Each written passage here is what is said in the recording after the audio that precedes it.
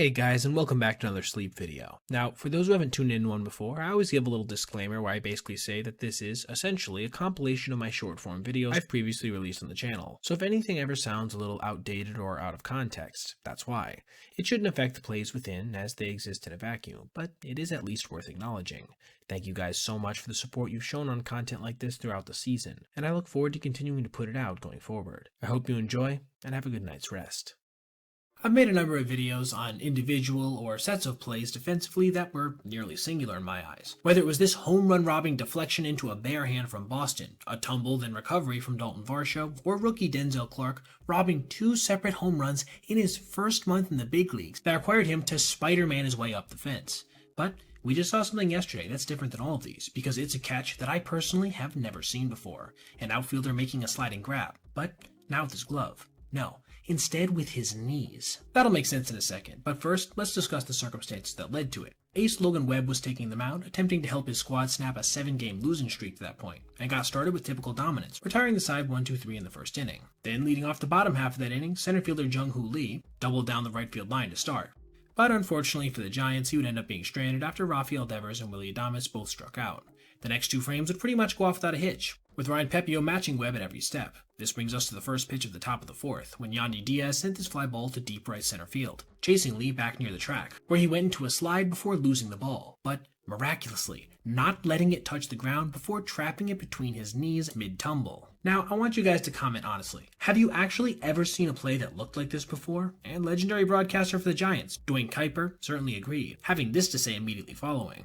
I don't care what anybody says. That's the catch of the decade. For a guy who's been in baseball as long as Kuiper has to be leveling that kind of praise, you know you must have seen something truly special. As for the rest of the game, nothing much would happen until 2 outs in the bottom of the 6th, when Elliot Ramos lined a single to left field, which was followed by another off the bat of Devers, then a walk from Adames. This brought Dwight Smith to the plate, who would absolutely shatter his bat on a first pitch fastball, still somehow getting it down the right field line, somehow scoring all 3 runs after Willie just kept on running. Christian Koss would then line a ball to left field that ended up dropping Chandler Simpson to his backside, scoring another run while allowing Koss to get to second. And from here, Logan Webb would continue to pitch masterfully, completing 7 scoreless innings after punching out a couple batters to end his night. From here, the Giants would end up tacking 3 more on, while the Rays would only manage to score 1, officially snapping San Fran's losing streak in what was one of their best team efforts of the second half overall. Now, before we go, I also wanted to detail a quirky thing that happened in the Red Sox-Marlins game yesterday, when Dane Myers turned a highlight reel catch into a home run when he banged into the wall before seeing a ball that seemed to be solidly in his mitt go over it, registering one of the more memeable moments of the entire season afterwards as his reaction. But you couldn't keep the right fielder down for long, as he would go on later in this contest to crush the game-tying home run in the 9th inning, before seeing his team add on a couple more when rookie phenom Jacob Marcy crushed a go-ahead 2-run dinger of his own, with the Marlins eventually winning by a final score of 5-3. Victor Robles has been out since early April after making this leaping catch in a game against San Francisco, which certainly was a tough blow to the former top prospect who was coming off of easily his best season in the big leagues in 2024, when he posted a 307, 381, 433 slash line with 34 steals to just 2 caught stealings. And this obvious frustration just boiled over during a rehab assignment with the Tacoma Rainiers, when he had one of the most egregious outbursts you'll ever see on a baseball field.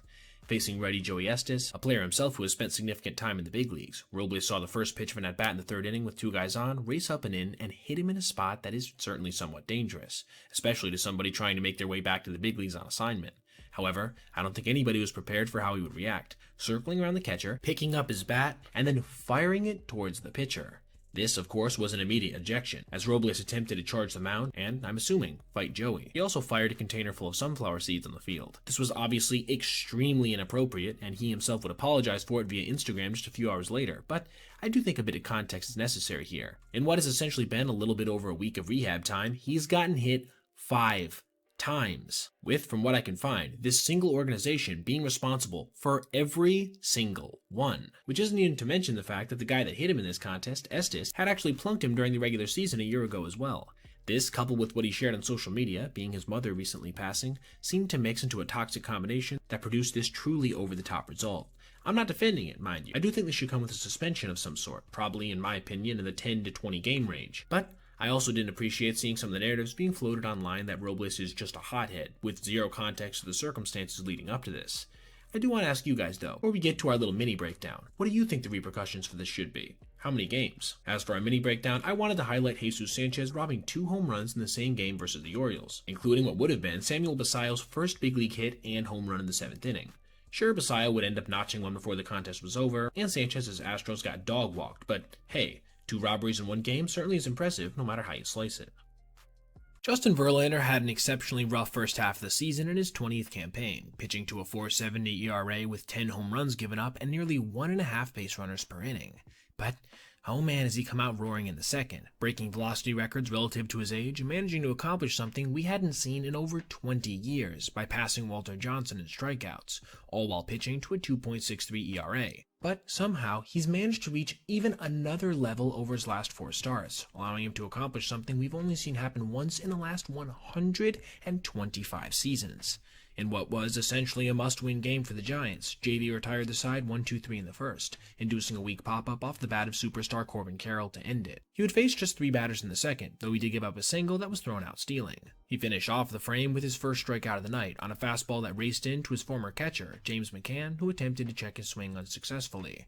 Another 1-2-3 inning in the third was followed by his only real jam of the night, when Geraldo Perdomo led off the 4th inning with a single, and then, with 1 out, Corbin Carroll drew a walk. This brought Gabriel Moreno to the plate, who crushed a slider 387 feet to center field, where it was run down nicely by rookie Drew Gilbert.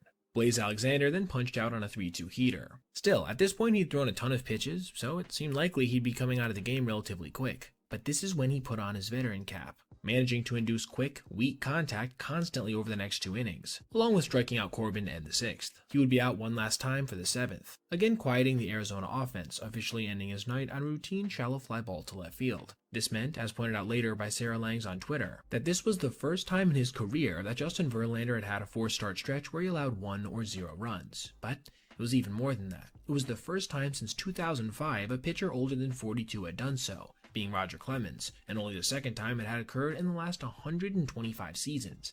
This is truly nuts to me, considering how much later pitchers used to go in their career. Guys like Randy Johnson, Nolan Ryan, even a Phil Niekro. None of them managed to accomplish what JV just did. Unfortunately for him, as has been the case much of the season, he couldn't get any run support in this one, having to watch his opposing starter Brandon Pfaadt went 9 scoreless innings on just 97 pitches. Arizona would then have a chance to win it in the bottom of the 9th with the bases loaded and just 1 out, but they would be unable to do so when Adrian Del Castillo went down looking on a nasty slider. Then Alec Thomas bounced out to pitcher Ryan Walker. After a quiet top of the 10th, the D-backs would again manage to get the winning run to third base, with 1 out, but unfortunately for them and all of their fans hoping they'll be able to sneak into a wildcard spot, they couldn't do any more than this, as Jake McCarthy grounded out to first base without the contact play being on, then Geraldo Perdomo rolled into an easy play at second.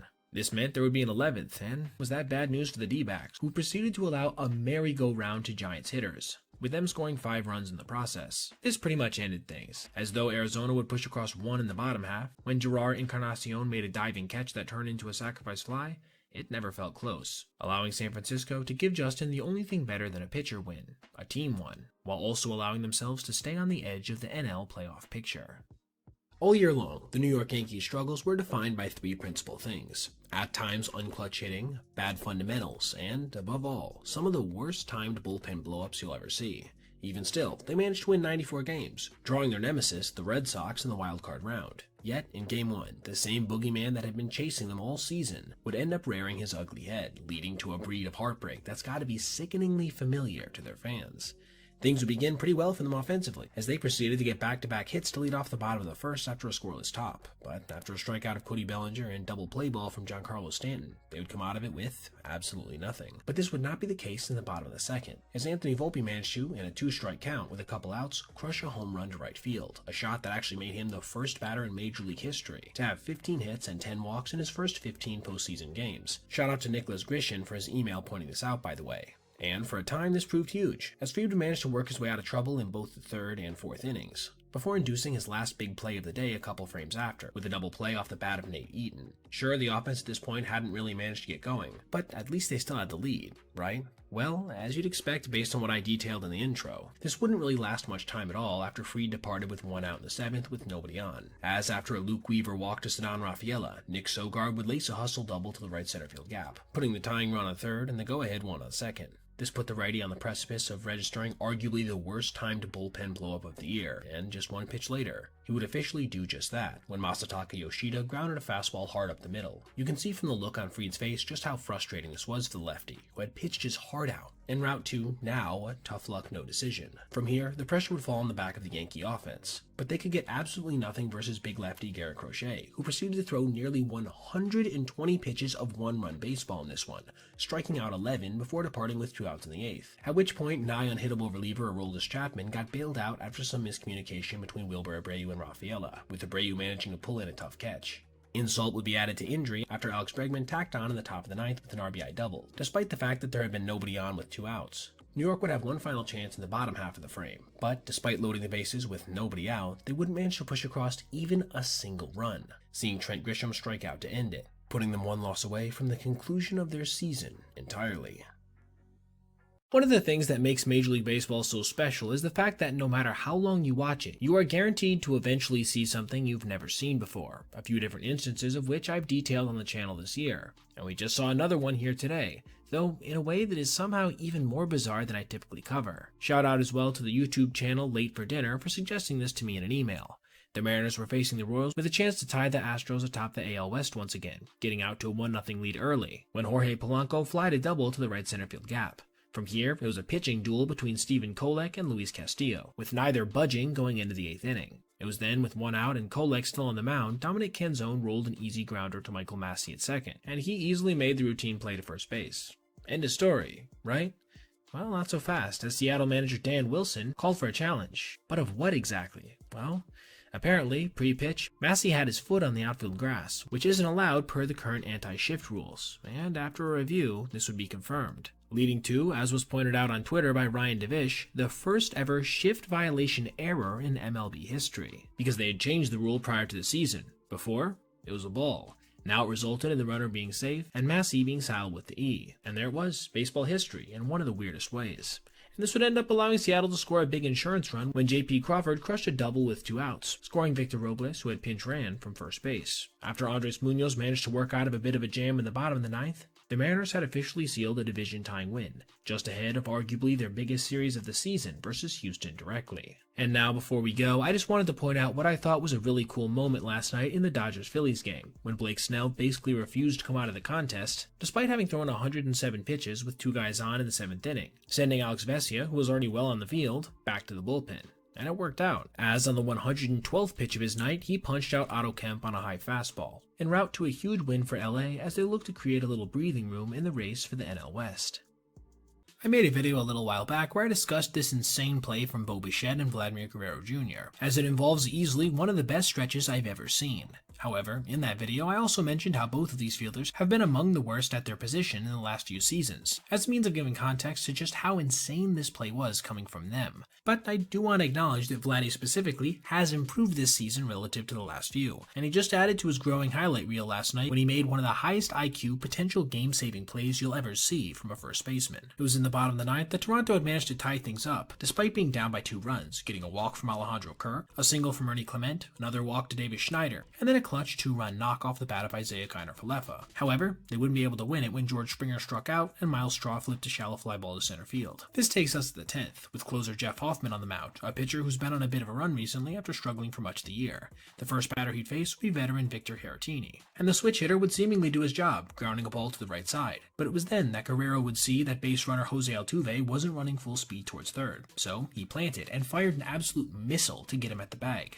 A devastating blunder from Jose, but one that is at least partially understandable. Even his own manager, John Schneider, said that he was glad there wasn't a microphone in the dugout as it was happening. I sincerely think there's not a single other first baseman in the league who would dare even try that, especially in that circumstance, partially because Vladdy has one of the best arms in baseball among those at his position, and partially because he has a daring personality, fully willing to take chances when it makes sense, and sometimes even when it's pushing it a bit. This would help Toronto go on to allow 0 runs in this frame, before the hulking righty himself would come up to lead off the 10th, and wouldn't you know it, he'd register his second clutch play of the inning when he managed to beat out this off-balance throw from Altuve. Then, after a Dalton Varsho strikeout, it would be Tyler Heineman's turn to send everyone at the Rogers Center home happy, grounding a ball that was stopped nicely on a dive by Christian Walker, but thrown home just late, securing a walk-off win while simultaneously extending their lead in the East back to 3 games.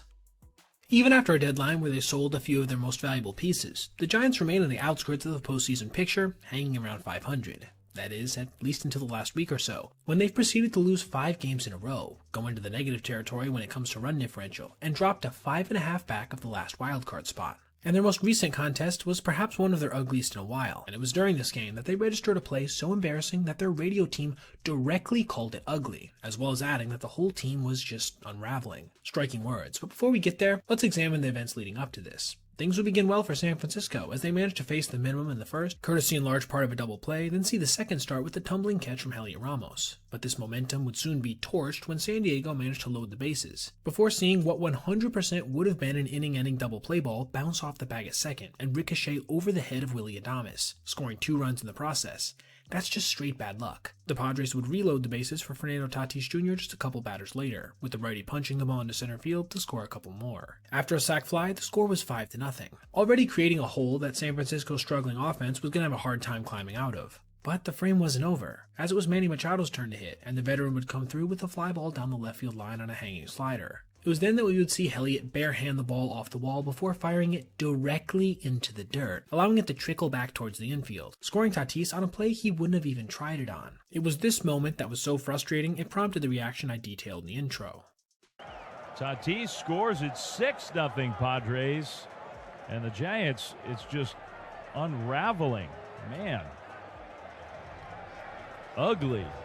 You just don't hear that kind of honesty very often, especially in relation to your own team. But honestly, I don't think you can blame them here. That was easily one of the ugliest plays of 2025 overall, and I'm sure part of the frustration came from the fact that it was Ramos that did it, as he's consistently been one of the worst overall defenders in baseball this season with a -10 fielding run value. The Padres would go on to add another run later on in that same inning on a wild pitch, giving San Diego 7 runs in just that single frame. And from here, it never really felt competitive again, eventually winning by a final score of 11-1, which pushed them to 1 game in front of the Dodgers in the West as they look to win their first division title since 2006. And for the Giants, they're now staring down the barrel of a 4th straight season without making the playoffs, after a prior decade in which they won 3 World Series.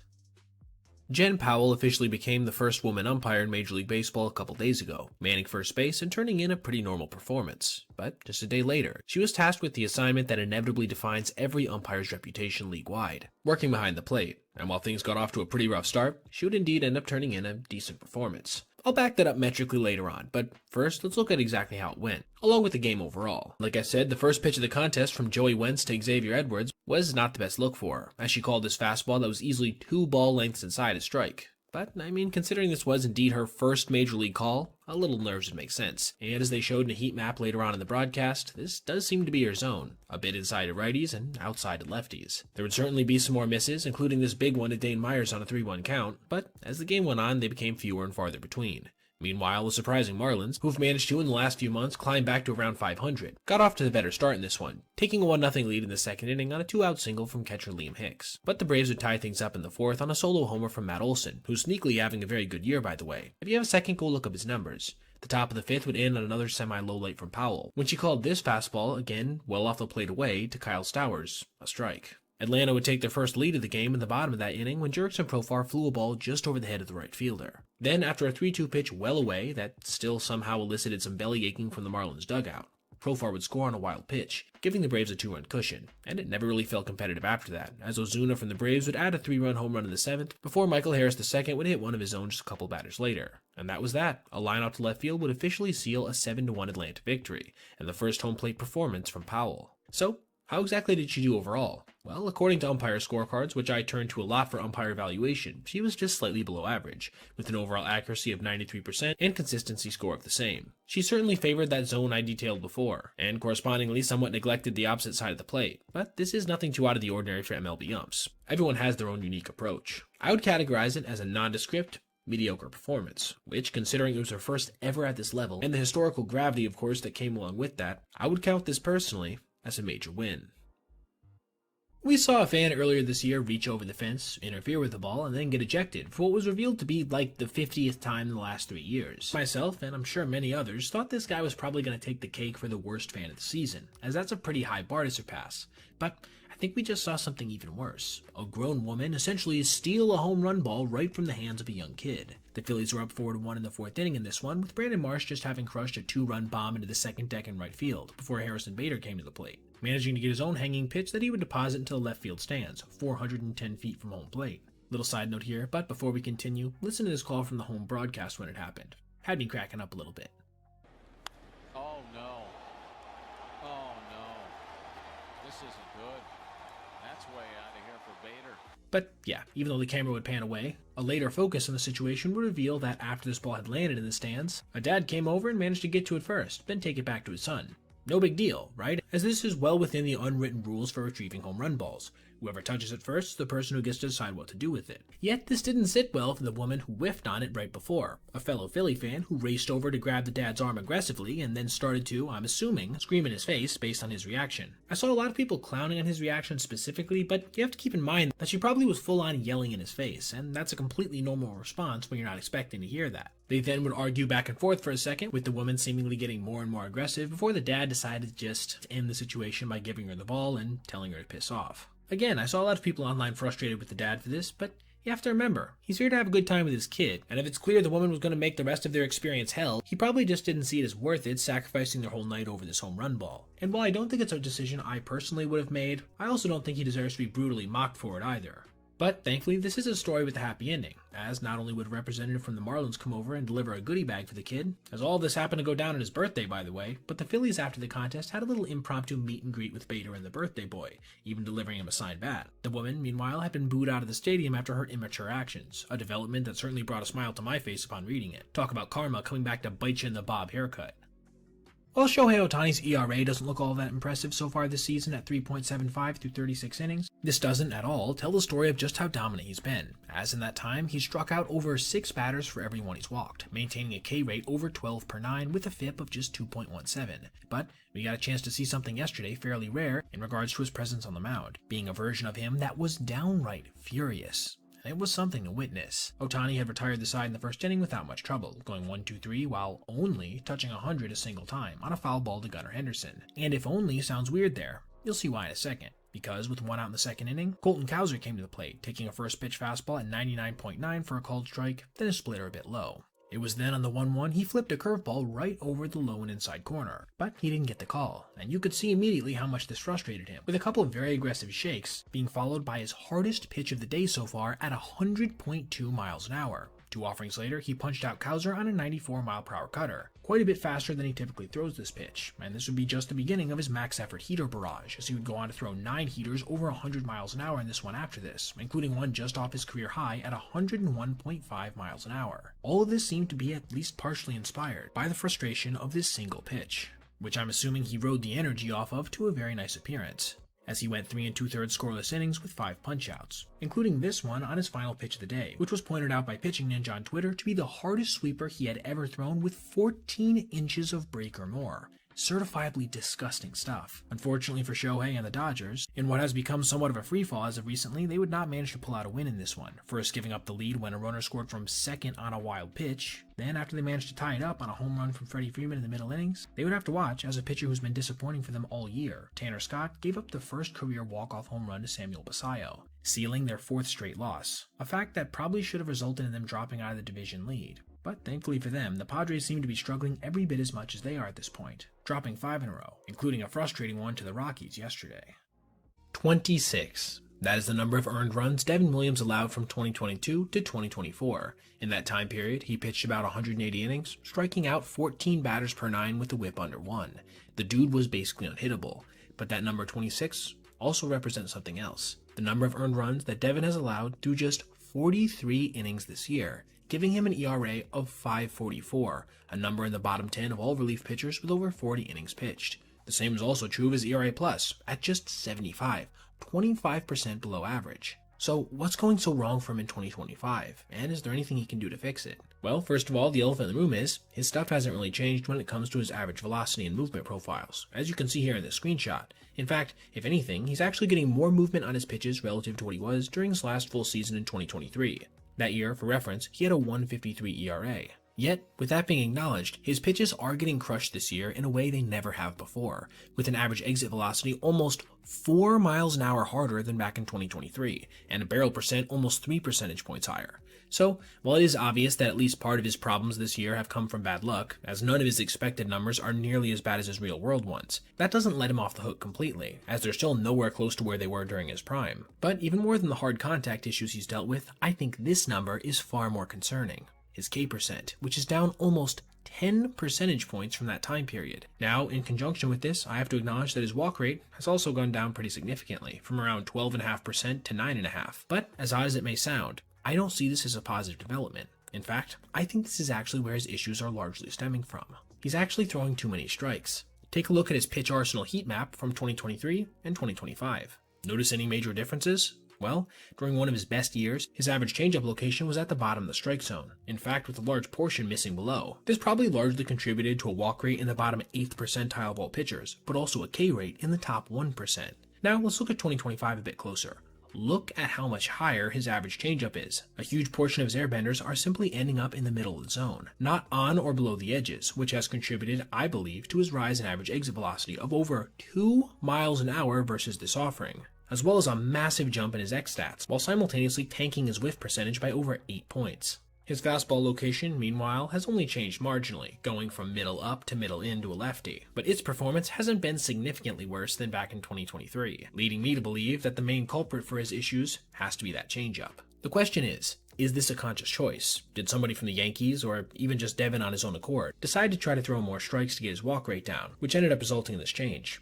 I'm not sure, but I do know that, like many relievers, his best outcomes are usually achieved by limiting contact overall, which helps minimize opportunity for bad luck on balls in play. This means both higher walks and strikeouts. So, to summarize, what Devin has done in 2025 is actually locate more pitches in the zone, resulting in more contact overall, which has come with both some deserved punishment in the harder hit rates, and some of the random bad luck you'll see in the discrepancies between his expected numbers and actual. There's nothing wrong with this stuff, it's just being placed in arguably the wrong spots right now, and he would probably benefit from going back to his old location scheme, changeups lower than low, and fastballs high. Will he walk more hitters? Almost certainly, but that jump in K rate is in all likelihood going to be worth it, as we had seen evidenced in the preceding 6 years of his career. I made a video a few months back where I discussed this play from PCA, where he caught a ball with, by some evaluators, a 0% catch probability based on the fact that there had never been a play like it before in terms of hit peripherals, jump, speed needed, etc. I can say with confidence I didn't think we'd see a play similar for at least the rest of the season, but that's not the case, as a rookie center fielder just managed to track down a ball with the probability as low as 1%. The Angels were facing the Mariners in a game that could push Seattle into a first-place tie with the Astros in the West, and things would start out well for the Trident wielders, who got out to a solid lead in this one after they plated 4 runs in the second inning, with the biggest blow being a 2-run double off the bat of Julio Rodriguez. But Anaheim wouldn't wait long to answer back, with Logan Davidson launching his first career home run in the following frame, then scoring 2 in the 4th on a sac fly and ground out. This brings us to our highlighted play, when, with 2 guys on in the bottom of that inning, Julio would send a line drive to the right center field gap, sending Bryce Teodosio racing over, and, with a full extension dive, making a ridiculous catch while seemingly knocking the wind out of himself at the same time. This saved multiple runs. Obviously, it would end up being even bigger when Jose Soriano managed to get Josh Naylor to ground out to second to end the inning. On its face, this play was impressive, right? But it would later come to be viewed as even more so when the warmonger on Twitter, shout out to him by the way, he's an excellent follow, pointed out that StatCast's internal models had this as a 1% catch probability, though the lowest they post publicly is 5%, going on to add that others had it as low as 3%. This is the most impressive I've heard of besides the one from Pete, but that really shouldn't be all that surprising. Despite playing just 292 total innings, Teodosio has registered 9 fielding runs, a mark tied for 5th among all outfielders. In fact, besides Denzel Clark, no one has even come close to his pace of 0.28 FRV per each full 9-inning game played. For a time, this play loomed large, as the Angels went on to tie things on a Mike Trout home run in the 5th, his 399th of his career and first since August 6th. Things would then stay there through the 10th, until Taylor Ward gave his team the lead on an RBI single. But the M's weren't done, tying it up once more on a J.P. Crawford knock. After Naylor struck out to end that frame, Anaheim was right back to scoring in their half, pushing across another on a Matthew Lugo single. But That was the extent of their damage, despite having 2 guys on with nobody out. This meant that when Jorge Polanco lined a ball down the left field line with the guy on third, not only was the game even once again, but the winning run was now in scoring position. 3 batters later, with the bases now loaded, Harry Ford was sent up to the plate to take his 4th ever MLB at bat. And he delivered, flying a ball just deep enough to right to push across the winning run, officially moving Seattle into that first place tie in the West. I think we as baseball fans all enjoy a good hidden ball trick. It's a super niche play and nearly impossible to pull off, which is why you rarely see them. But just a couple games ago, when the Red Sox were facing the Padres, we not only would see one be attempted unsuccessfully, but so badly that it ended up actually resulting in a balk for the pitcher and a run for the offense. Before we get there, let's talk about the overall contest, which began with Michael King, who was pitching in his first game since May, giving up an RBI single to Jarren Duran. But thanks to an excellent play by Manny Machado, who cut this ball off on its way to the infield, and then fired to second off balance, he ended up being out at second. The Red Sox wouldn't manage to add any more on in either that frame or the next, despite loading the bases and then getting to a 3-2 count to phenom Roman Anthony, who ended up striking out on a nasty changeup. This light momentum carried over to the bottom of that frame, when former Red Sox Xander Bogaerts went down and got this changeup, which wasn't even a bad pitch, and golfed it out to left field for a game-tying dinger. But the Red Sox would answer right back in the third when Alex Bregman hit his second double of the game, chasing King as he was on a limited pitch count. This brought in lefty Wandy Peralta, who would allow a base runner before inducing a ground ball back to the mound, which he grabbed and then initiated a rundown, which would result in an out without a run scoring. This takes us to the play I detailed in the intro, as apparently Peralta hadn't retrieved the ball from Manny Machado as he made his way back to the mound. I guess with somewhere along the line them deciding to go ahead and try a trick play. But not only would base runner Duran not be tagged out when Machado attempted to catch him off the base, but because Peralta had actually stepped on the physical rubber, this counted as a balk, which scored the run and pushed Story to third. This is because, if you didn't already know, a pitcher can't actually get on the rubber without having the ball in his mitt. This brain fart gifted the Red Sox a run, and almost immediately after they would add another, when Peralta attempted to redeem himself by firing this chopper off balance to the plate, with the throw skipping in unsuccessfully. But like had been the case in the prior frame, the Padres wouldn't wait long to answer back, with Bogaerts coming through yet again on a 2-out single to center field, narrowing Boston's lead to just 1. Before we go on, I also wanted to shout out this play from Ceddanne Rafaela, who's played like a Gold Glove center fielder for much of the year, but is playing second base right now due to the roster makeup. What a hell of a diving stop. We now come to the 5th, where, with 2 outs, Giolito would walk in the game-tying run, and then proceed to do the exact same thing to the next batter, both on fastballs nowhere close. Things would remain at this 4-3 score until the 9th, when, with 1 out, the future of the franchise, Anthony, proceeded to tie things up on a line drive double to the left center field gap, showing off one of the more beautiful swings you'll see from a guy not even 60 games into his career yet. But unfortunately for the Red Sox, this would be where their luck would run out, as they wouldn't be able to score in their half of the 10th inning after a failed bunt went for a strikeout, and then Jason Adam retired the next 2 hitters. This meant that when recent acquisition Ramon Laureano bounced a breaking ball over the head of Alex Bregman at third, San Diego would be going home happy, and have since managed to ride this momentum to overtake the Dodgers, at least for the time being, in the standings in the NL West.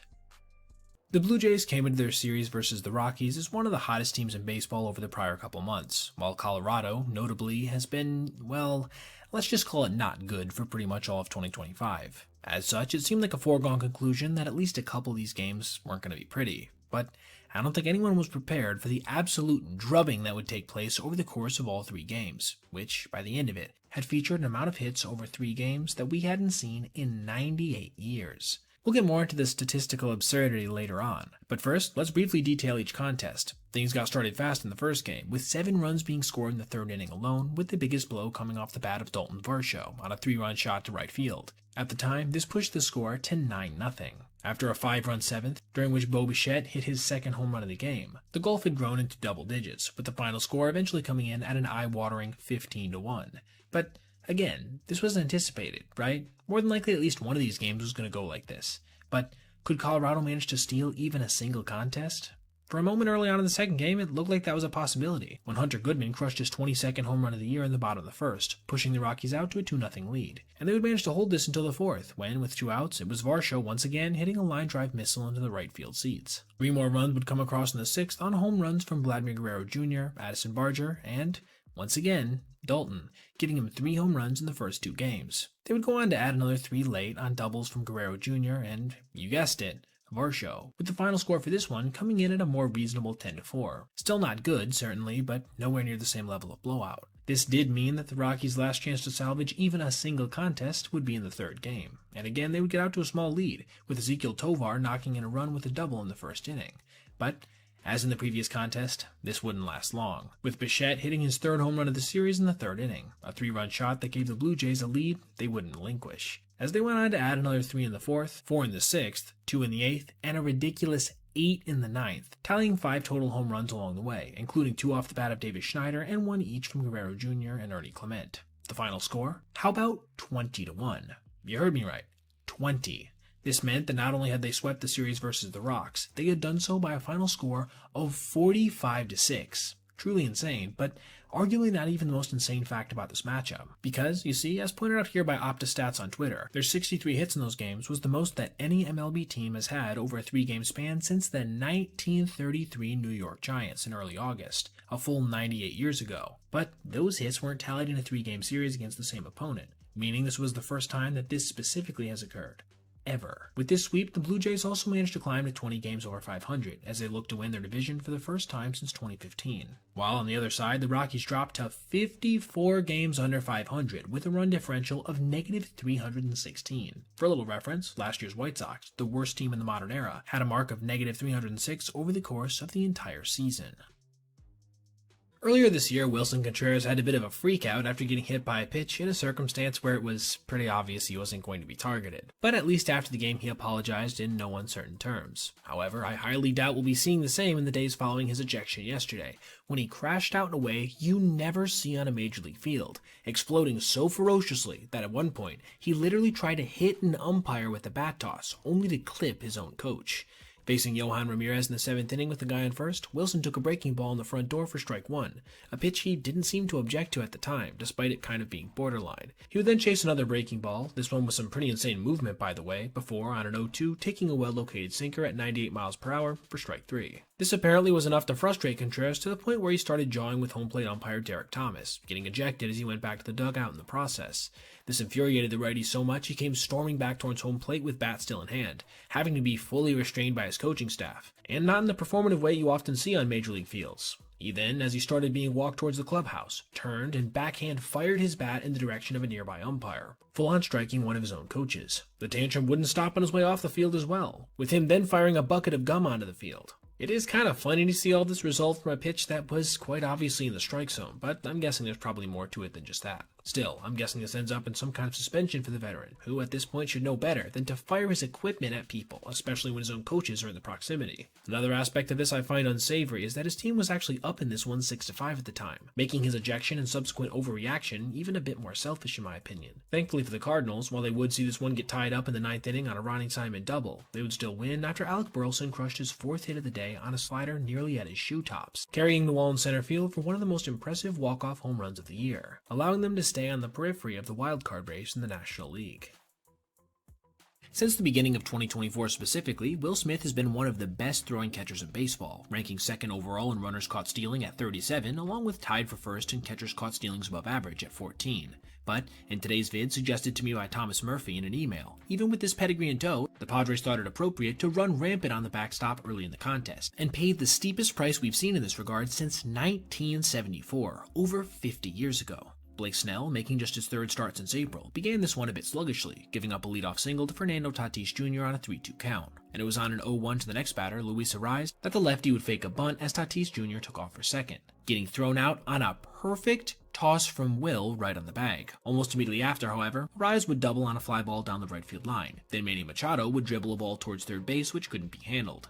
And just like that, the Padres were threatening again. After a routine fly ball to left, it was Xander Bogaerts' turn to try to come through, but he would never really get a chance. Watching a fastball high on a 2-2 as both runners took off with 2 outs for some reason, forcing Smith to put yet another strike right on the bag at second to nab Machado by a fraction of an inch. This meant that 2 out of the 3 outs in the first inning had been recorded on caught stealings, but we weren't done yet, as after the Dodgers managed to push across 3 in their half, with 2 of them coming off the bat of a struggling Michael Conforto, the Padres were right back at it, seeing Bogaerts lace a leadoff single. Just take a guess where you think he'd be going on the first pitch to Ramon Laureano. If you said towards second base, you'd have been right, and if you assumed that Will wouldn't let him get there, you'd have been 2 for 2, with the 3-time All-Star throwing his 3rd dot of the game so far to nab yet another runner. This meant that for the first time since 1974, a catcher had recorded a caught stealing for 3 out of the first 4 outs of a ball game, a truly bizarre accomplishment that you just don't see many opportunities for in the modern game. The Padres would continue to struggle on both sides of the ball. giving up a couple runs in the bottom of the second after Jackson Merrill dropped this routine fly, while not being able to get anything going offensively in the entire contest, eventually seeing things end by a final score of 6-0 after Laureano flied out to deep right. This officially gave the Dodgers sole possession of first place once again, a position they had relinquished to San Diego just a few games before, and one they're going to seek to hold on to for the rest of the season. I've made a couple of videos this season discussing the arm strength of O'Neal Cruz, as it is, without question, the best we've ever seen from a position player consistently in the StatCast era. But despite the treasure trove of highlights he's already tallied in a season and some change in center, I think he just did something more impressive than all of it, with him making one of the best throws in MLB history, and in a game that would end up being one of the weirdest contests of 2025 overall. Let's start at the beginning, with the Pirates putting up a ridiculous 9 runs before the Rockies ever took the field, highlighted by O'Neal's own 451-foot grand slam that left his bat at almost 115 miles an hour, then Andrew McCutchen's own 3-run ding-dong a bit later. Now, in 99% of games, this would mean the book was largely closed on a victory for Colorado, but we'll circle back to that later, because our play I discussed in the intro, involving Cruz, would come about in the bottom of the second, as Brenton Doyle knocked this ball to left center, sending the tall outfielder over to grab it just before the warning track, before unleashing a missile to third base, a strike directly on the money, nabbing him there. Just look at the unbroken replay. He had to throw that ball over 160 feet on the fly, and did so with perfect accuracy at 96 miles an hour. This reminded me a lot of Rick Ankiel's iconic toss that also came in Coors almost 2 decades ago, which was made in roughly the same spot and more than likely with similar peripherals. Just completely bonkers. This wouldn't manage to deter the Rockies, however, who would get things back within semi-reasonable territory in the third on a 3-run home run from rookie Warming Bernabel, but the Pirates would answer back shortly after with another 3 of their own, pushing their lead back to 8. Shortly after, the score had become a bit narrower again at 12-6. Cruz again came back to the plate, this time knocking a ball into shallow right center field before turning on the Jets to beat out a hustle double. That gave him, in this contest alone, a grand slam, ridiculous throw, and speedy hit, helping him to show off the kind of talent he's capable of producing. Before that frame was over, Pittsburgh had pushed across another 3, giving them 15 in the game and another 9-run lead. But, as you could predict based on the language I've been using throughout this video, things weren't over yet, as the Rockies would chew away at this cushion over their next 3 turns at bat, consistently pushing across runs en route to entering the bottom of the 9th with a 4-run deficit, which admittedly was still pretty large. Again, however, they weren't discouraged, with rookie Hunter Goodman driving a ball out to left field, Bernabel lacing an RBI double of his own, and then Ezequiel Tovar grounding a single into center field. All of a sudden, the winning run was at the plate in the form of center fielder Doyle, and wouldn't you know it, just 2 pitches later, he would deliver, smoking a slider on the inner half of the plate just over the wall in left field, a 2-run walk-off tater that sent the Colorado faithful home happy. This also meant that Pittsburgh had done something historic, as according to Codified Baseball on Twitter, they were the first team in MLB history to have 15 runs by the 5th in a 9-inning game that they would end up losing, an all-time choke job that also featured one of the greatest throws we have ever seen on a major league field. Earlier this season, I made a video about Tommy Pham getting thrown out at first base from left field. This was obviously bizarre, but at least there were circumstances that actually led to this. There was some confusion after all about whether or not it was a trap play, even if Pham obviously should have kept running. But we just saw something that was similar, only there was nothing fancy about it, and in pretty much the most embarrassing of spots possible. A player just got thrown out at first base from right field to end a game. The Blue Jays were taking on the Red Sox in an important late-season matchup for both squads. Things would not begin very well for Canada's team, who watched as Masataka Yoshida lined a ball down the right field line with 2 guys on in the first, getting Beantown out to a quick lead, one that would swell even greater when Romy Gonzalez followed with a 2-run single. And as you'd expect with Cy Young candidate Garrett Crochet on the mound, this would be well more than enough already, as the lefty proceeded to throw 4 scoreless innings to lead off his night, punching out a few batters and getting some help from a diving stop by Gonzalez to rob Vladdy Jr. Still, the game was competitive at this point, but it became a little less so when Yoshida led off the 5th with a solo dinger. Crochet would then hop right back on the mound and get back to work, adding 3 more scoreless innings to his tally. This takes us to the 8th, when with 2 outs and a 2-strike count, 9-hitter Carlos Narvaez would crush a 3-run home run to right field, putting this game firmly out of reach for the Blue Jays, especially after Garrett ended his day on a fastball well above the zone for a called strike 3. 8 innings, no runs, 6 strikeouts, and 0 walks. This takes us to the 9th and our highlighted play, as after IKF led off with a dinger on a 100-mile-per-hour fastball, Peyton Tolley would manage to retire 2 of the next 3 hitters, leaving just catcher Alejandro Kirk, and on a 1-2 count, the stocky righty would line a breaking ball into right field on a hop. Easy hit, right? Well, not so fast, as Wilyer Abreu would load up and fire a 93-mile-per-hour one-hop missile to first base, ending the contest in perhaps the most embarrassing manner possible. And this was certainly evident from the reactions of those involved, as Boston's own broadcast couldn't help but chuckle after it happened. Line drive and a base hit into right. So Kirk keeps it going. He's out. He is out. How about that? And Kirk, a normally pretty even-keeled player, crashed out in the dugout, slamming his helmet like it had weighed him down or something. Still, it does seem like both teams are going to make the playoffs more than likely, even if the Blue Jays do end up choking away the division, as they technically have already clinched a wildcard spot, and the Red Sox really only have a chance of being eliminated this weekend if they get swept by Detroit. There's quite a few single-season records in Major League Baseball that are considered iconic, whether that be for home runs, strikeouts, hits, you name it. But along with the development of new age statistics that help us better understand player performance, new records are set every day, with varying degrees of impressiveness attached to them. But in 2025, as of the completion of the season yesterday, we saw one of the most impressive marks of these emerging stats get broken, and decidedly so by someone who's shaping up to be one of the best defensive players we've ever seen. I'm talking about Patrick Bailey, and him breaking the single-season record for fielding runs in a campaign, which, in my opinion, is the most reliable glove-based metric we have. But it's not just that he did so, it was the manner in which that's so impressive. You see, prior to this year, the all-time record was 28, with only 3 individual seasons ever having been able to surpass 25. Bailey's total this season? How about 31?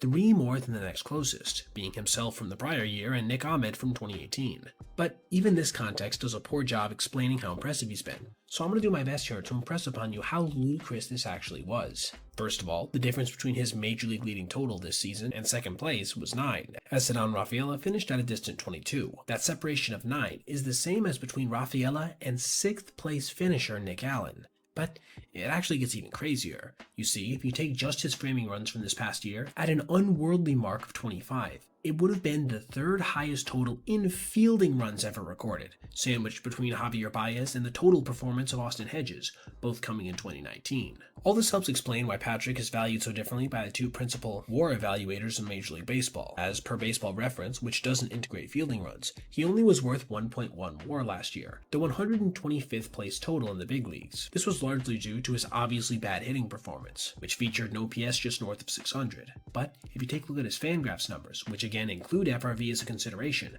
this value total goes up all the way to 3.2, nearly 3 times that of BR. This to me is why he has to be considered one of the most polarizing players in baseball right now, because while he would struggle to hit water while falling out of a boat, aside from the occasional insanely clutch home run, he more than likely is going to go down as the greatest defensive catcher in baseball's modern era, as since his debut in 2023, he's leading his contemporaries in fielding runs by a robust mark of 29, despite the fact he's had a lot less playing time than many of the guys behind him. A Marlins team largely made up of spare parts at this point in the season managed to manhandle a Tigers team that seems more than likely to win their division in the first 2 contests of a 3-game series, crushing them 8-2 in Game 1, then walking them off in the 11th inning in Game 2. This gave them a chance to sweep them right out of Miami. And with Detroit set to have a bullpen game with what was, at that point, a pretty depleted roster of hurlers, this seemed plausible. And they might have done it too, if it wasn't for one play in the 2nd inning that featured 3 separate errors. Yes, on a single play. Colt Keith was at the plate versus righty Adam Mazer, and on a 3-1, lined a slider on one hop to first baseman Eric Wagaman, who saw it go off his leg and down the right field line. It was then chased down by Maximo Acosta, who saw base runner Spencer Torkelson trying for third, prompting him to make a 2-hop offline throw to Javier Sanoja, allowing Torkelson to get up and score. It was then that left fielder Trey Johnston went over to cut it off, but instead let it go through his legs, putting Keith, who was going to stop on second, on third. This is obviously a lot to take in immediately, so let me break down the errors if it wasn't already clear. Wagaman got one for not handling the grounder, Acosta got one for his bad throw, and Johnston put the final nail in the coffin by not being able to corral the errant toss. This is obviously horrible, right? Easily being one of the sloppiest plays you'll ever see on an MLB field, but it got even worse when, just 1 pitch later, catcher Dylan Dingler would single into center field, driving home the 2nd unearned run of the inning, putting Miami in an early hole completely of their own making. The cherry on top of the effect of this moment is that these would be the only 2 runs scored for the rest of the contest, as Detroit, who has had a relatively potent offense all year, only managed to register another 3 hits, but due to some pretty good cobbled-together pitching from Cater Montero and a few other arms out of that Detroit pen, including Jose Urquidy, who was pitching in his first game in 2 years, the Marlins would end up getting shut out. dropping Detroit's magic number to 7 to win their first division title since 2014. And now, before we go, I wanted to give a shout out to Junior Caminero for launching his 44th home run of the season yesterday. And as pointed out by Sarah Langs on Twitter, he's going to end up being a top 4 youngest player ever, with 40 plus home runs in a season by his age on the final day of the year. That's a truly incredible accomplishment, and gives the Rays a solid superstar to build around for the first time since that guy. We've seen a number of incredible catches this year, including Dalton Varsho falling down and yet still managing to somehow make the play, Denzel Clark pulling off one of the craziest Spider-Man robberies you'll ever see, and the Red Sox turning a potential home run into an alley-oop snag. But I don't think any of these would be in the conversation for the best catch of all time, but we just saw something today that might very well fit into that category, and then the outfielder who made it ended up doing something crazy later as well. Jacob Young was patrolling center versus the Mets in the bottom of the 5th when Brett Beatty sent a fly ball to deep center field, 408 feet from home plate, before leaping into the wall, but as he did so, the ball that had come to rest in his mitt became dislodged, and yet he somehow, as it fell, had the presence of mind to kick it back up in the air before catching it for a second time. I want you to see the reactions of 4 different parties when he did so. Himself, his pitcher, Jake Irvin, who might have had one of the most effusive responses to a play you'll ever see, Beatty, who himself was left staring wide-eyed at the whole thing, and then this poor Mets fan, who looked like he was about to end it all. I think all of these do a good job of capturing how ridiculous this play truly was, as the first part of it was already insane, but then to consciously kick it to yourself as it's falling to the ground is just another level of quick thinking and body control, and it led to what I believe might be one of the greatest catches in Major League Baseball history, if not the absolute best. Think about it. When have you ever seen anything remotely similar, especially taking place 400 feet plus from home plate? But, as I alluded to in the intro, he wasn't done yet, going on to rob Francisco Alvarez of a game-tying dinger to lead off the bottom of the 9th, essentially almost beating the Mets by himself in what ended up being a 1-run loss, and in a spot that New York just couldn't afford to take one, as the Reds managed to sweep the Cubs over in Cincinnati, helping them to leapfrog the Mets in the playoff picture. And now, before I go, I wanted to highlight another insane defensive play last night that very well could go down as the most clutch play of the season, when Victor Robles made a diving catch in the 9th inning to help Seattle claim a crucial game versus the Astros, with it turning into a double play when Jake Myers just kept on running. If things continue like they are, it seems like the Mariners could be on track to not only make the playoffs, but win their division entirely. I made a video a little while back on the debut of MLB's first woman umpire, in Jen Powell, partially because it felt wrong to ignore such a historic moment, and partially because I saw a lot of people dogging her online for a bad call to start her night when she ended up being overall pretty average. And her next appearance behind the plate would give further evidence to this, as she made 116 correct calls out of 125 chances, with an expected correct call rate of 116.8, this time essentially being exactly average. All these numbers are per umpire scorecards, by the way. But unfortunately, she just registered a performance in a game yesterday between the Angels and Twins that not only was one of the worst of the season, but one of the most biased you will ever see on a major league field. Things began roughly for Minnesota starter Zebby Matthews when he pinpointed a cutter on the low and outside corner to Yoan Moncada, an offering that should have made the count 0-2, but instead it was called ball 1. Moncada would end up singling later on in a 3-2 count. This offering would then be considered a miss to Zach Neto, but I'm going to skip past this one because of how poorly the catcher ended up presenting it. Neto, by the way, would end up being out on a sacrifice bunt. This brings us to, arguably, the most consequential missed call of the night, when Taylor Ward took a 3-2 slider over the high and outside corner. That was called a ball.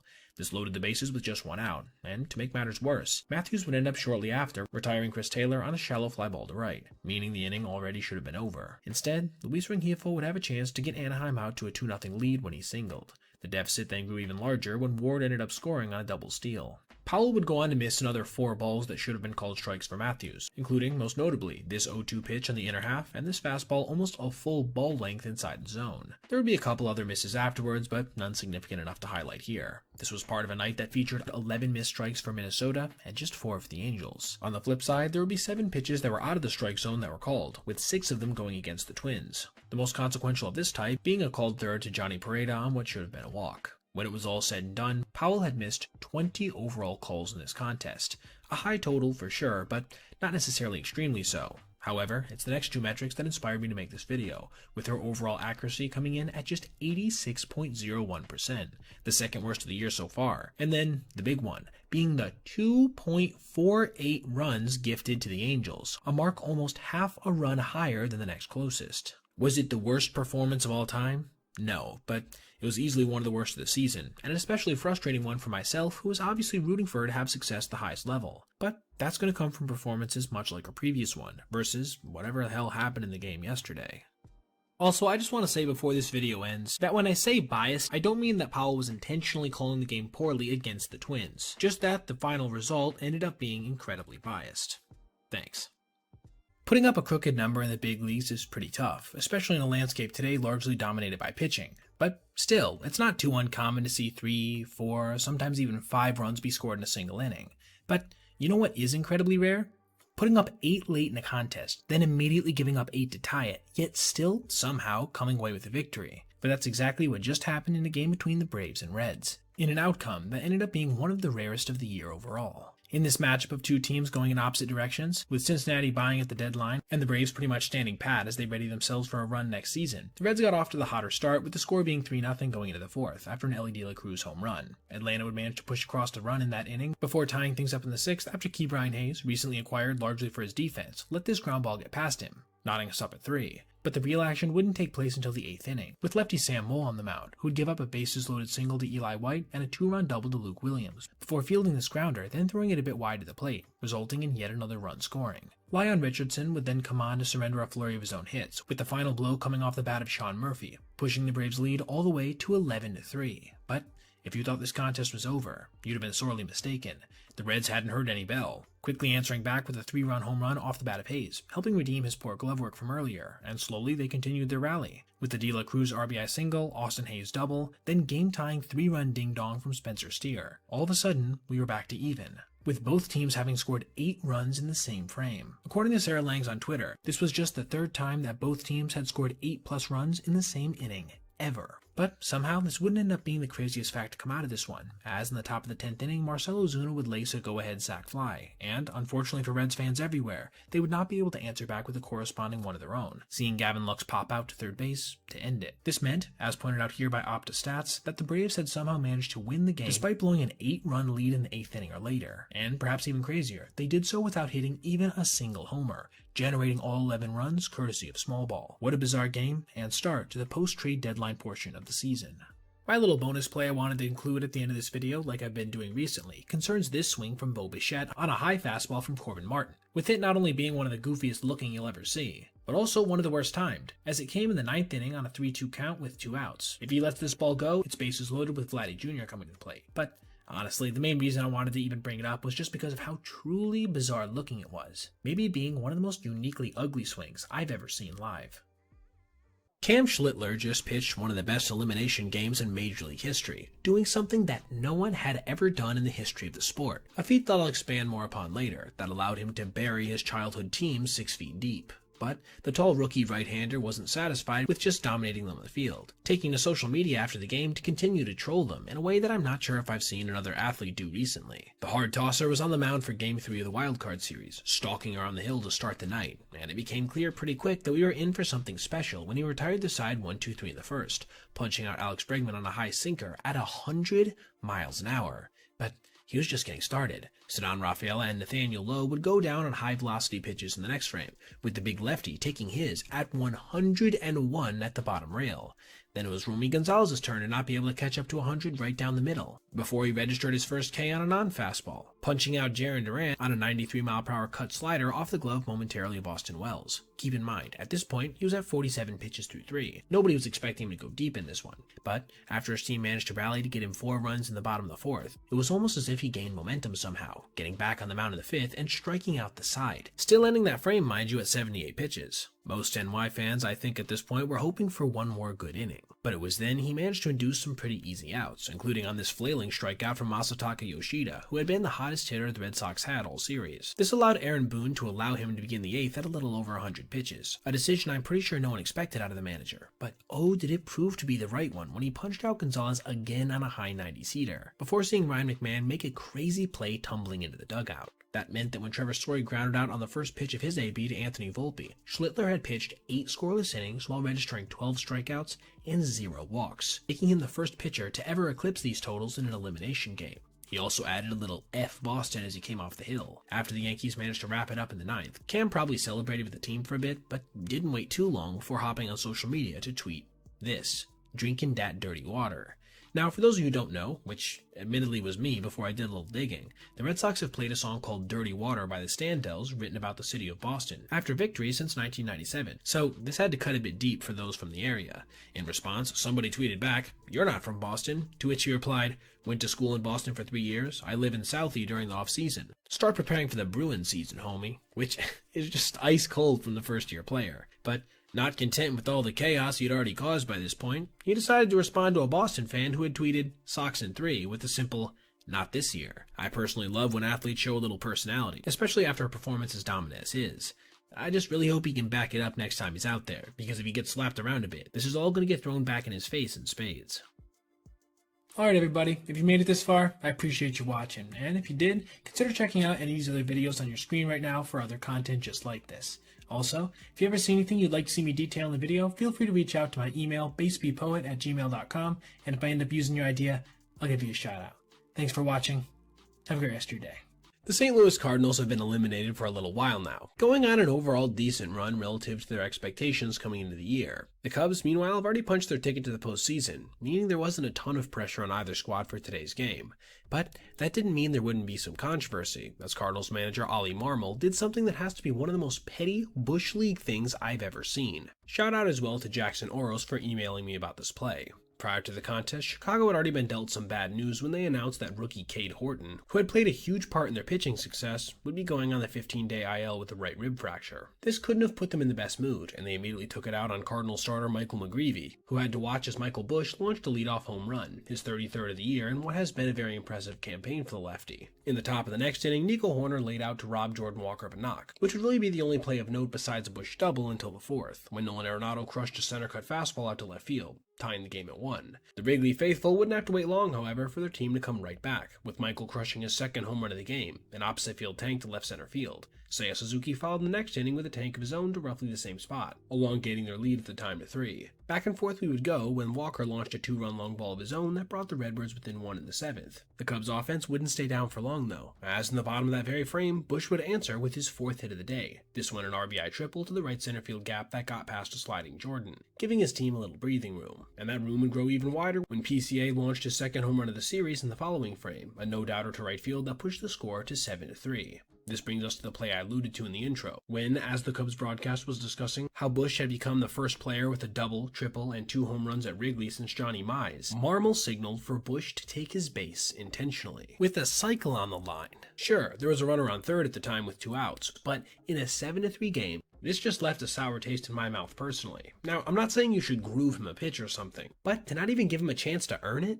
In fact, to not challenge your pitcher to be better than him? That's just downright classless in my opinion, and more than likely only done out of pettiness for a division rival. The Cubs would indeed end up taking this one by a final score of 7-3 after Brad Keller struck out Nathan Church to end the ballgame, but I'm pretty sure all anyone's going to remember from this contest was the dominance of Busch and the smallness of Marmol. Trey Savage made his Major League debut yesterday in what was one of the most impressive first appearances we've ever seen from a Toronto Blue Jay, striking out a franchise record 9 batters while giving up just 3 hits, 2 walks, and 1 earned run.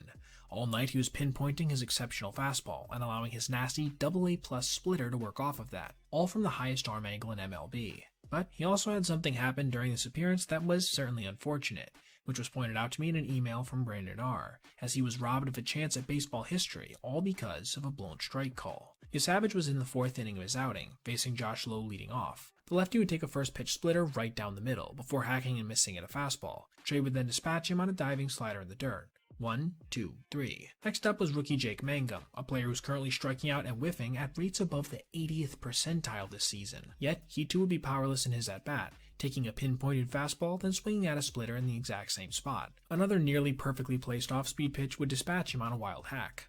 Again, 1, 2, 3. Then it was catcher Nick Fortes's turn to hit, and he promptly took a heater right down the middle for strike 1. Our complicating incident would occur on the 0-1, as Savage got screwed when he dotted another 4-seamer a full ball's length inside the strike zone, yet still didn't get the call from notoriously inconsistent ump Laz Diaz. This ruined his run of 7 straight strikes to start the frame, but he was undeterred, coming back with a nasty splitter that would have officially sealed history. It would only take one more offering to dispatch Fortes, another elite split piece for a swing and miss. This was his first career inning where he managed to strike out the side in order, so I guess that's something, but it is a real bummer he didn't even get a chance at registering the 118th immaculate inning in baseball history. A feat, by the way, that's actually far more rare than a no-hitter even, with that one coming in at a tally of 326. The Blue Jays would go on to win this contest in 11 innings by a final score of 2-1, seeing fellow rookie Braden Fisher twice work out of big spots with strikeouts, including on a game-ending slider to low, a performance that, along with Savage, helped push Toronto's lead to a solid 5 games over the Yankees in the season's final days. Anthony Volpe made 2 errors yesterday during an eventual Yankees win, with the second one coming with 2 outs in the 9th inning. But this wasn't an isolated incident, being instead a part of a concerning trend for the New York shortstop, who is currently experiencing one of the bigger defensive fall-offs we've seen in recent MLB history. I'll get more into the numbers a bit later, but first, let's go through 3 categories I want to break his mistakes up into: bad throws, bad hands, and bad decision-making. We'll start first with the throws, since this is where the majority of his errors have come from recently. As we saw not only versus the Rays, but also against division leader Toronto, when he directly cost his team a run by bouncing this throw with the runner on second, and then did the same here, only this time with no one on base. The next 2 certainly weren't routine, but still ended up costing his team key outs, on a jump throw off target versus the Red Sox, and then on a ranging play into the hole where he attempted to go to third, which I do think was the right move, but couldn't be completed because he threw a sinker to Jazz Chisholm, who couldn't manage to hold on to it. While he's never had the strongest arm, it's at least been consistently accurate in years past. Not anything like this. Moving on to our second category, bad hands, we see him making a number of defensive missteps on plays that should have been semi-routine for him. And in some big spots too, like on this one versus the Rays when he bobbled this ball with guys on first and third and 1 out, turning what should have been an inning-ending double play into a run-scoring error. This anti-clutch gene in the field was present again versus the Guardians, when instead of aggressively attacking this one-hopper, he allowed it to play him, allowing another go-ahead run across the plate. But at least that one only involved one type of miscue, right? You couldn't say the same about this one versus the Angels, when he again gave an opposing team a go-ahead run late, after bobbling this routine grounder and then throwing it away. For a guy formerly known as a glove-first player to have 3 game-altering plays in a negative way in his first 100 games of the season is certainly a bit concerning. Our last category is probably going to be what has been the single most frustrating thing for Yankee fans, being his outright lapses in judgment at times that we're seeing more and more, like on this play versus the Cubs, when he grabbed an easy ground ball, set his feet, and then flipped to second late when there was an easy out at first, with the call at the bag eventually being overturned. At least that one didn't directly cost his team a run though, unlike this one versus the Reds, when, again, instead of coming in and fielding this ball in a short hop, like you're taught to do at any level of baseball, he backed up well into the outfield, then compounded the issue by making an off-target throw to first, allowing the runner who originally started on second to score. For both of those, however, the thinking was at least understandable. But you couldn't say so much for the last one, when he dove to grab this ball deep in the hole, having no play at first, and really no play at third either based on where he was when he managed to get to it. Yet still he'd tried to make a play that wasn't there, with his desperation throw to third base eventually getting away, allowing the tying run to move up to second. Look at base runner Schneider's reaction immediately after. Even he was confused. All this feeds into what I'm sure Yankee fans have observed with their own 2 eyes, a massive downgrade in performance from prior years, as over his first 2 seasons, he registered 11 fielding runs, including 10 of that just last season, along with a Gold Glove and 21 defensive runs saved. This year, he's actually in negative territory in FRV at -2 and outs above average at -3, as well as seeing his DRS drop all the way to a pedestrian mark of just 1. If he's going to continue to be NY's everyday shortstop, he's going to have to find some way to either drastically improve his production at the plate, or somehow manage to get back whatever he's lost in the field, and to a lesser extent, on the bases as well. There are a few things in MLB that are certain, but one of the more obvious ones is the productivity behind robbing a homer. After all, other kinds of elite defensive plays don't necessarily correlate one-to-one with saved runs, a lot of times more so being an indirect effect spread out over a long term. But robbed homers are exact. If you take one away with a guy on first, for example, you save 2 runs, and so on in every other circumstance. And so, it's with this being said, I think that we can tangibly argue that the greatest defensive performance in the history of the sport occurred yesterday, because we saw a player take away 3 certain runs in such a fashion, and in a 1-run game no less. Joe Adell was in right field versus the Mariners, getting his day started with an absolutely amazing catch on the second batter of the ballgame, when he took away Cal Raleigh's first home run of the season with an outstanding leaping catch over the wall, 370 feet from home plate. An excellent example of nearly perfect timing in regards to his jump. And his team used this momentum to immediately score a run of their own, with Zach Neto leading off the bottom of the first with a 443-foot nuclear blast to left field, nearly clearing the bullpen out there. The Angels shortstop certainly has a special skill set, and it's been on full display in the early days of 2026. Unfortunately, Anaheim would strand a runner at third when Nolan Shanwell got thrown out trying to advance on what would have been a wild pitch, keeping things tight. Nice play by Cal there, by the way. From here, some excellent pitching would take over, with the 6'7" Jack Kokonowitz, who was the worst starter in baseball last year, having one of the best starts of his entire career, going on to strike out 7 batters over 5 2/3 scoreless innings. On the flip side, Emerson Hancock, the Mariners starter, outside of that Neto blast, didn't give up anything either, going 6 2/3 innings of 1-run ball with 5 strikeouts, helping him to establish a ridiculous ERA through his first 2 starts of 0.71. And that was pretty much the sum total of notable moments going into the 8th, with a couple of small jams here and there being worked out of, but with truly nothing to script. It was in this frame, however, that we would see our second ridiculous Adele catch, when Josh Naylor crushed a middle-cut slider 368 feet to right field, sending Joe back, and then, in another moment of perfect timing, leaping at the last second to rob his second long ball of the night. If you're keeping track, that's 2 runs directly that he took away from the Mariners, which obviously would have put them on top in this one. Already a ridiculous feat. After another unproductive bottom of the 8th, Anaheim looked to Jordan Romano to close things out. But on the very first batter he faced, J.P. Crawford would launch a breaking ball to right field, sending Adele 342 feet to the corner, where he leaped, this time directly over the wall, to not only grab it, but fall into the crowd in the process, before holding up his catch for everyone to see while still in the stands. This would be challenged to determine if he had left the playing field before he secured it, but much to the chagrin of Seattle fans everywhere, it indeed stood, making it the first time we had ever seen a player rob as many as 3 home runs in one game, a defensive feat that I think you could make a reasonable case is the greatest in the history of the sport, especially when you consider the context that this was a 1-0 game, a score that would be officially crystallized 2 batters later when Leo Rivas struck out. For all the crap that Angels fans have had to deal with in the last 15 years, it was certainly nice to see them get a chance to witness something truly historic, that we indeed may never see again on an MLB field. Errors are going to happen for every MLB player at some point, regardless of your position, but I think I can speak for most MLB fans when I say that this, in and of itself, isn't what's extremely frustrating. After all, everyone makes mistakes.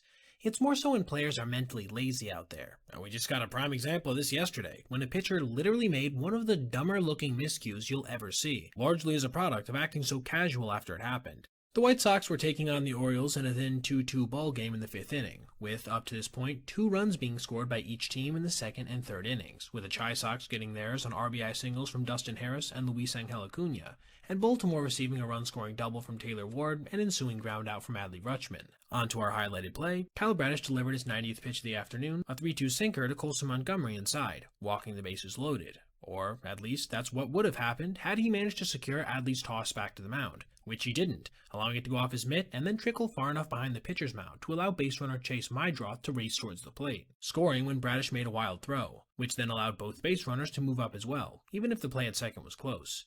Just look at this replay. Not catching it's one thing, which is already embarrassing, but having zero urgency with a runner on third while going to grab it is just truly inexcusable. And then, of course, because he had to rush a throw, it was offline, further compounding the issue. I do want to give a shout out to Mydroth here as well. If he isn't paying full attention, that play probably doesn't happen, with his hustle being exactly what forced the issue. This is certainly going to go down as a major lowlight by year's end. Fortunately for the Orioles, this would not end up being a game-losing mistake, as they would manage to take the lead in the very next frame on a pass ball from catcher Reese McGuire and sacrifice fly from Dylan Beavers, eventually tacking on one more in the 9th on another RBI double from Taylor Ward, who started the season with his hair on fire, batting nearly .400 with an OPS over 1,000. Rico Garcia would then manage to secure his first career save in the bottom half, inducing a groundout off the bat of Montgomery to put the finishing touches on a series sweep of Chicago. One of my favorite parts of the new ABS system is getting a chance to see some of the umpires we've had to endure for an extremely long time get a little taste of their own medicine, having to suffer some embarrassment instead of our own teams and players having to deal with the consequences of their bad calls. And that's at least partially what we got a chance to feast our eyes on yesterday when CB Buckner had 6 of his calls overturned in one game, though, rest assured, he still got a chance to insert his negative impact in there as well. I'm going to take you through the contest itself as well as each challenge. The game began in about as cartoonish a way as possible, with Eugenio Suarez dribbling this ball on a 3-2 to Sonny Gray, who fielded it and with the runner on third proceeded to run towards the plate, stumble a little bit, and then just flip the ball into the back of base runner Matt McLean. That's going to go on some blooper reels at year's end. It was in the bottom of the 2nd that we would get a chance to see our first challenge for the Red Sox, one they would not win, when Carlos Narvaez was off by less than an inch on what would have been strike 3 to Jose Trevino, Funny enough, one pitch later, he was indeed called out on an offering that really wasn't all that close, but the Reds didn't burn one of their own. By the time that frame concluded, it was 3-0, with Matt McLain crushing a 111-mile-per-hour line drive double to the left center field gap with 2 outs. Our first overturn would come nearly immediately after, in the top of the third, when Roman Anthony, in a 2-1 count, got this strike reversed to a ball, and what would be CB's biggest miss of the day, as that was nearly 3 inches off the zone. Unfortunately for Boston, this is when disaster would strike, as Anthony would attempt to challenge the very next pitch, a sinker that ended up being upheld by 0.1 inches. This meant that for the rest of the game, they would not be able to challenge, a fact that would come back to bite them multiple times throughout this contest. We'd have to wait another 3 innings for our next instance of ABS, with quite a few terrible calls being made in the meantime, including this one against Trevor Story with 2 outs and a 3-2 count and runner on second. As for the game itself, the Reds would get a couple runs on homers from Sal Stewart and Ellie De La Cruz, and Boston would register 3 of their own, with a long ball and an earlier at-bat from Story, an RBI single from Roman Anthony, and a wild pitch from Brady Singer. Hopping to the next challenge, Ellie saw this fastball be called a strike on a 1-0, successfully getting it overturned. That pitch missed by nearly 2.5 inches. This was when the real circus started, as with 2 outs and the bases loaded, Eugenio Suarez would get down 1-2 before taking a sinker for strike 3. That was at least until he ABS'd his way into a 2-2 count. At least that one only missed by 0.3 inches. Then he would do the same thing on the very next offering, getting this fastball overturned on his way to a 3-2. I get missing pitches occasionally, as umpires are people too, but on back-to-back offerings, in a spot that big? Crazy. He would ground out shortly after, so it didn't end up meaning much, but still. Things were so bad at this point that Caleb Durbin, at the plate with the tying run in scoring position in the top of the 7th after Willie Abreu had already knocked an RBI double, took this fastball that missed up high for a strike, and then nearly instinctually tried to challenge the pitch before remembering that his team was completely out of them. Our final moment of real embarrassment, at least in relation to the ABS system, came in the bottom of the 7th, when, once again, a Reds batter had 2 pitches that would have been called strikes overturned into balls, en route to a 4-pitch walk, with Will Benson being the beneficiary. It's worth pointing out as well that throughout the course of all of these challenges, Buckner's body language was getting worse and worse, almost like he was getting irritated, and he would finally take it out on Boston in the top of the 8th, when, with 2 runners on and 2 out, Trevor Story checked his swing on a splitter in the dirt, with CB not asking for help from the relevant field umpire en route to just calling him out. In action, that's a bit out of the ordinary, considering both the gravity of the situation and normal operating procedure. This was the final straw for Alex Cora, who, in the process of letting Buckner know how bad he'd been, got booted from the ballgame. From here, there'd be a couple more bad calls, but nothing significant enough to get challenged on Cincinnati's end. As for the game itself, Abreu would come up in the 9th with 2 outs and absolutely destroy a hanging splitter from Emilio Pagan, tying the game in the process, setting us up for extras after Aroldis Chapman retired the side in the 9th. The next inning and a half would be scoreless, with the most notable play being when Trevor Story lined into an unassisted double play, fielded by Matt McLain, giving Cincinnati another chance at their first win of the year, and they would indeed secure this when Dane Meyer came up and flipped a line drive to left field off of Justin Slayton, with Roman Anthony registering one of the worst throws I've seen in a minute in a big spot, a 10-hopper that had no chance to beat runner TJ Friedel, allowing the Reds to walk off in exciting fashion. Now, let's get back to the focus of the video, CB and his horrible performance, one that was verified post-game when Umpire's Scorecard published their analysis, one that declared that he had had a relative accuracy 5.5% worse than your typical umpire, missing 26 calls in this one. That's just hard to believe, but I guess a little less so when you realize he only called 72% of all possible strikes correctly. The only real consolation here is that he did indeed get embarrassed on a national level with all of those overturns, though I'm sure if you asked both teams, they would have just preferred a better umpiring performance. Before we get into the video, let me make something clear. I myself am a Detroit Tigers fan, and as such, probably a bigger Kevin McGonigal proponent than most. The professor has a chance to be one of those players that comes along for a team every couple decades and completely takes the reins of a franchise. Someone like Julio Rodriguez or Vladimir Guerrero Jr. But even I, in my most optimistic view, couldn't have anticipated that he would do something so completely unprecedented in his first big league game. But that's exactly what he did, and it was something to behold. His first opportunity for impact would come in the top of the first inning, when, with the bases loaded and 1 out and his squad already out to a 1-0 lead, he attacked a cutter up and in, lining it down the right field line for his first hit on his first pitch scene, leading to his first extra base knock when he made his way into second, and his first couple RBIs, extending the Motor City Kitties' lead up to 3-0. Dylan Dingler would then follow with a single of his own to make it a 4-run initial frame. Tarik Skubal would then do Tarik Skubal things, working his way out of a jam in the first before retiring San Diego easily in the second. This brings us to McGonigal's second plate appearance, with Spencer Torkelson on first base. This is where he flexed his power swing, crushing a 2-2 fastball down the line and right, missing a home home run by mere feet while managing to hustle his way into second base just ahead of a Tatis Jr. missile. That ball was launched out there at 106 miles an hour and came in an at-bat where he'd gotten down 0-2. Parker Meadows would later score both him and Torque on a flare to left center field, pushing Detroit's lead up to 6-0. All of this to this point was of course incredibly impressive, but actually I think his single most surprising hit would come next, when after again getting down 0-2, this time to former Yankee Ron Marinaccio, he dribbled the ball towards shortstop, with Xander Bogaerts not being able to quite get him at first base on a barehanded attempt. Now, that might look like your run-of-the-mill infield single, but it actually was much more than that, because on this knock, he reached a top sprint speed of 30.2 feet per second, which is considered a bolt per StatCast, designating it as a downright ridiculous feat of speed, something that really has never been considered to be part of his game. He was always seen as more so having solidly above average wheels, not outlier ones. Shout out to Tom Nestico for pointing this out on Twitter, by the way. Dylan Dingler would drive him in 5 pitches later on the Tigers' first home run of the year, elongating their lead to 8-0. Tarek Skubal would end up completing 6 innings, having only given up 1 earned run after Javier Baez made an error, with the big lefty departing, only having thrown 74 pitches, but being as how it was opening day and a bit of a blowout, it made sense to save some bullets there. San Diego would end up getting a 423-foot shot off the bat of Ramon Laureano, but overall, it just didn't feel all that competitive at this point. This meant that the last real moment of note would be in the 9th, when, with 2 outs and facing a lefty for the first time, KC lined a 1-1 sinker into the gap in right center field, with it getting down for his 4th hit of the ballgame. This made him, per Peyton of Big League Analysis on Twitter, the first player to have at least 4 hits and 2 extra base hits in an MLB debut on opening day.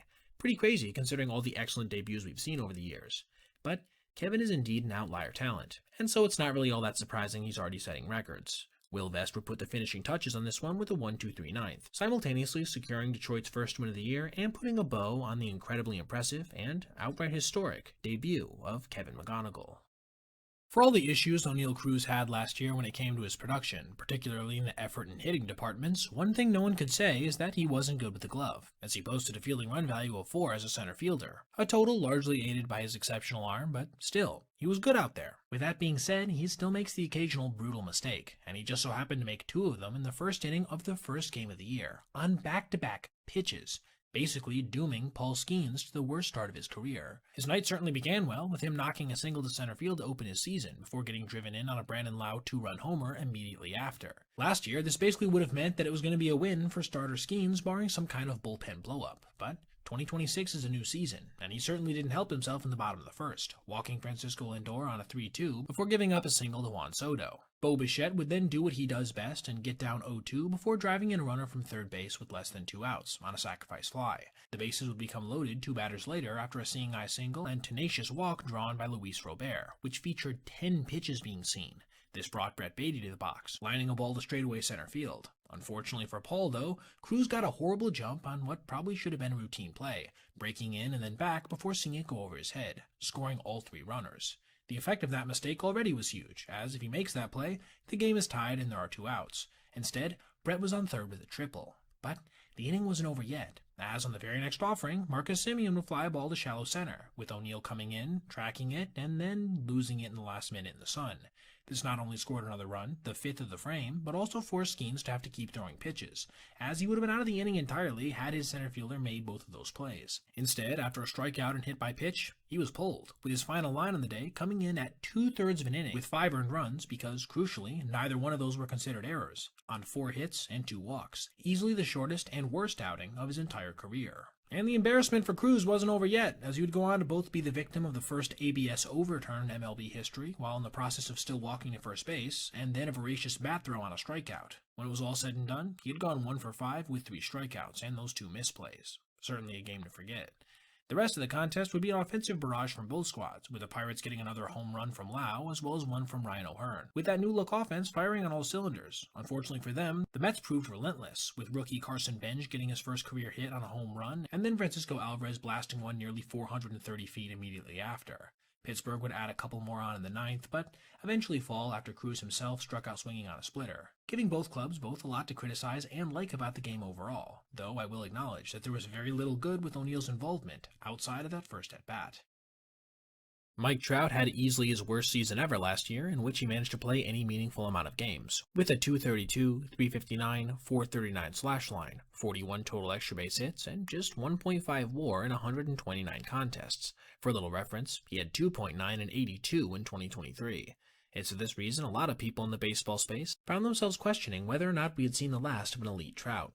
And, well, perhaps this in some way inspired him to accomplish what he has through his first 2 games in 2026, which is to say, something we hadn't seen since 1977, fully turning back the clock in the process. Let me take you through each of his at-bats so far this season before getting into his actual feat towards the end. His campaign kicked off with a classic MVP level at-bat, with him working Hunter Brown for 7 pitches before drawing a hard-fought walk.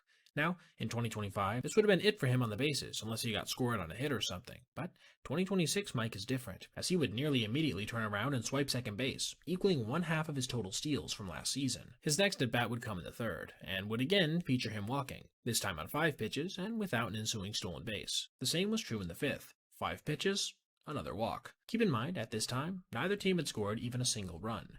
This ratcheted up the tension when he came up to the box in the top of the 7th. It just felt at this point like something special was coming. And indeed it was, as he would receive a fastball center cut and get every single stitch of it, crushing it at 108.5 miles per hour, 403 feet to left field, delivering the lead to his squad with a go-ahead tank. And to Anaheim's credit, they would indeed make it stand up, stranding a leadoff double in the 7th to keep the Astros scoreless. Mike's final at-bat of the night would come in the top of the 9th, when he struck out on a slider, being sandwiched in between 2 runs by his team on an Oswald Peraza RBI single and Nolan Schanuel home run. Jordan Romano would then close things out in the 9th, cementing the Angels' first win of the year, and a 1-for-2 performance for Trout, with 3 walks, a home run, and a stolen base. The first inning of Game 2 would feature his first single of the season, a fly ball in the right spot with Zach Neto on second, helping his team to score a run when Schanuel grounded into a double play. By the time he got back up there in the 3rd, the score was 4-1, courtesy of the first home run in an Angels uniform for Josh Lowe, and Trout stayed red hot, grounding a ball into left field off of shortstop Jeremy Pena's glove. But the real highlight of this one would come in the 5th, when he torched the sinker on the inner half to left field, reaching 109.7 miles per hour on its exit velocity while watching it travel 403 feet yet again, a vintage swing from the 3-time MVP. His final 2 at-bats would be much less descript, with him flying out to right field in the 7th and then drawing yet another walk in the 9th. Jordan Romano would then pitch his second scoreless inning in 2 days. That meant through 2 games, he had gone 4 for 6 with 2 homers, 4 walks, and a stolen base.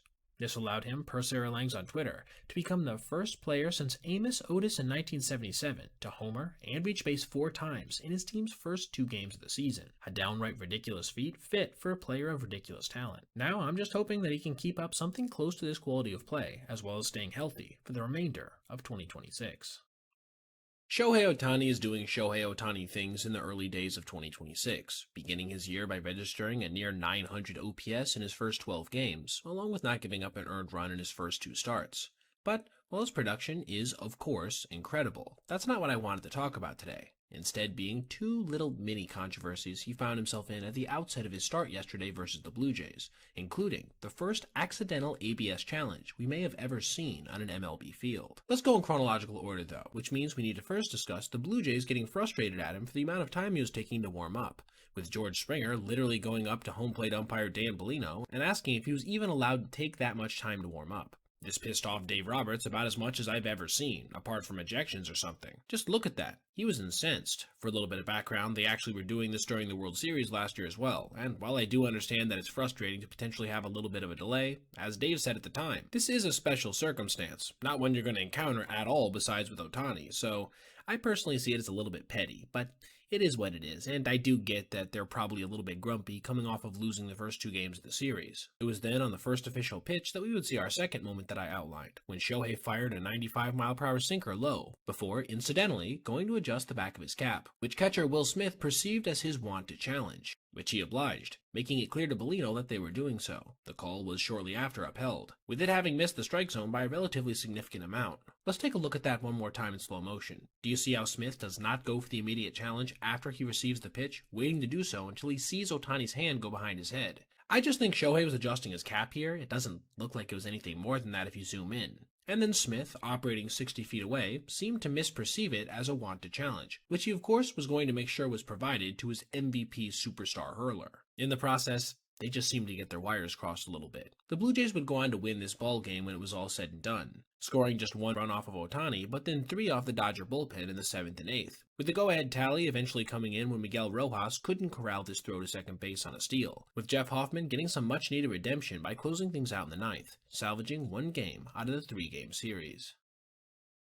Max Clark is a consensus top 10 prospect in minor league baseball, being projected as having a plus eye, great speed, decent raw pop, and an excellent glove in center field. On top of all these tools, he's also got 80 grade confidence, coming out in today's game with no less than 4 diamond chains on, despite being a rookie not at this point projected to make the team on opening day. And that certainly is fine by me. I don't care about a player's stylings. But I do think it ended up looking a bit funny today after he proceeded to make nearly the same amount of mistakes in his very first inning out there as the number of chains he had on. Facing the Braves in the bottom of the first inning, Clark first garnered a little spotlight when Atlanta's broadcast crew pointed out all of his drip, with them even saying that he must be, quote, built different to sport that in a spring contest. In a manner of pretty hilarious timing, it would be just 1 batter later where Matt Olson would flip this ball to shallow left field, sending Max after it, where after battling the sun, he still got underneath it, called it, and then outright dropped it. Just a little sidebar, but look at the broadcast cutout here. You can really tell it's still spring. The replay certainly doesn't do him any favors either. But the sun is brutal, right? And stuff like this happens in spring all the time. It's not all that notable. But it became a little bit more so when the very next batter, Austin Riley, launched a ball to left field, sending the lefty back this time onto the track, where he camped under it and at the last second pulled off of it.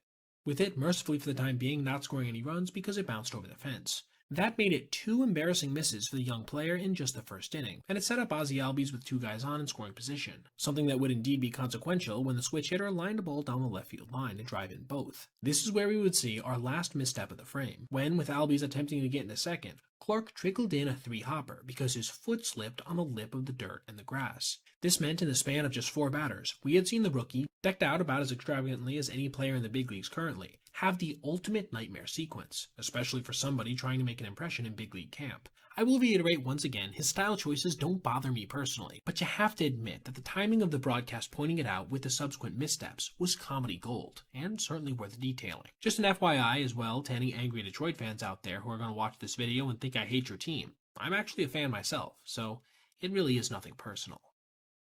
The first season of Munetaka Murakame's career has pretty much gone exactly as expected so far, with him blasting 6 homers in his first 20 games, with 28 strikeouts, 17 walks, a .200 average, and an .838 OPS. But among the various highlights he's registered so far, the most impressive arguably came yesterday, when he managed to not only crush his first career grand slam, but to do so with a swing so powerful that it may have outright broke StatCast momentarily. The Japanese lefty was at the plate in a then 5-1 game in the 7th inning, with the bases juiced, working the count full versus Elvis Alvarado, who was chucking near 100 miles per hour on average, a velo range that many scouts were concerned that Murakami would have little chance of touching. It was then, on the 3-2, he got a 98-mile-per-hour fastball right down the middle, and he absolutely did not miss it, crushing it at 114.1 miles per hour to center field, at a launch angle of 33 degrees, allowing it to fully clear the batter's eye out there. Now, just from the eye test, I'm sure many would assume that this was a 460-foot-plus shot, right? To clear the batter's eye when the distance to even get beyond the fence is 404? It had to be. But that's not what StatCast said, with its estimated distance coming out to 431. Shout out, by the way, to Baseball World on Twitter, who was the first one I saw that pointed out the peculiarity of this. So I did some digging to see if this may have been a misread, and I found some interesting stuff. First off, the average distance of a home run hit between 32 and 33 degrees, with an exit velocity of between 113 and 115 miles an hour. Since StatCast began tracking batted balls back in 2015, is 444 feet. This means that, somehow, Mooney's was 13 feet shorter than this, despite the fact that his exit velo was half a mile an hour harder. But that could be circumstantial based on a variety of things. No, the real piece of evidence I think that's a bit more damning that this may have been a misread is how similar balls have flown so far at Sutter Health Park. Since the A's began playing there last season, there have been 5 balls hit out between 30 and 33 degrees, and at an exit velocity of between 110 and 115 miles an hour. Of those, the only one that traveled less than 447 feet was Munetaka's, with most of them being in excess of 450. Take a look at this shot from Nick Kurtz last year that left his bat at 114.6 miles per hour at a launch angle of 30 degrees. That also cleared the batter's eye. This one did look a bit further to me, but its estimated distance was 493 feet, the longest of 2025, despite peripherals that really weren't all that much different than Munetaka's, or at least not substantially so. How about this Riley Green shot that apparently went 471 feet despite leaving his bat at over 3 miles an hour softer and at a similar launch angle of 30 degrees? Do I think there's any kind of malice in this potential misread? No, not in the slightest. It's a known factor that StatCast struggles with tracking balls that travel beyond objects on the field, but I did think it was worth pointing out that this blast from Murakami may have indeed traveled quite a bit further than what was estimated. And hey, it also gave me a chance to talk about the emerging White Sox star, who I think could end up having a truly fascinating stat line by the time the season concludes, one that rivals prime Joey Gallo in its extremity. I had the idea for this video on my list for a couple days now, but I preferred to avoid making it because I've already made a couple videos about backup catcher Dalton Rushing, and frankly, I don't want to beat a dead horse. But something came out a couple days ago that was recently confirmed by the player who saw it themselves, that just put the nail in the coffin for me. So, today, I'm going to go over each of the 4 incidents in which Dalton Rushing has disrespected a fellow player in the past 2 weeks or so. We'll start with the most obvious, when he directly said to the media that there was something fishy about the Rockies beating the Dodgers because of how they were teeing off on first pitches supposedly. The only issue is that just 2 hits in that entire ball game came on first pitches, with his own manager basically denouncing this later by saying that the staff just needed to execute better. Losing to a team that most people think you should probably beat is one thing, but then implying that they were cheating afterwards is even more embarrassing in my opinion. But, were we just getting started? A couple days later, versus the Giants this time, Jung-Hoo Lee was attempting to score from first base on a single to center field, racing around the bags before getting thrown out on a well-executed relay. It was then, as he sat on the ground, obviously in some pain, Rushing looked back before muttering, "F him," very obviously in plain sight.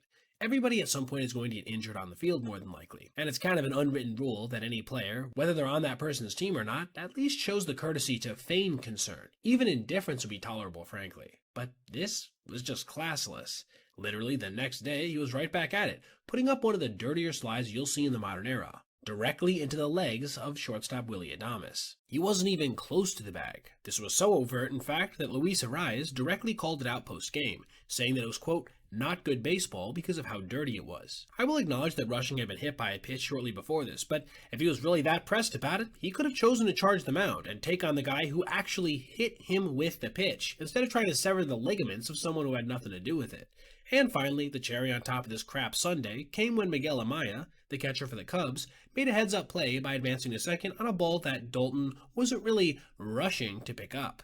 Even though that was 100% his fault for not taking the play seriously, he decided to instead call his fellow backstop a fat explanative, drawing a pretty intense glare from batter Nico Horner, who would end up saying a couple days after that he had indeed used those exact words to describe his teammate, something that he regretted not responding to more in the moment. You could justify any one of these situations all day if you want to try, but when you put it all together, there's just no doubt in my mind this dude has an attitude problem, which, frankly, is a bit hard to believe. He's just in his second year of big league baseball, and has so far been more good than great, even if his 2026 has gotten off to an impressive start.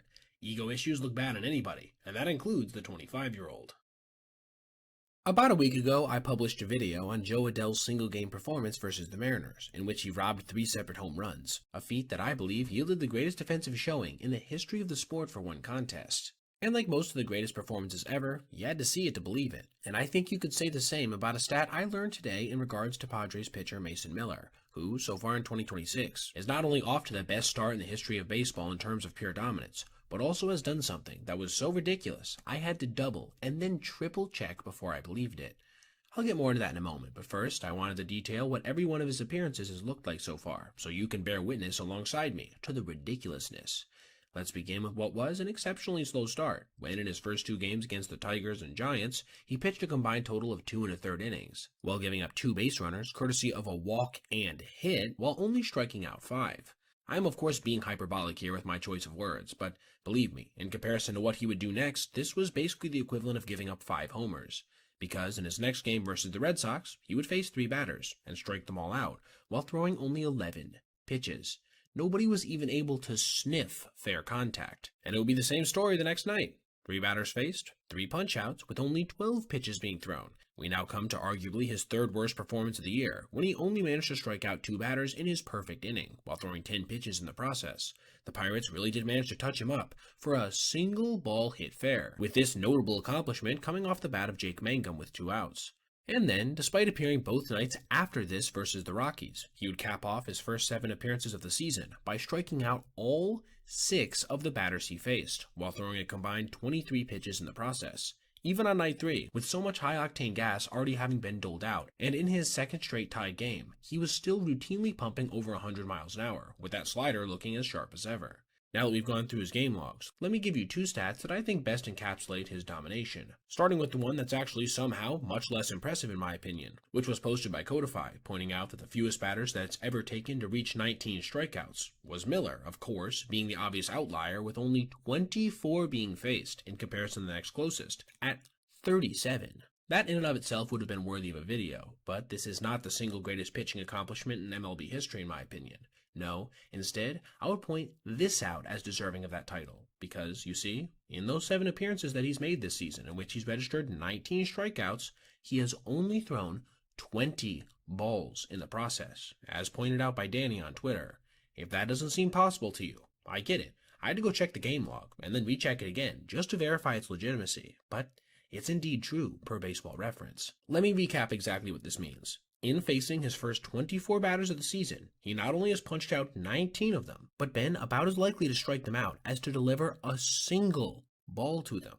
Obviously, no one else has ever done that over a stretch this large, nor gotten anywhere close, which is why I wanted to point this out, as arguably the most impressive baseball stat I've ever witnessed, let alone those specifically related to pitching. We could be witnessing an all-time great season right now from a reliever, one that completely resets the standards of what is possible out of the bullpen. The New York Mets remain one of the most talented teams in Major League Baseball in the early days of this season, with a roster full of All-Stars and future Hall of Famers. But something that followed them throughout the back half of 2025 that really impeded their ability to be good was profound bouts of mental laziness, and we just got to see this phenomena raise its ugly head for the first time in 2026, when Francisco Lindor had not one, but 2 inexcusable mental lapses en route to his team losing by just a single run. The shenanigans began in the bottom of the first, when, with 1 on and 1 out, Alec Burleson grounded a routine double play ball up the middle, where Lindor fielded it, stepped on second, and then just went to run off the field, because he had forgotten how many outs there were. I get after a chaotic inning, where perhaps 2 or 3 runs have scored, spacing on something like that. But to do it in the bottom of the first, when your starter's only thrown 14 pitches, is just nearly incomprehensible to me, and this would cost Freddie Peralta an additional 5 pitches before he struck out Mason Wynn. This will be important later on. From here, both Peralta and St. Louis starter Matthew Liberatore would proceed to absolutely dominate over the next 4 innings, with neither squad managing to push across a single run entering the 6th. It was at this point Lindor would reach on a fielding error by Nolan Gorman, putting a rare base runner on, of which the team had only registered 4 to that point, for Juan Soto.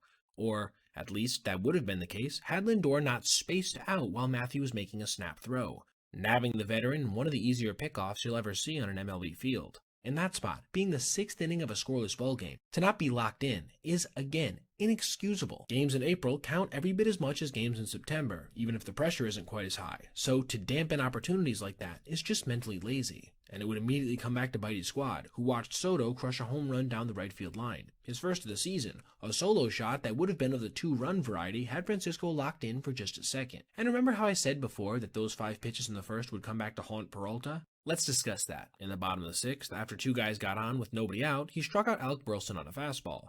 Now, if he was at 87 pitches, he probably would have been allowed to stay in the ballgame and attack Mason Wynn at least, if not Nolan Gorman right after, setting up a subsequent lefty-lefty matchup if somebody was going to come out of the bullpen. But we'll never know, because instead, he was at 92 pitches, courtesy of that brain fart earlier, prompting Carlos Mendoza to go to righty Huescar Brazoban, who retired Wynn but gave up the game-tying RBI single to Gorman. After a number of wasted opportunities by the Mets at the plate, including from Lindor himself, who would finish this one 0 for 4, we would reach the bottom of the 11th, where Mason Wynn would flare a 2-out single just out of the reach of a diving Carson Benj in right, walking off New York entirely. This is a game where those little mistakes hurt. If Peralta is allowed to stay in the 6th, maybe the Cardinals don't tie the game. If Soto hits a 2-run shot instead of a solo, maybe they finish off the Redbirds in 9. That's why you can't take anything for granted on an MLB field. A lesson, I would argue, Lindor should probably already know by now. Through 2 games, the San Francisco Giants are off to the worst start we've possibly ever seen offensively for a Major League team. And not because they got shut out in back-to-back games. That would be depressing enough, but not exactly historic. No, it's because they've also combined for just 4 hits in that time as well, and 10 total base runners. But perhaps even more concerning than this immediate mega funk was the reaction of their rookie manager when asked about it following their second loss. I'll get more into that in a minute, but first I want to take you through an exercise to better understand how inept this offense has been. I'm going to detail every single time a Giants batter got on base in their first 2 games. Trust me, we won't be here all that long. Things started well, with Luis Arias and Rafael Devers reaching in the first inning of the first game, on a walk and Flair's single respectively. Unfortunately for San Francisco, Willy Adames would then strike out and Jung Hoo Lee would ground out, squandering a golden opportunity. Casey Schmidt would get hit by a pitch in the second inning, then Elliot Ramos would single on a weak line drive to Aaron Judge in right field in the fourth. In this time, as well, keep in mind that starter Logan Webb had given up 5 runs in the second, so they needed traffic. But that certainly is not what they got. Their next base runner wouldn't come until the bottom of the 8th, when, with 2 outs, Arias would ground a single into right field. Matt Chapman followed with a walk. Would this finally be the moment they could score for the first time on the season, even in a game that had pretty much gotten out of hand at this point, with a score of 7-0? Nope. Rafael Devers would fly out routinely to center to end it. Their 6th base runner of the night came in the 9th, and it wasn't even a product of anything they themselves did, with Jose Caballero making an error on an Adames ground ball. But that wouldn't end up meaning anything, as Casey Schmidt would fly out to right field to seal their first shutout loss of the year. In their defense, though, it was versus one of the best pitchers in the sport, Max Fried, and a Yankee bullpen that has some arms in there, and they'd get an off day to recharge before Friday's game. It couldn't get any worse, right? Unfortunately for them, the answer to that is 100% yes it could. Sophomore standout Cam Schlittler was on the hill in Game 2, and he looked every bit as dominant as we remember from the 2025 playoffs, striking out 2 in the first inning and looking untouchable in the process. Ramos would come through in the second on a line drive double down the right field line, again giving San Francisco another prime opportunity for a 2-out hit with runners in scoring position, but they again couldn't do anything with it. Schmidt popped up to second base to strand him there. Little did they know, this would be their last runner in scoring position until the 9th. They were retired in order in the 3rd, 4th, 5th, and 6th innings, striking out 5 times in the process, and not really managing to hit much of anything on a line. And again, similar to their first game, there would be one real implosion inning on the hill. As with 1 out in the 6th, Robbie Ray gave up a 2-run long ball to Aaron Judge. Then, after Jose Butto came in to stop the bleeding, Giancarlo Stanton crushed his own Titanic blast with 2 outs, giving New York a 3-run lead. The 7th would see Matt Chapman draw a leadoff walk, but not get anything else, with 2 more punch-outs being recorded by the middle of their lineup. This was followed by Camilo Duvall, the former Giant, striking out the side in the 8th, all swinging. Would the 9th manage to bring even a single blip in the radar? Not really. Matt Chapman would draw a 2-out walk and then advance to third on 2 straight defensive indifferences, but he would again be stranded there when Rafael Devers grounded out weakly to second base, sealing their 2nd straight shutout loss, this one of the one-hit variety. This made them the first team in MLB history to open a season without scoring a single run in their first 2 games and register less than 5 total hits, quite possibly the worst offensive start in the history of the major leagues. But again, we're 2 games in, and they were indeed facing 2 pretty tough arms. So panicking at this stage probably isn't smart, right? Well, I'm not sure their rookie manager Tony Vitello got that memo, as a guy who just jumped straight from the college ranks had this to say when asked about the reasoning for their offense's cold start. I'd kind of put it on me a little bit, get all fire and brimstone a few days ago, and I think some good words were shared, but I also think as of right now, it's a little emotional in there, and there's definitely a lot of try hard, so there's probably too much. And again, maybe that stems from that conversation prior to the season, or maybe it just stems from all the opening day fanfare being the home team. But regardless, everybody wants it to change. I don't know what he said in that clubhouse specifically, so I'm not in a place to speculate on its intensity. But I can say that after the 2nd game of the year, getting this serious and floating to the media ideas as to why your guys are struggling, with your reasoning being that you may have made the clubhouse too uptight, is a bad look. This is where most MLB managers would give a boring response. We trust the process, the hits just have to start falling now, we're in a bit of a funk but we'll get out of it, etc. There's a reason they do this. You don't want to destabilize the clubhouse by constantly airing out your dirty laundry. Those are adults with jobs, not kids in college trying to develop. Obviously, it's his rookie year at the helm, so we'll see if this vibe that currently exists lasts the entire season. For the sake of Giants fans everywhere, who I do have some compassion for considering how mediocre they've been for the last half-decade, I certainly hope not. Yordan Alvarez had an extremely tough 2025, playing in by far the fewest total of games of his entire career outside of the COVID-shortened 2020 season, at just 48, and in that time he wasn't nearly as productive as he usually is as well, with just 6 homers, a 273, 367, 430 slash line, and a 121 OPS+. Again, though, he was dealing with injuries, and the underlying numbers looked every bit as good as they ever had, so it's not like there's a ton of concern outside of his health coming into 2026.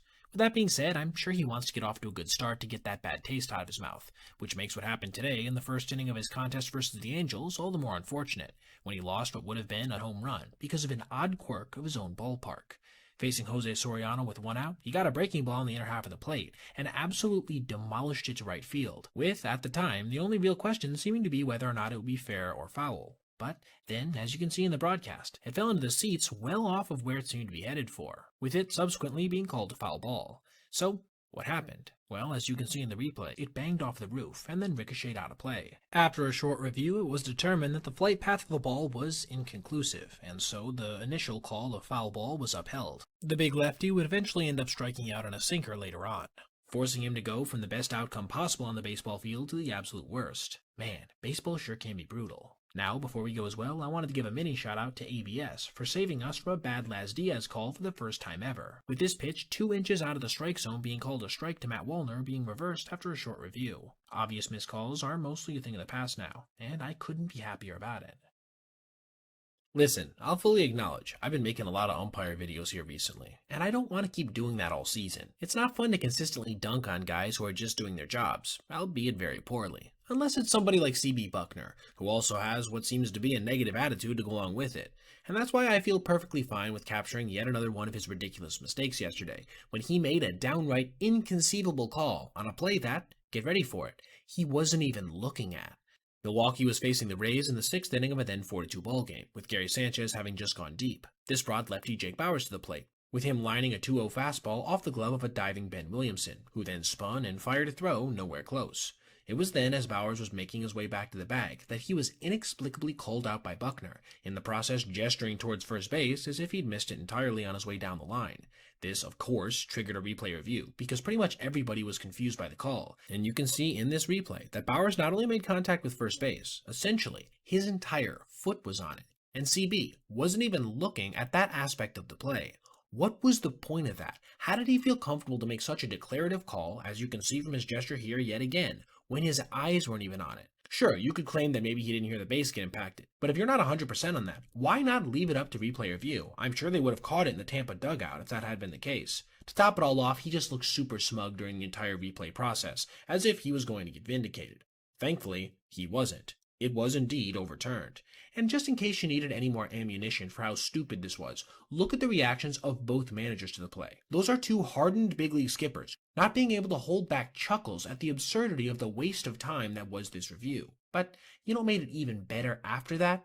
The Brewers would go on to score another run in this inning, on a Brandon Lockridge double, meaning that if this would have stood, it would have not only robbed the Brewers of a runner, but of a run itself. It's starting to feel more and more like Buckner might take the Angel Hernandez route if this kind of public humiliation keeps coming his way, and I can't say I necessarily would blame him, even if he is the one catalyzing it in the first place. The Brewers would go on to win by a final score of 6-2, helping them to get out to one of the hottest starts in the entire major leagues, as they currently are tied for the best record in the sport at 4-1, for whatever that's worth 5 games into the season.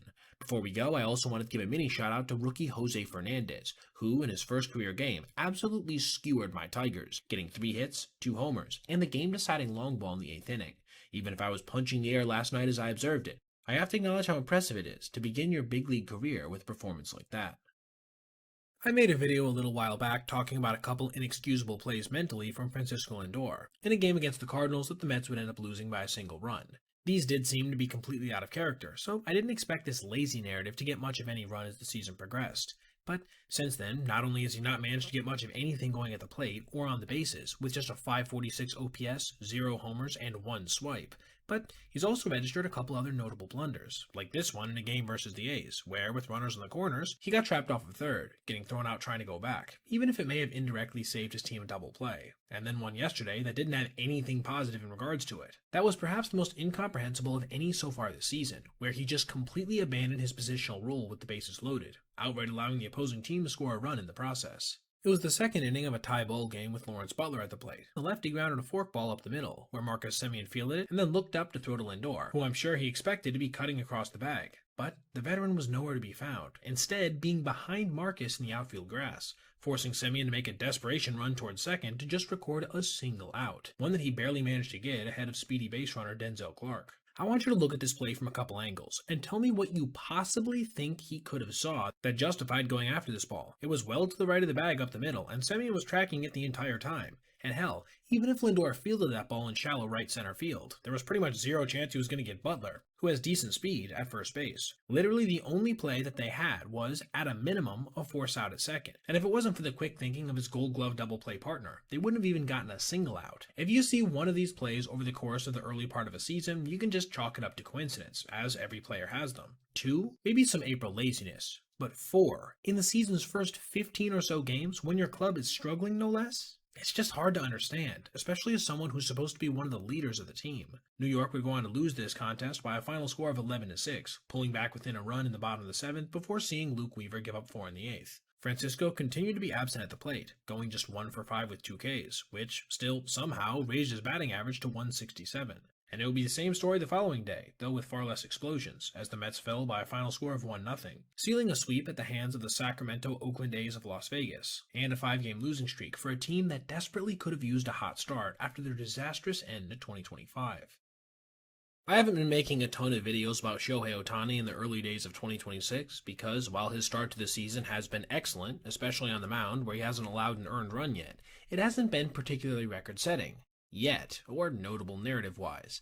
But we just got a chance to see here yesterday, something that fits a little more of that description, as he experienced what was one of the more traumatizing games you'll see on an MLB field, without a player actually getting injured, and his response was absolutely golden afterwards. Things got started quick in this one. In the bottom of the first inning, he was hit on a 94-mile-per-hour sinker on an 0-2 pitch. Now, while this did extend his on-base streak to 47 games, it was also highly concerning based on its location. He's lucky he ended up taking it off his shoulder blade and not something more impactful, especially at that velocity. Unfortunately, this also broke his streak of leadoff home runs at 2 games, through literally no fault of his own. He would eventually come around to score on a Will Smith RBI single later in that frame. To the credit of Mets starting pitcher David Peterson, he would work out of a bases-loaded no-out jam by then striking out the side. I want to take a little break from my highlighted concept at this point to mention this play from Miguel Rojas, which featured a notable call from Joe Davis that had a little nod back to the 2025 World Series. Sharply hit, diving stop, Miguel Rojas, no way! Once again, Rojas takes something from Bichette. Once a Blue Jay, oh, he's a Blue Jay. I love little announcer pokes and prods to other teams and players. It just adds some color to the broadcast. Hopping now to the 6th, after a 3-run home run from Andy Pajes in the 3rd. Ohtani was up with Miguel Rojas on first base, and on an 0-2, New York pitcher Craig Kimbrell spiked this curve, which sent Francisco Alvarez firing over to first base, just managing to elude Shohei in the process, with the two having a little courtesy checkup immediately after. That could have very easily went south, making it the second instance of danger in this one. But neither one of these would be the defining moment of the contest, because, you see, after Rojas was gunned out stealing, on the 2-2, the clock nearly reached 0, prompting Alvarez to call time, but his hurler hadn't realized what was happening, with the veteran literally going into his motion before, at the very last second, shutting it down. Just take a look at this screenshot. Shohei screaming, Alvarez trying desperately to get back into his crouch, and the umpire bailing, all as Kimbrell had completely separated. Thank goodness this did not end in disaster, though it still did result in the 3rd traumatizing moment of the contest for the Japanese superstar. And after the game, which LA would end up closing out by that final score of 4-0, he would handle the whole thing by posting a picture of it to Instagram. That's something I really enjoy about Shohei personally. He's very tongue-in-cheek about these types of things, and never seems to show any degree of malice for unintentional scares. It has not been a good start to 2026 for Jazz Chisholm Jr., after proclaiming his goal of a 50-50 season around spring training, something that had a lot of eyes on him because last year was the first year he'd even went 30-30. He's proceeded to bat just 173 with a 482 OPS through his first 14 games, with 3 walks to 17 strikeouts and exactly 0 long balls. Along the way, there have been some less than ideal mental mistakes as well, though none of them nearly as high profile as what happened yesterday versus the Rays, when he was at the center of the game-losing play, and then proceeded to basically admit post-game that he didn't even understand how the rules worked. It was one hell of a game to even get to that point, though. New York and Tampa traded runs in the 2nd inning on a home run from Austin Wells and RBI single from Johnny DeLuca. There would be no additional runs tallied until the bottom of the 6th, when, with 1 out and runners on the corners, Jonathan Ronda did what he does best, post a productive at-bat, registering a sacrifice fly, with Cody Bellinger making a nice running catch onto the track. This came just 2 batters after robbing Yandy Diaz of what would have been an RBI double by leaping at the wall. Hopping to the top of the 8th, Jazz managed to come through at the plate at the time, doubling down the right field line to put runners in 2nd and 3rd, eventually coming around to score on Jose Caballero's go-ahead 2-run double. This takes us to our first mental miscue, when Yandy Diaz with the runner on third grounded this ball to the right side, sending Ben Rice cutting over to grab it. Now, seeing as how Jazz's momentum could have easily taken him towards the bag, and Yandy is not a fast runner, they probably should have still been able to record an out here, even though the play obviously wasn't routine, but Jazz just completely shut down after it was clear he wasn't going to field it. Thankfully for New York, he would not come around to score. Jumping now to the 10th, after a Jazz pop-out to start, Caballero would give his team the lead once again, this time on a 105-mile-an-hour ground ball up the middle, setting things up perfectly for David Bednar in the bottom half. But things would quickly degrade from here, with the Rays playing some small ball to tie things up on 2 consecutive bunts, both of which were pretty much perfect, with New York not even managing to register an out on the second one. Just a little side note here, but even on this play, Chisholm was not covering second, so if Bednar decided he had no chance at the plate and just pivoted to throw to first, he would have been throwing it to an empty base. We now come to our highlighted play, when, with 1 out and the bases loaded after an intentional walk and strikeout, Jonathan Aranda flipped this chopper to second base that Jazz came in on, and inexplicably attempted to grab and turn some sort of double play, instead of just fielding it and throwing it to the plate. Let me be clear, I don't think he had a great chance to save the game, even if he fields that cleanly, with Simpson on third, but he had absolutely zero chance to create some sort of other play before Chandler crossing the plate beforehand. It was a puzzling decision to be sure, one that New York reporters asked him about post-game, and this was his response. I don't know what the rule is if I went to first base first and threw it back to second if it's still an out. No, they'll score. They'll still score? They'll get there before the tying third and second. Well, where it was what I was trying to do in my mind probably wouldn't have worked anyway. Oh my goodness. This is a moment that makes it tough to defend the Yankees second baseman, one that reminds me of the time last year he got thrown out at first base on a routine pop-up to second. There's just no circumstance where you should, first of all, not understand what the situation is with a walk-off run on the line, and then, secondly, admit to the media that you don't know the rules in the first place. The dugout or clubhouse post-game is where you discuss that with your teammates. Don't air that out for everyone to see. Again, I will reiterate, I don't think he was going to get him even if he came to the plate. That was a 10 out of 10 difficulty play, but to know that he wasn't even going to give himself a chance because he didn't know the basic concepts of the game is not only stunning, but would be downright concerning to me if I was a Yankee fan. Entering the 2026 season, there were a few returns to action that were more anticipated than Toronto's, who was coming off of one of the most heartbreaking Game 7 losses in the history of the sport, with a team that remained strong enough to make another serious challenge at a title. But I will say a huge portion of this excitement was organized around their exceptional lineup, which figures to be one of the best in the sport. Their pitching certainly has more question marks, most notably in regards to the health of their starters. But they've come out so far in the new season, and not only managed to sweep the Sacramento Oakland A's of Las Vegas, but to do so while excelling on the mound, breaking the all-time record for strikeouts in a team's first 3 games of the season. Shout out to Craig Wilson, by the way, who pointed this out to me in an email. Game 1 housed perhaps their most impressive overall start, being that of Kevin Gausman, who threw 6 innings of 1-run baseball while giving up just a single hit and punching out 11, setting an opening day record for his squad in the process. Then, after he departed, Louis Varland would K a single batter in the 7th, and then after a scoreless and strikeoutless 8th from Tyler Rogers, Jeff Hoffman would give all of Canada some horrible flashbacks by giving up a game-tying home run with 1 out in the 9th.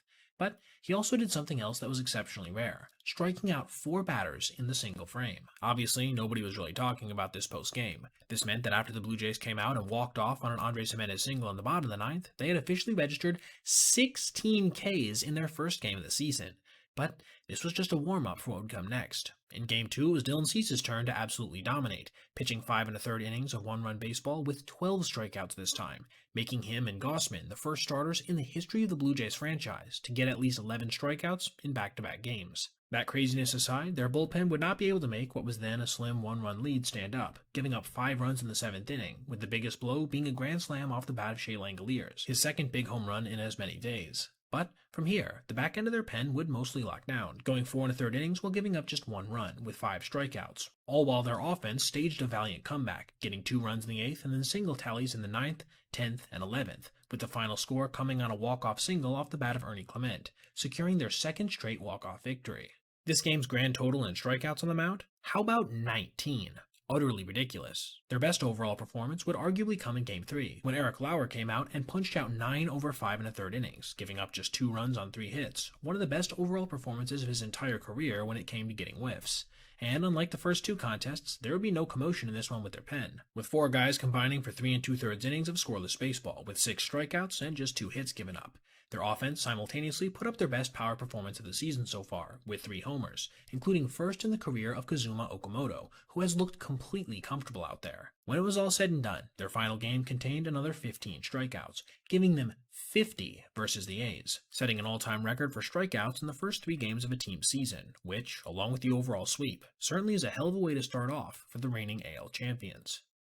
The San Diego Padres beat the Boston Red Sox 8-6 yesterday in a game that was filled with back-and-forth action, clutch hits, and one very dominant ninth inning from the best closer in baseball. But underneath the surface, there was one play that occurred that I thought was worth detailing, because it was yet another example of Manny Machado getting away with something he probably shouldn't have, a trend he's become known for a bit over the years. Boston had stormed out to a 4-0 lead in the bottom of the third, when Jarren Duran crushed a 2-run double off of former Red Sox Walker Buehler. Then Wilyer Abreu and Masataka Yoshida notched back-to-back 2-out RBI extra base hits, all of which gave off-season acquisition Ranger Suarez quite a bit of breathing room, but he wouldn't be able to hold on to this very well, as nearly immediately after he gave up an RBI single to Jackson Merrill ahead of Manny Machado knocked to left field. This put 2 guys on for Miguel Andujar, setting up our highlighted play. As it was on the 0-1 pitch that catcher Carlos Narvaez attempted to pick behind Manny, with the ball seemingly ricocheting off his body into foul territory, allowing both base runners to move up. A significant development for a guy in Suarez who doesn't strike out all that many. At first this might seem like an innocuous play, but if you take a closer look at the replay, you can see what actually happened.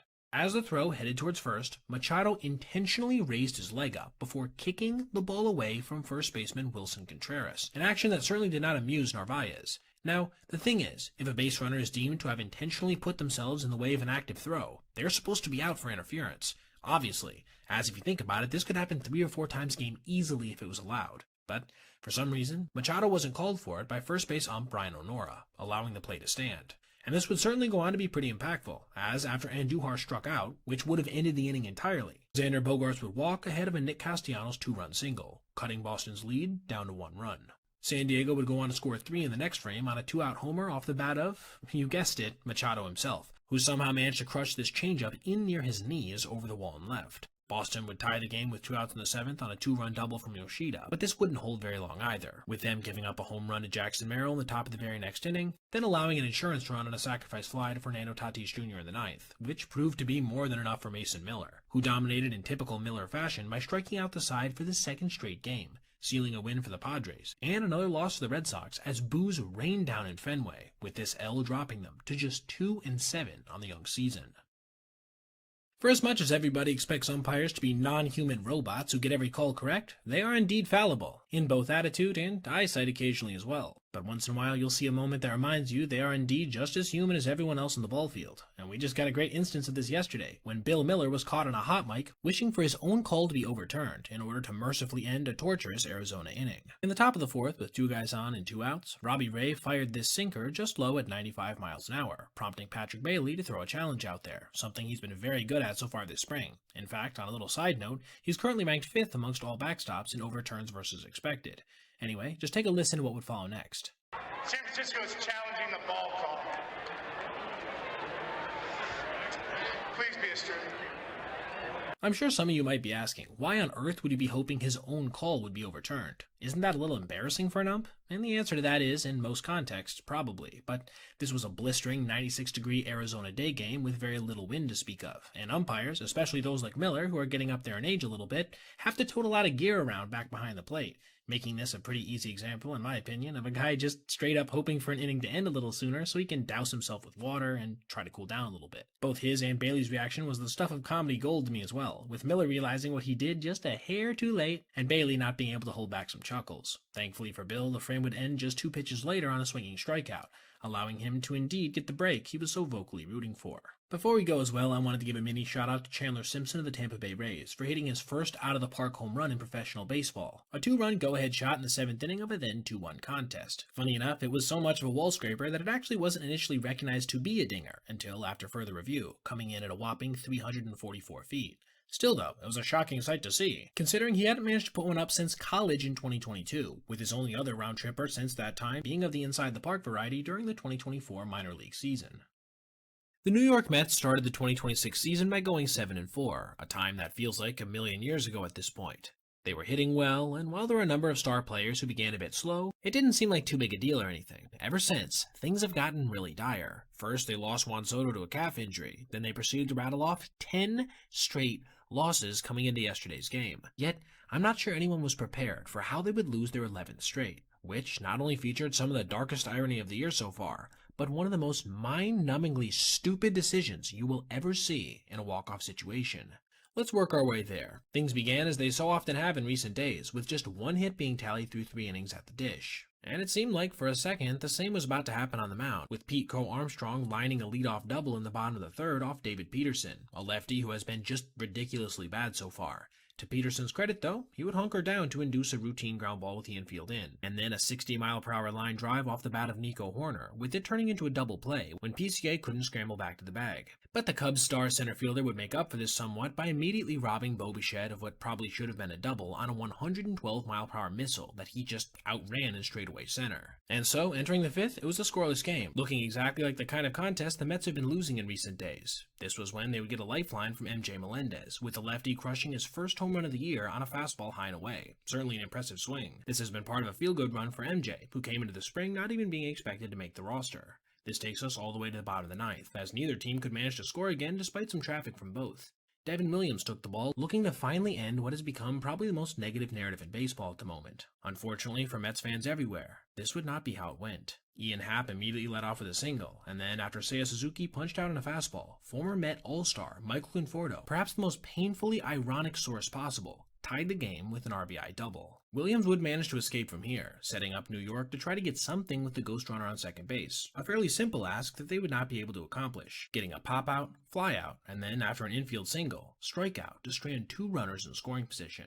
Craig Kimbrell was brought out of the pen at this point, which should tell you where their bullpen depth is, immediately spiking a curveball to put the winning run at third base in Pete Crow Armstrong, who has elite speed with nobody out. Then, briefly, a glimmer of hope, a strikeout from Dansby Swanson, bringing up Nico Horner. This seemed to be the most obvious intentional walk of all time. Horner is one of the best bat-on-ball guys in the entire major leagues, and behind him was first baseman Michael Busch, who has not only struck out a decent amount this year, but has overall not been productive, with an OPS south of 500. But no intentional walk sign came from the dugout. Instead, Kimbrell was ordered to go right after him, and on the very first pitch, Nico flew a ball to right field that was just deep enough to score PCA, sending the Mets to their 11th straight loss. And things would only get worse post-game when manager Carlos Mendoza was asked about this, with him saying, quote, "In that situation, especially with Horner, you put him on first base, they're going to take second. You know there's a contact situation there, but then they have some of their best hitters coming up after that too. No, I was just going to go right after him." This is, of course, ignoring the fact that it was a walk-off situation. Who even gives a crap about the runner on second? And there's no doubt that both Busch and who would have followed him, Alex Bregman, are less of threats to put the ball in play than Nico. Losing 11 straight is one thing, but having your manager make such ridiculously stupid decisions to bring about such things has to be painful like nothing else for New York fans everywhere. Well guys, we're here. The first video of the 2026 season that specifically has to do with Shohei Ohtani breaking an MLB record. But this one is not like a lot of the others I've detailed before, or many in the baseball space have.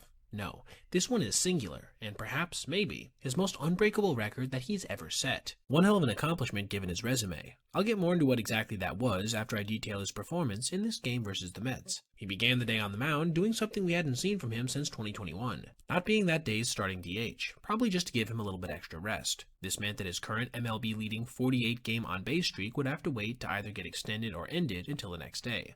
Keep that number in mind for a bit later on. He came out firing early on, striking out Francisco Lindor to lead off the ballgame, then Francisco Alvarez in the second, getting a little help in between from Andy Pages in center. Offensively, he would get his only support until the middle frames on a Hye-Sung Kim 2-run home run, his first of the year in the bottom of the second. Perhaps this helped him reach another gear, as in the third, he would work around a one-out double from MJ Melendez to punch out the side, with the final pitch being a hesitation 100-mile-per-hour heater right past Francisco Lindor. This was part of a trend on the day. His velocity was notably up, perhaps at least partially a product of him not having to hit. Another 1-2-3 inning in the fourth, which featured another strikeout, this time on a curveball, was followed by his only troublesome inning, the fifth, when he walked 2 batters, with his sliding force-out from Teoscar Hernandez being the only thing keeping the bases from being loaded with nobody out. Melendez, a hitter who came into the game 0 for 5 with 4 strikeouts versus the righty, then proceeded to make him pay, registering his second extra base hit on the night to drive in New York's first run. Mercifully for Ohtani, though, the ball bounced over the fence, keeping the damage at 1. And then, like all aces are capable of, he clamped down, punching out Tommy Pham on 3 pitches, the last of which was 100 miles an hour, and then inducing a line out from Francisco Lindor on another triple-digit heater. His final frame, the 6th, was easily his most impressive on the entire day, punching out the side in order this time with 3 separate pitches, being a high 90s heater, looping slow curve at 72 miles an hour, and dastardly splitter, finishing his day with 6 innings pitched with 2 walks, 2 hits allowed, 1 earned run, and 10 strikeouts. The Dodgers would go on to get another run from Teoscar Hernandez in the bottom of that frame, and then 5 more in the 8th, with the biggest blast being a grand slam from Dalton Rushing, the guy who actually took Shohei's spot as DH on the day. Just a little FYI, but this year, Rushing is hitting .529 so far, with a nearly 2,000 OPS.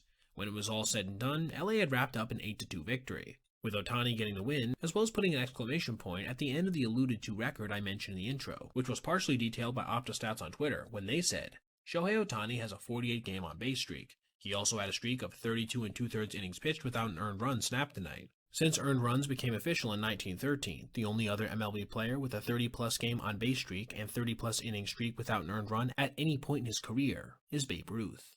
This might seem confusing. If Babe Ruth did it before, how is it a record? Well, the key phrase here is at any point in their career. No one in the history of the sport has ever managed to maintain a 30-plus inning stretch without an earned run and 30-plus game on-base streak at the same time. In fact, no one's done this for 20 games. It's downright ludicrous. Think about it. This is top 3 hitter in the game stuff combined with top 10 starter activities, something that is not only unprecedented, but even after all these years of him doing it, hard to even believe is possible. Pretty much nothing has gone right for the Boston Red Sox so far in 2026. Not only have they lost at this point 4 out of their first 5 games, they've also done so while being outscored by 15 runs, and yesterday was no different, losing by a final of 9-2 in a contest that just never felt all that close. But there was a moment in this one that perhaps encapsulated their struggles better than any other, when they literally ended an inning with a strikeout, yet just kept on playing, resulting in the guy they had just legitimately K'd, reaching on a walk. They were already trailing 5-1 in the bottom of the 5th, courtesy of 2 ringing extra base hits off the bat of Yordan Alvarez, and a couple clutch 2-out knocks from Christian Walker and Joey Loperfido, the latter of which came just before our highlighted at-bat, with Cam Smith at the plate, swinging and missing at a first-pitch breaking ball, before again doing the same on an identical offering. However, in the process of the second one, Joey took off from first, drawing a throw from catcher Connor Wong that skipped into Marcelo Meyer, setting off a chain of events that not only allowed the young outfielder to be safe at second, but to scamper all the way to third after a scrambling throw from Marcelo went off the glove of an inexplicably diving Brian Bayo, allowing Walker to score from third as well. This is probably what destabilized their perspective on the count, because the very next offering would see Smith swing and miss again. Now, if you were counting, that should have been strike 3. The inning should have been over, and Bayo should have been able to make his way through 5 tumultuous innings. But, for some reason, literally nobody on the entire umpiring crew remembered the count, and nobody on the Red Sox did either, so Cam was just allowed to stay at the plate. I will say the Astros didn't flinch in the slightest as well, but I can't necessarily assume that they didn't know, because it wouldn't have been in their favor to point it out. This created one of the weirder looking live box trackers you'll ever see, as by the end of it, when Smith drew a walk on the 9th pitch of the at-bat, the count was considered to be 3-6. This was the final batter of the day for Brian as well. Again, the frame should have ended in him walking off the mound with a K, but instead he had to depart with runners in the corners. Houston wouldn't end up scoring any more in the 5th, but they would manage to tack on 3 more before the contest concluded, with the most notable additional run coming off the bat of Cam himself, who launched his first home run of the season in the 7th inning. And again, like I said, they not only would end up losing this one by a final score of 9-2, but then follow it by dropping their first game in April as well, 6-4, getting swept by Houston in the process. It's a well-known fact in Major League Baseball circles that Vladimir Guerrero Jr. is one of the strongest players we've ever measured in a metric capacity, being one of just 7 guys on record with a batted ball over 120 miles an hour, while routinely ranking amongst the hardest-hitting players in the sport generally. Yet he still did something today that surprised me, and absolutely blew me away in terms of its raw impressiveness and overall rarity. He one-handed a ball nearly 400 feet on the fly. Facing the Marlins immediately after Miles Straw took this harsh dive into third base, which, I mean, just look at that. I can't imagine the kind of razzing he had to take from his teammates after getting back to the dugout. Guerrero led off his AB with an absolute G-hack, swinging as hard as he possibly could while fouling it back. A quality take on a fastball inside was then followed by a comparatively weaker swing on a fastball. The 1-2 would see him take a slider just off the plate away, which perhaps put the idea of that pitch in that location in his head firmly, because in the very next offering, he would essentially get a duplicate, crushing it 383 feet to left field, seeing it hit high off the fence and left, missing a long ball by maybe 5 feet, while driving in a run and pushing Dalton Varsho, who was on first, up to third base. But, of course, it's not the box score result that's notable here, instead being how it happened. Just take a look at hurler Ryan Gusto's reaction. He couldn't believe what he had just saw, which was, in no uncertain terms, Guerrero Jr. launching a ball one-handed, nearly 400 feet to left field, at an exit velocity of 99.1 miles per hour. For anyone out there who's going to say, that wasn't a one-handed swing, it was more so on the follow-through. Check out what the Blue Jays' own announcer had to say regarding the hack. Check out this swing, one-handed. His weight is on the front side. He's totally fooled. Watch him lose his front side. Look at that back leg stuck into the ground. That's an indicator that you're fooled. He hits it on the barrel, still hits it off the wall. I think that's good enough for me. If Vladdy can just manage to get the ball in the air a little bit more this year, he could easily make a run at 40 long balls for the first time since 2021. And it's the kind of power he just showed on this swing. That's the reason why. As for the rest of the game, the Blue Jays would go on to lose to Miami, blowing a 5-run lead late after the minor league portion of both squads entered in the back half of the game, dropping Toronto's spring record, quite inconsequentially, to 1-4. As most of you should probably know by now, it's 2026, and as such, things like spiking opposing players or publicly threatening them after a mild incident are a bit out of vogue. That's something you'd expect to see from the 1970s, not in the era of exit velocity and launch angles. But Wilson Contreras yesterday threw us back to the olden days when he got hit by a pitch in a circumstance that he most certainly was not being aimed at in, and then proceeded to go on a rampage, both on the field and after the game ended, off of it as well. Wilson was facing off against the Brewers in a contest that his squad very much needed to have, as they had started the year just 2-7, and he helped contribute to a decent start in the first when he drew a walk ahead of a Trevor Story RBI single, which, despite some major base runners from both squads entering the bottom of the third, was the only run that it scored. It's at this point we ran into our first major play, when with 2 guys on and nobody out, Brandon Woodruff ran a 93-mile-per-hour sinker high and inside on Contreras, clipping him in the process, though not without a subsequent review from the Brew Crew to confirm that it had done so. But the fact that it was obviously borderline certainly did not dissuade Wilson, who was absolutely incensed, screaming at the pitcher from first base after doing so in the batter's box as well. As much as this is, on its face, a bit stupid, considering the circumstances that made no sense for him to get targeted in, I do understand his sentiment to some degree, because, you see, this is not his first time he's gotten hit by a pitch from Milwaukee. In fact, it was the 24th in just 121 games played against. For a little reference, that is roughly 20% of the total hit by pitches he's ever taken. This is not to defend what he would do next, however, when Willie Abreu grounded a ball up the middle, where Bryce Turang and David Hamilton, a Red Sox player just last year, attempted a turn 2, only to see Contreras go into the bag spikes up, shaking up Hamilton in the process.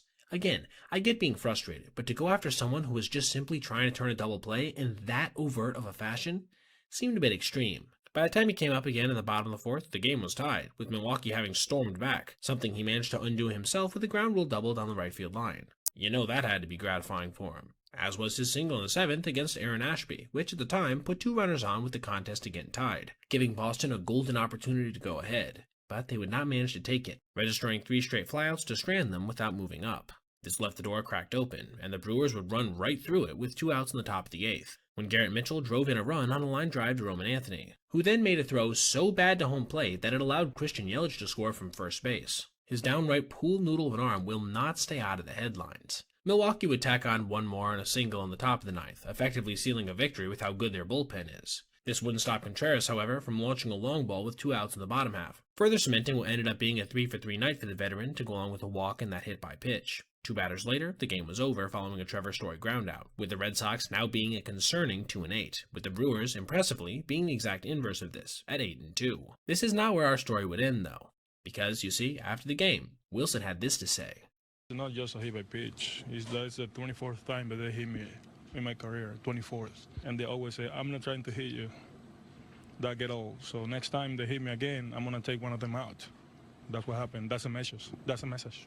That is indeed a very public threat towards another team, which, again, given the number of hit by pitches, I kind of understand, but it still does seem aggressive considering the circumstances of this latest one, as well as the fact that he got his get back right after that on a hard slide. I guess we'll just have to see how things play out from here, because this was just game 1 of a 3-game series. I made a video about Munetaka Murakami crushing what was, at the time, his 6th home run of the year a couple days back, when he launched what was estimated to be a 431-foot dinger that may have encountered some interference because of the batter's eye and center, causing its estimated distance, per StatCast, to perhaps be a bit stunted. Yet there was nothing historic about this moment, with it more so being a statistical oddity I thought was worth detailing. You could not say the same, however, of what he accomplished just 2 days later, something so ridiculous we'd only seen it once before in all of recorded MLB history. Munetaka was at the plate in a then 4-1 contest in the top of the 5th, facing off against the Oakland Sacramento A's of Las Vegas, a team in which he'd already homered in back-to-back nights against. And it would be the same story here, with him getting a hanging slider right down the middle from lefty Jeffrey Springs, launching it at 114 miles an hour to right field, with it traveling an estimated 425 feet, making the score, at the time, 6-1. This gave him his second streak of at least 3+ games with a home run within his first 22 career games, something that only 2017 Rhys Hoskins had ever managed to do before. That's right, not Aaron Judge, Mike Trout, Albert Pujols, Barry Bonds, or even players like Pete Alonso or Gary Sanchez, who got off to such fast starts in the last decade, ever managed to do what Murakami had done.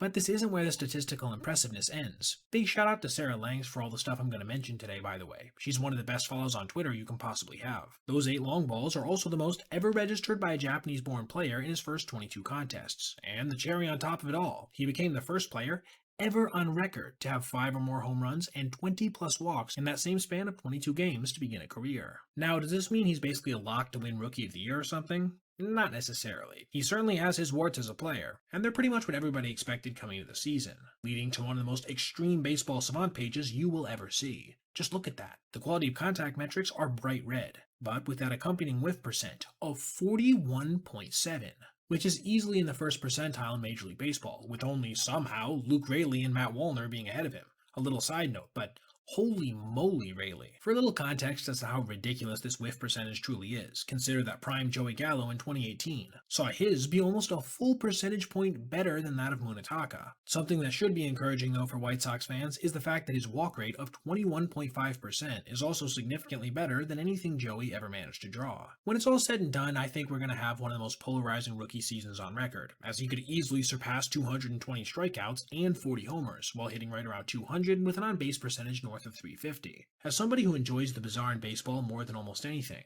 I really hope that he can get to these extreme territories, and potentially, in the process, pick up some real Rookie of the Year support. Alright everybody, if you made it this far, I appreciate you watching, and if you did, consider checking out any of these other videos on your screen right now for other content just like this. Also, if you ever see anything you'd like to see me detail in the video, feel free to reach out to my email, basebpoet@gmail.com, and if I end up using your idea, I'll give you a shout out. Thanks for watching. Have a great rest of your day. Every year there's a number of moronic plays that take place that have a team's fan base face-palming so hard it leaves a handprint, even in spring training when the games don't actually count. And we saw exactly one of these moments today in a contest between the Cubs and Giants, when a triple play took place on a single to right field. You heard me correctly. 3 outs were recorded on a routine base knock to the outfield, and the manner in which it came about was so unexpected it prompted the iconic announcer calling the game, John Miller, to call out the player mainly to blame in a hilariously honest way. The game began in about as unusual fashion as possible, as before we even saw anything in terms of play on the field, there was a delay when there was a fire alarm that went off caused by some fan apparently smoking on premises. This came shortly before our titular character, Matt Shaw, would draw a walk, getting pushed up to second when Alex Bregman did the same. It was here that we would see our highlighted moment, when Seiya Suzuki flipped a 2-1 fastball just over the head of Luis Ariz in right field, with Shaw getting a fairly bad read on it, resulting in him only getting up to third. This created some chaos, as Suzuki, assuming the play was probably going to go to that bag, took off for second, getting thrown out by Rafael Devers, leaving Bregman to make his own way slowly to third base, where he was tagged out because there was already someone there. That left Shaw safe on the bag, but for some reason, the sophomore infielder decided to just leave it anyway, apparently assuming he'd been tagged out, creating a triple play out of thin air for the Giants, drawing a surprised reaction from pretty much all of their players. Miller also had this to say. And now the runner at third leaves the base, and he's going to be tagged out. It's a triple play to end the inning. Oh, wow. Matt Shaw made a boneheaded rookie mistake there. Bregman was the guy who got called out. He left the bag, and then Shaw left the bag as well. And then the coaches there said, where are you going? Get back over there. As Chapman walked over and tagged him out. Triple play. Unbelievable. It's not often you hear an announcer call something boneheaded on a big league field, but considering what he had just witnessed, I do think it was appropriate. I really have no idea what Matt was thinking here. Pretty much anybody who knows the rules of baseball should know that he was safe right where he was. But hey, at least it's spring, so all this is going to end up being is a funny footnote instead of some kind of highlight to be added to a year-end list of empty-brained maneuvers. The Giants would eventually end up winning this one by a final score of 4-2, with one more element of weirdness being that only one run in the entire contest was scored on a hit. This RBI single from Will Brennan. The rest were on fieldouts and a wild pitch.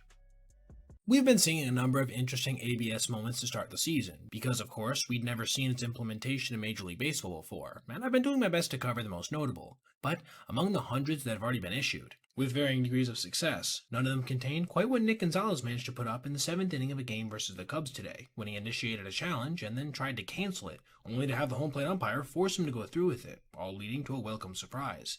Pittsburgh was up 2-0 in this one, courtesy of a 2-run home run in the 7th inning off the bat of Brian Reynolds. A shot that was immediately followed by a sliding catch in right center field by Pete Crow Armstrong, a play that had a catch probability of just 10%.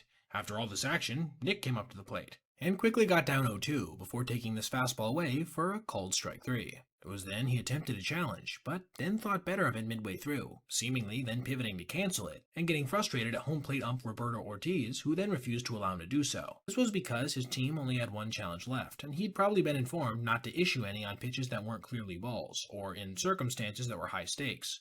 Obviously, we've never seen a hitter attempt to cancel their challenge mid-stride back to the dugout before, so that's notable. But what's perhaps even more hilarious is the fact that it ended up getting overturned, not only allowing Pittsburgh to keep their ABS bullet, but also giving Gonzalez new life. And he would use this to work reliever Caleb Thielbar for an additional 4 pitches, eventually flying out to left field in an 8-pitch at-bat. What an interesting moment in what was otherwise a fairly nondescript game, one that would eventually end by a final score of 2-0. Helping the Pirates to win their 8th game of the season, a relatively sizzling start in comparison to years past. And now, before we go, I wanted to do a little mini segment on this pitch getting overturned in the Padres-Rockies game yesterday, one that offers a great example of displaying exactly why us as baseball fans that like ABS feel the way we do. Just look at a miss like that. In previous years, there would be absolutely nothing you could do about it, even though we watching the broadcast could see that it was basically right down the middle. There's really nothing negative that can come out of allowing something like that to be overturned, even if we still inevitably are working out the kinks a little bit.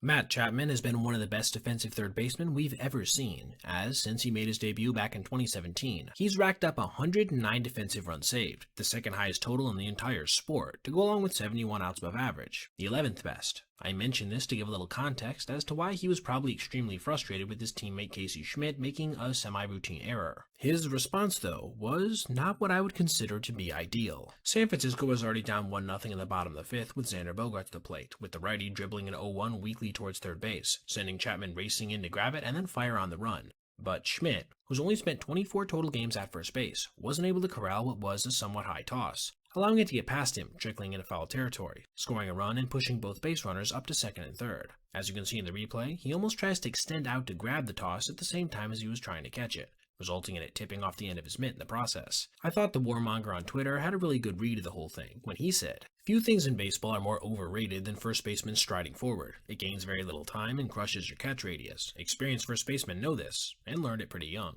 It's far more important to stay back and maintain a bigger catch radius." With that context, look at that one more time. If he stays back a little bit, maintaining a strong posture, he could have grabbed it and almost certainly would have still had enough time to beat Bogaerts. But again, I will reiterate, this is the guy's 24th game at that position, so frankly, it kind of makes sense to me that he would be someone without this knowledge. This didn't stop Chapman, however, from chastising him right out in the open where a camera could see, saying to him with an easy lip read as the infield met at the mound, "Catch the effing ball," and then he reiterated it one more time. Schmidt, to his credit, did not give a response, standing there, taking his lumps, before returning to his respective position. I personally am not a big fan of this kind of behavior. It's clear Casey would have preferred to do exactly what Matt was asking of him, and making such an obvious request does nothing but to alienate your teammates, especially when the public could see it, as this, of course, went viral after. Thankfully for San Francisco, the bleeding would be cut off just one pitch later, when Jung-Hoo Lee made this falling catch on a sinking line drive to right. And overall, I would say the play ended up being rendered somewhat moot, as they would go on to lose this one by a final score of 7-1, after they coughed up 1 in the 6th and 4 more in the 8th, making it their 4th game out of their first 6, where they scored 1 or less runs, bringing their cumulative record to 2-4. The New York Yankees are off to a ridiculously good start so far in 2026, not only going 6-1 through their first 7 games, but doing so while setting or tying multiple records, such as the lowest starter's ERA through the first 6 games of a season ever tracked, and the lowest total of earned runs permitted through their first 7 games in MLB history, along with 2002 Giants and 1993 Braves. But while their performance on the mound certainly has been the most notable piece of 2026 so far, I wanted to put the focal point on a catch today that occurred in the 9th inning of their 8-2 victory against Miami, when Cody Bellinger pulled off one of the best juggling grabs you will ever see on an MLB field. The Yankee offense got started quickly in this one, coming out and dropping 4 runs in the first 2 innings on a home run from Aaron Judge in the first, and then a couple free bases with the bags juiced in the second on a walk and hit by pitch. And then, like has been par for the course so far this season, starter Will Warren would make it hold up, only permitting 2 earned runs through his 5 2/3 innings of work on 2 solo homers. Afterwards, their bullpen went completely scoreless, all while the bats continued to hack away, tacking on runs in the 6th, 7th, and 8th, with the most notable swings coming off the bat of Ben Rice, who recorded 3 RBIs in this time frame, with a homer and 2-run double. And so, entering the 9th, it looked like yet another dominant, if somewhat nondescript victory for the men in pinstripes. But there was still one ridiculous play yet to occur. Because, you see, leading off this inning was Xavier Edwards, owner of one of the 2 solo homers on the day, and he proceeded to crush a 1-1 cutter to left, driving Cody Bellinger back towards the warning track, where he leapt, saw the ball go off his mitt, and then, all in one motion, grabbed it on the backhand on the way down. Now, at first glance, this might have seemed impressive, but not necessarily all that notable. But just take a look at this replay. It hits off the palm of his mitt, and then as it goes to fall, he just sticks his glove out there and secures it. A move so unlikely to work that even he couldn't believe that he pulled it off. And I have to agree, every year there are a couple defensive plays that just blow my mind, and this is probably the first one of 2026 to do so. Look at this alternate angle. To have the body coordination, too, while the ball is falling out of your mitt, mid-leap, adjust, and still manage to secure it, is simply ludicrous. Shortly after, the game concluded on a much easier play for Cody, securing an 8-2 win for the Bronx Bombers, as they continue one of their hotter starts to a campaign we've seen in recent years. And now, before we go, I also wanted to give a mini shout out to one of the funnier reactions from an umpire to an ABS challenge we've seen so far this season, when Alfonso Marquez called this pitch a strike versus Trent Grisham, that was subsequently overturned, with him looking downright shocked, and then seeming to say, "That's not even close. Holy cow." You just love when umps are self-aware and not embarrassed to be wrong once in a while. It certainly makes it easier to stomach than them being excessively prideful or something. Okay guys, I'm really at a loss for how to open this video. Do I go over the level of struggle that's been taking place for the Mets in the last couple weeks? Do I detail how horrible their offense has been, or how bad the bullpen is, or how they lack essential defensive fundamentals at key times? Do I mention a few key injuries that have played a part? Or do I just hop into what amounts to another dreary loss, this time with an accompanying mockery from the opposing team they just got beat by?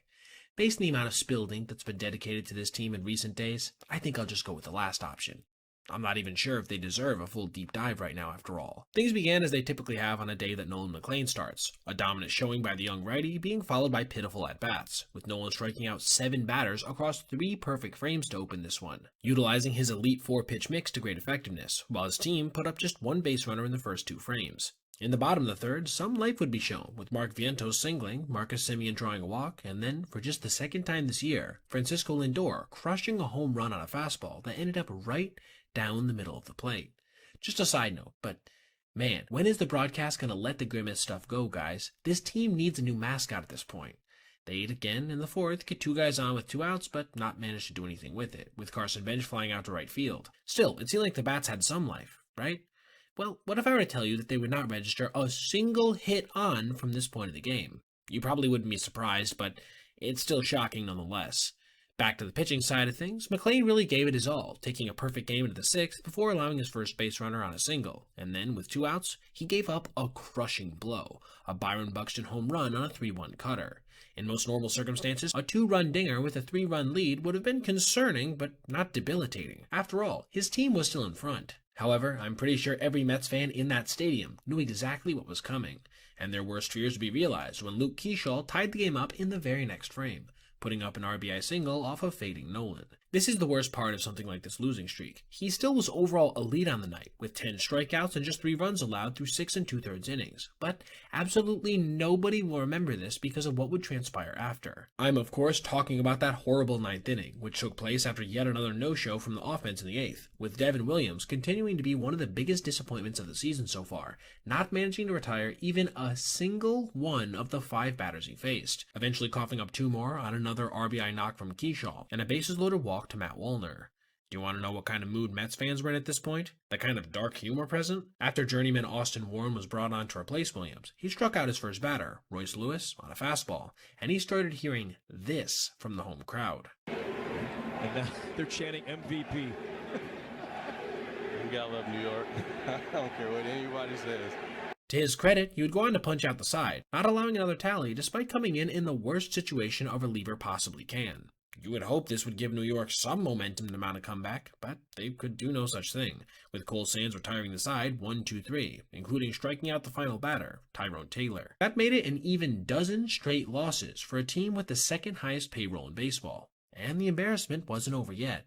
You see, the Twins social media team posted an image saying, quote, "Things you can get in a dozen.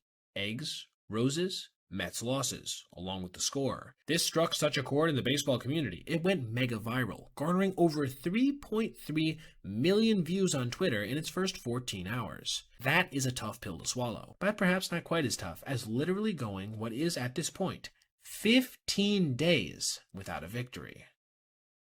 Mike Trout had a red-hot start to the 2026 season, absolutely decimating the Astros in his first series with a barrage of home runs, singles, and, of course, walks.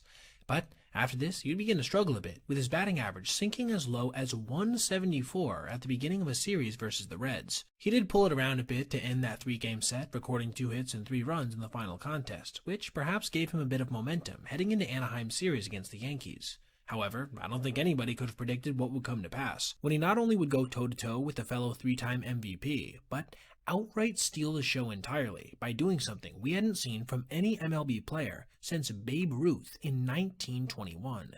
I'm going to go through his performances in each of the 4 games, while generally addressing what happened otherwise. Something I will get out of the way before we start is that Aaron Judge had an insane stretch as well, hitting 4 home runs, but this video isn't about him, so that's the last I'll mention of it specifically. Kicking off Game 1, which turned into an absolute knockdown, drag-out slugfest, Trout got off to an unceremonious start, grounding out weakly to first baseman Paul Goldschmidt, a part of what was a pretty slow start for the Halos, who were down 4-0 by the time Trout came up in the 4th. And while he would get on base this time, it was not in a way that reflected nicely on his stats, as he reached on a fielding error from shortstop Jose Caballero. Though he did hit the ball 99 miles an hour, so that's something. This takes us to our first sighting of MVP Trout, in the top of the 6th, when he came up with 2 guys on, and proceeded to launch a 421-foot SAR bomba to left center field, knotting things back up with 1 swing of the bat. But we weren't done yet. He was back at in the top of the 8th, going deep to a very similar spot, with this one traveling an additional 24 feet, coming in at 445.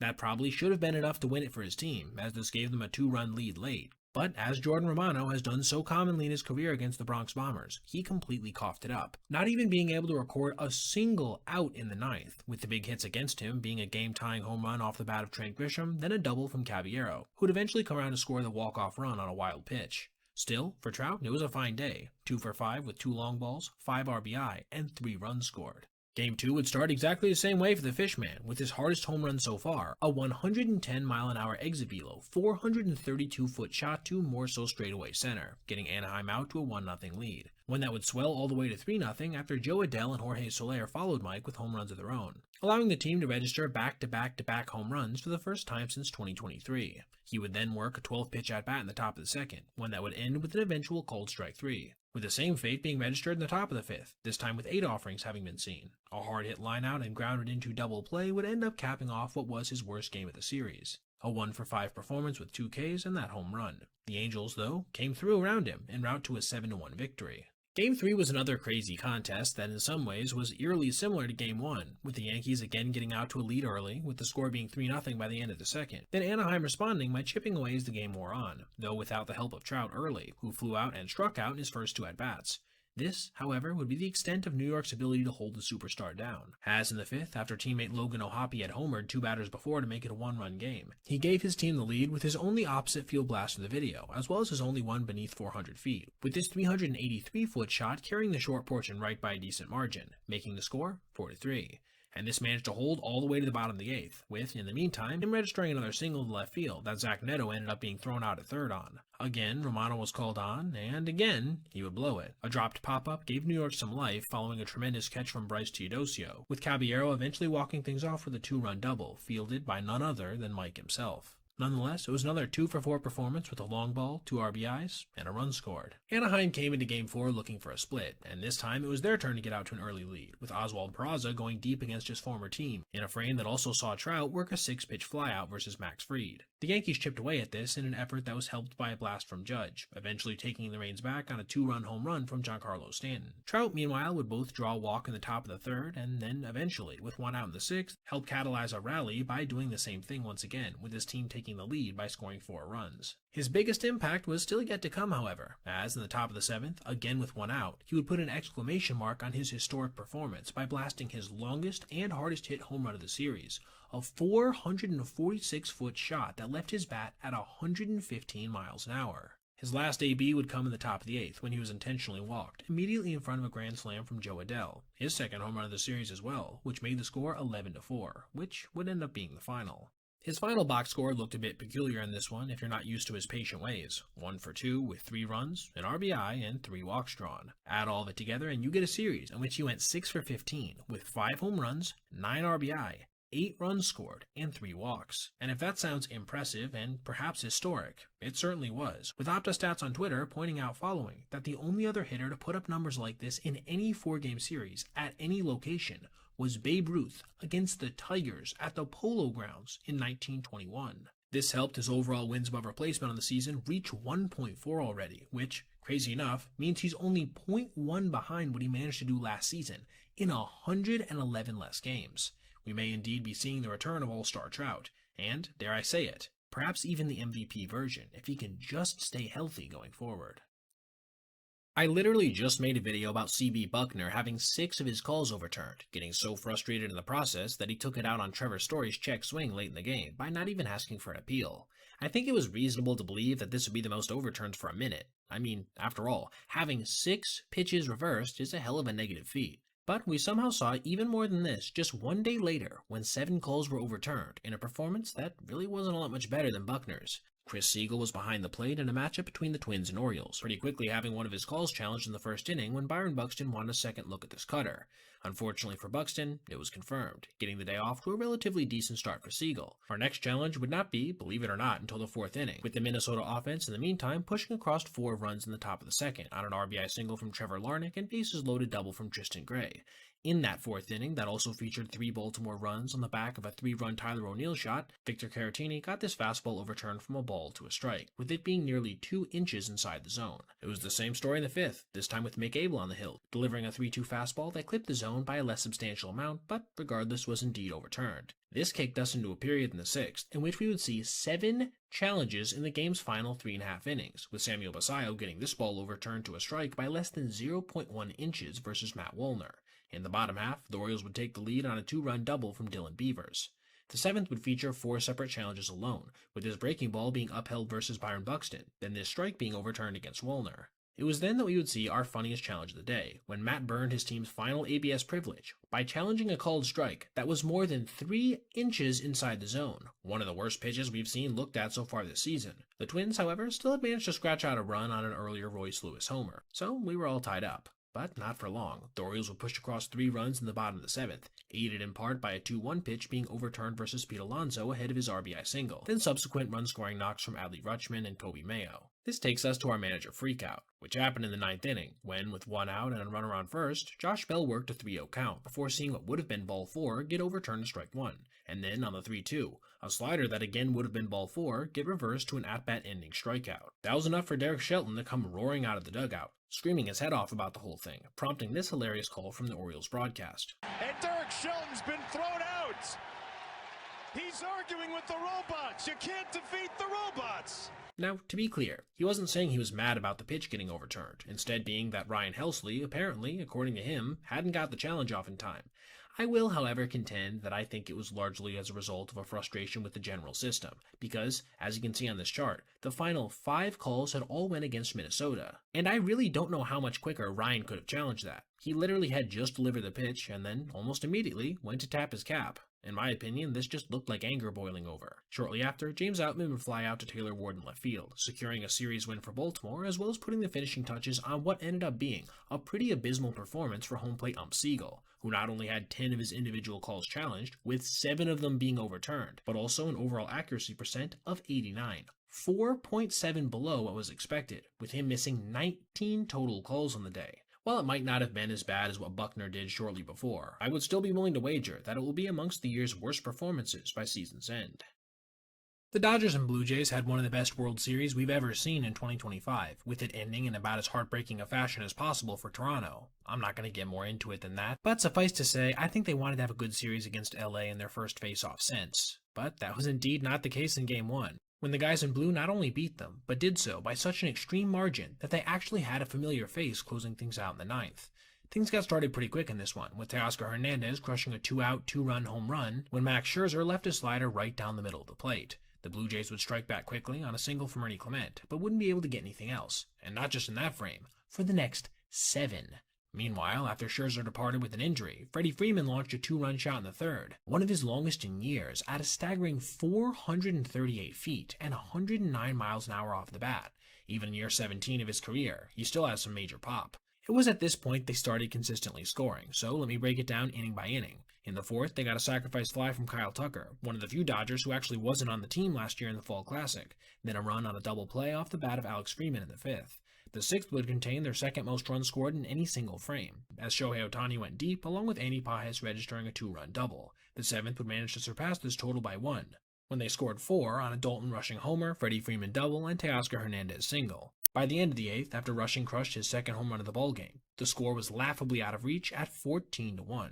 This prompted Dave Roberts to do something interesting in the 9th, bringing in utility man Miguel Rojas, the hero from Game 7, to close things out on the mound, saving himself a bullpen arm in the process, and perhaps rubbing in the narrative a little bit. And to Miguel's credit, he made his manager look smart, loading the bases with nobody out before retiring the next 3 with little issue, eventually putting a bow on one of the bigger blowouts of 2026 so far, helping the Dodgers to get out to an impressive 8-2 start, while dropping the Blue Jays to just 4-6 after they had started the season 3-0. Before we go as well, I just wanted to share a little update on Cody Ponce of the Toronto Blue Jays, who I made a video about a couple days back when he was injured trying to field his ground ball versus the Rockies. Unfortunately, John Schneider announced today that he will undergo season-ending knee surgery as a result of a right ACL sprain, as shared by Foul Territory on Twitter. This is pretty much as bad of a result as possible for a guy who had just come over from the KBO.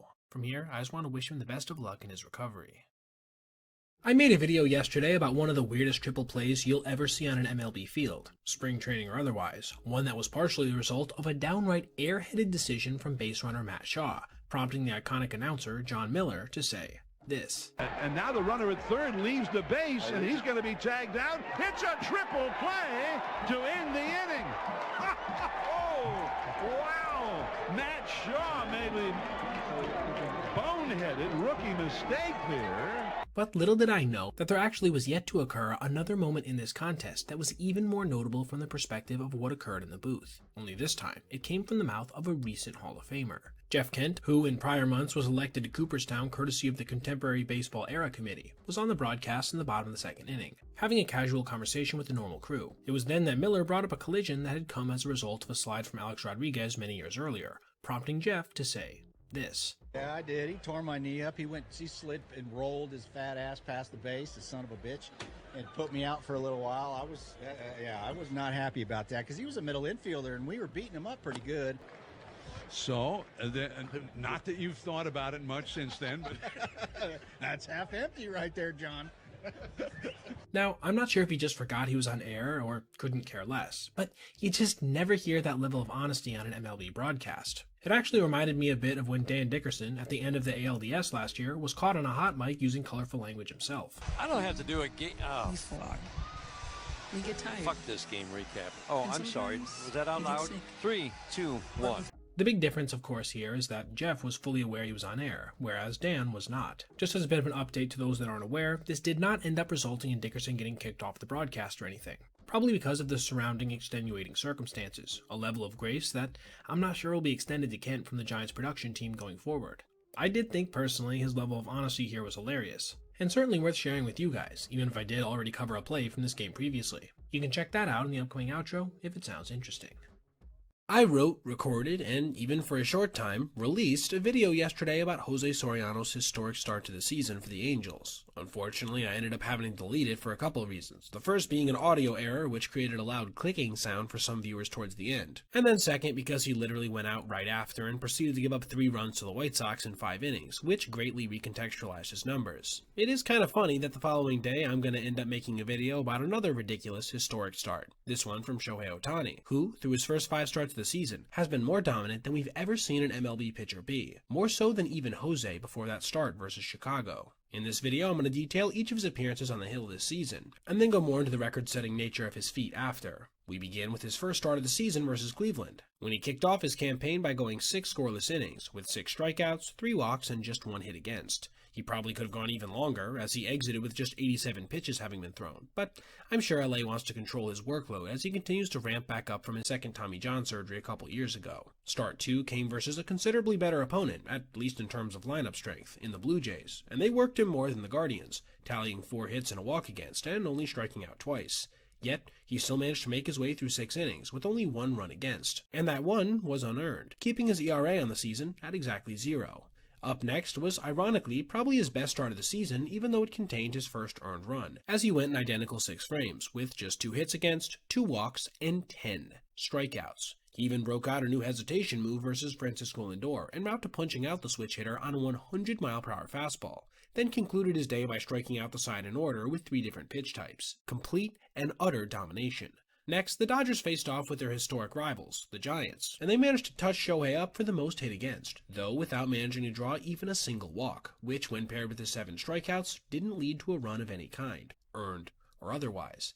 This is a great time to bring up that in these first 4 appearances, he hadn't had to face more than 24 batters in any one start. A pretty ridiculous feat when you think about it. And lastly, the start that officially sealed the record we're going to discuss in a second came yesterday versus the Marlins, in what was easily his most tumultuous appearance, with him dealing 3 free passes, giving up a season-high tying 5 hits, and hitting a batter while committing a rare error in the field as well, leading to 2 runs scoring this time, with 1 of them being earned. He did manage to strike out 9, but it wouldn't end up coming in a winning effort, with him taking his first loss of the season when the Dodgers dropped this one 2-1.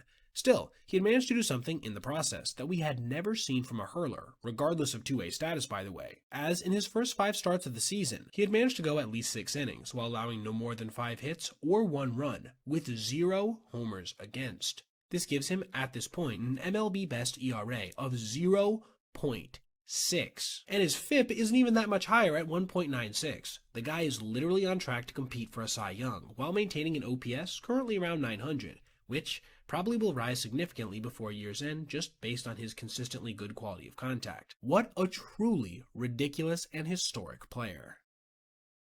The Chicago White Sox improved massively last year relative to 2024, going from one of the worst teams of all time to simply well below average. This growth curve, along with a very interesting offseason, had a lot of Southside fans excited for what 2026 could bring. And while a 1-game sample size isn't enough to glean pretty much anything, I can say that their season opener couldn't have done much more to throw water on this emerging fire, because, you see, they not only struggled, they set multiple records for ineptitude to open the campaign. You certainly couldn't tell it was going to be this way, however, at the start, as Chase Meidroth, the first batter of the season, launched an absolute tank at 108 miles an hour, 417 feet to left center field, a degree of power I didn't even think he had, getting his team out to a 1-0 lead. This would, however, pretty much be the highlight of the afternoon. Starter Jacob Misiorowski would then immediately punch out the next 3 batters, and then 2 in the next frame. Meanwhile, Milwaukee would charge out to a 4-1 lead when William Contreras cleared the bases with 2 outs versus Shane Smith in the bottom of the second, a lead that, spoiler alert, would never be even remotely challenged again. But saying that doesn't quite capture the level of dominance they had to endure over the next 7 frames. Between the 3rd and 5th innings, they would strike out 6 more times, bringing Misiorowski's total on the day to 11 in just 5 innings, with that 1 run given up. In the meantime, the Brew Crew would double their run total to 8 when they got on the board with their first home run of the season, courtesy of Sal Frelick in the 5th. And the barrage just kept coming. 3 more runs in the 6th, and then the same in the 7th. And that was just on the pitching side. Hitting-wise, Chicago would see their lineup strike out 9 times over the game's final 4 frames, including 6 in the final 2. Though, mercifully, there was a slight glimmer of light when Munetaka Murakami launched his first career home run to right field. Part of what was, I would say, a pretty impressive debut. Bizarrely, even though coming into the season he has major strikeout concerns, he was one of only 2 hitters on the day for the Chi Sox that didn't punch out. When it was all said and done, they had lost 14-2 and done a couple things we had never seen before in the process, like per Jay Cudda, become the first team in baseball history to strike out 20 times and lose by double digits. And then per @JHeyKid, the first team to have a game where the offense struck out 20 plus times, got 4 or fewer hits, and the pitching staff issued 10 plus walks. Overall, do I think that this team is going to be worse than last year's squad that won 60 games? No, I don't. But there will certainly continue to be stinkers along the way, and this one just so happened to be one of the smelliest we've ever had the displeasure of observing. One of my favorite parts of being able to make baseball YouTube videos is highlighting the truly bizarre, those moments that might not be discussed very much at the end of the year, but which deserve acknowledgement for how downright weird they are when they happen. And it's with this being said, we saw something that very much fits this description a couple days back, in a Guardians-Royals game, on a double play so rare that we hadn't witnessed anything like it in Major League Baseball in over 30 years. Michael Wacha was facing the Guardians in a 1-1 game in the bottom of the 4th, hitting Kyle Manzardo with 1 out ahead of our highlighted play. I wanted to mention this too because it's a rare example itself of a time where a batter who was hit by a pitch was less hurt than the catcher that it ricocheted off of. Anyway, on the very next offering, Rhys Hoskins would rip a line drive towards third baseman Maikel Garcia, who saw it go off his mitt on a dive before perfectly ricocheting to Bobby Witt Jr., who then made a non-target toss to Jonathan India to start a 5-6-4-3 double play. That's right, literally everybody on the infield dirt had managed to touch this ball, and if that seems on its face pretty rare, it is. So much so, in fact, that Sarah Langs would later tweet out that this was the first one we had seen in MLB since 1995, when the Giants did so against the Montreal Expos. You gotta feel for Hoskins a bit, who could have had a base hit that put 2 guys on with 1 out, instead suffered one of the rarest double plays possible on a big league field. And this would prove to be pretty impactful for the game itself, as the Royals would go on to win this one by a final score of 4-2, with Kansas City registering 2 home runs in the process, including 1 from rookie Carter Jensen. Who knows, if Garcia, Witt, India, and Pasquantino don't make that play in the 4th, a substantial rally could have started. But instead, it'll simply go down as one of the weirder, if semi-underrated moments of the 2026 season when it finally concludes. And now, before we go, I wanted to do a mini shout out to Blue Jays manager John Schneider for putting up probably the most heated ejection I've seen so far this season, when he got booted from a game in the 5th after a balk was called on his pitcher. You can tell that the passion he was putting on display wasn't just a pushback against the umpire, but also served as an attempt to rally something out of his troops, who had lost 5 of their last 6 games at this point. Unfortunately for him, it wouldn't work, as eventually, Edwin Diaz would go on to strike out the side in the 9th inning, closing down what was LA's 2nd straight win over Toronto in their rematch of the 2025 World Series. Stop me if you've heard this before, but the Mets are really going through it right now. After winning back-to-back games in borderline miraculous fashion, they then proceeded to get swept by the Colorado Rockies, a team that entered the series at 10-16, even if they are vastly improved from last year. In the entire 3-game series, they scored just 4 runs, including 1 in their doubleheader yesterday, dropping them to 10 games under 500, nearly 30 games into the season. This was enough for their longtime radio voice, Howie Rose, to outright imply that somebody needed to be fired in their subsequent off day, something you will almost never hear from a broadcast. After I take you through a recap of their twin bill, however, I think you'll understand a little bit better. They began their day with their star rookie on the hill, Nolan McLean, who punched out 2 batters in the top of the 1st, ahead of the Mets loading the bases with 1 out in the bottom half. All of this was taking place versus lefty Jose Quintana, who entered the game with an ERA over 6, so it really felt like a breakout was coming.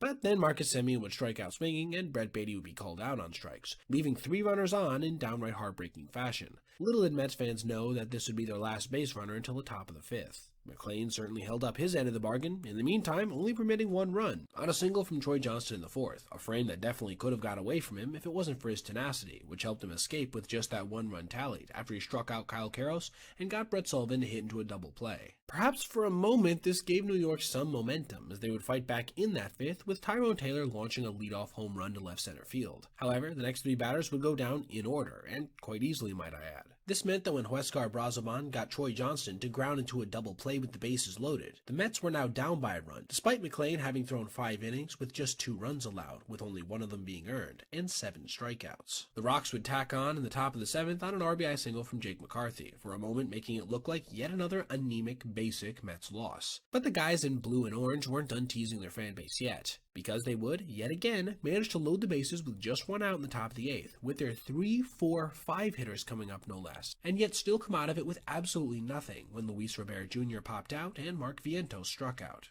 A 1-2-3 ninth against Victor Vodnik officially sealed their first loss of the day. And yet, I still think you could consider this performance to be vastly superior to what they would post in the next game, as at least they had some traffic in that one, and they did manage to score at least 1 run.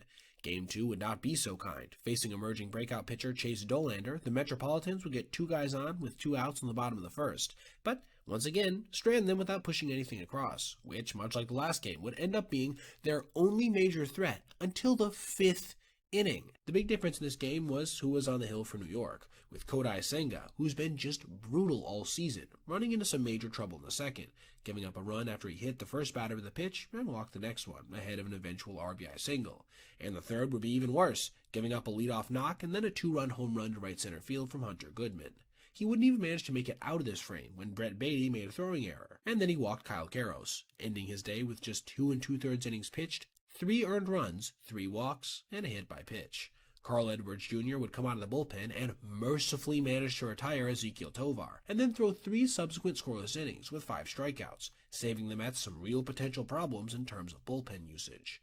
They could not, however, reward this effort with any kind of offense, as jumping all the way to that fateful bottom of the 6th, they put 2 guys on with nobody out, and then, despite Tyrone Taylor lining a ball at just 65 miles an hour to first base, Ronnie Mauricio, because he didn't freeze on the liner, got doubled off, completely draining the life right out of a potential rally. Bo Bichette would ground out shortly after. The rest of the way, the Mets would only manage to register 3 base runners in the last 4 innings, none of which came consecutively, eventually seeing Carson Bench fly out to Mickey Moniak in left field with a runner on second, ending what can only be described as one of the most nightmarish doubleheaders you can possibly have. This is perhaps what influenced Howie to say this post-game. And you know, with an off day tomorrow, you just have to wonder if some kind of move is coming, because there's just nothing happening here right now for the New York Mets. They have been swept by the Rockies today and in the series. Anyone who's in the baseball space knows exactly what he's saying here. There needs to be a change in management of some kind, probably with the firing of Carlos Mendoza, but potentially even with the letting go of their front office staff as well. A major shakeup should be on the way, and it'd be the perfect time to do it on an off day ahead of their series versus the Nationals, one that, perhaps with a little post-firing magic, they could look to win to get back on track. I'll be the first person to admit that the stat that I'm going to be discussing today, that basically gives me an excuse to make this video, is a little specific. But I want you to follow me, because this is not just about what Kevin McGonigal has managed to do in this highly specialized capacity, but also what it proves about his profile that makes him one of the most unique rookies we've seen in baseball's modern era, in the most positive manner possible. First though, let me present the stat, which I got from Chris McCoskey on Twitter. Kevin McGonigal is the 5th player in MLB history with 30 or more hits, 10 or more doubles, and less than 15 Ks in their first 25 games, at the age of 21 or younger, and the first to do so in 90 years, when Cleveland's Roy Weatherly and New York's Joe DiMaggio did so in 1936. Like I said, it does have a lot of qualifiers, but I want you to understand exactly what this implies. The dude is literally putting up the profile of one of the best hitters of the 1940s in DiMaggio, who was no slouch in that rookie season either, finishing 8th in MVP voting, with an OPS over 900. For Kevin to be able to have the kind of pop to smack that many doubles, yet the kind of batted ball profile additionally to only strike out 14 times in his first 25 games is truly unique, especially at that young of an age. And if you wanted to add another qualifier on there, you could throw in the fact he's also walked 14 times, the exact same amount as the strikeouts. And yet, somewhat bizarrely, per the advanced numbers, he's actually gotten relatively unlucky, with an expected slug 70 points above what his actual number is, as well as an expected WOBA 14 points higher. Now, I want to take it even a step further though, and compare him to the top 10 players in the league in whiff percent, which probably is the most relevant stat that connects to what McCoskey laid out in terms of avoiding strikeouts. No disrespect to the other players in this group because we actually have some really solid hitters here. But just take a look at that. He's whiffing the 7th least in the entire sport, and yet he still has far above average totals relative to his peers around him in quality of contact, being ranked first in this group in adjusted exit velocity, EV50, hard hit percent, barrel percent, by well over double by the way, launch angle sweet spot percent, expected WOBA, and actual WOBA, with his walk rate being third behind Perdomo and Jacob Marcy, and his overall K percent being middle of the pack, despite all those incredible quality of contact metrics. And yet, somehow, it gets even better. The biggest knock on him so far this season, I think you could say, would be the fact that he hasn't really hit any home runs, with just 1 so far, coming out to a pace of about 6 in a full season. And yet, he's also exceptional at the #1 predictor of future dinger success, with a pulled air rate of 27.5%, which has him in the top 25 in the sport amongst those with at least 50 batted balls, despite it, again, being his first month and some change in the bigs. To put it simply, there's really nobody in the entire major leagues who's managing to avoid swing and miss and strikeouts, while pairing it with the kind of impact contact that McGonigal does. And I think the stat shared by Chris encapsulates this pretty well, and I absolutely cannot wait to see how the rest of this campaign plays out for the superstar in the making, for my personal favorite team, the Tigers. Matt Chapman's biggest notoriety in 2026 came just here recently versus the Padres, when he cussed out his own teammate after he couldn't secure what was a fairly high throw to begin with. A lot of people didn't take too kindly to this, including myself, thinking it was a bit classless. But, oh man, he's been getting punished by the baseball gods for it since. In the next series, he not only made this horrible-looking error with the bases loaded versus the Mets, a play that directly cost his team 2 runs, but then another in the game yesterday, that admittedly his first baseman probably should have had, but still, if you're going to hold your teammates to such high standards, you probably should be making that throw. But it wasn't this necessarily that I wanted to discuss, instead being what he did the very next inning. Something so stupid that the opposing announcer had to call it out for exactly what it was, and not just that one moment specifically. San Francisco was facing New York in the final game of a 4-game series, which they were losing 2-1, and things got off to a poor start in the top of the second, when, with nobody out and 2 guys on, Mark Vientos singled. But from here, starter Logan Webb would clamp down, not only working out of that jam without giving up another, but going on to throw 7 innings of 1-run baseball.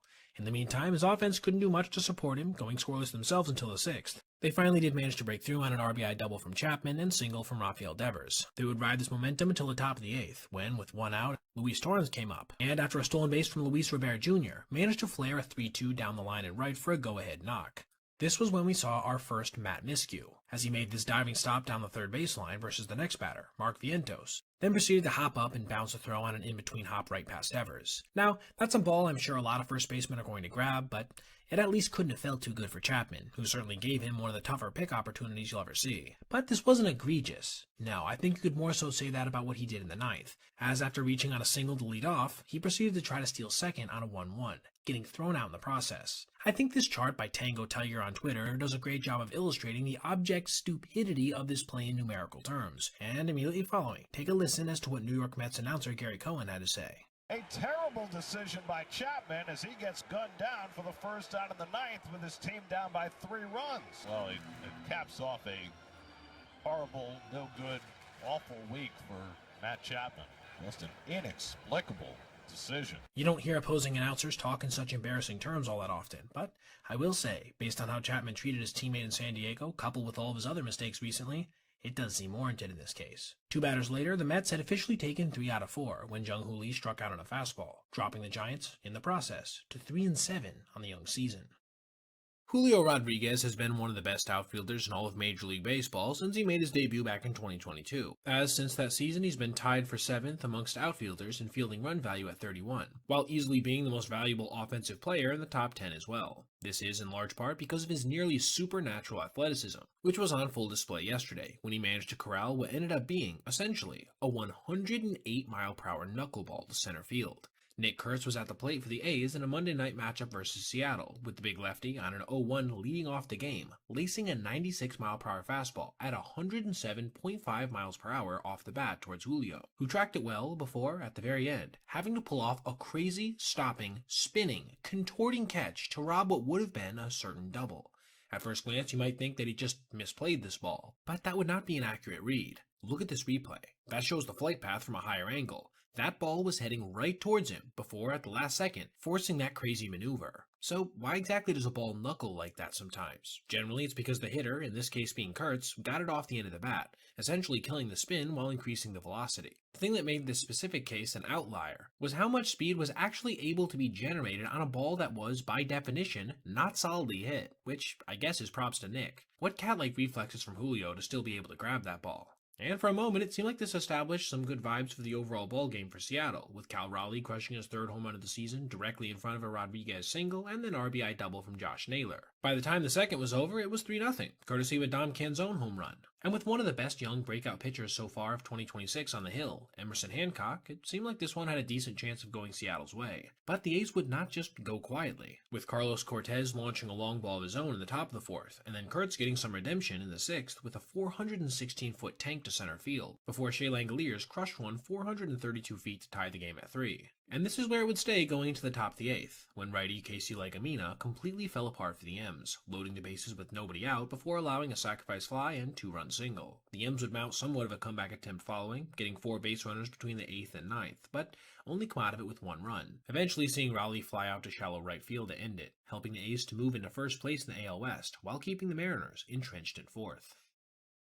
The New York Yankees had an outstanding game yesterday overall, winning by a final score of 12-4, courtesy of some quality performances from players they really needed to receive them from, like Ryan McMahon, Jose Caballero, and the center of our video today, Jazz Chisholm Jr., who had a moment at the end of this one that was so embarrassing for him personally when it came to an ABS challenge. He said post-game that he would fine himself $1,000 as a consequence. I'm totally serious, by the way. The day did get off to a hot start for the second baseman, with him registering a 2-run single in the top of the first to put his team up 3-0, and get the Astros off to yet another bad start early. And unfortunately for them, on this day, they were facing Will Warren, a pitcher who's had a bit of a breakout so far in 2026, and they wouldn't be able to do much against him, scoring just 2 through 6 innings, while McMahon homered in the second and Chisholm did the same in the fourth, a welcome sign of life from both players who struggled mightily to begin the year. For Jazz specifically, this was his second homer in 2 games, with this one reaching almost 107 miles an hour, looking much like the tanks he was crushing throughout all of 2025. The production would not stop here though. He walked in the top of the 6th before eventually being brought around to score on a sacrifice fly from Trent Grisham, with his squad being up 8-2 by the time the frame concluded, putting things pretty firmly out of reach.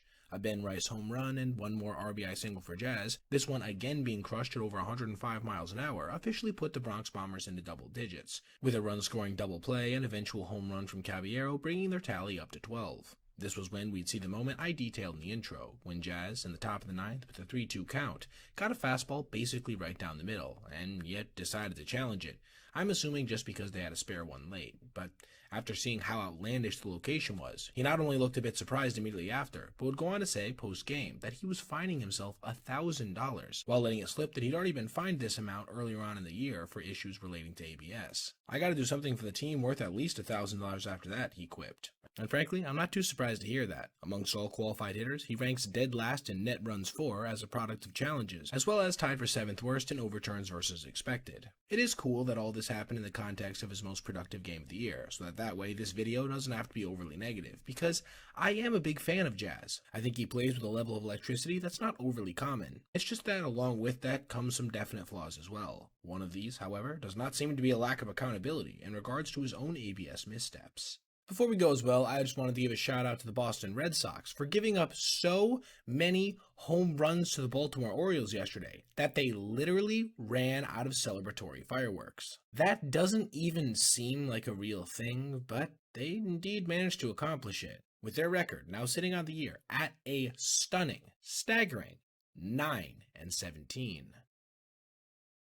When Javier Baez first emerged in the big league scene in the mid-2010s, he became a national star for some of the downright impossible things he seemed to be able to do on an MLB field, like endless swim moves, ridiculous, nearly impossible diving plays, lightning-quick tags, and hits that downright didn't make any sense. In the years after signing with Detroit, however, the magic of El Mago largely faded, only coming back for bits and spurts last year really, when he made an all-star team, in a season that still ended up seeing his OPS creep under 700. But even through his struggles, there still are flashes of his alien ability, and we got a front row seat to just that yesterday, when he pulled off nothing less than one of the best slides you will ever see on a major league field. He was at the plate in a then scoreless game with Zach McKinstry on first base, lining a ball down the right field line against Seth Lugo. This probably should have been second and third, but Tigers third base coach Joey Cora is very aggressive, and he decided to send McKinstry home, with him getting nailed after a subsequent challenge. In the process, Baez did move up to third, though.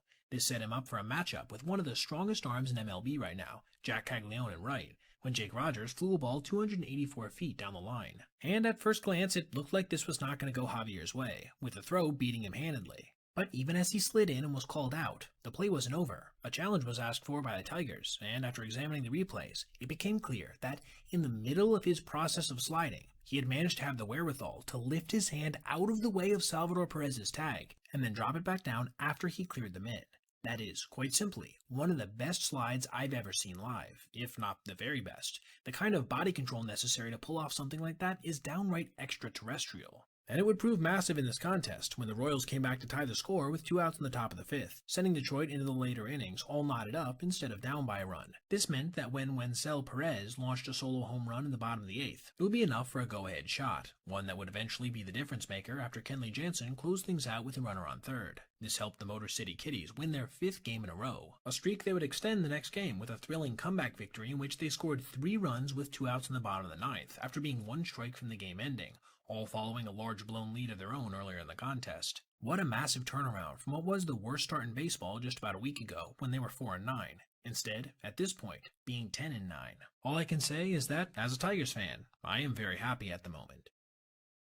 With the implementation of ABS in 2026, we've got a chance to see a number of notable moments early on that have pushed the boundaries of what's allowed and what's not.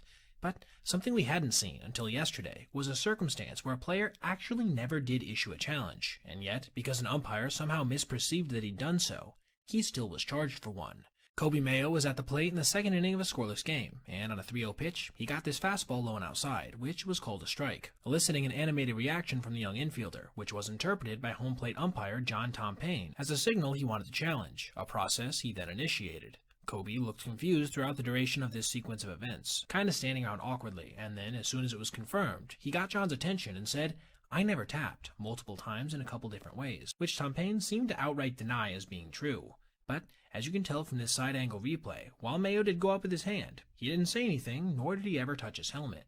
That 100% should not have been a challenge per the rulebook. And yet, not only was it one, it was unsuccessful at that, causing the Orioles to lose one of their 2 ABS bullets. To Mayo's credit, he would manage to lock back in immediately after, lining the next pitch 111 miles an hour into the left field corner, directly ahead of being scored himself on a double from Sam Huff. This game would end up being a little bit crazy, with both teams trading runs throughout the middle innings before, eventually, getting all the way to the 10th, when Adrian Del Castillo of the D-backs gave his team the lead on a 420-foot tank to center field. Nolan Arenado would eventually tack on an RBI single of his own, giving his squad a bit of breathing room, which they wouldn't even end up needing, retiring the side in order in the bottom half without giving up a run, putting the finishing touches on a contest that featured one of the more bizarre ABS missteps we've seen so far, when an umpire outright cost a team a challenge because he thought a hitter was asking for one, when he most definitely was not. This is going to be the 3rd video I've made about Munetaka Murakami in the last week, because he keeps doing things that we've never seen before, and not in some kind of small arbitrary way either. I'm talking about major impact when it comes to power, on levels we've never seen from a player in his first year. And while yes, you can debate whether or not he should count as a rookie, considering he was playing at the highest level of Japanese baseball for over half a decade before coming to MLB, I still don't think this does much to diminish his historic accomplishments, another of which he registered yesterday versus the Nationals, when he not only hit an incredibly impressive home run from a physical perspective, but from a record-breaking one as well. Mooney began the night in one of the most predictable manners possible, striking out with the guy on third in the bottom of the 1st. This is one of 36 strikeouts he's already tallied, fully living up to that 3 true outcome mold we expected of him. But along with that certainly comes some massive power as well, which is what we would see in his very next at-bat, when in a 1-2 count, he got a changeup perfectly placed over the low and outside corner, a pitch that the vast majority of players are not even hitting hard. Murakami, though, has outlier power characteristics, and he's allowed him to crush this at 104 miles an hour, 415 feet to dead center field, despite being out in his front foot. That is a ridiculous accomplishment in and of itself, though perhaps not as impressive as the record it allowed him to set, with him being the first player in the history of Major League Baseball to register 11 homers before May as a rookie. Here's the crazy part, though. The White Sox still have 5 games remaining on their schedule before the month is out, giving him ample time to push this mark even further. He would go on to get intentionally walked a couple innings later, which really shows a lot about how he's coming to be viewed, because it came versus a lefty after he'd managed to work a 2-0 count, and then use ABS to overturn a strike on a sweeper, something he's been downright elite at, by the way, with his overturns versus expected easily being the best in Major League Baseball so far at 5.1, with his net runs for being tied for third. He would get one more at-bat before the day was out, crushing another hard-hit ball to center field at 108 miles an hour, though this one ended up being routinely hauled in by Jacob Young. With his help, the White Sox would end up emerging victorious by a final score of 5-4, getting the go-ahead run on a sacrifice fly from Sam Antonacci in the bottom of the 8th, then seeing Sir Anthony Dominguez work around some serious trouble in the 9th, striking out the powerful James Wood with a runner on third to end it. Even if the White Sox end up losing 90-plus games this year, they might be the most entertaining 90-loss squad we've seen in some time, and it's in no small part because of the exploits of Murakami. There are a few things in Major League Baseball that hurt worse than a blown lead. Especially when it's in the late innings of a contest you feel your team should have had a good chance of winning. There's all different kinds of forms a blow-up can take. A walk with the bases loaded, a game-breaking home run, a seeing-eye single in the right spot. I'm, however, going to put forward that I think the single most painful variation possible is a fundamentals breakdown, and we just saw that yesterday in a major way in a contest between the Guardians and Cardinals, when, with 2 outs, Cleveland completely fell apart. The game got off to a pretty fast start early, with Jose Ramirez slugging his 3rd home run of the year in the top of the 1st, a shot that left his bat at 108 miles an hour and traveled nearly 400 feet. This was a good sign for Jose, who's been struggling a little bit, at least by his standards, to open the campaign. Ivan Herrera, though, wouldn't wait long to strike back, launching his 1st home run of the year on an actually well-placed changeup, sending it 401 feet to left field. Then, in the top of the 2nd, Daniel Schneemann would crush what would end up being our longest ball of the day, a 424-foot nuke to center field. But while that one may have been the longest, it certainly would not be the last, with J.J. Weatherholt in the bottom of the 3rd getting on the board with his 2nd career home run, tying the game up at 2. And then, despite some traffic from both sides, this is where it would stay going into the top of the 8th, with, most notably, a run being outright taken off the board when Stephen Kwan robbed Alec Burleson with a diving catch in center field in the 6th, resulting in a double play after he managed to throw back behind Weatherholt. In that 8th, Cleveland would finally manage to break through, this time on a ground ball that just snuck past the outstretched glove of third baseman Ramon Urias, allowing George Valera to register an RBI double. Angel Martinez would do the same just 2 pitches later, on a laser down the right field line, scoring 2 more, pushing Cleveland's lead to 5-2. This is when I'm pretty sure most watchers of this game became convinced this was curtains, as Cleveland's big superpower in recent years has been their excellent bullpen. But on this night, that would not be the case, with Eric Sabrowski, who was on to try to get things to the 9th, proceeded to give up a 2-run home run 3 batters into his appearance, again to Weatherholt, with that swing being an excellent example of why many in the industry believe that JJ can be a superstar. Being able to hit that pitch in that spot to that location on the field is just ridiculously impressive. Still, the Guardians maintained their lead going into the bottom of the 9th, and after Nolan Gorman flew out to center field, they had Cade Smith, one of the best relievers in the entire game, being just 1 out away from victory. That was when Mason Wynn, a hitter with just a career 91 OPS plus, came to the plate and knocked a routine ground ball to second, but second baseman Juan Brito, who had just come in the game to pinch run, played it horribly, allowing it to bounce off himself and into right field instead of getting in front of it, extending the game for at least another hitter. Smith was still out there, however, so the chances for any kind of comeback remained low. The chances, however, would go up on the first pitch to Yoel Pozo, a breaking ball to the backstop which allowed Wynn to move in a scoring position, and then, quite horrifyingly for Guardians fans, Pozo would make them pay dearly, lining a ball at 105 miles an hour into the right center field gap, tying the game up at 5. The bleeding would stop here, as Cade would strike out Thomas Saggese to send it to extras. But the damage was done. Cleveland had to strike back to get that horrible taste out of their mouth, to try to get the momentum back on their side. Unfortunately for them, though, that's not what would happen. A flyout, strikeout, and groundout would mean that they were going to the bottom of the 10th in a still-tied game. This was when even more pain would set in, as with the first batter in that frame, Nathan Church, attempting to give himself up on a bunt, Tim Herron would sling a curveball to the backstop, doing the job of moving the base runner up for him without even having to sacrifice an out. Church would then lock in to do exactly what he needed to, launching a fly ball to right field that was just deep enough to allow base runner Saggese to score, sealing a thrilling comeback win for the Cardinals, and one of the most painful losses you will ever see on a major league field for the Guardians, who managed to snatch a defeat from the jaws of victory, with some of the worst fundamental baseball you can possibly play in those situations. Yordan Alvarez lost a home run yesterday in a very interesting way, with a ball that was pretty easily going to be a homer hitting off the closed roof in right field, resulting in it being called a foul ball, a judgment that would stand after review. But while this was certainly weird, it wasn't in any way record-setting. But you couldn't say the same for the subject of this video, as this Ian Happ fly ball got knocked down by an amount that we had never seen before.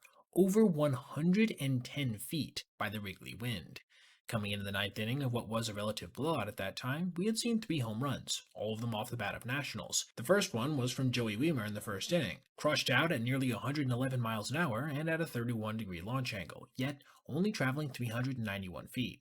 For a little reference, home runs with these specs often travel upwards of 450. Then there were Jacob Young and Brady House's shots, but they each went to right field, slicing through the wind instead of having to fight against it. This hopefully gives some context to the conditions Happ was facing when he came up in the bottom of the ninth inning with 1 out and got a 2-1 fastball in the inner half of the plate, barreling it up at 108.5 miles an hour at a 32-degree launch angle, only to see it travel a measly 320 feet. It didn't even manage to reach the warning track. You could see in the look on Happ's face he understood that something was up, and you could say the same of James Wood, who was the outfielder who made the catch. But it wouldn't be until after the game, when Mike Petrelli on Twitter posted this video, that we would get a sense of just how ridiculous what happened actually was. Because, you see, per weather applied, this ball had been knocked down by 113 feet of distance, as under normal conditions, it would have not only cleared the fence, but been on Waveland Avenue. This is the harshest a ball has ever been affected per their measurements. This was further evidenced by something Carson Wolf made a separate tweet about. As he said, since 2024, there have been 27 batted balls hit between 108 and 109 miles an hour at a 32-degree launch angle. 25 of those 27 went for a home run, and they averaged 419 feet. Yesterday, Ian Happ's ball was hit at 108.5 and at a 32, but it only went 320 feet. This was truly bizarre, and only a small part of what was a pretty frustrating day for Cubs fans, as they had to endure not only those crazy weather conditions, but their team losing to one of the worst squads in the entire major leagues, and decidedly so. In some ways, there's nothing more special for a position player than their first career home run. Sure, a first hit is more achievable, and for some guys, because of their specific mold, that dinger can be awful elusive. Still, nothing can quite compare to that first journey around the bases during the most productive play possible in baseball. But that isn't to say that all first long balls are built the same, and we just saw one a couple days back that might be amongst the most bizarre I've ever seen on an MLB field, when Sam Antonacci put up his initial quote-unquote blast on a 57-foot ground ball that went off the ball boy. The lefty was at the plate in an 8-2 ball game in the top of the ninth, facing sidearmer Ryan Thompson, and on a 1-1, he got a sinker middle low that he slapped down the left field line. As it was headed towards the corner, the ball boy down there apparently didn't understand that it was a live ball, which influenced him to attempt to play it, seeing it tip off the end of his mitt. Understandably, Lourdes Gurriel Jr., the left fielder, thought that immediately this would make it a dead ball, but no call from the field umps came, forcing him to, at the last second, pick it up and make a hurried relay throw in. That, while perfect, ended up being just a bit late, with Antonacci racing around the bases with an inside-the-park home run. You could definitely tell post-play that there were some shocked reactions, and it makes sense when you examine the replay. That ball 100% was interfered with by the definition of the rule, even if the resulting contact was not especially notable, but because there was no initial call of interference, it, by a weird quirk of the MLB rulebook, was not challengeable by Arizona. This meant that the first career home run for Antonacci, who is a pretty decent prospect for the Sox, came on a 57-foot ground ball, already in the running for the shortest you'll ever see. But with that accompanying caveat of its missed interference, the odd factor, obviously, was ratcheted up to 11. Something I also have to point out here is the hustle of Sam. It would have been so easy to just shut that down at second base after he saw that the ball had been touched, or even at third. But to keep running like that all the way, as you can see in this replay, is certainly respectable, and shows the kind of grit that he plays the game with at every point possible, which is something we already saw during his performance in the WBC. Check out this slick deke that he made that I never really got a chance to detail back during the tournament. The dude is a straight-up ball player. This, of course, would not end up making all that big of a difference in the game, as the score was already well out of reach when this play occurred, and the White Sox would indeed go on to win this one by a final score of 11-5. This has been part of an exceptionally fun series already, which saw in Game 2 them lose by a final score of 11-7, though with some real history being registered, as Coulson Montgomery and Munetaka Murakami became the first teammates ever to homer in 4 straight contests, with Mooney's streak reaching 5 personally when he went deep on a 451-foot blast to dead center, which tied the all-time rookie record with 13 other players. Regardless of how things finish out for the White Sox this season, they will at least be a very fun team to monitor going forward. From 2023 to 2025, Miles Michaelis served a very specific purpose in the St. Louis rotation. Take the ball every 5th day, go out there and put up innings, regardless of the results that would follow. This led to him being one of only 19 pitchers over this time frame with at least 500 innings pitched, certainly an accomplishment. However, out of those guys, he allowed the most earned runs, with 293, with only Patrick Corbin really even being in the same league, another guy with a similar skill set, being essentially a durable punching bag. And that's the role he's going to serve with the Nationals this season. And he just put up an outing that is perhaps the most perfect encapsulation of this archetype, one so much so in fact, that it had never happened before in an MLB field. You could tell from the setup that this probably wasn't going to be pretty, considering the Dodgers were in town, bringing with them a top 3 offense in MLB over the last half-decade. And yet, early on, it was his own squad that teed off on LA starter Emmett Sheehan, with CJ Abrams crushing a 3-run home run in the bottom of the first with 2 outs. And Miles made this stand up over the next 2 innings, not permitting even a single base runner in this time. But all of that would change in the third, when he allowed 2 guys to get on ahead of the best player in the National League coming up, Shohei Ohtani, who then crushed his first home run of the year on a hanging changeup, tying the game with one mighty swing. And this would open the floodgates, as Mookie Betts would follow an ensuing Kyle Tucker single with a long ball of his own, giving his squad their first lead of the day. But, as you could probably guess from the title of this video, the punishment was not even close to being done, as after Abrams registered his 4th RBI in the bottom of that very frame, LA would tack on 2 in the 4th on yet another long ball from Andy Pages. Now, if this was another pitcher, that probably would have been close to the end of the day for him. After all, 7 earned runs is a lot. But again, that's not his role. He's in there to take punishment, and he would do so once again in the top of the 5th, surrendering yet another dinger to Freddie Freeman and an RBI double to Teoscar Hernandez. It was at this point the plug was pulled, with the ready departing for Gus Varland, who surrendered an RBI knock to Kyle Tucker before mercifully retiring Mookie Betts on a lineout. This crystallized a final line of 4 1/3 innings pitched with 11 runs given up, 1 walk, 4 Ks, and 4 homers surrendered. This not only was notable for how ridiculous it looked, but also for being literally unlike any we had ever seen before. As per Pitcher Gami on Twitter, an account that tracks unique pitching lines, you have to respect how much abuse he's willing to go out there and take, especially for a team in the Nationals who really need it at this point. Both clubs kind of sleptwalked through the rest of this one, with each registering 2 additional tallies, the only real notable of which came from Kyle Tucker's first home run as a Los Angeles Dodger. When this one finally concluded, the Dodgers had emerged victorious by a final score of 13-6, helping them to get off to an impressive start on the year, while dropping the Nationals to 3-4. Just a heads up, everybody, if I sound a little off right now, it's because I am sick. Jacob Misiorowski might be the most exciting pitcher we've seen in years to have an ERA over 4 in his career through his first 100 or so innings, as he is still must-see TV every time he's out there, and it's in large part because of his obscenely impressive stuff, which has yielded 138 strikeouts through just those 98 frames, which of course has been offset by 44 walks and 8 hit-by pitches, but still, it is a fiasco whenever he's on the hill. And he just did something so impressive yesterday that it downright overshadowed him striking out 9 batters over 6 innings versus a much improved Pittsburgh offense, when he broke the all-time record for fastball velocity for a starter, twice in the same at-bat. And we as baseball fans wouldn't have to wait long to see it. The first batter of his night, O'Neal Cruz, was the recipient of all 3 of his hardest pitches on the day, with his first heater coming in at 102.6, which went right past the big lefty, tying the all-time mark set by Tarek Skubal last year. Just a little side note, but it's still nuts to think that this was his last pitch of the day in the 9th inning of a shutout. But anyway, back to the Miz. He got back on the rubber and then proceeded to fire an 0-1 marginally faster, officially breaking the record at 102.7. This is a great time to bring up that for anyone that wants to say he threw harder than this in the last postseason, he was officially coming out of the bullpen then, which is why it didn't count.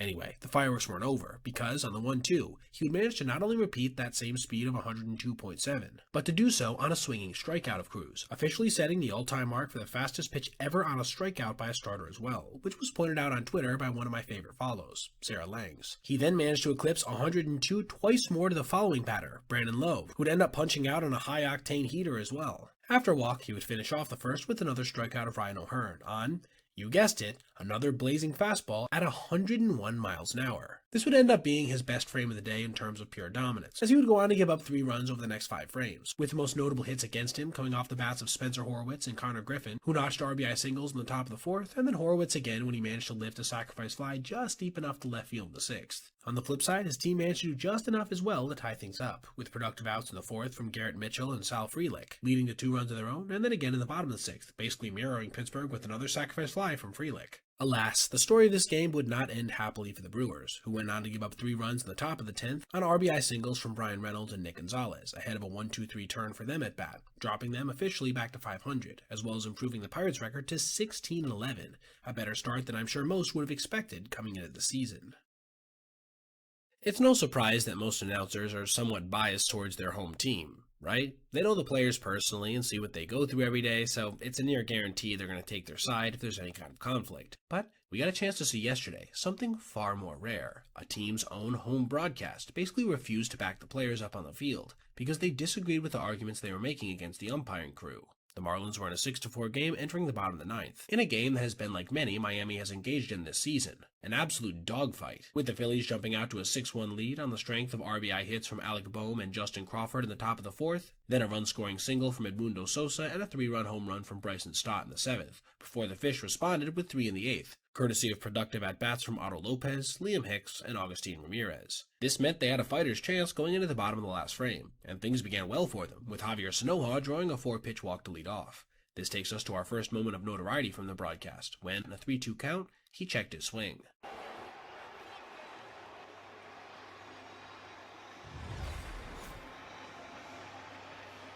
Yeah, I think he went. I understood from Bruce Dreckman's perspective where he was coming from there on that check swing. If this was the extent of things, this wouldn't even be a video worth making. But we weren't done here. The very next hitter, Kyle Stowers, would work a tough at-bat of his own, seeing another 6 pitches before, on the 7th, taking a 98-mile-per-hour fastball right over the low and outside corner. This frustrated the lefty enough that he let out a deeply emotional display, resulting in him getting booted shortly after, with manager Clayton McCullough not being far behind him.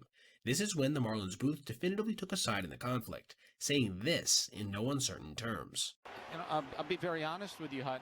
I would love to come to the defense of the Marlins here, but I did not have a problem with the check swing called 3rd strike on Marcy, and I certainly don't have a problem with that strike 3 call on Stowers. I like when announcers have the gonads to stand up for what they personally believe, as well as what they know fans want to hear, and this was a prime example of that to me. Both calls, unfortunately for the Marlins, would end up being hugely impactful, as instead of having at least 2 runners on with 1 out if one of them went their way, it was 2 outs with a runner on first. Otto Lopez would end up extending the game a little further with an RBI single after Sanoja went to second on defensive indifference, then managed to advance to second on a wild pitch, before ultimately being stranded after Xavier Edwards flew out to center field. This dropped Miami to 2 games under the 500 mark, while simultaneously allowing the Phillies to now have a 4-0 record since Don Mattingly was named as manager, in place of the fired Rob Thompson. The Houston Astros are not having a good time right now, having lost 7 straight games en route to somehow being last in their division, when just a few days ago the Mariners were 4-9. This has largely come as a product of some of the worst pitching we have ever seen, as they've already given up a Major League worst 101 runs, with no other team even being at 90 at this point. But when it rains, it pours, and so it kind of makes sense that they would also be the victim of our first truly great deke of the season, which came yesterday in their contest versus Seattle, and only after some preceding misfortune as well. Jose Altuve was on first base after registering a leadoff single, and on a 3-2 to Yordan Alvarez, he took off for second, making it easily after the hulking lefty struck out and Cal Raleig's throw sailed into center field. This set Houston up well to strike first and break out of their funk, or at least that's what would have happened had Cal's hand not run into the umpire's mask, eliciting the rare umpire's interference call that sent Jose all the way back to first base, through no fault of Houston's. It was there that, on a 1-1, he got his leadoff, and then, all of a sudden, was just caught standing there, looking completely flat-footed. So, what happened? Well, the M's pulled off one of the best dekes using a timing play possible, with Josh Naylor faking as if a throw was coming well before one did, getting Altuve bouncing back to the bag and then forward, right before Raleigh put his mitt down to indicate a pickoff move, which righty Logan Gilbert executed to perfection. It was almost like a dance. Naylor's move back to get Jose's feet moving, then returned to a semi-nonchalant stance right as the hurler threw over. This is just baseball poetry in motion right there, and it perhaps gave Seattle some momentum going into the bottom half, as they would end up scoring on an RBI single from Randy Rosarena, then getting 1 in the second on a bases-loaded walk, and 2 in the third on another free pass and sacrifice fly. Houston at the plate would only register a single run on a Yainer Diaz homer, which was shortly after followed by a 2-run double from Luke Raley to salt the game away. When it was all said and done, Houston had registered their 7th straight loss, while in the process, seeing their pitching staff give up another 19 base runners, courtesy of 8 hits, 9 walks, and 2 hit-by pitches. If they can't find some way to start getting quality outings from their staff, it could very easily end up being another long, playoff-less season in Texas. And now, before we go as well, I wanted to give a shout out to Jose Soriano for becoming the first pitcher since at least 1900, per Sarah Langs on Twitter, to record 25-plus innings in his first 4 appearances of a season, while allowing fewer than 10 hits and 1 or 0 runs. The Angels have not had a true ace at the top of the rotation since arguably Jared Weaver, and as such, it's cool to see the emergence of a guy who definitely does have some of the best raw stuff in the game. It'll be interesting to track now if he can maintain something even close to this performance over the course of the full season, because if he does, he could be a dark horse Cy Young contender. The New York Mets, going into their game yesterday, were coming off a stretch where they had lost 15 of 17 games, including, at one point, 12 in a row. Most of this, however, did come without the help of Juan Soto, who was out for a decent portion of the early part of the season with a lower body injury. Thankfully for them, he is back, and yesterday even managed to crush a home run. That, however, is not what I wanted to discuss principally in this video, instead being an at-bat in the 7th inning, when he literally, verbally, asked the opposing catcher if he should swing or not. Twice in a row. His team got out to the fastest start possible, which is probably exactly what they needed coming off a sweep to the Rockies, with Bo Bichette launching an opposite field home run to right center to lead off the bottom of the first. That was just the 2nd home run of the year so far for Bichette, who really needs to get going. A few batters later, we would see catcher Drew Millis make one of the better plays you'll see from a backstop all season, racing over, then athletically sliding near the dugout to secure a pop-up off the bat of MJ Melendez. From here, for a bit, it seemed like another typical Mets game, meaning that there was zero offensive momentum outside of the occasional long ball, with them putting up just one additional base runner the 2 frames after the first. But it was in the bottom of the 4th that they would rally, and this time, in a real way, loading the bases with 1 out for Marcus Semien. And while he wouldn't register a hit, he would put the ball in play, topping a crazy spinner down the third base line that ended up sneaking under the glove of Jorbit Vivas, scoring 2 runs while keeping runners on 2nd and 3rd. This officially opened the floodgates, with Carson Bench, who's been red hot recently, lining a single to center field to score 2 more, and then later on in the frame, Bo registering his 2nd RBI on a sacrifice fly to right field. This brought up Soto with 2 outs and a runner on first, and he didn't miss his chance to join the party, lacing a 2-2 fastball at 105 miles an hour to left center field, doubling his own home run total from 1 to 2. This made it a 7-run inning, putting things pretty firmly out of reach for a national squad that, besides some quality contributors at the top, doesn't have a ton of depth in that lineup. This would be all New York would score on the day, by the way, so I don't think their offensive struggles are necessarily gone at this point, especially versus a Washington bullpen that's easily one of the worst in the sport. But needless to say, the vibes were indeed up entering the bottom of the 7th, when Soto registered the notable moment I briefly detailed in the intro, working a 3-0 count before turning to Millis and saying this.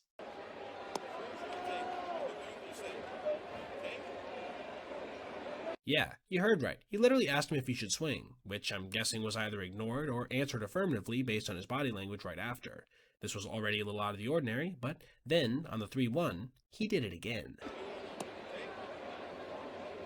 I feel like he's mic'd up the entire time. It sounds like it right now. The pitch following this time was a little more notable because he received a breaking ball at the top of the zone, the perfect pitch to lace hard somewhere, but he again was taking all the way post-inquiry. The at-bat would then conclude with him flying out routinely to left field on a fastball right down the middle, so at least he did get a good pitch to hit after all. I'm totally fine with Soto having fun out there, as baseball is a game after all. Though I will say, as a Mets fan, when your team is struggling this bad, it might feel a bit tone-deaf to be bantering with the opposing catcher on your swing decisions. But hey, I guess all's well that ends well, because New York would indeed manage to close this one out, and in dominating fashion may I add, with Craig Kimbrell turning back the clock to strike out the side, in order on 3 heaters, each being faster than the last. Hopefully this gives New York something to build on going forward, as even though I personally don't have a stake in their success, I like seeing teams that invest in their roster do well, and that has certainly not been the case so far in 2026.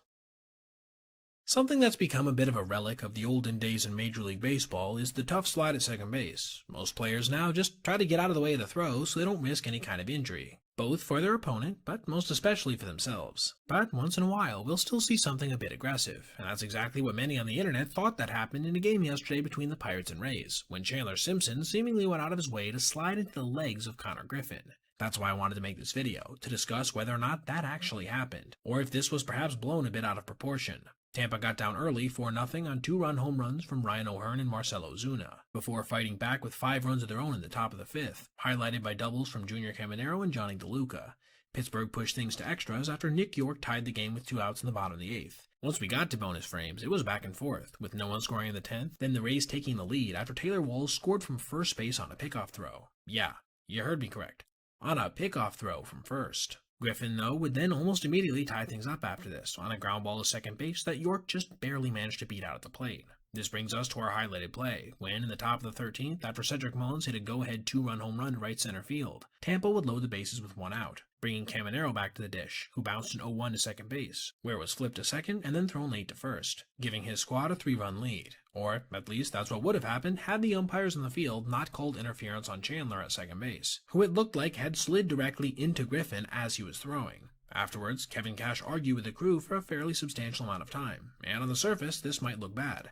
Why would he be trying to defend this type of behavior? Well, as you can see from this alternate angle, what he was saying, which I think there's some real logic behind, is that Griffin got this ball and then directly changed course to collide with Simpson. I'm not sure if this was intentional from Connor to try to draw a call since he knew he wasn't going to get Caminero at first, or if it was just a little lapse in fundamentals, but you can see it's pretty obvious Simpson was sliding to avoid Connor, not intentionally hurt him, making this a pretty bad call. I'm sure Rays fans would have been much more incensed at that had they not managed to hold on for a victory, as even though Griffin registered an RBI single with 2 outs, the Pirates couldn't get any more than this, falling when Joe Bart struck out with the winning run on second base, helping Tampa to maintain their current standing of first in the American League East.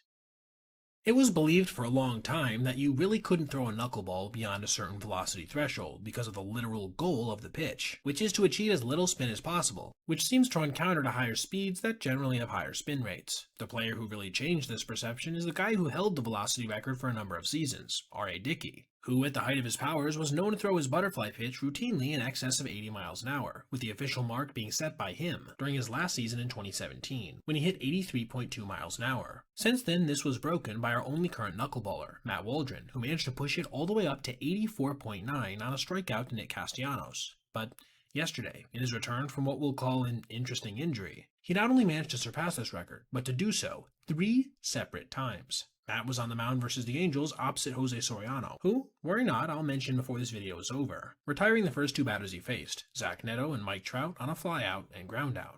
This brought Nolan Chanwell to the plate, who, on a 2-2, lined this ball into center field for a base hit. But it was on this very offering that Waldron had also managed to accomplish the historic feat that I mentioned in the intro, with the velo reaching 85.8 miles an hour, almost a full mile an hour up from his previous record. This came just ahead of him getting an inning-ending pop-out from Joe Adell. The second was much more tumultuous for the righty, who would end up giving up 3 runs before the frame concluded, with the most notable swing coming from Yoan Moncada, who blasted a home run. Though at least he managed to end things with a flare, punching out the red-hot Mike Trout on a 93-mile-an-hour fastball. This takes us to our second real notable matchup, when with 2 outs in the third and runners on first and second, he faced off against Josh Lowe, getting him behind 0-2 before fouling off an 85.2-mile-per-hour knuckler, another pitch that would have broken that previous velocity record. What would he come back with on the next offering? How about another knuckleball, this one at 85.1, which induced one of those weak, awkward swings you can only get on a pitch that's truly nasty. He would end up retiring just 2 more batters in the fourth before giving way to David Morgan. By the time that inning concluded, a few more runs had crossed the plate, leaving his final line of the day at 3 2/3 innings pitched with 6 runs allowed, but at least with that aforementioned accompanying record. On the flip side, Jose Soriano was locked down once again, with his 5 2/3 innings of scoreless baseball helping him to do something that we hadn't seen since 1985, a pitcher allow 1 or fewer runs through their first 5 starts of the season. Shout out to Just Baseball for pointing this out on Twitter. This has his ERA as of now at 0.28. Oh, and he also managed to punch out 8 batters versus a team that was red hot coming into this one. What an impressive start for a pitcher who is quickly becoming one of the premier arms to watch in the entire major leagues. All this would end up resulting in the Angels coming away with an 8-0 victory, helping them to rise to 11-10 on the year, currently second place in the American League West.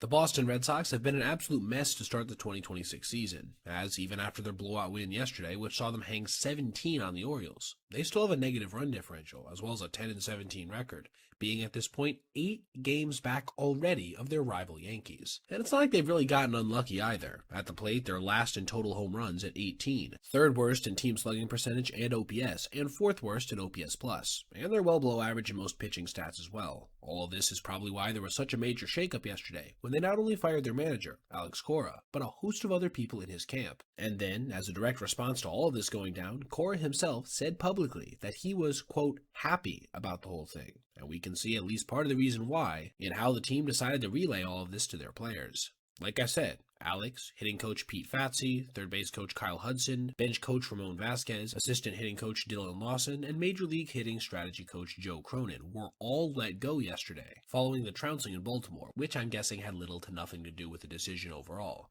Shout out, by the way, to Codify on Twitter, who recapped all of this in one nice tweet. Usually when that kind of sweeping change is made nearly instantaneously, there's some kind of tension going on in the background, and this was essentially confirmed when Cora went onto his Instagram and made a series of cryptic posts to his story, including one with all the coaches looking more than a bit jovial, including Jason Varitek, who was offered to be reassigned but declined to do so, giving a thumbs down sign. And then shortly after, the reposting of a video taking aim at the Red Sox trading Mookie Betts. What was already a pretty juicy story got even more so when, at 1:12 a.m. my time, being Pacific, he made this single line tweet, saying, quote, "happy," with a smiling emoji. You just never see somebody who's been fired from a major league job be this open about their excitement to no longer be associated with an organization, but a couple of pictures and quotes that came out after perhaps gave some insight as to why he might be. First of all, in what will go down as one of the most memeable images ever in the baseball space, Chris Cotillo shared that the bus that took the coaches away was literally run by something called Coaches for Hire LLC, being a bit insensitive at best and downright smug at worst. But what's perhaps even more darkly ironic is that it's possible some of the players on the team learned about this firing via this very image being shared, as Cotillo again went on to post that there are multiple players who found out about Cora's booting via social media like the rest of the world. And then additionally, as reported by Tim Healy, players were, quote, not invited to ask the bosses questions about the firings, with pitcher Garrett Whitlock going as far as to say that, quote, they made it very clear we get paid to play baseball, and we just need to focus on playing baseball. There seems to be an insane level of disconnect between this front office, run by Craig Breslow, and the players themselves, which perhaps influenced another viral tweet I had to share here from Rob Bradford, who said that a former Red Sox player texted him that the situation was like crapping your pants and changing your shirt.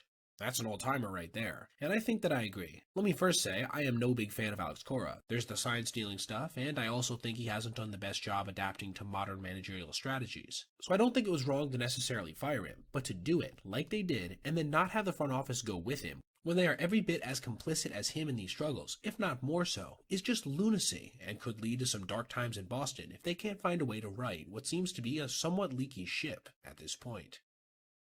Alright everybody, if you made it this far, I appreciate you watching, and if you did, consider checking out any of these other videos on your screen right now for other content just like this. Also, if you ever see anything you'd like to see me detail in the video, feel free to reach out to my email, basebpoet@gmail.com, and if I end up using your idea, I'll give you a shout out. Thanks for watching. Have a great rest of your day. The main purpose of the implementation of ABS into MLB is to remove the worst calls from the game, right? And so far, I think it's been a resounding success. The biggest moments are, as of now, relatively unclouded from the human error of umpires, and it's been especially satisfying to see a couple guys that perhaps have heads that are a bit big get humbled. But what if I were to tell you that we just saw the worst call of the season so far, and it not only wasn't challenged, it actually couldn't be? You'd probably be confused, so let me break it down.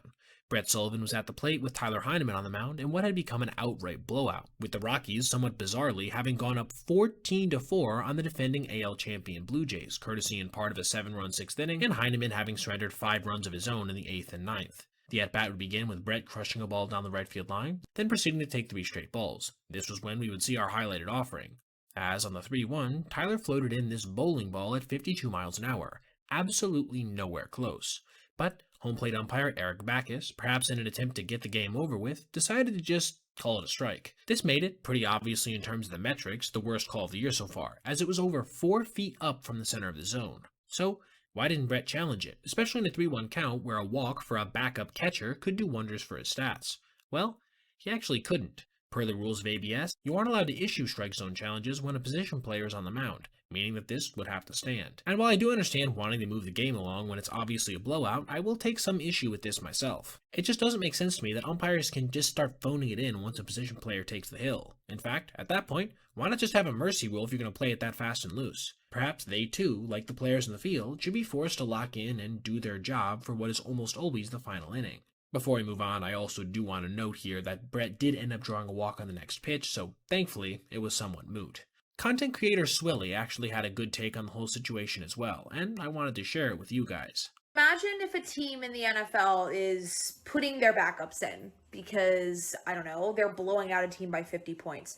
If there's a catch on the sidelines, are you just not allowed to challenge it anymore because you have backups? even though you were able to challenge any time before that in the game? I don't know. This seems very odd. I can't think of another rule in sports that's like this. Like I said, this is dangerously close to a mercy rule situation, and as a lover of the history of the game, I very much do not want to see that in MLB. Before I go, I also want to give a mini shout out to Joey Weimer, who tied a modern era record for most plate appearances reaching safely to start a season, per Sarah Langs, with 10. The former top prospect, who is still just 27 years old, already has almost half the number of hits in 2026 as he had in the previous 2 years combined. Just a really cool story, and one certainly worth mentioning here.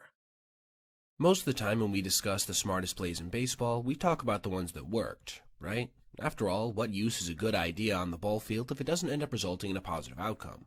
But once in a while, there are plays that, while they may not count in the scorebook, are so intelligent in their conception that we just have to talk about them, even if they flat out didn't work in their respective situation, which is exactly what's going to be the case here in this video, when we take a look at the efforts of one of the most electric players in baseball, Drew Gilbert, who did something I don't think I've ever seen before in an attempt to save his team, the Giants, from getting walked off in back-to-back games of a doubleheader. Game 1's fiasco, I think, was a bit more bland than Game 2. The Giants scored 2 runs in the top of the first on a Luis Arraez ground out and Casey Schmidt single, and then Philadelphia responded with the Kyle Schwarber home run. And then, for the next 8.5 frames, nothing. Literally, there was not a single additional run scored, though there were some nice defensive plays on either side that helped prevent this, including from Matt Chapman in the bottom of the 4th to nail Adolis Garcia at home, and Brandon Marsh in the top of the 5th to rob a leadoff double from Patrick Bailey. Hopping all the way to the bottom of the 9th, Bryson Stott tied the game on a 1-out triple, and then, after a ground ball was fielded by a drawn-in infield, Justin Crawford beat out a slap shot to Willy Adames to officially seal their first victory of the day.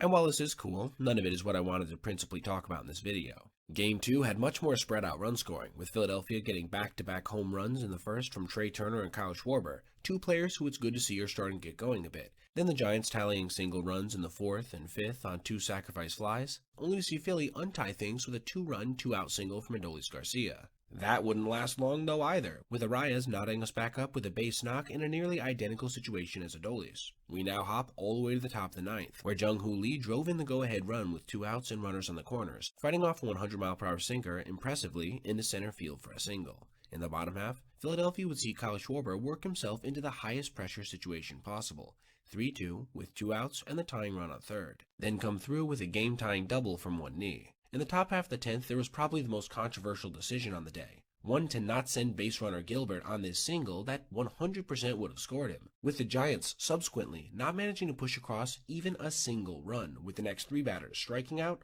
lining out on a great play from Alec Boehm, and then flying out. This takes us to our highlighted play, when in the bottom half, with a runner on 3rd and 1 out, Boehm flew this ball to medium-deep center field, where Gilbert angled himself under it and then attempted to catch it as close to the ground as possible, before unleashing a mighty toss to the plate on the fly, with it being well late and the game ending here. I want you to understand what he was trying to do though. By catching that fly ball nearly on the grass, he was hoping to intentionally trick base runner Adolis Garcia into leaving third base early, which, after an appeal, would have resulted in an inning-ending double play had it worked. Now, in this case, it didn't, so like I said in the intro, we're probably not going to be talking about it for very long. But I just had to highlight it here for its ingenuity. And honestly, I think if the fly ball had perhaps been a bit shallower, it may have been more effective. After all, Garcia knew he had all day to leave the bag, so there's no reason he wouldn't be 100% cautious. Even if it were in medium center, or if the runner was slower, there may have been that urge to break early. Which is why we could easily see someone else do this as the season wears on, because it is a great idea in a situation that is already set up to be extremely dire. Congrats to the Phillies on their doubleheader sweep courtesy of 2 walk-offs, becoming the first MLB team to do so since 2004 according to Sarah Langs on Twitter. This perhaps could be a good catalyst for turning around what has been an exceptionally slow season to this point. Garrett Crochet is one of the best pitchers in Major League Baseball. There's no 2 ways about it. On top of being an all-star 2 years in a row, he finished 2nd in Cy Young and 8th in MVP voting last year, courtesy of a 2.59 ERA, put up in a league-leading 205 1/3 innings pitched, with 255 Ks and a 155 ERA+. And he was certainly good through his first 3 starts of 2026, with a 3.12 ERA and 22 strikeouts in about 17 innings. But, oh man, did he run into a stinker yesterday when he didn't even manage to make it out of the 2nd, giving up 10 earned runs in the process, in a start that was, verifiably, unlike any we had ever seen before, in a profoundly negative capacity. I'm going to take you through each of the batters that he faced in this appearance, which may take a minute, but I think is worth doing. The night began well enough, with him inducing a flyout to center field off the bat of Byron Buxton, the most dangerous hitter in Minnesota's lineup. But things would start going south nearly immediately after, as he gave up back-to-back doubles to Austin Martin and Luke Keyshaw. At this point, 2025 Garrett would have probably punched out the next two with his overpowering stuff, but that's something he just did not have on the day, giving up an RBI single to Ryan Jeffers on a cutter inside that was just 88 miles an hour. This was a general theme, as pretty much everything he threw was down about a mile to a mile and a half an hour. After a hard-hit flyout off the bat of Josh Bell, one that went 350 feet at an exit velocity of nearly 100 miles an hour, Victor Caratini would draw a walk, then Matt Wallner would get hit by a pitch, with his sinker missing horribly. This is when the Red Sox proceeded to do what they've done for much of 2026 so far, outright fall apart, with Trevor Story making this diving stop up the middle, but then, in turning to throw, literally fire his glove and the ball in the general direction of second base, allowing 2 runs to score in the process. Mercifully, the first would end one batter later when Ryan Kreidler popped out to first base. After another relatively easy top of the second, Garrett got back out there and immediately allowed the bases to get loaded with nobody out on a single from Buxton and then subsequent walks to Martin and Keyshaw. This set up Jeffers for his second RBI single of the night. Josh Bell then proceeded to land a haymaker, a 2-run double blasted to right center field that left his bat at 103 miles an hour and traveled nearly 400 feet, making it, at the time, 7-0. At this point so early on in the season, I think a lot of managers may have considered pulling their ace, but Alex Cora decided to stick with his big lefty, letting him fully wear the onslaught, and it would get no better versus Victor Caratini, who managed to put up Minnesota's first home run of the day on a 3-run blast to left field that traveled 423 feet at 106 miles an hour. This had to be the end of the day for Crochet, right? Wrong. Alex kept him out there, and for a moment it looked like he was settling down, retiring Wallner and Brooks Lee on a routine fly ball. Could he actually manage to pitch into the third inning despite having allowed 10 runs at this point? Well, no, because Ryan Kreidler, a guy with a career 138 batting average in 91 games, would then take him deep to the tune of 438 feet with a 109 mile-per-hour exit velo, officially bringing an end to the day for Garrett. His final line? How about an inning and 2/3 pitched, with 9 hits, 10 earned runs, 11 total runs, 3 walks, and 0 strikeouts. As was pointed out by Pitcher Gami on Twitter, this had never been posted before, with him going on to add in a subsequent tweet that no start at any innings pitch total had managed to match that exact combo of hits, runs, walks, and Ks, and that only 28 starts in the history of the sport had seen someone give up 10 runs in less than or equal to 2 innings pitched, and that there's only been 118 recorded instances of somebody having 0 Ks and 10 plus earned runs in an appearance. This made it an all-time historic stinker, one that kicked his ERA on the season all the way up to 7.58. The total of earned runs he gave up in this single appearance, again being 10, was more than 1/6 of what he surrendered all of last season. As you'd probably expect, the Red Sox would go on to lose this one by a final score of 13-6, with this operating as just another disappointing game, and a start to the season that has been chock full of them. We saw a number of notable announcer moments last season, including when the Marlins announcer freaked out on his team's own catcher for allowing a passed ball while he was trying to frame it. It makes Sandy throw more pitches.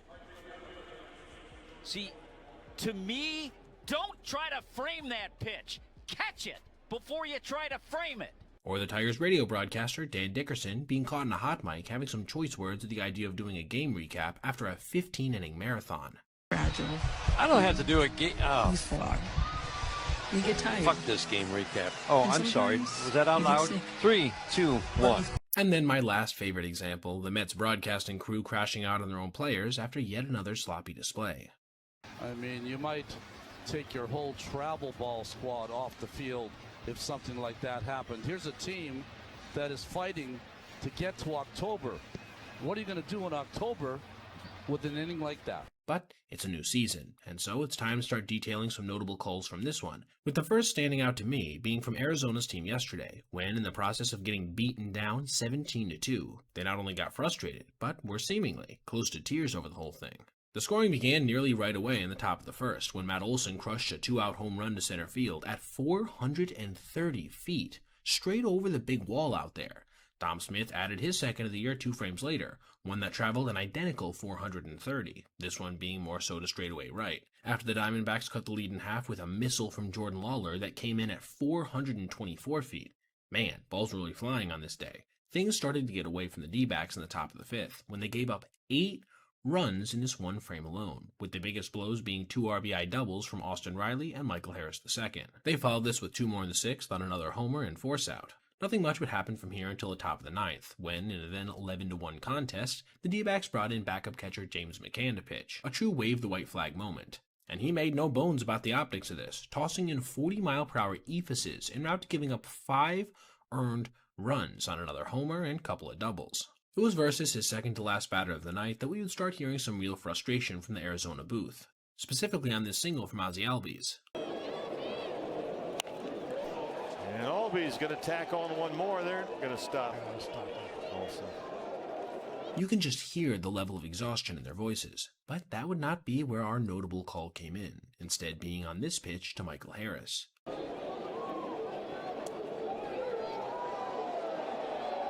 It's 17-1, and that's ball 1. That's a ball. That was the correct call according to the computers. The multiple voice cracks, the disgust as he says ball 1, and the indirect frustration with ABS by designating it as the computers, even though you can't challenge when a position player is pitching anyway. It really is a long season, and games like this make it feel even a little bit longer. Harris would shortly after crush a line drive to right field that ended up being hauled in. And then, following an Arizona Chris Paul run in the 9th, the game officially ended with a 17-2 finale, securing one of our first outright routs of the season, along with our first real notable announcer moment. Before we get started, I want to fully acknowledge something. The fact that the Mets blew their game yesterday versus the Nationals in the 8th inning has little to do with the bullpen arm they ended up releasing yesterday, Carl Edwards Jr., and I'm not implying that keeping the lanky righty would have in some way prevented this. I more so saw the timing as darkly ironic, and potentially predictive of future situations they could have avoided by just keeping a player that was essentially free and thriving. You see, Edwards Jr., through 6 innings, had allowed just 3 hits, 1 earned run, 4 walks, and 11 strikeouts before being rewarded with a DFA. For a team that has been dealt the level of injuries that they have to their staff, having someone like Edwards, who made 2 bulk appearances, seemed like a good idea, especially because his raw stuff was actually relatively impressive, especially for somebody serving essentially as a swingman. Per Thomas Nestico, his heater was actually 12% better than league average in terms of pure stuff, with a whiff percent that was downright elite as well. And if he shortened up his appearances and perhaps allowed him to throw at full intensity, it's totally possible that his off-speed pitches could see some improvement as well. Perhaps dumping, who may become a productive piece for some other team, was a bad omen heading into Thursday's game, and their play on the field reflected it early, getting down 3-0 by the top of the 3rd on a throwing error from pitcher Freddie Peralta, which frankly just encapsulates a lot of the Mets' early season vibes. A subsequent RBI single from Jacob Young, and then a broken bat flare from CJ Abrams. It's not often you see a bat completely shatter like that. To New York's credit, they would answer in the bottom half of the 3rd, with MJ Melendez taking Miles Michaelis deep on a pitch well above the strike zone with 2 guys on, knotting things up at 3. And then, somewhat shockingly, they even managed to take the lead when Peralta settled down to go 6 and Mark Vientos doubled to score Juan Soto in the 6th. This 4-3 cushion would hold until the top of the 8th, when off-season acquisition Luke Weaver came out of the pen, with him immediately getting off to a rough start by giving up a first-pitch single to Luis Garcia Jr. that left his bat at 106 miles an hour. After a force-out, Abrams came up, and proceeded to break the hearts of Mets fans everywhere by crushing the most middle changeup you will ever see, 403 feet to right center field, giving the Nationals a 5-4 advantage. But of course, because it's the Mets, the heartbreak would not conclude here. Soto would lead off the bottom half of this frame with a double, setting things up well, seemingly, for the middle part of the order. They, however, would not only not be able to score him, but not even advance him to 3rd in the process. Then, in the bottom of the 9th, they would give their fanbase one more tiny ounce of hope with a 2-out double from Francisco Alvarez, ahead of Ronnie Mauricio, who had just 1 hit in the entire series, striking out on a 3-2 breaking ball well out of the zone. It's becoming almost a joke at this point to keep making videos about the Mets, but I can't help it when they do stuff like what they did yesterday, releasing who had been a productive arm for them with very interesting underlying numbers, before immediately, ironically, blowing a game in the later innings. And now, before you guys go, I just want to express my sincere gratitude to every single one of you who makes this possible every day by watching these videos. If you want to go ahead and like as well, there's a cute little baseball icon that pops up. Also, if you have an idea for a similar video or concept as this one, feel free to shoot me an email at basebpoet@gmail.com, and I'll give you a shout out if I end up using your idea. Have a great rest of your day. The acronym GOAT means the greatest of all time, and in baseball circles is most certainly not taken lightly. This is a game, after all, that's been around for nearly 200 years at this point, so ascribing anything with this label inevitably courts controversy. But there are times, like earlier this season with Joe Adell's 3 home run robberies in one game, or the stretch Mason Miller went on where he was striking out more batters than he was issuing balls to, where something is so impressive that pretty much nobody is going to dispute its status as a GOAT something or other. And I believe we just saw another one of these instances yesterday, when Jacob Misiorowski put up the greatest performance in the history of this beautiful sport in terms of dominating velocity, breaking the all-time record for the hardest pitch ever thrown by a starter in a non-opener role, not once, not twice, but 8 times in a 2-inning span. With a host of other records I'll try to briefly detail as well. Coming into his start against the Yankees, Jacob already held the mark I just detailed, with a 103.0 mile-per-hour cannon shot registered his last start before going down with a cramp. But this would be mere child's play in comparison to his performance against New York. His second pitch of the night, a called strike to Trent Grisham, equaled this mark. Then, after he punched out Grish on a 102.8, he managed to surpass his own record on an 0-1 foul ball to Ben Rice, with his four-seamer hitting 103.2. This already would have been incredibly impressive and arguably worth making a video about itself, but his very next offering surpassed it at 103.3, punching out one of the best hitters in baseball this year in dominant fashion. What would he open his at-bat to perennial MVP Aaron Judge with? How about another 103.3, this time perfectly placed over the low and inside corner? That is just not a pitch that humans have learned how to hit yet. Judge would manage to make contact on the next one, as it was more middle, though he still couldn't put it in play, because it came in at an even faster 103.5. He took a little off the next one, only managing to hit 103.1, basically a changeup. Much to Aaron's credit, he would manage to put the next pitch in play, despite it being another record breaker, lining out to right field on a 103.6. This meant, in the first inning alone, The Miz had managed to break the all-time record he himself owned 6 separate times. And yet, we weren't done. In the second, with 2 outs, Spencer Jones, making his major league debut, would see perhaps the fastest first pitch ever seen in an MLB career. Though, unfortunately, I couldn't manage to verify this, when Misiorowski hit 103.6 yet again on a called strike to him. His last truly historic heater would come 2 pitches later, on the 0-2, with Jones fouling off another 103.6, basically right down the middle. The hulking lefty would strike out shortly after on an 89 mile-per-hour curveball. Yeah, I said curveball. He would manage to ride this high-octane gas and an assortment of dastardly off-speed pitches to a final line of 6 innings pitched, with 2 hits, 2 walks allowed, and 11 strikeouts, with his team, the Brewers, eventually emerging victorious by a final score of 6-0. I would now like to run through 3 tweets made by Sarah Langs that do a decent job of capturing how impressive this really was. The first one was the fact that his 4 strikeouts at 102.0 plus were the most ever registered by a pitcher since we started tracking these things in 2008. That includes multi-inning reliever performances, by the way. He also threw 22 pitches at over 102 miles an hour in this one, again, the most ever tracked. The last one is a more cumulative accomplishment, being the fact that he now has 40 pitches thrown over 102 miles an hour as a starter in his career, which is over triple that of the next closest. But I also want to point out that if we read between the lines here, we can surmise that on this one night versus the Yankees, he threw almost double the amount of pitches at this speed range than any starter had ever thrown in their entire career, period. That is why I believe this is the GOAT performance in terms of raw velocity, and we may indeed never see another one like it. At least, that is, until his next start. I made a couple videos on Juan Soto last year mailing it in the early part of the season, when, ironically, his team was doing really well. Down the line though, when they were scuffling, it seemed, at least as somebody who isn't a die-hard Mets fan, like he picked it up a bit, especially as his own personal play heated up. But old habits die hard, and we got a chance to see one of these emerge yesterday, when he basically started walking down the first baseline with his head down on a ground ball to second base. That ended up being botched, outright costing his team a run in the process. Bo Bichette had just come through with one of his few 2-out RBI hits of the season so far, a triple down the right field line that ended up being somewhat misplayed by Fernando Tatis Jr. This was huge for a Mets team who, now being up 2-0, had entered the day 8 games under 500, just coming off a series loss to Seattle. Next up was Soto, and he began his at-bat by doing what he does best, working the count in his favor by getting ahead 2-0. It was then Michael King placed a sinker over the low and outside corner, inducing a 95 mile-per-hour grounder from the lefty. This prompted Juan to just assume the play was over before it had even really began, as the ball bounced towards second baseman Sung Mung Song, as the Korean infielder saw it go off his mitt, then ricochet to the edge of the outfield grass. Still though, after all of this, he had enough time to complete the play. Now, I counted how long it was from the time the $765 million man made contact until the throw hit the back of first baseman Ty France's glove. It came out to about 6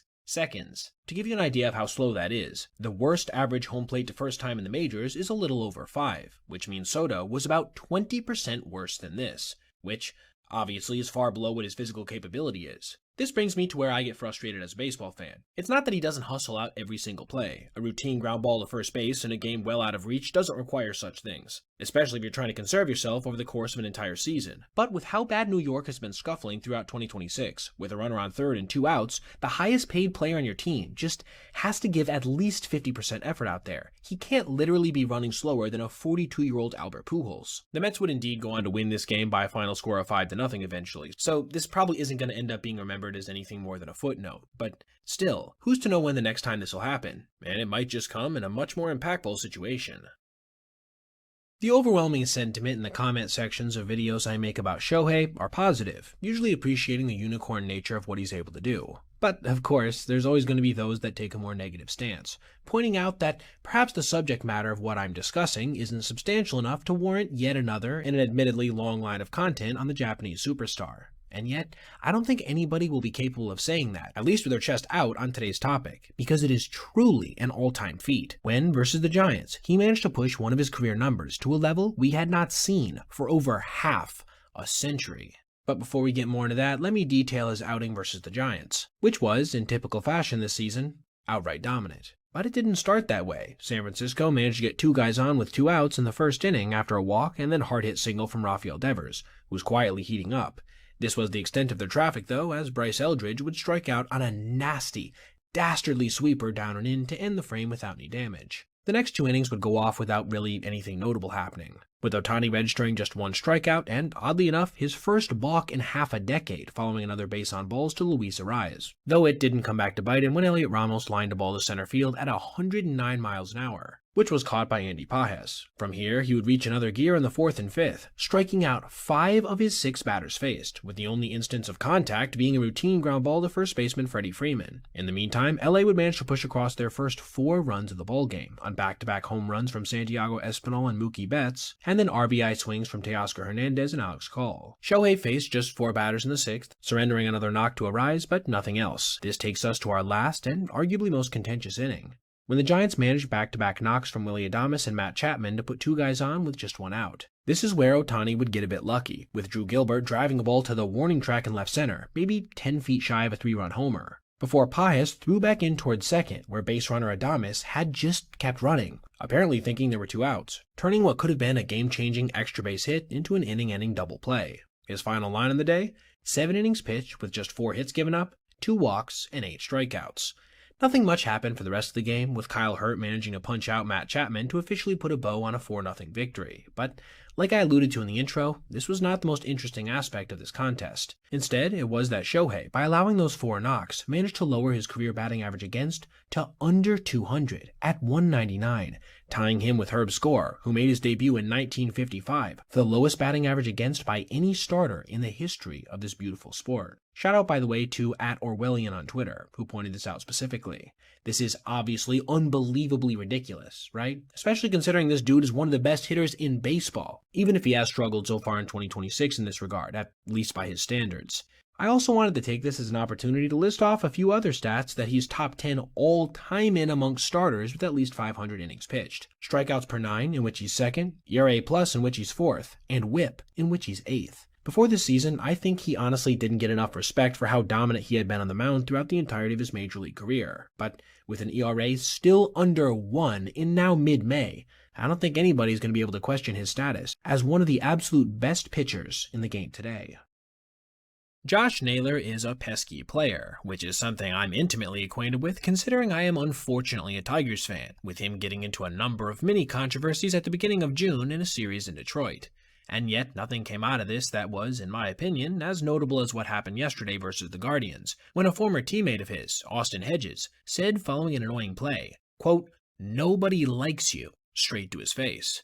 The Mariners were out to a 4-1 lead in this video presented by Morgan & Morgan, who want to fight to help you recover up to $1,000 in damages caused by Google and Meta for addictive social media practices, the details of which you can find at the end of the video. Flashing forward to the top of the 6th inning with a runner on 2nd and 2 outs, Josh would get a breaking ball high and inside that he didn't exactly try to lean away from. instead diving into it like the psycho he is with no elbow guard. The umpire didn't think anything was up with this, however, allowing him to go down to first, where the jawing nearly immediately started, with him saying something towards home plate as he got his lead off the bag. And it would be 2 pitches later, after Randy Rosarena bounced out to third, that the Mariners broadcast would catch Hedges saying something to somebody he had played with for parts of 4 separate seasons on 2 different teams, being San Diego and Cleveland, with the tone being about as intense as you'll see in a non-fight scenario. It would be later on that the lip-reading aficionado, John Boy Media, shout out to them by the way, would analyze the whole situation with a couple alternate angles mixed in there, revealing that Naylor had said this while on the bag. The second part of it I think you can probably lip-read for yourself. Yeah, that's definitely a little antagonizing. That's probably what prompted Austin to say this, which are certainly very harsh words from somebody you've spent significant time with. There's a number of comments online, by the way, that wanted to present a different theory as well, that he was saying nobody asked you. Though not long ago, John Boy would release the raw audio, which sounded a little something like this.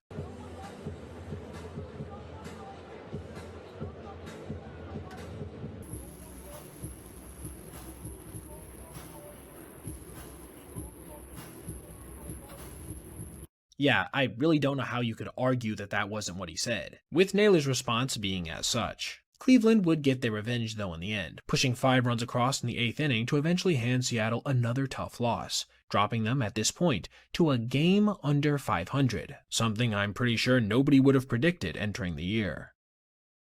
There has, quite simply, been no hitter this season so far as good as Yordan Alvarez, as the lefty currently leads Major League Baseball in home runs, RBIs, slugging percentage, OPS, OPS plus, and total bases. He's also arguably gotten unlucky so far this year, with an expected slug that's almost 100 points higher than his real-world one. I've never seen anything like this before, especially when you couple it with the fact he doesn't even strike out. And it's this mutant skill set that allowed him to have the best first inning we've ever seen from a hitter in the history of the sport yesterday. He first came up with Jeremy Pena on base, and in a 3-2 count, crushed a curveball at 104 miles an hour out to left field, registering what was, at the time, his 23rd home run of the season. Obviously, this was a very impressive swing in and of itself, but it would become even more notable not long after, because he would somehow get a second chance to bat in this inning, with Christian Walker homering, Taylor Trammell lining an RBI single, and Salvador Perez allowing a passed ball. After Pena walked to reach base a second time, Alvarez was up with the bases loaded and 2 outs. It was then on a 1-0 he absolutely launched another breaking ball, this one going to dead center, traveling 419 feet with an exit velocity of 109 miles an hour.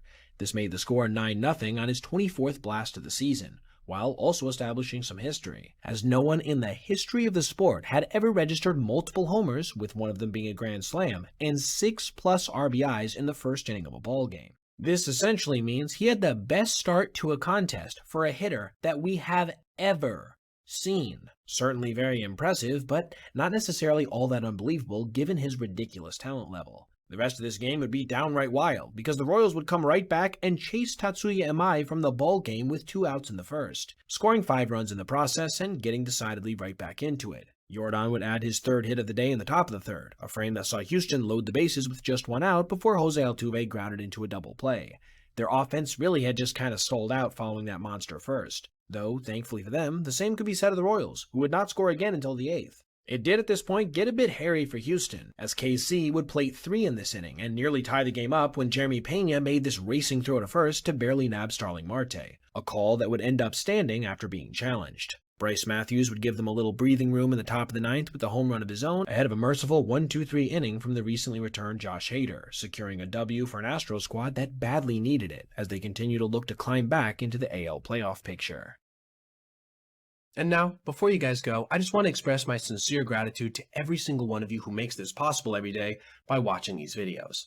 If you want to go ahead and like as well, there's a cute little baseball icon that pops up. Also, if you have an idea for a similar video or concept as this one, feel free to shoot me an email at basebpoet@gmail.com, and I'll give you a shout out if I end up using your idea. Have a great rest of your day.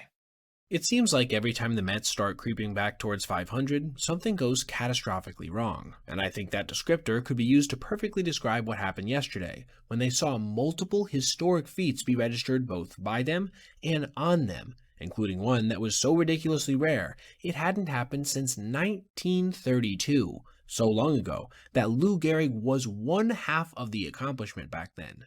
I'm going to start with the first notable performance though, because it was finished long before the second, in today's video presented by Morgan & Morgan, who want to fight to help you recover up to $1,000 in damages caused by Google and Meta for addictive social media practices, the details of which you can find at the end of the video. I'm of course talking about Freddie Peralta's day on the mound, one that began with a Bryce Harper home run in the first, and RBI doubles given up to JT Realmuto and Justin Crawford in the second, both hitters who have had significant struggles this season. But man oh man, was this only the appetizer for what would come in the third. First, Kyle Schwarber led off with a 456-foot, 109-mile-per-hour SAR bomba to right center field, a literal second-deck shot at Citizens Bank Park. A subsequent Harper double and Brandon Marsh single was followed by a shallow flyout from Alec Boehm.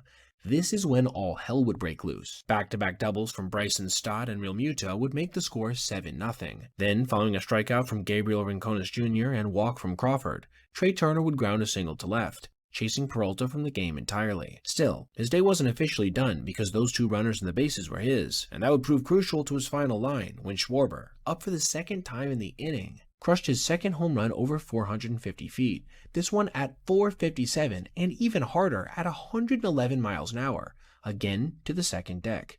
That gave him over 900 feet worth of home runs in the third alone, which, crazy enough, isn't even one of the historic accomplishments I want to talk about. Instead, one of them concerns Peralta's final line. His mark of 2 2/3 innings pitched with 10 runs given up, 10 hits allowed, 1 walk, and 2 strikeouts had never occurred in the history of the sport before. But we weren't done yet. Bryce would follow Kyle's second ding-dong with a ground ball single to right field, which may not seem important now, but will in a second, because in the bottom of the fifth, with 2 outs and runners on first and second, needing just a triple to complete the cycle, the future Hall of Famer would lace a line drive to left center field, racing around the bags hard the entire time before sliding into third with history as the throw came to home plate. Now, I know some people have said he probably would have been out had the throw gone to the bag, but that's not how the scoring works. He was heading there the entire time, so you can't just assume he would have been out. The cycle was intact. Let's jump now to the bottom of the seventh, with the guy on first and Schwarber back at the dish, crushing his third dinger of the day, though this one was significantly shorter at just 359 feet. By the way, that gave him over 1,200 feet worth of long balls in this one. And it also accomplished something truly historic, with the Mets pitching staff having allowed the Phillies to become just the second team in MLB history to have someone hit for the cycle and register 3 homers in the same game. Per Opta Stats, the last time this had occurred was on June 3rd, 1932, when the Yankees' Tony Lazzari and Lou Gehrig managed to do so, though Gehrig had 4 homers in his game. The last bit of indecency the team would have to face was the fact that position player-pitcher Zach Short, who came on in the bottom of the 8th, would be the only pitcher all night who didn't give up an earned run. It would be Zach himself not long after that struck out to end the ballgame, sealing a 15-3 drubbing that will go down as one of the more embarrassing games for any team in the entire 2026 season. When we think of variations of inside-the-park home runs, there's general images that take shape. A deep fly ball to some part of the ballpark that's perhaps a bit asymmetric, causing it to take a crazy ricochet. Someone just misplaying a rocket shot that ends up taking it into no man's land. Even an outfielder never managing to catch a glimpse of a routine play because of the sun or weather conditions. What you don't think of is a semi-routine ground ball that's a double, or at worst triple, every other time in the history of recorded baseball. But that's exactly what happened yesterday when Bobby Witt Jr. hit the shortest inside-the-parker we've ever seen, and it wasn't even remotely close. Facing Birch Smith with a runner on second in the bottom of the first, Witt smoked a 1-1 fastball just to the left of the first base bag down the right field line, sending Kerry Carpenter racing over to attempt to cut it off. However, in the process of him doing so, he misplayed it, bumping into the wall while seeing it simultaneously go under his mitt. This allowed Witt, who's been the second fastest player in all of baseball this season with an average sprint speed of 30.3 feet per second, to race around the bases and score semi-easily on a belly flop slide into home. And while you could make a decent case that this should have been a double and 2-base error, that's not what the scorer for this one decided, instead ruling it as a legit inside-the-parker, which meant it was the shortest hit of this type we had ever seen at just 17 feet. For a little reference, the next closest actually came earlier this season when Sam Antonacci registered his first career round tripper on one that went 57 feet, over 3 times further than Bobby's, and that one was in large part because of confusion with the ball boy. In fact, there's only one other one that was ever registered under 200 feet, coming from TJ Friedel back in 2023. And while I do think it's easy to throw a lot of the blame for this on Carpenter, who has admittedly been one of the worst outfielders in baseball over the last couple seasons, you really do have to give credit to the speed of the Kansas City shortstop, which I think this replay does a great job of showing. He wasn't just running around the bases, the dude was virtually flying, with so much momentum built up that, after he dove into home, he actually had to get a little bit of low-level medical attention for the skid burns he had accumulated on his right arm. Downright crazy.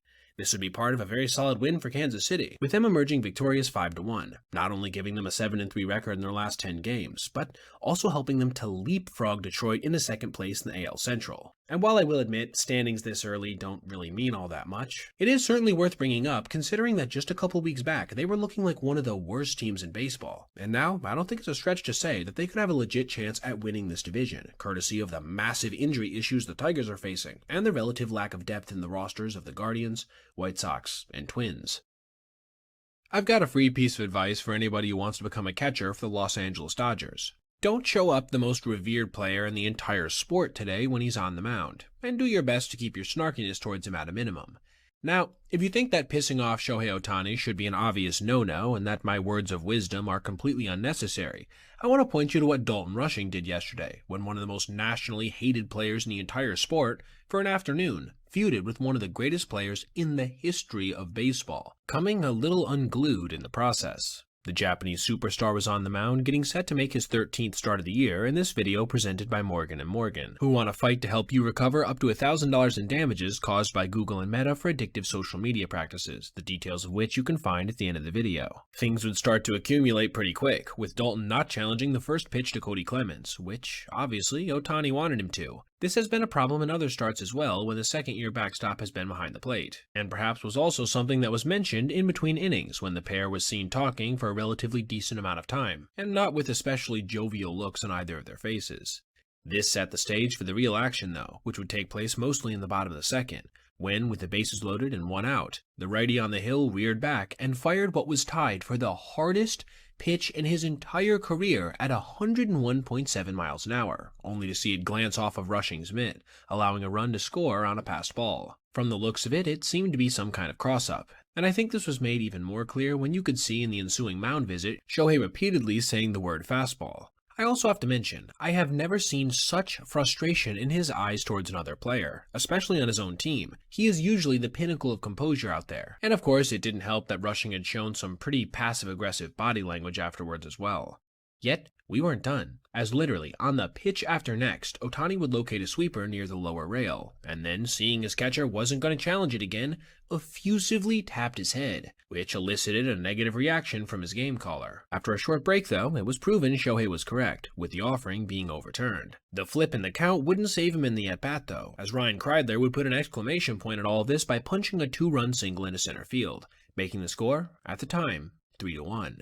After the inning ended, a parade of Dodgers players, coaches, and even manager Dave Roberts approached Dalton to try to talk some sense into him, and from here we wouldn't really see any further controversy between the two. Though Rushing himself would have one more lowlight, when he punched out in the top of the fourth versus Joe Ryan, then proceeded to slam his helmet on the bench before having a full-on mini freakout, repeatedly slapping himself in the forehead aggressively. The one thing I do want to give him credit for in this situation was his level of accountability after the game, which the Dodgers would end up winning 4-3, when he had this to say on the events that had transpired. It was pretty embarrassing. Thankfully he's as good as he is, and he could take control of a game. You have so much support though. I mean, to have the conversations, whether I saw Freddie come up to you, Dave Roberts, I mean, I know that, as you said, today may have felt embarrassing, but to have their support in that conversation, what does that just mean to you? Yeah, it's great. I mean, they always have my back. Once again, it's embarrassing that I need support like that. I'm a grown man. Yeah, it's a pretty tough pill to swallow. Hasn't been great as of late, and I'm going to be better. It's like I've said in multiple videos that I've made about the lefty. I don't want to target him like this, but the self-inflicted wounds are nearly endless at this point, and that's just not going to be a very good recipe for playing time when Will Smith manages to make a full recovery from his current injury. It feels like nearly every start that Jacob Mizorowski makes, there's a new velocity record he's breaking, which I end up doing a video about, but I can't really help it, to be honest. What he's doing is not just generational, it's historic, with him easily being the hardest throwing starter of all time. And yet, even with this understanding, we find ourselves here yet again, because he just recorded a host of new record-breaking feats versus the Cardinals that I had to talk about, including registering the highest average velocity for a hurler's total pitches in the history of the big leagues, and by almost a full mile an hour.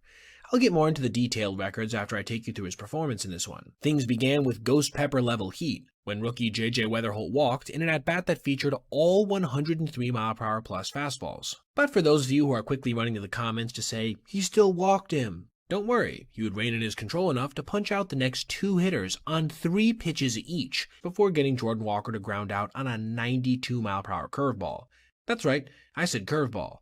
And if you thought that inning was dominant, the next 2 would easily be more so, with him punching out 5 of the 6 batters he faced, including getting above 102 miles per hour yet again a bunch of times while only throwing 23 pitches. He would then struggle in the 4th and 5th, relatively speaking, by only striking out 3 batters in this time frame while giving up 1 ball hit over 95 miles an hour. In comparison to what had come before, this was a Herculean effort. He even needed the assistance of Luis Rengifo to catch this flared line drive on a reach, even if it was hit at just 72 miles an hour. The only real moderate struggles he would encounter in this one would come in the 6th, when he gave up a flare single to Pedro Pajes and then a solid knock from J.J. Weatherholt, who was perhaps the only hitter in this lineup who seemed remotely comfortable, before Ivan Herrera flipped a little swinging bunt down to third base that scored the Cardinals' only run.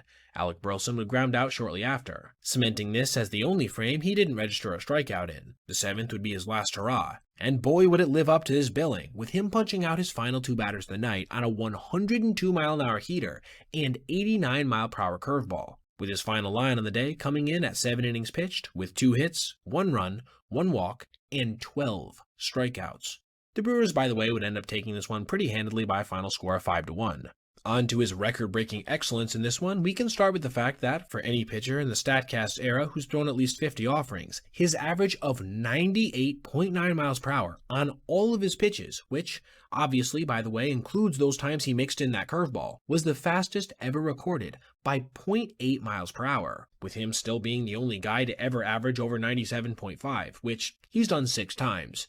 But this really is only the tip of the iceberg. I'm going to share 3 other numbers with you as provided by Sarah Langs on Twitter. The first being that this was the most 101 mile per hour pitches in a game ever tracked by a margin of 7, which is more than all but 3 starters have ever had in their careers dating back to the pitch tracking era, which started 7 years before StatCast. And finally, he also broke the record for the most 100 mile per hour plus pitches in a game by a margin of 13, with a staggering total of 57.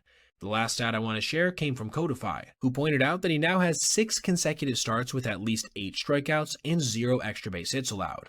No one else has ever done that more than 4 games in a row. That's right, not Jacob deGrom, Nolan Ryan, Clayton Kershaw, Randy Johnson, or Roger Clemens. Literally nobody but the 6'7" mutant, whose numbers this season look more like full season totals for a reliever than anybody who actually starts games. Which, by the way, he's been doing very well recently, going at least 6 frames in 4 of his last 5 starts, with him only not doing so in the other one because it was shortened due to cramps.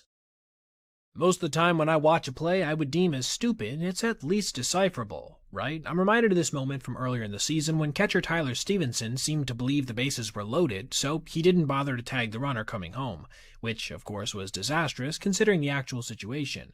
But once in a while, we will come across something that ascends into a different category. One that is not only airheaded, but downright indecipherable, which is what Manny Machado threw up yesterday versus the Cubs, which I'm going to break down in today's video brought to you by SeatGeek. It was in the bottom of the 6th inning in a tight, well-played, low-scoring game that was tied at 2-2, with San Diego getting their couple on an infield ground out from Fernando Tatis Jr. and RBI double from Xander Bogaerts. Then Chicago responding with a run-scoring single from Michael Conforto and sacrifice fly off the bat of Seiya Suzuki. Nico Horner led off the frame with a single, then proceeded to take off on a 3-2 to Conforto, who dribbled a routine grounder to the left side, where Machado fielded it, and then, inexplicably, took the time to try to go to the bag, tag Nico, then spin and throw to first, not managing to get the out there. Obviously, it looked weird on the surface, but when you try to break it down, it becomes even more so.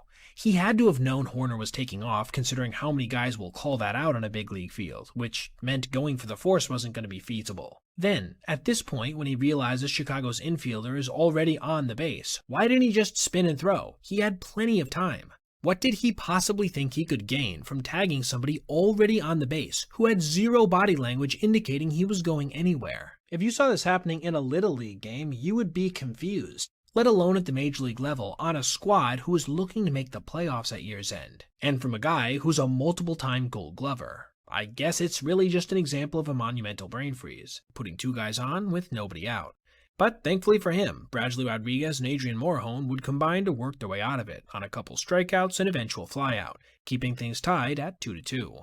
And it would stay this way all the way until the bottom of the ninth, when Suzuki launched a ball off the wall and left for a walk-off single, which, quite heartbreakingly for San Diego fans, had come just after Jace Bowen had saved the day momentarily with a perfect throw to home plate to nab Dansby Swanson. This was the Padres' third loss in a row, dropping them to 11 games back in the division, and just 3 games over 500.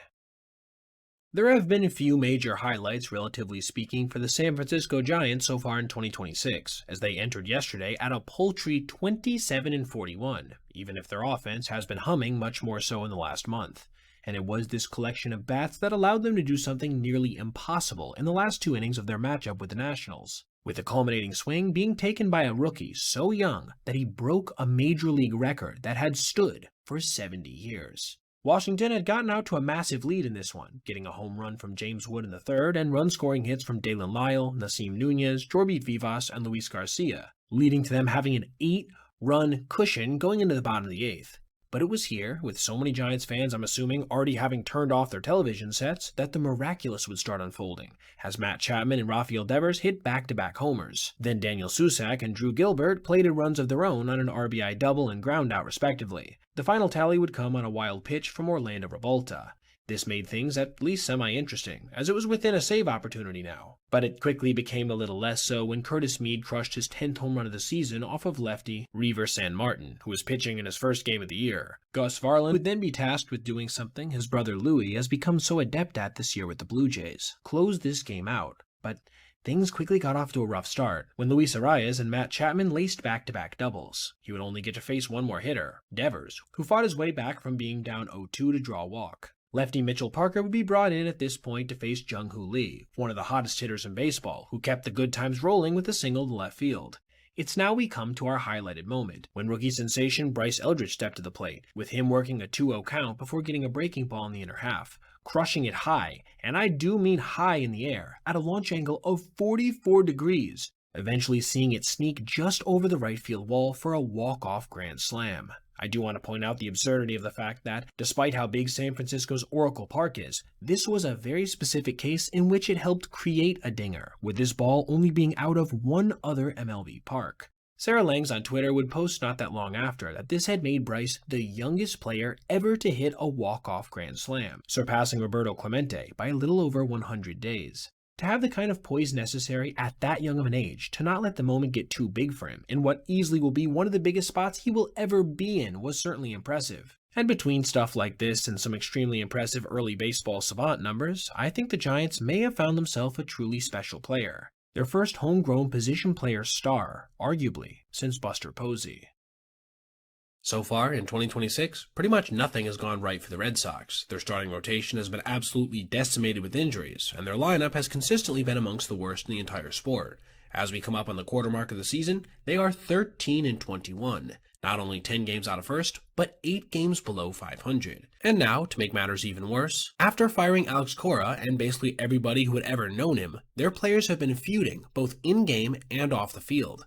That's why today I want to take you through their recent 3-game set against the Astros, which they lost 2-1, as well as what was said and shown in terms of public conflict. Game 1 was easily the high point of the set. They emerged victorious by a score of 3-1, in a contest that was relatively clean, as although their offense didn't show much besides a 3-run home run from Jarren Duran, their pitching managed to stymie a potent Houston offense, largely with the help of Jake Bennett, a prospect who went 5 innings of 1-run ball. Everything from here, though, would start falling apart. In Game 2, they had a pitcher who is still considered a rookie, lefty Connor Lee Early on the hill, and with his team down 1-0 in the top of the 4th, he would give up a hit that would catalyze our first incident, when Jose Altuve launched a 3-2 fastball to deep center field, where Ceddanne Rafaela barehanded off the wall and then threw a one-hop strike in a second. The only issue is that shortstop Trevor Story, who is overall having a really rough season, not only wasn't close to the bag, but then didn't even really attempt to hustle a tag on Altuve afterwards. This irked Rafaela, whose exceptional effort basically went wasted here, with him literally raising his arms in frustration afterwards. That just almost looks like dejection on his face. Before the frame concluded, Houston had pushed across 4 more runs, which basically locked up this victory for them, because somehow the Red Sox have not managed to win a single game this season in which they've trailed by 2 or more runs at any point. That's a crazy stat that held true here once again, with the final coming in at 6-3. Then it was after Game 3, which I'll detail briefly in a second, that Sean McAdam published a story on Mass Live, in which veteran Wilson Contreras basically put a heavy helping of the blame in association with the offense on the lineup having a number of young players who don't have experience in dealing with slumps. It's always bad taste to point fingers in my opinion, and I think that was also the perspective of Marcelo Meyer, one of those young players, who had this to say in response. To me, that's just kind of an excuse. Blame the young guys, said Meyer. But at the end of the day, we're all playing baseball. We're all pros. We all know what we need to do. I don't think we're doing a good job with runners in scoring position. When you don't do that, you don't score runs. To have bad public-facing conflict from 2 separate pairs of players in back-to-back days just shows how broken that clubhouse is right now. I will acknowledge, that third contest was exceptionally brutal, with the team going 0 for 11 with runners in scoring position, and only getting a single run on a solo homer from Duran. All of this came with the context that they were facing one of the most dilapidated bullpens in baseball. This would result in a 3-1 extra inning loss when Cam Smith laced a 2-run single and Rafaela put the cherry on top of the crap sundae with a game-ending double play. I'm not sure what it's going to take to fix things in Beantown, but as of now, the vibes don't seem like they could get much worse. There have been an absolutely ridiculous amount of teams coming into 2026 that were supposed to be good that have disappointed. And easily one of the most extreme of these examples is the Toronto Blue Jays, who went from within 2 outs of a World Series title last year to being, at this point, 5 games under 500, having lost 5 consecutive contests en route to being 10 back in their division. And it was perhaps a level of frustration with this situation that influenced Alejandro Kirk yesterday to do something that was, frankly, refreshing to see as a fan, refusing to engage in his team's home run celebration with his squad down by a sizable amount in another contest that they would go on to lose.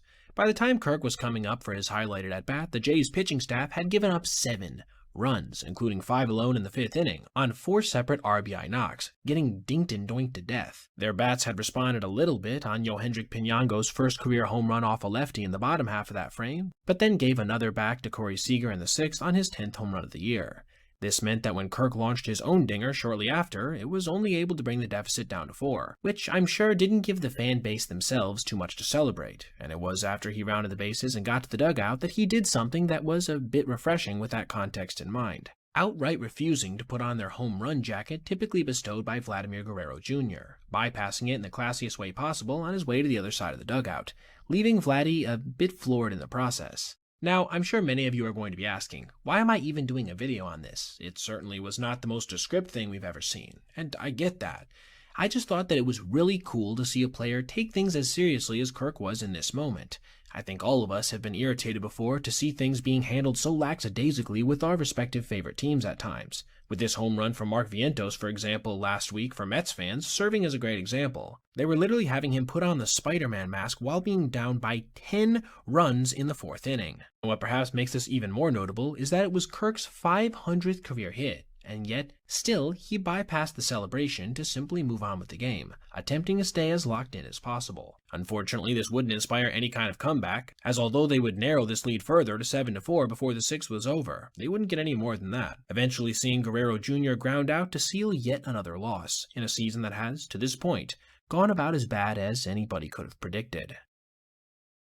Listen, before we even get into it, I know I made a couple videos on this guy so far this season, and I don't want to become one of those channels that just harps on the same stuff over and over again. But I find it impossible not to talk about who is quickly becoming one of the most hated players in baseball, doing something that's about as dirty as a position player can. Literally pop-up sliding into the legs of an opposing infielder in such an obvious way that it directly cost his team an out. It was in the top of the 5th inning in a then 2-1 game with Pittsburgh in the lead. Dalton Rushing managed to work his way into a 3-1 count before drawing a walk on a high fastball. This quickly leads us into our highlighted play, when Alex Freeland grounded a 2-1 to second baseman Brandon Lau, who grabbed it, spun, and then threw to shortstop Jared Triolo, whose ensuing toss was a bit late to first. It was then something surprising happened, and don't take my word for it, just look at Shohei's reaction. Dalton had gotten dinged for a runner's interference, a fairly rare call in the modern game, and when you examine our available replays, it made perfect sense. The rule is, when sliding, you have to make at least a reasonable attempt to touch the bag, and not go out of your way to initiate contact with a fielder.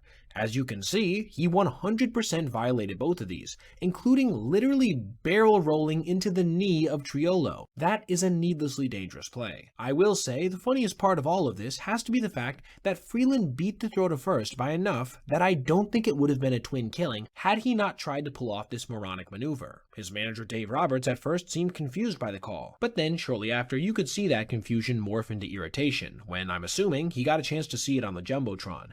That is not a face you want your manager making in response to one of your plays. Unfortunately, because there is no justice in baseball, the Dodgers would go on to not only win this game, but absolutely break it open, with Rushing himself scoring the go-ahead run in the 7th inning, which was then followed by an additional 9, with the final tally in what ended up being a 10 spot coming on Freddie Freeman's 2,500th career hit. The Pirates would manage to tally a meaningless run in the bottom of the 9th, but no more than that, crystallizing a 12-3 final, which brought LA's record on the year to 43-24, though in what should come as a pretty scary notion to the rest of the league. They've actually been unlucky to this point according to expected wins, by a fairly significant margin.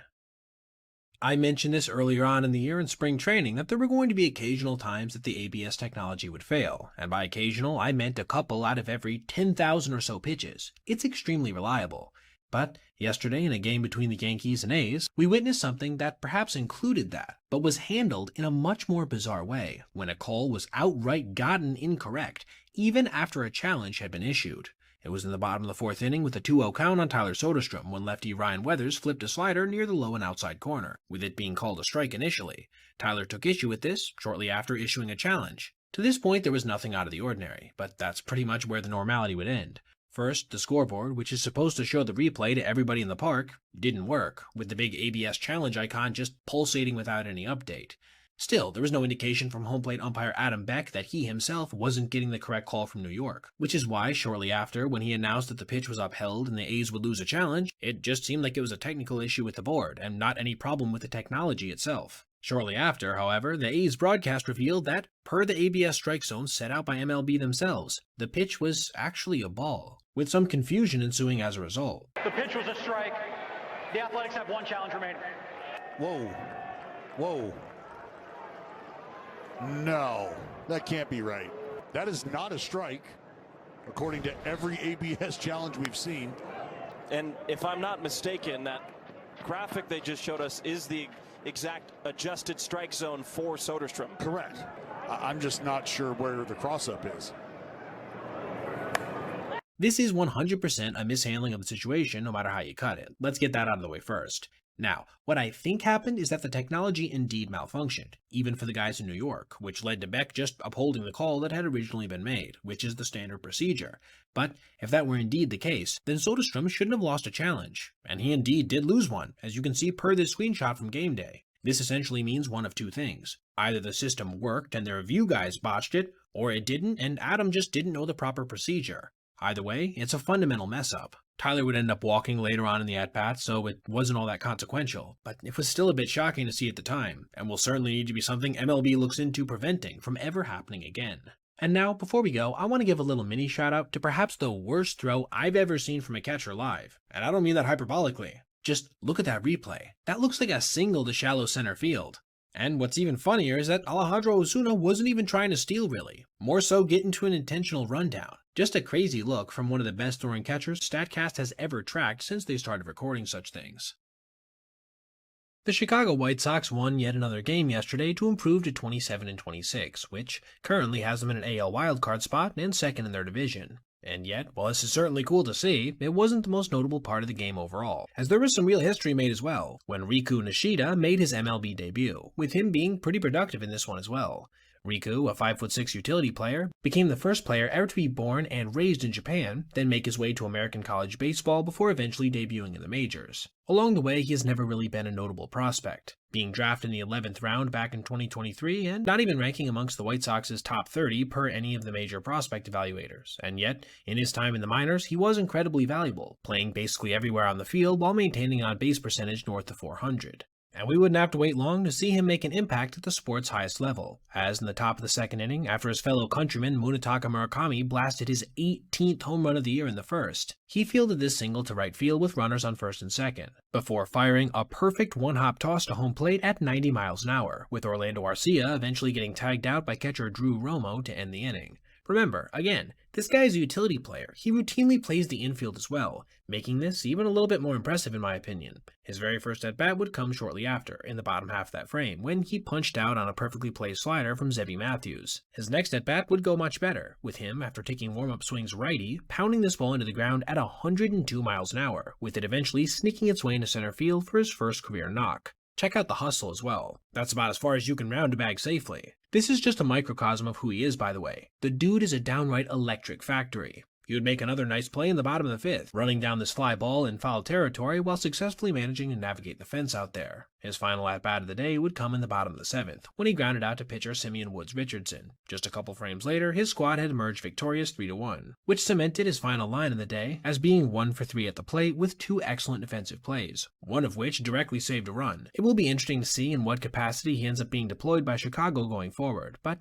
I'm sure however he's used, he'll be entertaining in the extreme. Also, just a little thing I wanted to mention, but a player who could follow in his footsteps in terms of going from Japan to college to pro ball is Rintaro Sasaki, who, after breaking the high school record for home runs in his country, has proceeded to hit 16 long balls this year in 54 games for Stanford, with an on-base percentage over 400 and an OPS around 950. Funny enough, he actually has a very similar player mold, at this point, to Murakami himself. I don't want it to be misconstrued that I'm harping on something that nobody cares about just so I can dunk on Jazz Chisholm. I'm a big fan of the electric way that he plays when he's at his best, but no one can deny that he does, at times, nearly willingly attract controversy, whether it's proudly admitting that he had no idea what the rules were in a play that resulted in a walk-off, or wasting an inordinate amount of challenges because he issued them at eyebrow-raising times. And there was a moment like this yesterday, when, in the middle of his team getting beaten by 3 runs, he went out to the field with a lollipop in his mouth, something that irritated his manager, Aaron Boone, so much that he literally said it, quote, pissed him off in an interview today. New York was facing off against the Detroit Tigers and got out to a 1-0 lead on an RBI double from backup catcher Ali Sanchez. This wouldn't last long, however, as in the bottom of the third, the Motor City Kitties would push across 3 runs on an RBI groundout from Kevin McGonigal and 2 out singles from Spencer Torkelson and Colt Keith. They would add on another in the fourth when the professor punched a ball the other way down the left field line, where Jose Caballero, who doesn't primarily play out there, completely misjudged the situation, just assuming base runner Hao-Yu Lee would pull up at third, which saw him kind of start jogging in and then fire a ball offline to the plate. This takes us to our highlighted moment, when Jazz came out in the bottom of the fifth with Riley Green at the plate with a lollipop in his mouth, eliciting a decent amount of camera time. That's, of course, because this is highly unconventional from an MLB fielder, especially someone who's on the infield, as it's not at all uncommon to have to make diving attempts on grounders, line drives, or tags,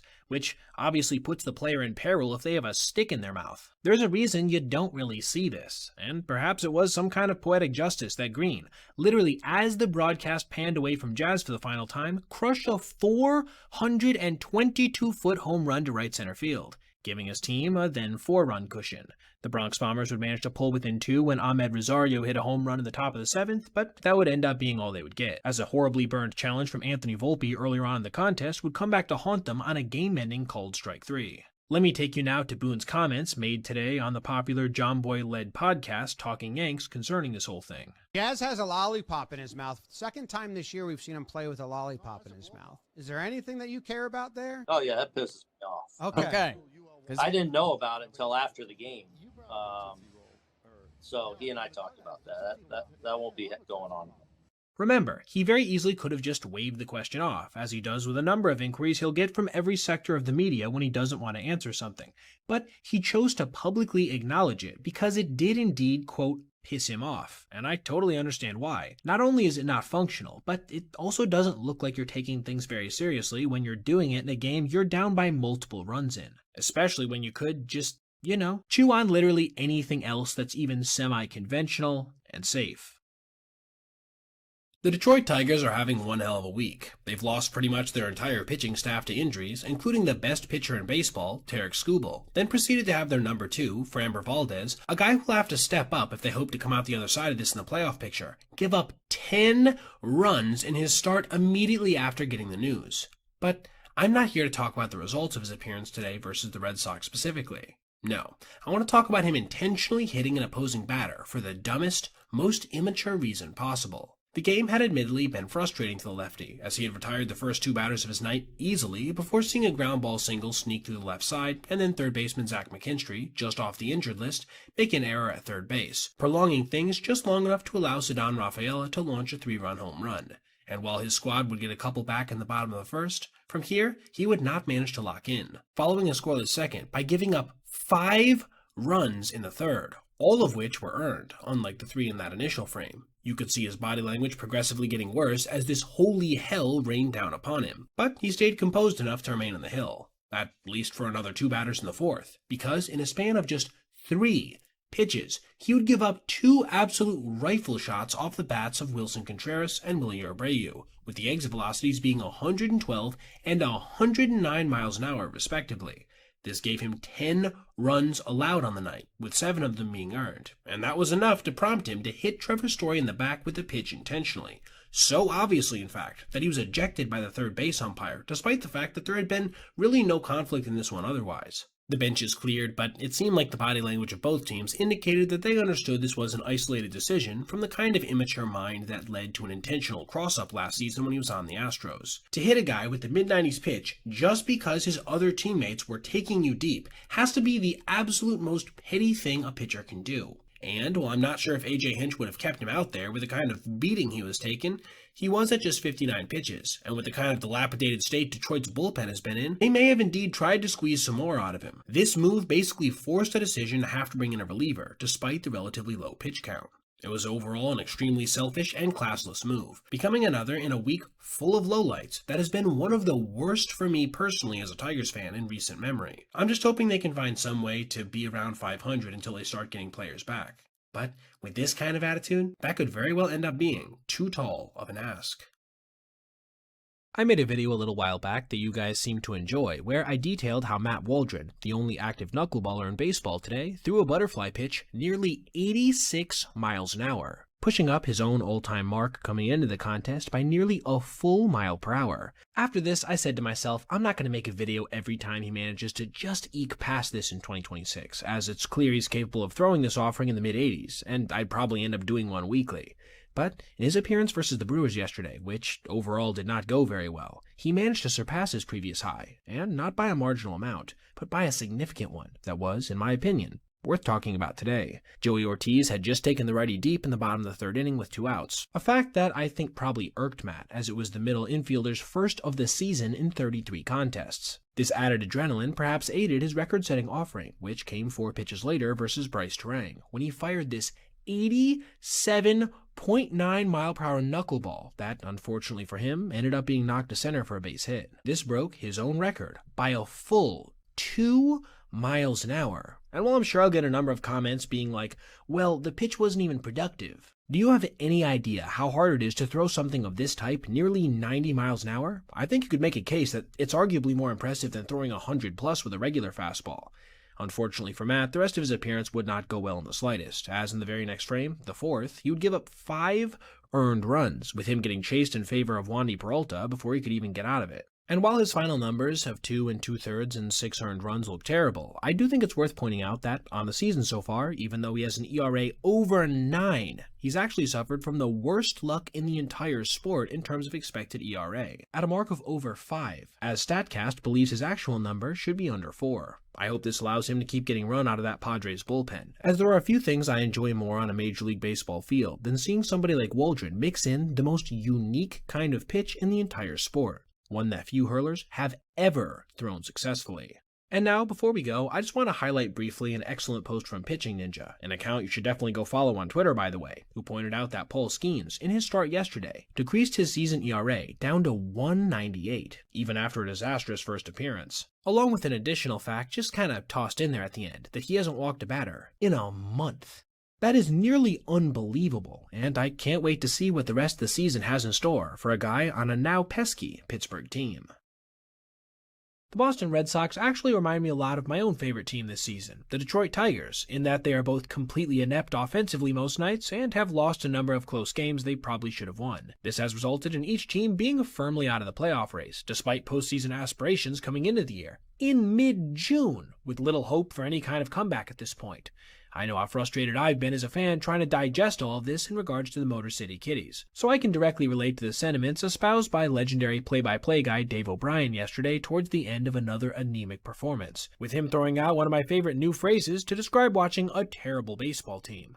I'm not going to bore you with an inning-by-inning recap of all the wasted opportunities for Boston offensively on the night, because, quite frankly, this video would be 14 minutes long. Let's just say that entering the bottom of the ninth, they had gone 0 for 12 with runners in scoring position, leaving 13 total on base, including not scoring in 4 separate innings where they had at least 2 guys on.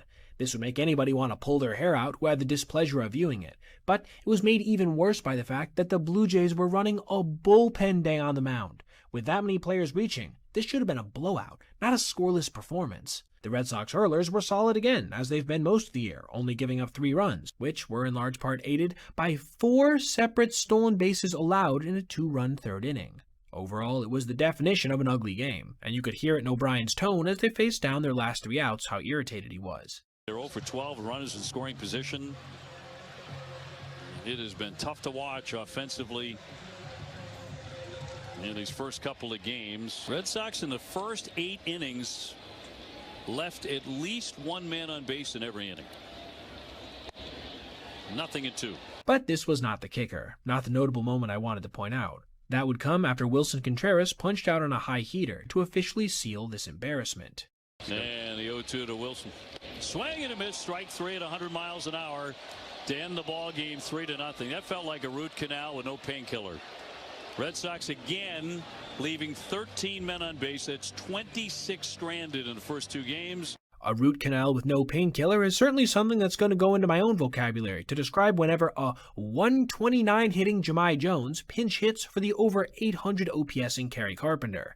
Sorry again to make it about the Tigers towards the end here, but I had to vent, which I'm sure is very similar to how many Red Sox fans, including O'Brien, are feeling about their own incredibly disappointing team as of now. One that, for some reason, refuses to fire one of the worst pobos in the sport currently. Before we even get this video underway, I want to make something abundantly clear. There are 2 types of disrespectful in baseball in my estimation. The ones perpetrated by somebody like Framber Valdez when he decides to throw at people intentionally for barreling him up or laugh in their faces when they get hit by a pitch. And then the kind we saw yesterday in a game between the Angels and Astros when Jose Altuve basically said, through his actions, not words, that he had 0 respect for the Angels' ability to execute on defense, which ended up working out pretty good for him. The veteran was on second base to start the top of the 10th inning in a then 4-4 game, getting moved over to third when Denzer Guzman fielded a bunt from Bryce Matthews that was 100% on track to roll foul, and that he had no play at first on. This bit of stupidity was followed by Italian lefty Sam Aldegheri managing to get Cam Smith to strike out on a poorly placed changeup. And for a moment, when he induced a pop up to second baseman Nick Madrigal, it seemed like he'd have 2 outs and 0 runs in. But it was at this point Jose decided to make his move, attempting to score, basically daring Anaheim to catch him in the process, and they would be able to do no such thing, with Nick's throw getting past catcher Logan O'Hoppe despite the fact it was a 1-hop strike. His miss, in fact, was so egregious that the official scorer didn't even credit Jake Myers with a sacrifice fly, instead calling it a pop-out and fielding error by the backstop on a missed catch. This is a relative rarity on a ball that bounced, but I do think it was the right judgment. Back to Altuve's decision. Not only has the middle infielder been playing versus this dysfunctional squad for well over a decade, but he probably at least had some idea of how bad their glove work has been this year, with them being the worst team in the entire big leagues per fielding run value at -22, 4 worse than the next closest, the Mariners. And while he couldn't have anticipated exactly how the play would unfold, it's worth pointing out that -7 of those belong to O'Hoppe, who has been the worst at his position as well. This would end up proving critical for the outcome of the game, as if that toss is secured, it's an inning-ending DP instead of a disrespectful go-ahead run, and this game could have, at a minimum, gone to the 11th after Anaheim saw Mike Trout get thrown out at the plate on a single to left, a send that may not have been made if they weren't down by a run. Before, with 2 outs, Guzman flew out to left, sealing a 5-4 final that dropped the Angels to 25-42, 17 games below 500.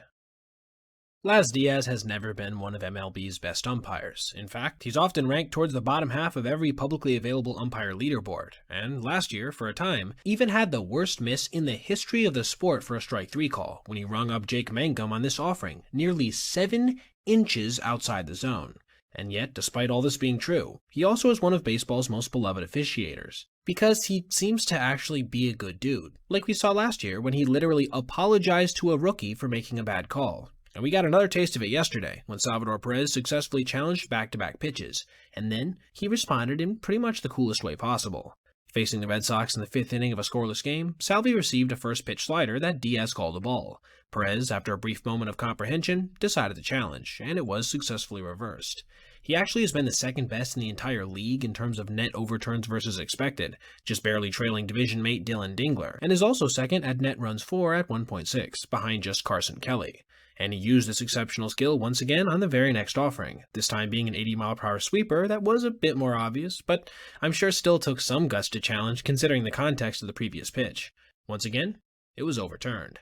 Now, for a lot of umpires at this point, there would have been some ego-related tension, but that was not the case at all for Diaz, who, following a fastball way high, got in Perez's ear and started jawing with the veteran, seemingly teasing him. If you're wondering what the baseball world thinks of Laz as a person, check out what the Royals broadcast had to say about the whole thing. Oh man, I tell you what, say what you want about Laz Diaz behind the plate. He is such a good dude. Players respect him. Look at Laz. You gonna challenge that one? Oh, I love it. I just love umpires who aren't afraid to embrace their own mistakes, and despite Diaz's shortcomings as a game caller overall, you can't dispute how good he is at that very thing. By the time the dust settled on this game in general, the Red Sox had emerged victorious by a score of 3-1, another low-scoring effort for both clubs, who are in similarly disappointing places as of now in the season. But one thing I wouldn't categorize as overall disappointing was the veteran umpire's performance in this one, which actually was about average, with his overall accuracy coming in at 93%, just below his expected accuracy, and his overall consistency being about the same. Good on him for being decent on this day, and even more, being a good sport in a manner you just don't see from most MLB umps. In some ways, there's nothing more painful as a baseball fan than when a pitcher loses their chance at history while still mostly doing their job, getting oh so close and yet not managing to accomplish anything truly notable. Most of the time we're talking about no-hitters or, in rare cases, perfect games getting spoiled on weak, unlucky hits. But in some cases, we see this happen on errors, which unfortunately occurred yesterday when Mookie Betts booted a ground ball with Dodgers' Yoshinobu Yamamoto being just 4 outs from a perfect game. At this point, though, he still had a chance for a no-hitter, and would have had to perfectly execute to finish things off, something that certainly wasn't a given. No, this actually isn't what I'm talking about in terms of spoiled history. You see, he was actually 1 out away from tying one of the most impressive all-time pitching records before the tragedy struck. Entering that 8th inning, Yoshi had retired 43 consecutive batters going back to his last start, which of course included the first 21 in his appearance versus the White Sox, having struck out 7 of them while largely inducing weak contact. He certainly did get lucky a few times as well, as there were 5 instances of contact being over 100 miles an hour, and yet all of them found gloves. In a funny way, this is usually what accompanies a historic performance like this. You just need a little relative luck to go along with pure dominance. The first batter he would face would be the perfect example of this, with Colson Montgomery on a 3-2 pitch ripping the hardest hit ball of the day at 110 miles an hour, only to have it settle into the glove of Freddie Freeman. Rookie Braden Montgomery's plate appearance would be much quieter, dribbling routine ground ball to shortstop on a 1-0, which Mookie handled no problem. This made it 45 consecutive batters retired by Yoshinobu, just 1 away from the all-time record set back in 2014 by Yusmeiro Petit, and, like I said before, 4 outs away from his perfect game. This is when disaster would strike, as Chase Mydroth on a 1-1 grounded a slider to shortstop, where Betts got in position and then just saw it go off the heel of his mitt, deflecting to Santiago Espinal, who couldn't manage to corral it either. This simultaneously ended his run at a perfecto, as well as Petit's record, in the most tragic way possible. Now, I will say, I think something that's important to remember here for anyone who's going to get too mad at Mookie is that Rate Field in Chicago is known for having terrible infield dirt, which Oral Hershiser pointed out immediately after. And we've talked to players on both ball clubs. This infield, it is not good. It is not good. Not an excuse, but it is not good. And when you examine the various replays, it's clear this ball took a bit of an unpredictable hop, which is what ended up causing it to hit the heel rather than the center of his glove. I'm not excusing it, mind you, I'm sure there's a few shortstops out there that could have adjusted, though I will also add that he has metrically been one of the best at his position in the entire sport this year per fielding run value, being tied for 5th in the league with 3, despite only playing 303 innings. You can't say that this was just a bad fielder making a bad play. Regardless, it was clear the veteran felt pretty bad because when he got back into the dugout, even though Yamamoto was ready and willing to acknowledge and address it, he just kind of kept to himself, not wanting to get into it at that moment. Which, frankly, given the gravity of what had just happened, was understandable. In some ways, it seems a bit fortunate that Yoshi would lose his no-no versus the first batter of the ninth, when Tristan Peters absolutely demolished a home run at 109 miles an hour. Because, if he hadn't, we would probably be talking for a long time about what could have been had Betts just made this play. Instead, it became a footnote in an otherwise dominating 7-1 win for LA, who now sit comfortably in first place in the West with an 8-game lead over the recently scuffling Padres. Ever since Corbin Carroll made his debut back in 2022, he has been nothing less than one of the best players in the entire sport, racking up an average of over 5.5 wins above replacement per season, while hitting over 20 home runs in a campaign 3 times, stealing over 30 bases 3 times, routinely ranking as the best overall base runner, and maintaining an OPS in the 850 range. And yet, none of these are the most historic aspect of his game, with that distinction, I think, going to his ability to rack up triples, which is truly ridiculous as he entered yesterday's game with 14 more than the next closest player since 2022, then proceeded to tally a couple more, which allowed him to accomplish a feat that we hadn't seen since Lou Gehrig in 1928.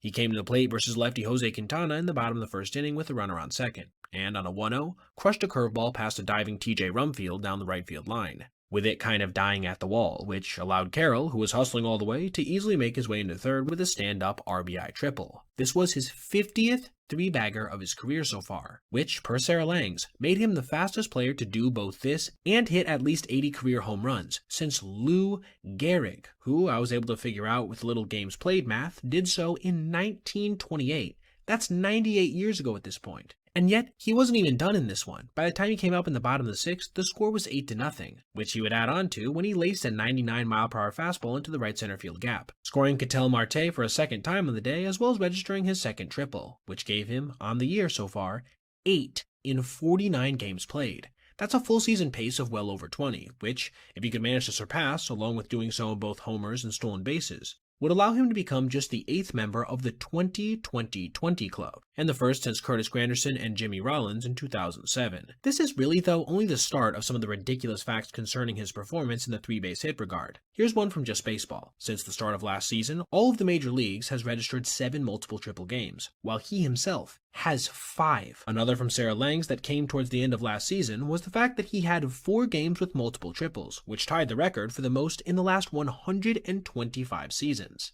And finally, one that I was able to dig up myself is the fact that he's 3rd amongst active players in this type of hit, despite being the only one in the top 10 under 30 years old, with him being just 25. He is truly on a historic pace in the modern game, and I can't wait to see what his final numbers will look like by the end of the season for an Arizona club that has been sneaky competitive so far, with them having a realistic chance to secure their first postseason berth since their World Series run in 2023.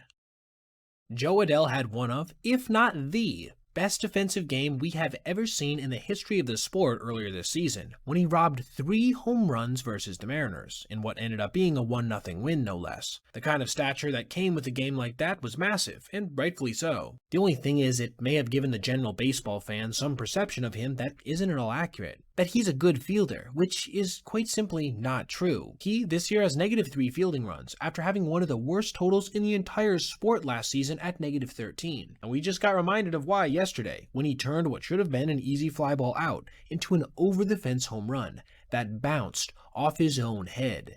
Adell was in right field in the top of the 4th in a then 7-0 game, an already embarrassing state of affairs considering they were facing the Rockies. And to make matters worse, Willie Castro had literally, the pitch before, just hit a 3-run home run. Our highlighted play would come next, when TJ Rumfield lifted a center-cut breaking ball 364 feet to right field, where Joe tracked it pretty easily before seeing it clank off the tip of his glove and then off his noggin, sending it careening behind him. For a moment it seemed like this might be a simple double, as it wasn't immediately clear to the umpiring crew what had happened. But after a short conference between them, it was deduced that the ball had indeed deflected up and over the wall, turning it into a home run. The replays are obviously hilarious, and don't think it's lost on me that the same guy probably now has the single worst and best defensive highlights of the entire season. But what's somehow even nuttier to me is that this is not the first time this has happened to him. Back in 2020, in what was a COVID-shortened rookie season, he had one of the only official 4-base errors in recorded Major League history, knocking this ball over the fence in what was an even worse look, considering he had time to camp underneath it. Still, MLB Scoring Changes on Twitter, who's an expert in this type of thing, said that he believed that Grayson Rodriguez, if he chose to appeal, could very easily see this turn into another 4-base error, because he was in line to catch it fairly routinely. It'll be interesting to see if this ends up happening. One other thing I want to address is the Jose Canseco comparisons I've been seeing online, and while I do understand them, especially considering the iconic nature of what the right fielder did back in 1993, I actually think Adele's was significantly worse. Look at the effort Canseco expended to even get to that ball. You can't claim that was anywhere near as routine, especially considering the wall being there. As to the rest of the game, the Angels would indeed go on to lose by a final score of 8-2, dropping their second game in a row to a Rockies squad that entered their series at 22-38. Every time I've posted about Jacob Misiorowski in recent days, it has been in regards to his extreme velocity he's capable of reaching, one higher than any starter has ever posted in recorded MLB history. But perhaps this has undersold a bit just how productive he's been metrically as well, as he just had a month of May that was so unbelievably dominant, it was singular in the whole of MLB history. And that's not hyperbolic. I literally have 3 different things he accomplished that no one ever has before. I'll get more into those after I take you through his outing yesterday versus the Astros in a bit more detail. He began his night in predictably dominating fashion, punching out the top 2 hitters in Houston's lineup with relative ease, including Yordan Alvarez on 3 straight fastballs. This is a guy who's second in the major leagues right now in OPS, and he didn't even look like he had a chance. The second saw him collect another punch-out, as well as receive some defensive help in left field, with Jake Bauers making this diving catch to rob a double from Isaac Paredes. His next frame would easily be his hardest, as he would give up 2 singles before plunking Yordan on a 1-2 curveball, setting up Christian Walker for a chance to do some real damage. Thankfully for him though, he would get a bit lucky on a 96-mile-per-hour exit velo grounder fielded by Andrew Vaughn. This would be the last time Houston would register multiple base runners in the same inning. In fact, the last base runner that would reach period came in the 4th, when Paredes followed up another punch-out with a double, one that would, again, be stranded. The 5th and 6th each contained 2 strikeouts, getting him up to 8 on the day, with Yordan, again, notably being a victim of Jacob's high-octane heater. The hulking lefty came into the game with an expected slugging over 700 versus fastballs. The 7th was his final frame, and it contained only the second time all day where Houston didn't strike out at least once, though they were still retired pretty easily in order. This made his final line of the day 7 innings with 3 hits allowed, 0 walks, and 8 strikeouts. His squad wouldn't manage to give him much to work with in terms of run support, but it really wouldn't end up mattering as they would close out Houston by a final score of 2-0. At this point, the baseball world would get a chance to bask in his statistical glory. And believe you me, there was plenty to bask in. The first of the 3 notable stats I want to share comes from Codify on Twitter, who pointed out that there has never been a pitcher who struck out more than 45 batters while allowing fewer than 2 runs in any calendar month. That is, until Misiorowski, who punched out 57 while only giving up 1. Shortly after, they pointed out that hitters facing the tall righty in his last 6 games pitched had 129 at-bats and just 15 total bases, which, again, nobody had ever done over a span like this. And our third and final stat would come from Sarah Langs, who stated that in his last 7 appearances, he has struck out 66 batters while allowing only 1 extra base hit, which, shocker, no one in recorded history had ever done before. This is a level of dominance, both in terms of power stuff and run prevention, that is completely unprecedented. And I mean that literally. This kid is doing things that Pedro Martinez, Randy Johnson, Nolan Ryan, Clayton Kershaw, Sandy Koufax, or Roger Clemens never did in their careers. He is now firmly inserting himself as perhaps not only a contender for this year's Cy Young, but the outright favorite at this point. If I told you that a baseball team won a game 4-1 on a night where they led for well over half the contest, you'd probably think the announcing crew calling the game would be in a relatively good mood, right?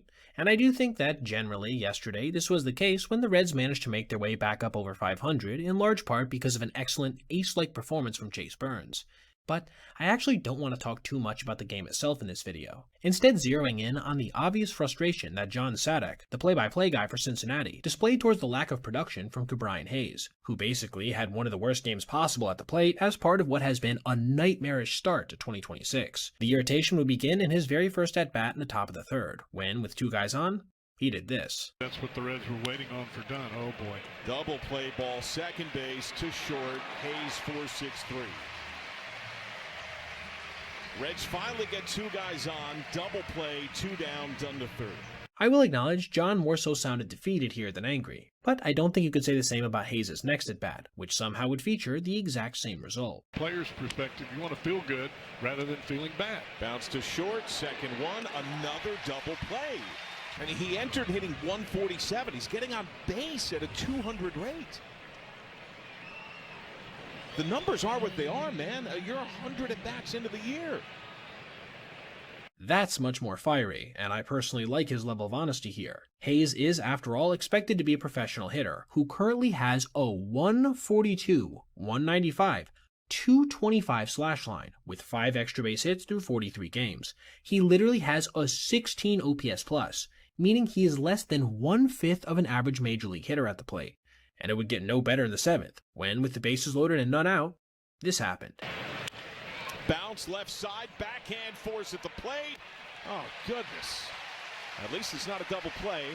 It's one out, bases reloaded. I think the venom-filled, at least this wasn't a double play, was a great indication of how Sadek was feeling towards the righty in general. And finally, in the 9th inning with a guy on first, Hayes would register one more low light. I think that might have been a hit and run. I agree. I think that Brian Hayes didn't swing. And Willie Harris just relayed the sign. He stepped out of the box coming toward the circle. Just to make matters even a little bit worse, he would pop up to shallow center field shortly after. Again, important context is that each one of these at-bats came in a game that was either tied or the Reds were leading. That's how frustrating his performance was to John personally. Though, again, I can't really say that I blame him. Ke'Bryan is off to one of the worst starts in the history of the sport at the dish, and it's somewhat stunning to me that he's still getting regular playing time. I think one of the coolest things about the baseball space is that you legitimately have people honing in on every aspect of performance, whether that be regarding players, managers, or in the case of today's video, umpires. Because, you see, normally in a 10-4 game in the bottom of the 8th inning, no one's going to be talking about a missed call. But thanks to Umpire Auditor on Twitter, I was made aware of one of the dumbest things I've seen in an officiating capacity this season, when Emil Jimenez had a call that missed by about half a foot, and then just refused to allow the hitter at the plate to challenge it. I'm going to break all this down in today's video presented by Morgan & Morgan, who want to fight to help you recover up to $1,000 in damages caused by Google and Meta for addictive social media practices, the details of which you can find at the end of the video. Like I said, this one was pretty much over entering Jason Dominguez's at-bat, with the Bronx Bombers having scored 2 runs in the first on a Cody Bellinger homer and then 2 in the second on an Anthony Volpe triple and Ali Sanchez single, before blowing things wide open in the 5th with a 5 spot. The biggest blows coming courtesy of Jose Caballero on a 2 RBI single and 2-out 3-run home run from Paul Goldschmidt, who, believe it or not, is having a major renaissance so far this year. New York would push across one more in the 7th on a Jazz Chisholm solo dinger, officially pushing them into double digits. Like I said, this was not a high-stakes situation by any means, but that would not change how bad of a call Dominguez had to endure on his first pitch seen from Trevor Richards, one that missed the strike zone, by exactly 6.07 inches up, making it the worst call of the entire season at this point that came against a non-position player pitcher. Being that it was such an obvious miss, Jason went to challenge, and yet was denied by Jimenez, who I guess was claiming he didn't get it off in time. I personally think this was stupid in the extreme. I want you to take a look at how long Emil waited before making an official strike call. Once he did, the Yankee switch hitter issued his challenge well within the reasonable window of about 2 seconds. But I guess the home plate ump just didn't want another overturn on his resume, of which, by the way, he already had 5. In fact, he was terrible on the night overall, getting 16 total calls incorrect, with an overall accuracy percent of just 91, which was a little under 4% worse than expected. I do agree with the baseball purists that I want some degree of human involvement in the rule enforcing process, but it's behavior like this that brings this entire notion into question, when pride gets in the way of good game calling. It's kind of crazy to think about, but the last time Shohei Ohtani was on a mound versus the Rockies, even though he threw 6 no-hit innings, he was frustrated with himself all night, because he was consistently missing his spots. Now, most of us mortals would have gotten absolutely rocked if this happened to us at any level, but his stuff is so good that he still was able to dominate. Nonetheless, it was obvious he made an adjustment entering his start versus a much better team, the Diamondbacks, and it came in the form of some of the most unique velocity mixing you will ever see on an MLB mound, with his pitches ranging from a max velo of 100 miles an hour all the way down to 68, a 32-mile-per-hour separation, and it helped him to do something that we hadn't seen in well over half a century. I'm going to get more into all this in a second, but for now, let me take you through his outing, both in the box and more specifically, on the hill. Things got started fast for the superstar, who led off the game with a 108-mile-per-hour infield single fielded by second baseman Ildemaro Vargas. Shohei then hopped on the mound and had a routine bottom half of the first, with, I'm sure, crucially to him, 0 walks being issued, which was a problem versus Colorado. The second was much more dominant, though, with him punching out his first 2 batters of the night on a blazing fastball to Nolan Arenado and a devastating sweeper to Pavin Smith. His next at-bat would come in the third, when he led off what would eventually be a 3-run inning on a 7-pitch walk. He would punch out 2 more batters in the next 2 innings, including dotting this 99-mile-per-hour four-seamer over the high and outside corner, with Geraldo Perdomo challenging the strike call unsuccessfully. At this point in the game, he had only permitted a single hit, a double that had come versus Gabriel Moreno, in an at-bat that featured that aforementioned 68-mile-per-hour eephus curve, as well as a 100-mile-per-hour fastball that, to the catcher's credit, he managed to hit fairly well. Still, it wouldn't lead to anything in the way of runs. In his third and fourth at-bats, he again reached on a base on balls as well as notching his second single, giving him, at this point, 4 separate instances of reaching base. Getting back to what he was doing with his arm, he had perhaps his most brain in a blender inning in the 5th, when he struck out another batter on a near triple-digit heater, and then froze the one after on a sub-80-mile-per-hour curveball, this one with more bite than the eephus variant, but with still more than 20 miles an hour of separation. The 6th would be his final encore, with him still pumping heat up there, but giving up a single and walk in the process, leading to him facing one of the best players in baseball so far this year, Corbin Carroll, with guys on first and second. It was then he managed to do something nearly impossible, get the lefty to ground into a double play, ending the frame with just 89 pitches thrown. However, he would get pulled in what was then a comfortable 5-0 game. Our last real notable instance involving the Japanese unicorn came in the 9th, when he followed up his only out of the day, a strikeout in the 7th, with his third hit of the night, a single to right field, one that gave him 5 separate instances of reaching base, which made him the first pitcher since 1964, per Sarah Langs, to have a scoreless start of 6+ innings, and reach base 5+ times. I do want to circle back to dive a little deeper into the topic at hand, though. His ridiculous speed variations in this one, because, you see, it wasn't just his highs and lows worth discussing. Every single offering in his arsenal, besides his cutter, had a speed variation range of at least 7 miles an hour, with his fastball going as low as 93 and as high as 100, his sweeper coming in at 78 to 89, and his curve ranging from 68 to 81. My best guess is that this was an intentional strategy to help with his struggles with location, and to perhaps conserve his energy, which led to results that are hard to argue with, being 6 innings of shutout ball with just 3 base runners allowed, and 6 punch-outs. It seems like every game he gives us something new to discuss, but I guess that shouldn't be all too surprising, considering the incredibly unique nature of what he's able to do. The universal code amongst players and managers is that you defend your player at all costs, because they're the one that's on your team, right? Even if it perhaps goes against your better judgment in some cases. After all, you have to defer to those guys that are in your clubhouse. But we just got a chance yesterday to see a pitcher do something so indefensible that their own manager outright condemned it after the game, saying that they were, in no uncertain terms, in the wrong. And I really respect him for it. A.J. Hinch, manager of the Tigers, was sitting on the bench in a then 10-2 ball game, just having watched pitcher Framber Valdez give up back-to-back home runs, each of which were over 109 miles an hour, before then having to endure the drama of an intentional hit by pitch, with Valdez putting his only four-seamer of this season so far in between the numbers of Trevor Story.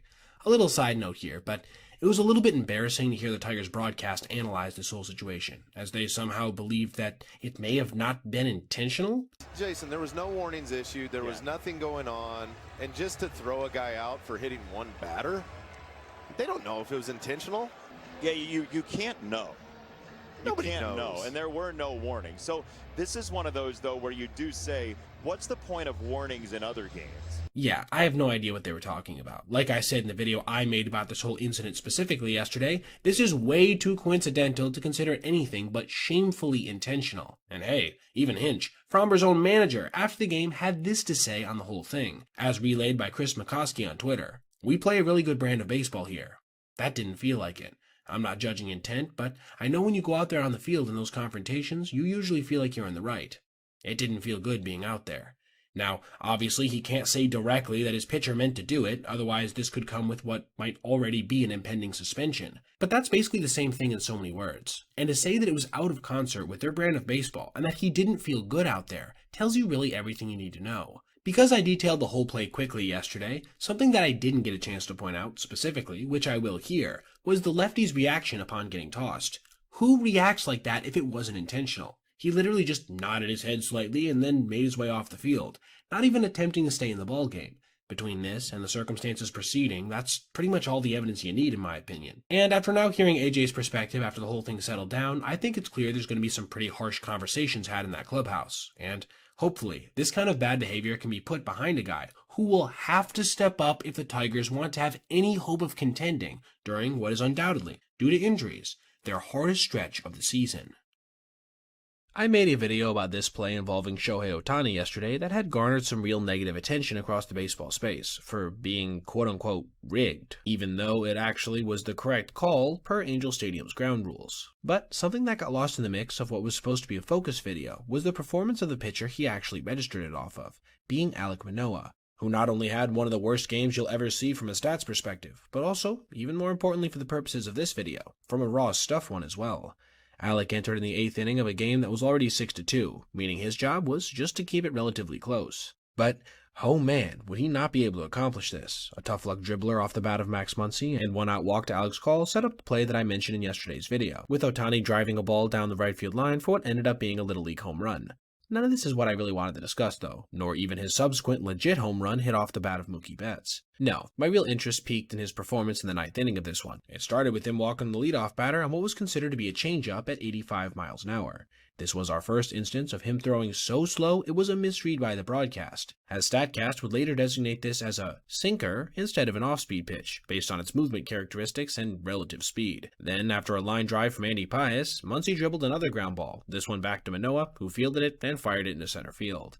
While obviously this was an ugly play, I want to point out something. If you were to take away the visual representation of the speeds of this and that leadoff walk to Smith, they would be virtually indistinguishable. So I'm not actually sure if there weren't some sub 84 mile an hour sinkers in here as well. You could see the same pattern in the next at-bat versus Teoscar Hernandez when he ripped a 1-1 changeup down the left field line for a single after a nice diving stop from Vaughn Grissom.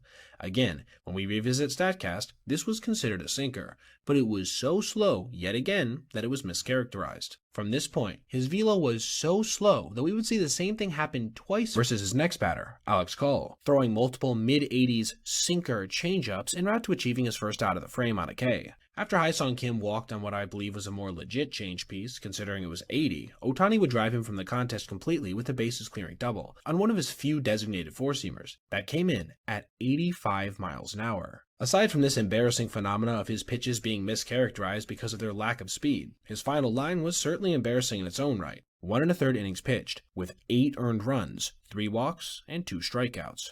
And the under-the-hood stuff was every bit as bad as this, with Thomas Nestico, who has a great website by the way called TJ Stats, having his Stuff Plus average for this appearance come in at just 89.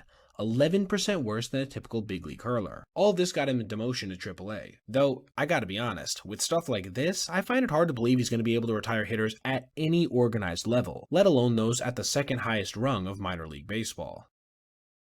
One of my favorite things about baseball is the charting of probabilities. We have a chance to see things like expected batting average, weighted on base percentage, run expectancies, etc. Most of the ones you'll see will range from incredibly impressive to downright abysmal, but once in a while, you run across a major outlier, something that occurs that is so ridiculous you just have to take a second to really appreciate it. Which is exactly what we saw the punctuation of yesterday, when Tyler Tolbert, a 28-year-old career pinch runner primarily, tied an MLB record with 12 consecutive hits, a feat that had a chance of occurring of 1 in 244 million. I'll get more to Sam McDowell's tweet on the whole situation a bit later on, but first let me take you to each of his knocks, starting with one that probably shouldn't have been, when a weakly lined ball back to the mound went off the glove of pitcher Jesus Luzardo, allowing a guy with 95th percentile speed to easily beat it out. Number 2 was much more typical, a fastball down the middle that he took into right field at 103 miles an hour. From here, he got pinch hit for in the 7th, ending his day. His next contest would be where the real fireworks would start, as after not playing in the following game, he would come out with a vengeance in Casey's rubber match with the Phillies, dribbling an infield single in the bottom of the first as part of a massive rally, then tacking on in the bottom of the third with his first extra base hit of this historic stretch, a gapper that scored a run and made it 8-1. This would kick off a bit of a power outburst, as just 2 frames later, in the bottom of the fifth, he would launch his first home run of the year just over the left field wall, pushing his team's score into double digits. Things would get dialed back down to the infield hit variety in the bottom of the sixth, again showing off those insane wheels to beat out a pretty routine play from Alec Boehm, making him 4 for 4 on the day. He would officially secure a 5 for 5 in the eighth by punching a balloon out to left center field. That was, at this point, his 7th consecutive knock.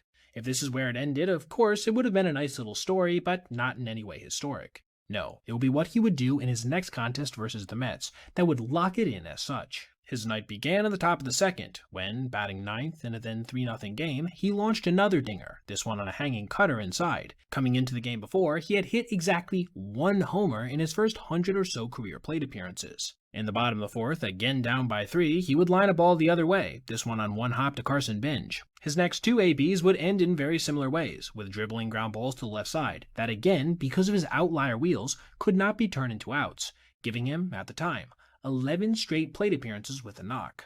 This put him 1 short of tying the all-time record, which, with his squad now up by 3 in the top of the 7th, he would indeed do, in perhaps the most appropriate way, on a check swing nubber to short, drawing a big smile from the righty shortly afterwards. He would get one more chance to stand alone in the top of the 9th when he flipped a shallow fly ball to right field, which, unfortunately for him, ended up finding the glove of Benj, ending his historic streak. After the game, it was Sam McDowell who, in a story for KansasCity.com, detailed that the chances of a career 200 hitter getting 12 consecutive knocks was about 1 in 244 million, which he contrasted with the odds of being struck by lightning twice in your lifetime, the odds of which come in at 1 in 234 million. Those are some of the craziest odds I've ever seen in regards to baseball, and certainly worth detailing here for you guys. Pete Crow Armstrong is off to a great start when it comes to his overall value metrics in 2026, with him putting up over 2 wins above replacement through his first 50 games. However, it has not been nearly as flashy as what he did in the previous season, because he's slugging under 360, with an OPS just barely over 650. The big reason he's even been useful is his ridiculous defensive performance so far, which has yielded 12 fielding runs, tops in the big leagues at this point. However, you wouldn't be able to tell based on his most recent 3-game set versus the Brewers, when he had one of the worst series you will ever see, both at the plate and in the field, and against a division rival no less, with his team getting swept as well. I'm going to take you through his performance in each game individually. Things began pretty well for the lefty, with him making a catch that perhaps looked a little bit harder than he usually makes it, with a little leap at the end, but still managing to successfully take an extra base hit away from Jake Bauers. This would end up being by far his highest point we'll look at, because his struggles would begin in the bottom of that very same inning, when he grounded out routinely to Joey Ortiz. But at least he managed to make contact, something that would elude him in the bottom of the fifth, when with his team now down 8-0, he struck out looking on a fastball that was in a relatively decent spot to hit. Then, in the sixth, with a chance to help his team get back in it, with the score now being 9-3 with a couple guys on, he flied out to shallow left, with Jackson Chourio making an easy catch. And then his final at-bat of the day would come in the bottom of the ninth, when he punched out once again, this time in more typical Pete fashion, chasing a slider nowhere close with an ugly half-swing. Game 2 would begin in exactly the same fashion, with him chasing a dastardly curve from Jacob Mizorowski to strike out once again. This is when we would get a chance to see our first defensive miscue, when, in the fourth, he cut over to the right center field gap on a routine fly ball from Sal Frelick, before just dropping it, with this perhaps being the easiest ball he's ever managed to mess up at the big league level. The bottom of the fifth would see him strike out in what was, at this point, his third straight at-bat, taking another disjointed swing on a 99-mile-per-hour fastball that was well placed by the Miz. This looks bad, not really because of the result, but the overall aesthetics. He just looked way out of sorts. He would manage to finally do something in the bottom of the eighth inning, getting a sinker in on his hands and flipping it the other way for a 70-mile-per-hour single. Spoiler alert, this would be his only hit of the entire series. And then, to cap his night off, he would ground out weakly to second baseman Bryce Terang for the second out of the ninth. This brings us to what was, overall, his worst game of the set, when he led off his night by in the top of the second inning, allowing this routine single to center field to skip by him on an ugly-looking Olay maneuver, which not only scored both base runners, but allowed the hitter, David Hamilton, to round the bases with a Little League home run. This is just not an image we're used to seeing from Pete. He would then proceed to hop in the box and punch out looking on a well-placed fastball in the third, before striking out on a nearly identical pitch in the sixth, this time at least going down swinging, admittedly with another pretty ugly hack. At the time, his team was down 4-0. His final at-bat would come in the bottom of the ninth, when he dribbled a routine ground ball to first baseman Bowers. His numbers overall for the series came in at 1 for 11 at the plate, with 6 strikeouts and 2 miscues in the field, one of which directly cost his team multiple runs, all being registered in losing efforts for his team overall, as part of what has been a recent slide for a once hot squad, who has now been beaten 5 games in a row, and 8 of their last 10. I literally just did a video last week on the New York Mets getting embarrassed by the Philadelphia Phillies. And as much as it's fun to talk about bad baseball being played, I swear I don't really want to keep harping on how bad they've been this year, because believe me, they have indeed been very bad. But I just have to talk about what occurred last night, because it was arguably a season low for them, when they made not 1, not 2, not 3, but 6 separate errors in a single game, and it ended up being the literal difference in their contest versus the Cubs. We start on literally the third batter of the game in this video presented by SeatGeek, when Seiya Suzuki dribbled the routine ground ball out to Gold Glove shortstop Francisco Lindor, who was actually in his first game returning from injury, getting off to a great start when he booted it. This one at least wouldn't lead to a run though, which is not something you could say about the next one, when, in the top of the fourth, Marcus Semien messed up another easy one, this time compounding the issue by making an offline throw to first, even though he had plenty of time to still get slow backstop Carson Kelly. Instead of being out number 1, it was runners in the corners with nobody out, and this would help contribute to a snowball effect that would result in 3 runs scoring before the frame was over. But, oh, were we just getting started? Because the final 3 frames in this one would house 4 of their 6 total, starting with Semien's second miscue, this one coming on a pop-up to shallow right. Mercifully again though, because of the efforts of Luke Weaver, who's been absolutely nails recently, a then 1-run ball game would remain that when Kelly grounded into a double play. The only inning to feature multiple errors would be the next one, in the 8th, when Pedro Ramirez claimed the 3rd separate infielder with a ground ball that couldn't be handled by Bo Bichette. All of these to this point were hit under 95 miles an hour. That put a runner on first with nobody out, and it was just 2 batters later that PCA would nearly get robbed of an RBI hit on a diving play by Mark Vientos, only to see the throw go off the glove of reliever AJ Minter. This was designated as a throwing error on Mark, which meant all 4 infielders now had one, though I think reasonably you could pin that one more on AJ. You gotta catch that. That made the deficit 7-5. Still, amazingly, there was at least a chance versus what had been a leaky Cubs bullpen. If they could just manage to hold it here, and they would, at least to close out the 8th. The 9th would be a very different story though, as with 2 outs, Nico Horner would fly a ball to right field that could not be hauled in by Brett Beatty.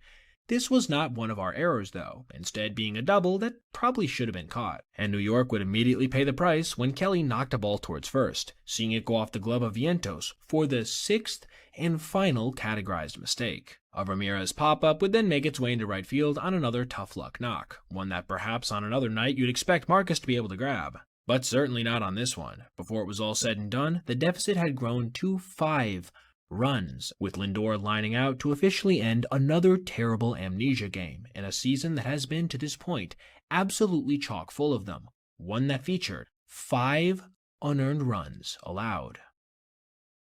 I think something that a lot of people forget is that the players on the field are humans too, with real perspectives and feelings, which can lead them to the occasional bout of emotional frustration, especially when they're under the microscope. This is why I believe that you really couldn't have faulted Brewers rookie Cooper Pratt yesterday if he had been a little bit sour about having his MLB debut go about as bad as it possibly could have. But instead, he addressed all of this in the classiest way possible after the game, in what ended up being a reaction so notable that I wanted to share it with you guys. First, let me take you through his performance in more detail. His first actions on the diamond were pretty routine when he started a 5-4-3 double play off the bat of Stephen Kwan in the top of the 2nd, helping to end what could have been a troublesome inning for the Brew Crew. His first at-bat would come in the following frame when he faced off against Slade Ciccone, and on the 2nd pitch, flipped a routine grounder to shortstop, where it was handled easily by Brian Rocchio. Shortly after, in the top of the 4th, his single biggest lowlight of the day would occur, when Rocchio knocked his own simple grounder to Pratt, who fielded it on the backhand and then, as he went to throw, slipped a bit, leading to his toss sailing well over the head of Andrew Vaughn, turning it into a 2-base error. In a then scoreless game, this could have easily led to something disastrous, and yet, none of his emotions on display were negative. Obviously, he wasn't happy with the play, but he didn't start sulking like you'll see a lot of guys do. He just locked back in, and his pitcher, Robert Gasser, would support him by retiring the next 3 hitters with relative ease, keeping this one 0-0. Cooper's second at-bat would come in the bottom of the 5th, this time with the runner on, and it would bring with it yet another dribbling routine grounder. Though at least this time it managed to advance Garrett Mitchell to second base. This still wouldn't lead to anything on the scoreboard, which at the time was 1-0 on an earlier Bryce Terang homer. Let's jump to the 8th now for the rookie's final at-bat, which came after a 2-out game-tying single from Gabriel Arias and then nearly immediate go-ahead homer from Garrett, one that traveled 440 feet. Pratt could not join in on the fun, though, finding his 3rd separate infielder of the night on a ground ball to first baseman Kyle Manzardo. A couple innings later, the ballgame was over courtesy of a dubious swinging strike 3 call on Arias, one that regardless put a period on the shortstop's first game, which, again, featured an over-3 performance at the plate with that throwing error in the 4th. And yet, I want you to try to detect even a hint of negativity in his post-game media session, shared by Adam McCulvey on Twitter. It was exciting. I mean, obviously I didn't get my first knock or anything like that, but we won. So vibes were fantastic. Heart was rushing the first at bat and the first time I ran out there, but it was surreal. And then especially when McGill came in and all the lights flicked off, that was pretty cool. What are you going to remember most from tonight in your debut? We won, that's for sure. Maybe I'll remember the ball that I threw halfway up the net, but got out of the way early. This is a player that other players want to be teammates with. The prioritizing of his team's success above his own, the acknowledgement that he was indeed nervous without making excuses, and the infectious, beaming positivity. This was all really cool to see, and I'm sure Milwaukee's number 4 overall prospect will be finding success at the big league level soon enough, regardless. The Giants are off to the 2nd worst start in the entire National League through 49 games, being at this point 20-29 with an atrocious -49 run differential. And yet, despite all these losses stacking up by mid-May, I think we may have just witnessed the worst so far. One so bad that it literally had their announcing team stunned into silence before an obvious amount of disgust managed to work its way through before the broadcast concluded.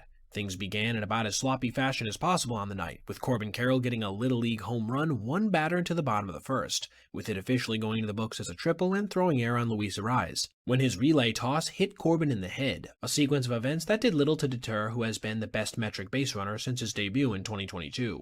And yet, San Francisco showed something in the very next frame they haven't most of the year. Some resiliency, getting back-to-back home runs from Rafael Devers and Willy Adames, and then, with 1 out, an RBI double from Daniel Susac. All of a sudden, they had a 3-1 lead. But, like has been the case for much of this nightmare of a campaign, their bats would proceed to not manage to add on even a single tally for the rest of the game. There were a couple close calls, sure, like when Rafael was robbed with the runner on first by Lourdes Gurriel Jr. in the 3rd, or when Willy Adames grounded out with runners on 2nd and 3rd in the 5th, but all it ended up amounting to was a giant blue balling for the fan base. On the mound, things were certainly a bit shaky as they were giving up base runners left and right. But thanks to some timely double plays, they managed to work their way out of it, like in the 7th when, with the bases loaded, Keaton Winn induced a twin killing off the bat of Adrian Del Castillo, with Winn even getting over to cover the bag after a diving effort from Devers. Or in the 8th, when, in the exact same situation as the previous frame, Nolan Arenado hit into a DP. Little side note here, but holy moly is Arenado slow now. This meant, entering the bottom of the 9th, they still somehow had a 2-run cushion. And with 2 outs and a guy on first, things looked pretty good for a victory. Then base runner Ildemaro Vargas advanced to 2nd on defensive indifference before being scored on a single from Del Castillo. It was at this point it felt like the baseball gods stepped in, tossing Arizona a catcher's interference on what would have been strike 2, meaning it was all going to come down to a guy who's had a relatively slow start to 2026, and yet still has down-ballot MVP upside, Ketel Marte. And on a 1-0 pitch, this is how the Giants broadcast would react to what came next.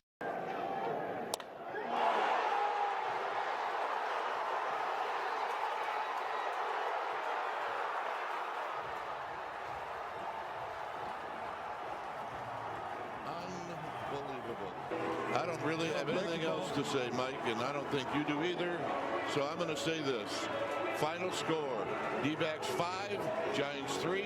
To hear that level of silence following what was obviously the biggest play of the game just shows the level of exhaustion that Dwayne Kuiper and Mike Krukow felt after that embarrassing loss. A sentiment that I currently share in regards to my favorite team, the Tigers, who have an identical win-loss record to the Giants as of now, with both teams seemingly being unable to stop the bleeding as they continue to drift further and further from any reasonable contention for a playoff spot.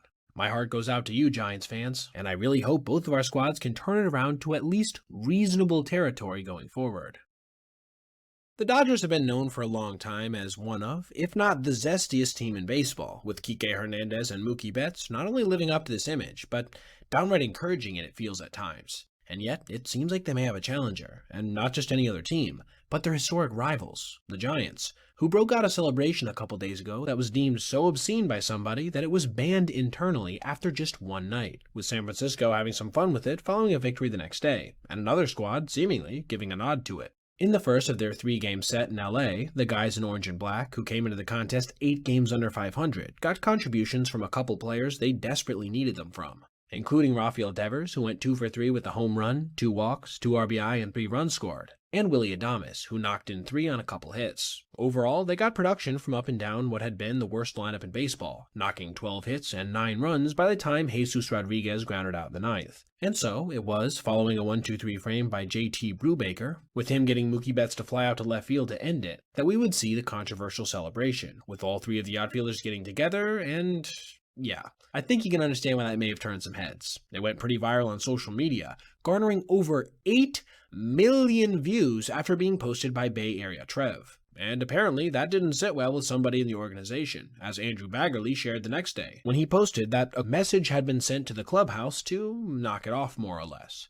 But, of course, the same minds who could concoct such a thing had a follow-up unveiled after San Francisco's 6-2 win versus Yoshinobu Yamamoto, a game that featured the first multi-home run output versus the Japanese ace from any individual player, coming, ironically, from Eric Haas, a journeyman catcher playing in just his 6th game with the team. Anyway, after Shohei grounded out to Luis Ariz to put a stamp on this one, the group got together and, instead of doing anything that could be construed as obscene, decided to do a respectful bow, which, of course, would go viral again.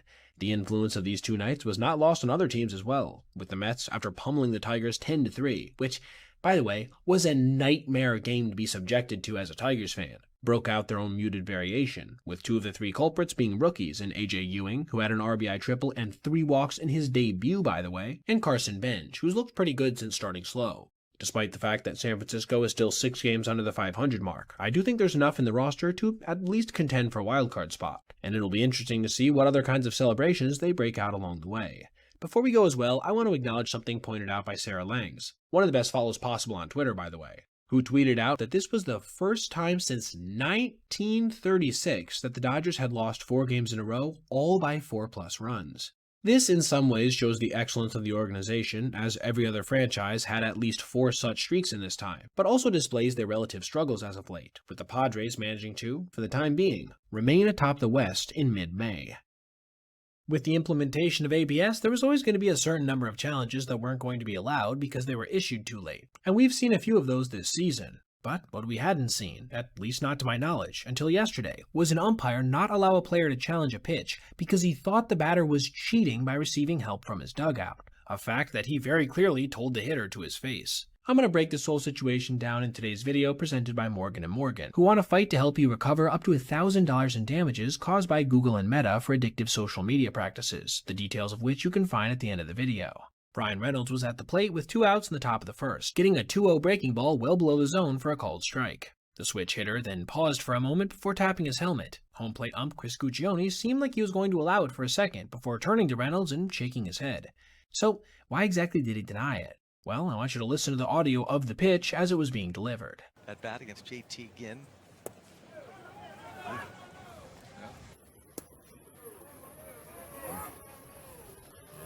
Did you hear that pronounced no, no, no? Well, apparently it came from Pittsburgh's dugout, and Guccione interpreted this as a signal from someone in there to challenge, which, of course, would be cheating, disallowing Brian's right to ask for a review. I want to shout out John Boy Media for putting text over much of Chris's conversation with both Reynolds and manager Don Kelly. They are really good over there at the lip-reading stuff, obviously. The entire umpiring crew would get together shortly after to make sure they all agreed. And indeed they did, officially sealing this as the first time I have ever seen a hitter be accused of cheating using the ABS system. Now, I'm not 100% sure this is what happened, but I can understand where Guccione was coming from. If you have even a sliver of concern about this as a game caller, you have to take action, and quick. Otherwise, situations like the 2017 Astros could come about before you know it.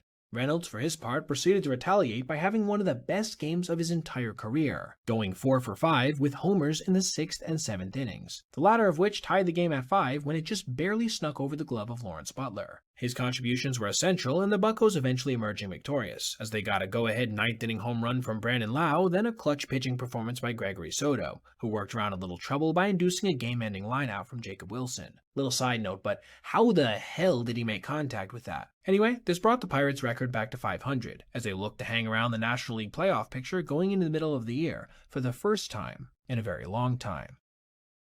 Since his tough rookie season, in which he had -8 fielding run value, Bobby Witt Jr. has been the most successful infielder in baseball in this regard, with 50 FRV over the last roughly 3.5 seasons. This is largely because of his ridiculous athleticism that allows him to reach balls that most guys just simply can't, his howitzer of an arm that throws out guys from any place even close to short, and what we're going to be talking about today principally, his instincts, which helped him yesterday to directly save a run by faking out a base runner so badly it put their brain in a blender.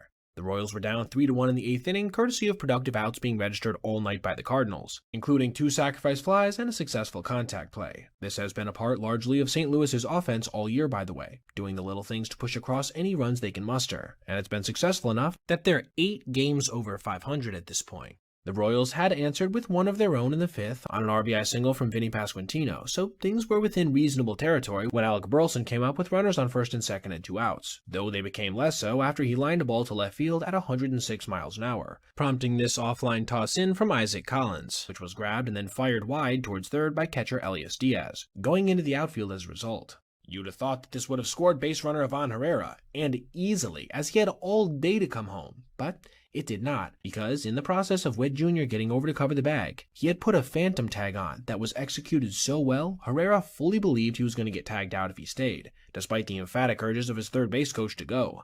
This is a play that a lot of guys are going to try to execute, but it's the specific subtle movements that I think sell it so well, largely being how casual he was. A lot of guys will overemphasize the attempt, which is a dead giveaway they don't have the ball. Bobby does just enough to fool Herrera, and don't get me wrong, he was fooled. That's the face of somebody who had no idea what was going on. And for a moment, it seemed like it might end up mattering, when Jose Fermin popped up to third base to officially seal that saved run. Then Jack Caglione led off the 9th with a home run, followed shortly after by a Collins single, bringing the tying run to the plate with nobody out. Unfortunately, in what has been a pattern for KC lately, these 2 runs would be the extent of their production, with Kyle Isabel eventually grounding into a double play to end things, dropping them to 8 games under 500, though, bizarrely, they are still only 2.5 games out of a wildcard spot, in what has been an absolutely atrocious start for the American League so far. Listen, before we get started, I just want to say I am a Tiger fan myself, so I'm coming into this whole situation that I'm going to detail with, if anything, a little bit of bias towards my favorite team.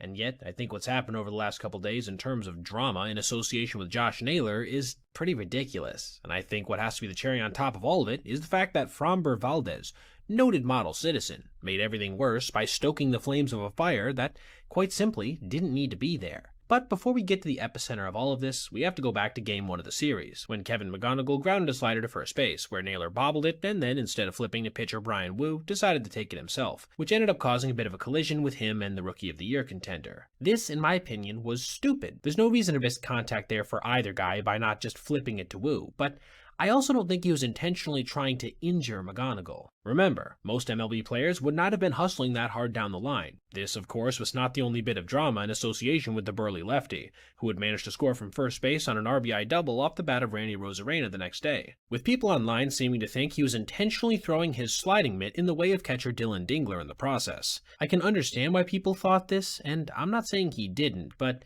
I'm also not 100% sure that this was the case. It was not what you would call in replay terms clear and convincing. Annoying, but not necessarily infuriating. The Tigers did seem to feel differently, however, as the next time he came to the plate, starter Cater Montero would give him a 96-mile-per-hour fastball in the northern part of his body, more specifically in the upper shoulder just below his head. Naylor would say this immediately after. And wouldn't you know it, just a couple pitches later, a Rosarena was grounding into an inning-ending double play, allowing him to make a hard slide into second.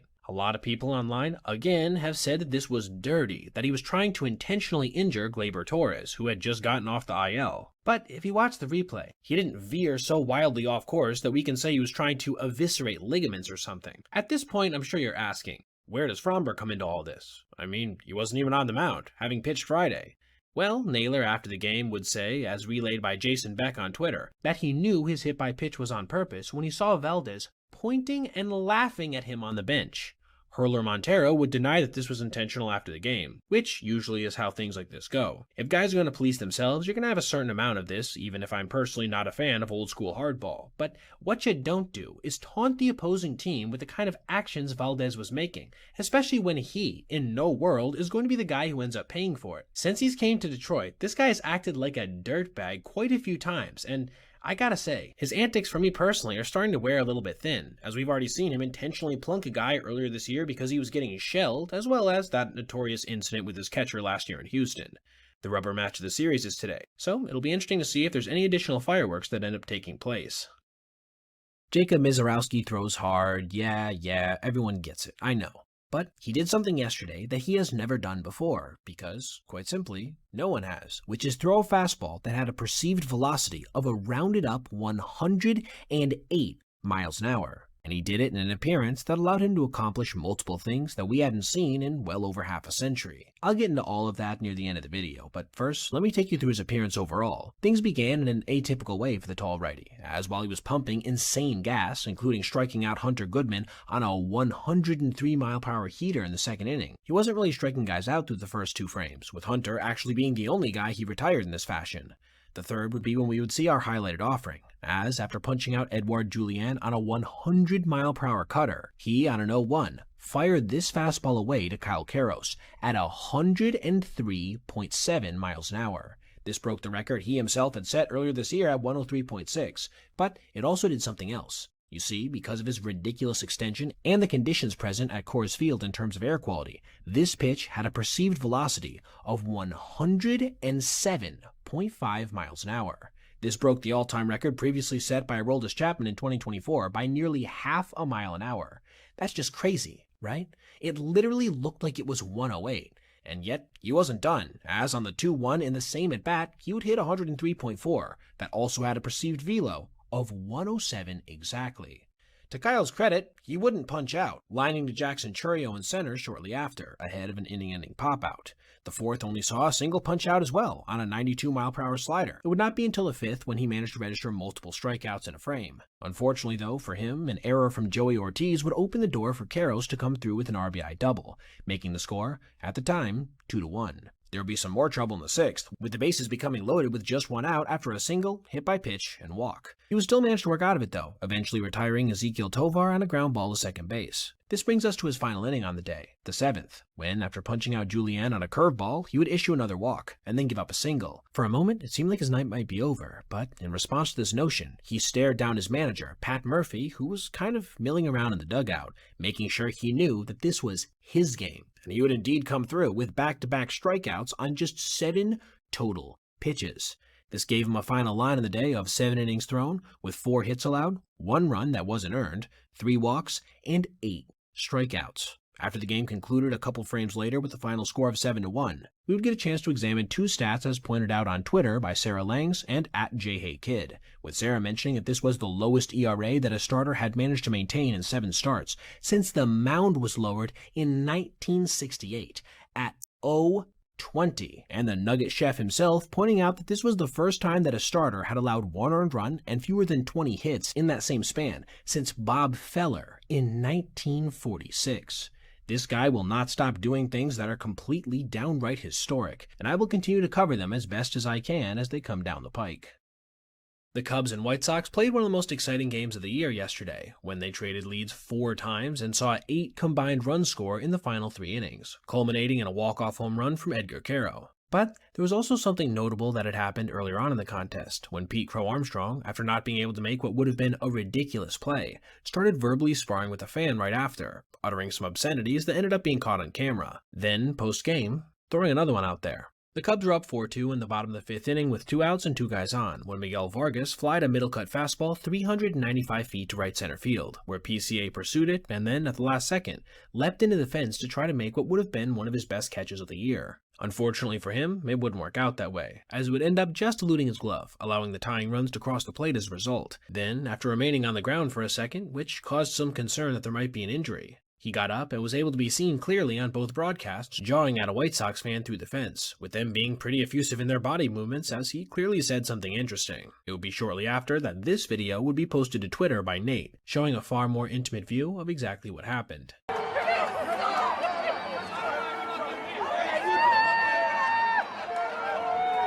While his words can be a little hard to make out on first listen, you can definitely hear it a bit more when considering the framing provided by Nate in the actual tweet itself. While I certainly don't approve of MLB players ever using language like this towards fans of any team, I can understand there might have been some sincere frustration at the lack of decorum being shown towards somebody who was still on the ground with a potential injury when the heckling began. And let's be honest, it's not like Pete really cares about what opposing fans think of him, as he leveled some pretty harsh criticisms towards Dodger fans earlier in the year. When he was asked post-game about this whole interaction, he would go on to say to Jesse Rogers that, quote, "Some lady decided to start talking blank, and I felt the need to say it back." There is certainly something refreshing about his honesty on the whole situation. Anyway, like I said, the game itself was pretty epic, with Tristan Peters giving his team a 3-run cushion in the bottom of the 8th on a home run, and then with 1 out in the 9th, Michael Conforto tied it up with a long ball for the Cubs. He has been excellent for them, by the way, after a rough year with LA. This was followed by a run-scoring groundout from Alex Bregman in the 10th. And then that Carroll blast I mentioned in the intro, a 1-out walk-off home run to the left center field gap that helped the White Sox to improve to 24-22, a bit shockingly at this point in the season, being just 1 game back of the top spot in the AL Central. The entire purpose of replay review being instituted now more than a decade ago, which, by the way, if that doesn't make you feel a little bit old in terms of baseball rule changes, I don't know what will, was to root out obvious calls that were missed by the umpiring crew in real time. That seems like it should be pretty self-explanatory, right? But yet, somehow, in a game yesterday between the Cubs and Rangers, a play that ended up being as clear as day was gotten wrong after New York had had the time to review the footage for as long as they pleased. It was in the bottom of the 4th inning in a scoreless game with runners on 2nd and 3rd when Alejandro Ozuna dribbled a changeup to first base, where Michael Busch grabbed it and then fired home. A toss that seemed to the naked eye, to me, to be in time, but admittedly by a margin so close you just knew there was going to be a replay of some sort initiated no matter how it went. Which indeed was true. After the call of safe, Chicago sent it to NY to be looked at closer, and for a moment it seemed pretty clear that it was going to get overturned. I mean, look at this replay. The tag is very firmly on the upper part of base runner Josh Young's leg, with his foot being multiple inches away from the plate. The Cubs announcing crew were so convinced, in fact, that they literally started talking as if the decision had already been made. This, however, would not be how things would end up going. After a fairly lengthy review, the crew on the field announced that the play would stand, prompting this reaction from the Chicago booth in response. The call stands. Run a shake. No. I don't think so, fellas. I don't think so. I really have no idea what they were looking at here, and again, I think the question has to be asked, what's even the point of replay review if we can't get calls like this correct? Pretty ridiculous in my opinion. And what made things even worse is that it looked like this could end up being an incredibly consequential call, because Jameson Taillon would work his way out of further damage, and then proceed to duel opposite his counterpart in the day, Jacob deGrom, all the way until the later innings, with the score being 1-0 on that single tally entering the 8th. I guess, in some ways, mercifully for the Cubs, so they wouldn't have to endure the full weight of what this would have meant, they gave up 2 in the 8th, giving Texas some breathing room before they closed things down in the 9th, bringing their record back to 2 games below 500 while handing the Cubs just their 2nd loss in their last 10 games. Before we go as well, I wanted to do a little mini-segment on this play from the Giants-Pirates game yesterday, in which Heliot Ramos seemed to completely misunderstand what was going on with the bases loaded and tie game in the bottom of the 12th, going back to try to tag on a blooper that almost always looked like it was going to drop, nearly costing the Giants the walk-off tally. Luckily for them, Ryan O'Hearn didn't even consider that this would be a possibility, leading to a rushed throw off target. All's well that ends well, I guess, but man, Ramos might have some of the worst baseball IQ I've ever seen on a big league field, and this was just another example of it. Shohei Ohtani just had his worst start of the season versus the Astros yesterday, which is kinda crazy to say when you examine the numbers. Through 7 innings and 89 pitches, he gave up just 2 runs, both on solo homers, along with 4 hits, 0 walks, and 8 strikeouts. This gives him on the season so far a league-leading ERA of .97 in 37 innings, with an ERA plus of 4.16 and a WHIP just north of 0.8. These are Cy Young contending numbers, which perhaps in part makes up for what has been his worst production at the plate in years to this point, with a slash line of just 240, 382, 432. None of this, however, is really what I wanted to discuss in today's video, instead being an at-bat he had versus Jose Altuve yesterday, in which he got him to swing at a pitch so ridiculous, it literally was a challenge for him not to burst out laughing as he went to the dugout. It was the bottom of the fifth in a 2-0 ball game with runners on first and third and 2 outs. He started the AB with what seemed to be a wild miss on a sweeper. Keep this pitch in mind as we continue. His next offering was a perfectly located 99-mile-per-hour fastball right over the low and outside corner, taken for strike 1. A foul ball off to the right on another sweeper was then followed by a 100.9-mile-per-hour fastball, middle-low, again put out a play down the right field line. It was then that he delivered his fastest pitch of the entire season so far, an exact 101.0 that Jose got a small piece of. This was already shaping up to be a pretty epic at-bat, but it was how it would conclude that would end up being the most notable, because on the 1-2 yet again, he delivered a sweeper 3.23 feet from the center of the plate that somehow elicited a swing from Jose, ending the frame in perplexing fashion. This wild hack struck Ohtani as so bizarre, he literally was having to hold back chuckles as he made his way to catcher Will Smith. And I totally get why it might prompt some laughter. In the entire pitch tracking era, we have only seen 2 offerings that were at least 3.2 feet away from a hitter while having a height of under 1 foot get a swing, with the other coming from Bobby Witt Jr. in 2022 on a ridiculous offering in its own right. Even still, though, this was a check swing from who was, at the time, a rookie, in comparison to a 16-year veteran in Altuve. Houston would indeed end up having the last laugh when they hung on to win this one, despite their dilapidated bullpen, by a final score of 2-1. This was largely because of Peter Lambert, who threw 7 shutout innings in this one, outdueling Shohei in the process. He has looked utterly fantastic in his 4 starts since returning to the major leagues, for the first time since a horrible 2024. If you told me going into the 2026 season that Alex Cora would be fired less than a couple months into the year, I would have looked at you like you had 3 eyes. And yet, this would have seemed even more believable somehow than Boston going into mid-June, being 12 games under 500. And yet, here we are, with them officially getting swept versus their division rival Rays yesterday. It was in this game, though, that they managed to do something that wasn't just terrible. It was historically so. Something so bad, in fact, that we hadn't seen it since 1901, 125 years ago. Their feat, if you want to call it that, began on the very first batter of the game, when Jarren Duran struck out on a cutter, followed by Ceddanne Rafaela going down on a fastball nowhere close, and Wilyer Abreu punching out on yet another heater. All this took just 11 total pitches, by the way. By the time they came up in the 4th, Tampa was out to a 1-0 lead, courtesy of a double by their catcher Nick Fortes, who entered the game with an OPS under 650, then productive outs back-to-back from Cedric Mullins and Taylor Walls. How would Duran, Rafaela, and Abreu respond? How about by striking out in order again, this time taking 13 pitches, with 7 of those alone belonging to Ceddanne in his at-bat. That made them 0 for 6 with 6 strikeouts, and 4 of them having come on just 3 pitches. Our historic achievement would come piecemeal in the 6th and 7th innings, with 3 runs having scored in the bottom of the 5th for Tampa, courtesy of some bad defense and professional at-bats all throughout the Rays lineup.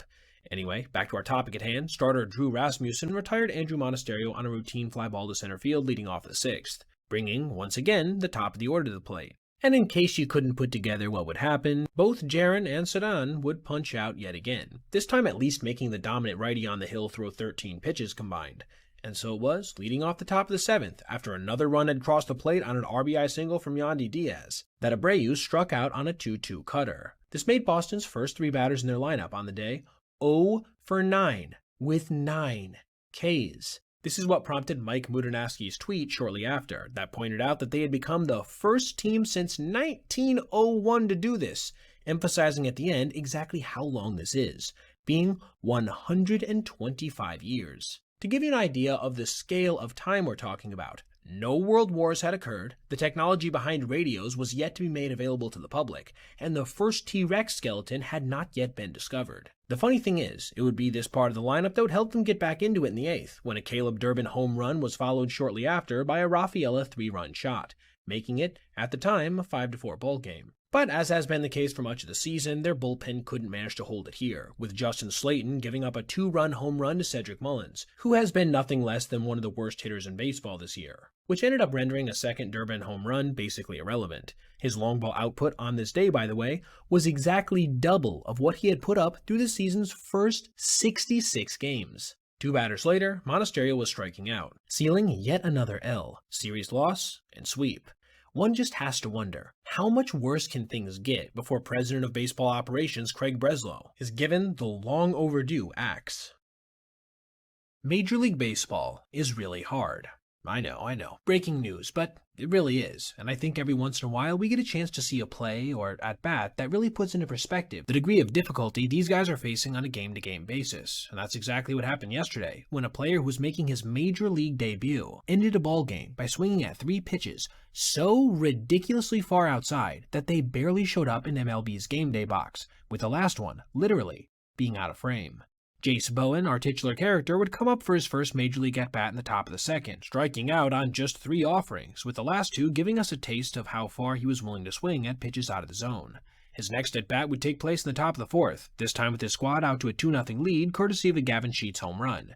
This one would be more competitive, with him working Aaron Nola for 6 pitches, though again it would conclude on a wild swing at a breaking ball, nowhere close. If you couldn't tell, a pretty easy pattern was starting to emerge. Bryce Harper would tie things up in the bottom half of that very inning on a 419-foot home run to center field, his 14th of the year. Don't look now, but Bryce is currently on track for potentially his first 40 home run season since way back in 2015. Anyway, back to Bowen. He'd finally managed to make contact in the top of the 7th in a now 3-2 game following an Alec Bohm bases-loaded double play ball, managing a flare single to center field, his first big league knock. This put runners on first and third with just 1 out, but San Diego would not be able to capitalize, seeing Sung Mung Song strike out looking and Ty France ground out to Trey Turner. The 8th would feature a heads-up play from Bohm at third, as well as a bit of a boneheaded one from Fernando Tatis Jr., who fell for the fake throw rounding second, ending what could have been a potential threat in downright anemic fashion. Let's fast forward now to our highlighted at-bat, in the top of the 9th, when, with 2 outs, Jace came to the plate versus one of the toughest relief pitchers in all of the major leagues, Joan Duran, who had just punched out the previous 2 hitters. The first pitch to him was a 90-mile-per-hour sweeper that was basically in the left-handed batter's box. Swing and miss. But if you thought that was nowhere close, check out strike 2, when he offered at yet another sweeper, with this one being even further away, and lower to boot. This prompted the righty to step out and try to gather himself a little bit. However, whatever he was trying to do didn't seem to work, as he then offered at yet another sweeper, this one being so ridiculously far outside that, like I said in the intro, it didn't even show up in the game day box. That is just pure domination from a veteran to a rookie, with this going down as one of the more extreme instances of a welcome to the big leagues moment you will ever see on an MLB field. If you were to go back in time to the end of 2022 and take a look at Aroldis Chapman's numbers, you'd have been forgiven for believing the lefty was starting to lose his touch a little bit. Not only had his ERA climbed above 4 for the first time in his career, but he was walking batters at the highest level he ever had, and striking them out much less. And yet, time would prove that that would not even be close to the case, as since this season, he's managed to reach back and achieve some of his most dominant stretches ever, along the way punching out over 300 additional hitters, which allowed him to, yesterday, break one of the most impressive pitching records ever for a reliever. The Red Sox were facing the Los Angeles-Anaheim Angels of California and got off to a quick 1-0 lead in the second, courtesy of a triple from the recently returning Romy Gonzalez and subsequent sacrifice fly from Jarren Duran. Romy would further add to his productivity just 1 inning later, when he notched a hard-hit 2-run single immediately in front of another productive at-bat from Jarren. This one on a sacrifice bunt attempt that turned into more when Nolan Shanwell allowed his pitcher's throw to go off his glove. The score would grow to 5-0 when, in the top of the 5th, Caleb Durbin, who started the year as one of the league's worst hitters, but has been incredibly productive in the last month or so, launched his 8th dinger of the season. The Angels then managed to battle things back to a save opportunity in the bottom of the 8th when Jose Siri launched a 408-foot home run to right center field. Then, with 2 outs, Zach Neto singled in a run. That meant that Aroldis would be coming in the bottom of the 9th to attempt to close things down in a save opportunity, and it would be versus his very first batter faced, Denzer Guzman, that we would see history. His first pitch of the night was a 94-mile-per-hour heater fouled off. That's always been something a little odd about Chapman. He will go up and down in velo like crazy, and we would get even more evidence of this 2 pitches later, when, after a swing and miss on a splitter, he pumped a 99-mile-per-hour fastball past the rookie, to officially surpass Hoyt Wilhelm for the most strikeouts all-time posted as a reliever. Shout out to Just Baseball on Twitter for pointing this out not long after it happened, by the way. I do want to take a second to appreciate the context of this. The guy directly behind Hoyt was Rich Gossage, who started his MLB career more than half a century ago at this point, and would commonly throw over 100 innings a season at his peak. Behind him are two modern legends, Craig Kimbrell and Kenley Jansen, but neither one of these guys is anywhere near as effective as they used to be, and certainly not even close to where Chappie is as of now. While we're here, he also holds the all-time record for lowest OPS against for any pitcher with at least 800 innings thrown, to go along with the highest K rate and third highest ERA+. The Angels would manage to threaten a bit, notching back-to-back singles immediately after Guzman's punch-out, but Aroldis wouldn't let things spiral, inducing a game-ending double play from Joe Adell shortly after, wrapping up his 384th career save, putting him one step closer to becoming just the 9th reliever ever to reach 400. The first thing I want to say before we get too deep into this one is that I don't want this video to come off like I'm trying to downplay what Pete Crow Armstrong was able to do yesterday when he registered a cycle in reverse order, but I just had to talk about how funny the timing was when he actually managed to officially seal this historic achievement before immediately getting picked off because he was distracted by the weight of the moment. But before we get there, let me detail what his day looked like overall. Things began in pretty much the best way possible, with a 434-foot rocket to right center field that left his bat at 106 miles an hour, his 13th dinger of the year, that now, after a rough start, has him on pace to rival his total from last season of 31. His next at-bat would see him lace what was very nearly his second homer of the day, this time with it traveling 386 feet, coming up just short when it hit the middle of the wall and took a crazy carom back towards the infield, allowing PCA to easily make his way into third with a stand-up triple. In the fifth, he registered his third extra base hit of the night already, this one being of the double variant, on a hard-hit line drive down the right field line. You gotta appreciate the celebration, too. By the time Pete came back up in the top of the seventh, the score was 2-1, courtesy of a bases-loaded walk issued by the struggling Cubs bullpen and two-out Matt Shaw triple in the previous frame. But no one was really focused on any of that at this moment, instead having their eyes locked on potential history. And on the 1-1, needing just a single, he would deliver, crushing a ball into the outfield to complete the 351st cycle in MLB history. It was at this point we would see our highlighted moment, when he waved to the crowd and chatted with his first base coach briefly. Actions that crucially delayed the process of putting on his sliding mitt, distracting him enough that lefty Brendan Bernardino was able to pick him off at first. The Rockies broadcasting crew, by the way, had a pretty entertaining call of the whole thing. I mean, even though we don't want to see anything happen to the Rocks, that was pretty cool. Got him. Got him. See ya. Enjoy the ovation. Running back. I counted, and from the time his foot touched first base to when he got nabbed was just 22 seconds. I think this underscores what the problem was in this situation. He needed to call time and step off the bag to acknowledge the crowd and really take things in if he was going to do that. Or he should have kept playing as if nothing happened, staying 100% locked in. But it was this weird little middle ground that the Rockies would end up being able to exploit, and for a moment it looked like it might loom large when Chicago proceeded to load the bases with one out, a situation that almost surely would have seen the speedy base runner score as an important insurance run before Ian Happ and Nico Horner struck out, leaving them empty-handed. Their slim one-run lead would then disappear in the top half of the next frame when Cole Carrig blasted a go-ahead 3-run home run with 2 outs, turning this pretty quickly into what felt like another heartbreaking loss in a multi-month stretch that's been full of them. But the Cubbies weren't done fighting, getting a crucial sacrifice fly from Pete in the bottom of the 8th, which honestly could have been another extra base hit if not for a nice play from Tyler Freeman, then walking this one off on the back of a clutch Pedro Ramirez single in the 9th and Matt Shaw a base on balls, rendering PCA's earlier gaffe as nothing more than a footnote in an otherwise happy, historic night on the north side. We've all seen a large variety of injuries on MLB fields, from the brutal, to the coincidental, to the downright tragic, and yet, once in a while, we will also see a fourth category that is comparatively much more rare, the bizarre. And I think something that happened yesterday to Blue Jays right fielder Jesus Sanchez fully falls into this category, when he ended up departing a game because of a fan-thrown baseball that hit him in the wrist. It was in the bottom of the 6th inning with 2 guys on and a 2-0 count when rookie catcher Brandon Valenzuela made his way to the mound to talk to his pitcher, Hayden Wenger, who was in the midst of his first MLB appearance. However, the attention quickly turned to right field when manager John Schneider emerged from the dugout and started making his way out there, with the camera panning to Sanchez in some pretty obvious pain. It didn't take long for the Peacock-led broadcast to then notice the baseball on the ground near his glove, with them putting 2 and 2 together to deduce that this baseball was thrown by a fan and then caused this issue. Shortly after, we would get a review that would confirm this. As you can see here, that Sanchez turns to talk to somebody, kind of raises his glove a little bit, and then, right as he turns away, a ball emerges from the stands, striking him on the wrist.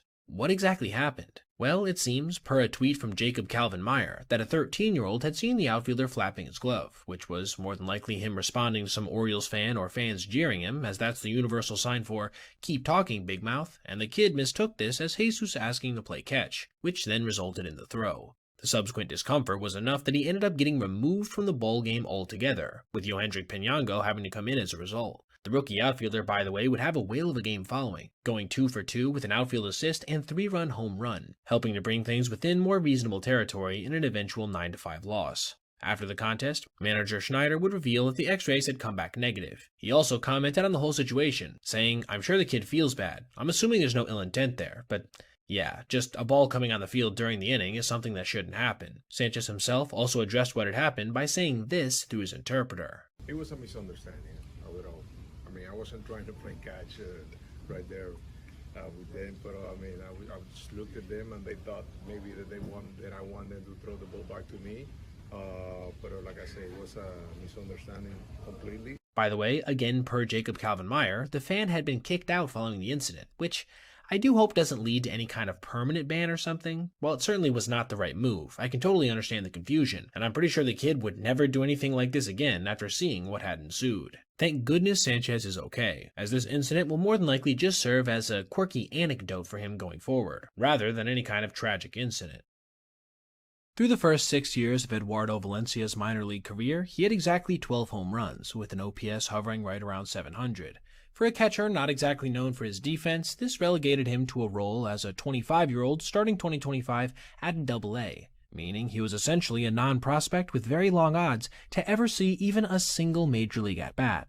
But it was beginning in this season that something profoundly clicked, and he went on to crush 24 home runs with a 311, 382, 559 slash line, with the better half of his campaign coming after he made his way to AAA, registering 55 RBIs in 50 games with 1,026 OPS.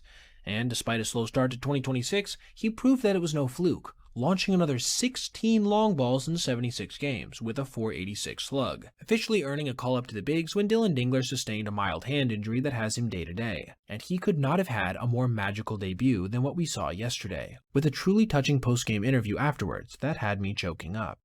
What's funny is that he didn't even start the day in the lineup, instead sitting on the bench as his team got out to a 3-1 advantage, courtesy of 2 home runs from unlikely sources, being backup catcher Jake Rogers, his second consecutive day with a homer somehow, and Zach McKinstry, who has just recently managed to get above the Mendoza line. But with how bad Detroit's bullpen has been at points this year, this lead was certainly not safe, which is what prompted AJ Hinch to turn to the burly Venezuelan leading off the 7th, pinch hitting him for Kerry Carpenter versus a lefty, and it would be on a 2-1 offering that the longtime minor leaguer would get a fastball in the inner half and absolutely unload on it, crushing it at 103.4 miles an hour, 425 feet to dead center field, just managing to get over the glove of a leaping Henry Bolte. His response to this was absolutely electric. Look at that excitement rounding the bases. He even did a heart sign towards his wife upon touching home plate. In case you want to know how much this meant to him and the team, literally nobody gave him the silent treatment after he entered the dugout, even though this is usually the typical procedure for rookies, because everyone was so excited in that moment. And yet, I'm not even sure if I could call this the most notable thing about his debut, because, you see, 2 innings later, after the Motor City Kitties had officially wrapped up a 4-1 win, with Valencia going on to add a hit by pitch to his night in the 8th, Daniela Bruce caught up with Eduardo post-game, with their conversation not leaving a dry eye in the ballpark. I was so excited. I mean, I was waiting a lot for this. For my family. For Venezuela. And I'm so excited. For all the coaching in Dominican, in FCL, in Florida, for everybody. They give me everything.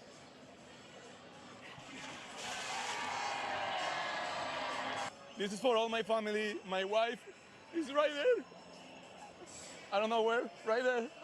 Love you. I was waiting a lot for this moment. It's so exciting. I can talk right now. I'm so excited.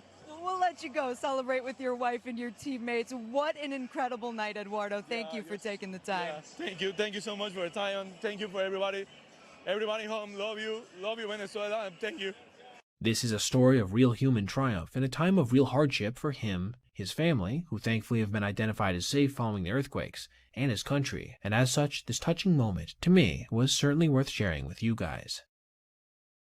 If you've been watching me for any length of time, you knew this one was coming, right? I mean, how could it not be? When Rafael Devers, a player who's currently rocking his worst batting average ever and lowest on base, slugging, OPS, and OPS plus total since his first full season in 2018 as a 21-year-old, throws a fit over being replaced in a one-run game, despite the fact that he has been one of the worst base runners in the entire sport over the last few years. But first, let me set the stage. His squad was behind 2-1 entering the 9th in today's video presented by Morgan & Morgan, who want to fight to help you recover up to $1,000 in damages caused by Google and Meta for addictive social media practices, the details of which you can find at the end of the video. Shout out Logan Webb, by the way, for a fantastic outing in this one, going 8 full innings en route to throwing an abbreviated complete game. Anyway, back to Devers. In the top of the 9th, he managed to draw a leadoff walk, reaching base for the first time on a day that had seen him previously go 0 for 3 with a strikeout. It would be as he settled in at first that we would witness our drama, when Rafael, in the most diva-esque manner, attempted to wave a pinch runner for him off the field. And not in a brief or joking manner. He literally was trying to assert his will over his managers in the decision-making process, which left the base runner coming in for him, rookie Jonah Cox, a little confused. Eventually, the lumbering first baseman lamented, though it was clear he was frustrated over the whole thing, putting his helmet to his forehead before literally dodging the attempt of Giants coach Jace Tingler to give him an attaboy. He then marched straight down the steps and out of the dugout completely. This behavior is inexcusable, as I can say in my 16 years of both watching and playing baseball, and my nearly 10 years of being a content creator covering MLB, I have never seen anything like this. As much as players may dispute coaching moves, they simply don't refuse them outright, and it gets even worse when you examine the whole situation on a statistical basis.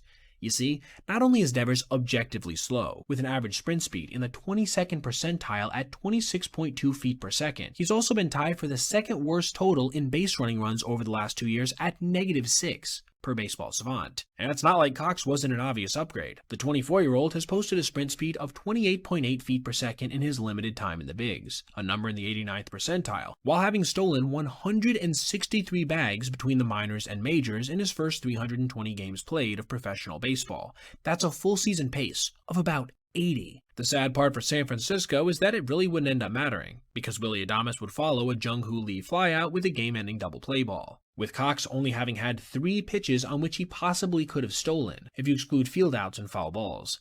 This doesn't make the decision wrong, though, or Rafael's behavior any more palatable, as it's clear this diva mindset is just not playing very well so far in San Francisco, both on the field and off. I made a number of videos last year concerning announcers having interesting things to say about the New York Mets, whether it be at their expense, right side, and Brazipan doesn't get to first, they throw it anyway, and that one goes into the seats. The Mets are Metsing. or in exasperation at how bad they were in the second leg. I mean, you might take your whole travel ball squad off the field if something like that happened. And it's been pretty much the same story this season, only a little bit earlier, with them currently being 22-30, last in the National League East, which included a truly anemic 4-1 loss yesterday, coming off of a 2-1 defeat the day prior. And it was this kind of ineptitude that prompted Miami's broadcaster to level one of the most honest judgments you will ever see of a team's performance in a series. Things began in pretty typical Mets fashion, with a Marcus Semien double play ball in the second inning being followed by Freddie Peralta immediately giving up multiple runs on an Owen Casey double. A 2-0 lead that they would add on to in the very next frame when Liam Hicks went deep for his 10th home run of the year. Peralta narrowly avoided trouble in the fourth, when Graham Pauley attempted to score from second base on an infield single that was mishandled by Mark Vientos, eventually getting thrown out in the process by a large margin. Freddie would not be so lucky in the fifth, when Liam went deep for his second time in the night, this now being his 11th of the year. Don't look now, but Miami's backstop is quietly having one of the bigger breakout seasons of 2026, currently toting a 138 OPS plus with great power numbers and barely any swing and miss. It's important to note that while all this was going on, the New York offense had registered just one hit, with this play that had come half a frame earlier being a pretty good microcosm of how their season has gone so far, when a ball deflected off of Max Meyer only to go to shortstop Otto Lopez, who barehanded it for an out. The shortstop would make another great play to rob a knock from Juan Soto in the sixth, and so it was, entering the bottom of the seventh, after another fruitless top half, that Miami's announcer decided to speak with extreme honesty. And through 2 games in this series so far, the Mets have elected to bring a butter knife to a Miami gunfight. And they haven't exactly fared all that well, as you can imagine.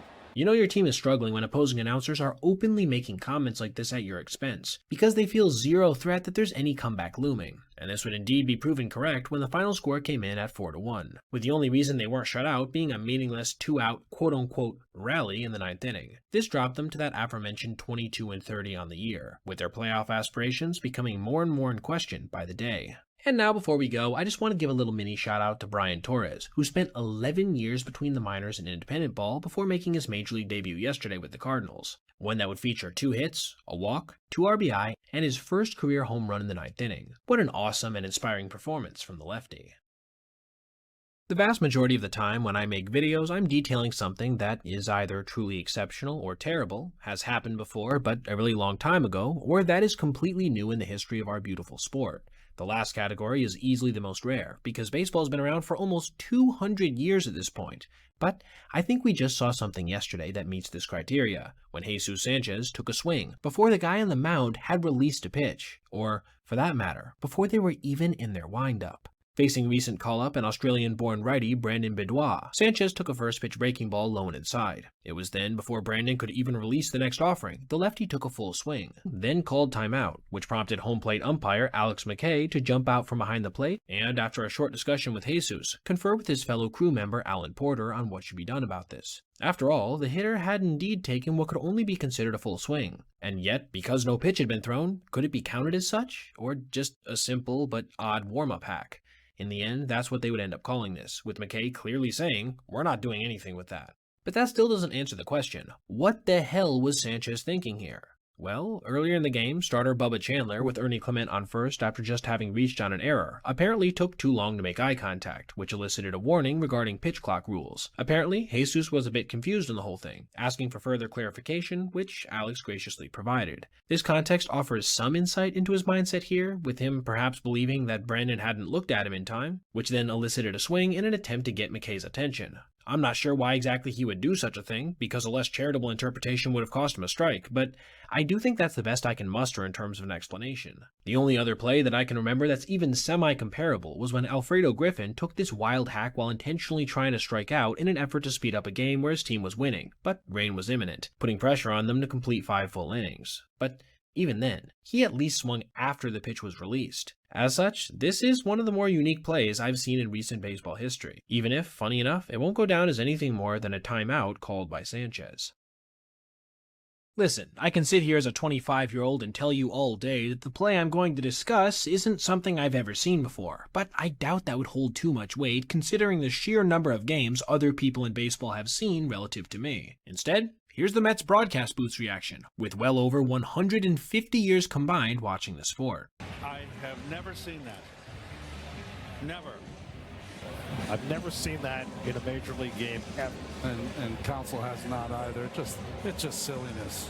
Major League Baseball should throw themselves out over that. That's silly. I don't want to get too far ahead of myself, though. Chicago was leading 7-2 entering the later innings, courtesy in part of a 5-run second in this video presented by Morgan & Morgan, who want to fight to help you recover up to $1,000 in damages caused by Google and Meta for addictive social media practices, the details of which you can find at the end of the video. As you can see, the single largest swing came off the bat of the ridiculously hot Pete, as just a couple months ago he was hitting 8th in the Cubs order, and now he has a nearly 900 OPS. The Mets would get a couple back in the bottom of that very frame on a 2-run single from Francisco Alvarez, but then watch as the deficit grew back to 5 when Dansby Swanson swatted his 9th homer of the year in the 4th, a 2-run shot. This takes us to our highlighted moment, when Pete led off the 7th with the walk, something he's been doing at a crazy high rate relative to last year. Anyway, a couple batters later, Michael Busch took a 3-2 breaking ball high for ball 4, as Crow Armstrong took off for second. Because he didn't see what the call was, he slid in and got tagged, but that seemed to be essentially meaningless. Or at least that's what we all thought at the time, before Carlos Mendoza came out of the dugout and asked for a somewhat confusing review. Nobody really looked like they had any idea what was going on amongst the players for either team, but it would be after 2.5 minutes the crew would disband, and then render that verdict that sent New York's booth into a state of shock, that Pete, in the process of sliding, had vacated the bag, crucially following the walk because he slid past it, leading to all of this craziness. Now, I couldn't hope to break down all of the rules involved nearly as eloquently as an expert in the space, MLB Scoring Changes on Twitter, who, following the situation, had this to say. Quote, folks are arguing that PCA cannot be ruled out because a walk is a dead ball, and it is absolutely not a dead ball. A walk allows all base runners to advance without peril to the next base. What you cannot do is touch the base and then leave that base, and that's what PCA did. He was tagged prior to touching the base, and that didn't matter, but when he slid off of it and was tagged with no part of him touching it, it's no different than standing on the base with one foot and then lifting that foot off. Shout out to him, by the way, for taking the time to write that out. He's an excellent follow on that app if you're interested. The game would end up concluding with a score of 9-6, so it's not like this ended up having a very big impact on anything, but it still will, more than likely, go down by the end of the season as one of the weirder ways a base runner will have gotten himself out in all of 2026. There is plenty to be negative about in baseball, don't get me wrong. Blown leads, crazy career fall-offs, unfortunate injuries, but that is not all there is to detail. There are genuine moments that will touch your heart and soul, and one of these was recommended to me in an email a couple of days ago from Ethan Trudick, when Daniel Espino, a pitcher who had gone more than 1,200 days between minor league appearances at one point due to a litany of injuries, as well as the loss of his father, managed to make his long-awaited MLB debut, and it was magical.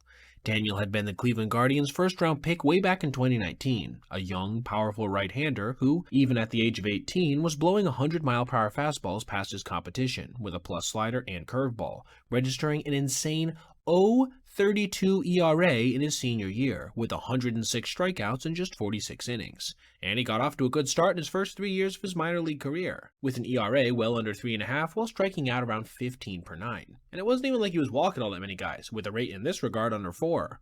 At just 21, he was dominating in Double-A, looking to be on track to make some appearances with the big league club as soon as 2023. But it was at this point that, unfortunately, everything would change.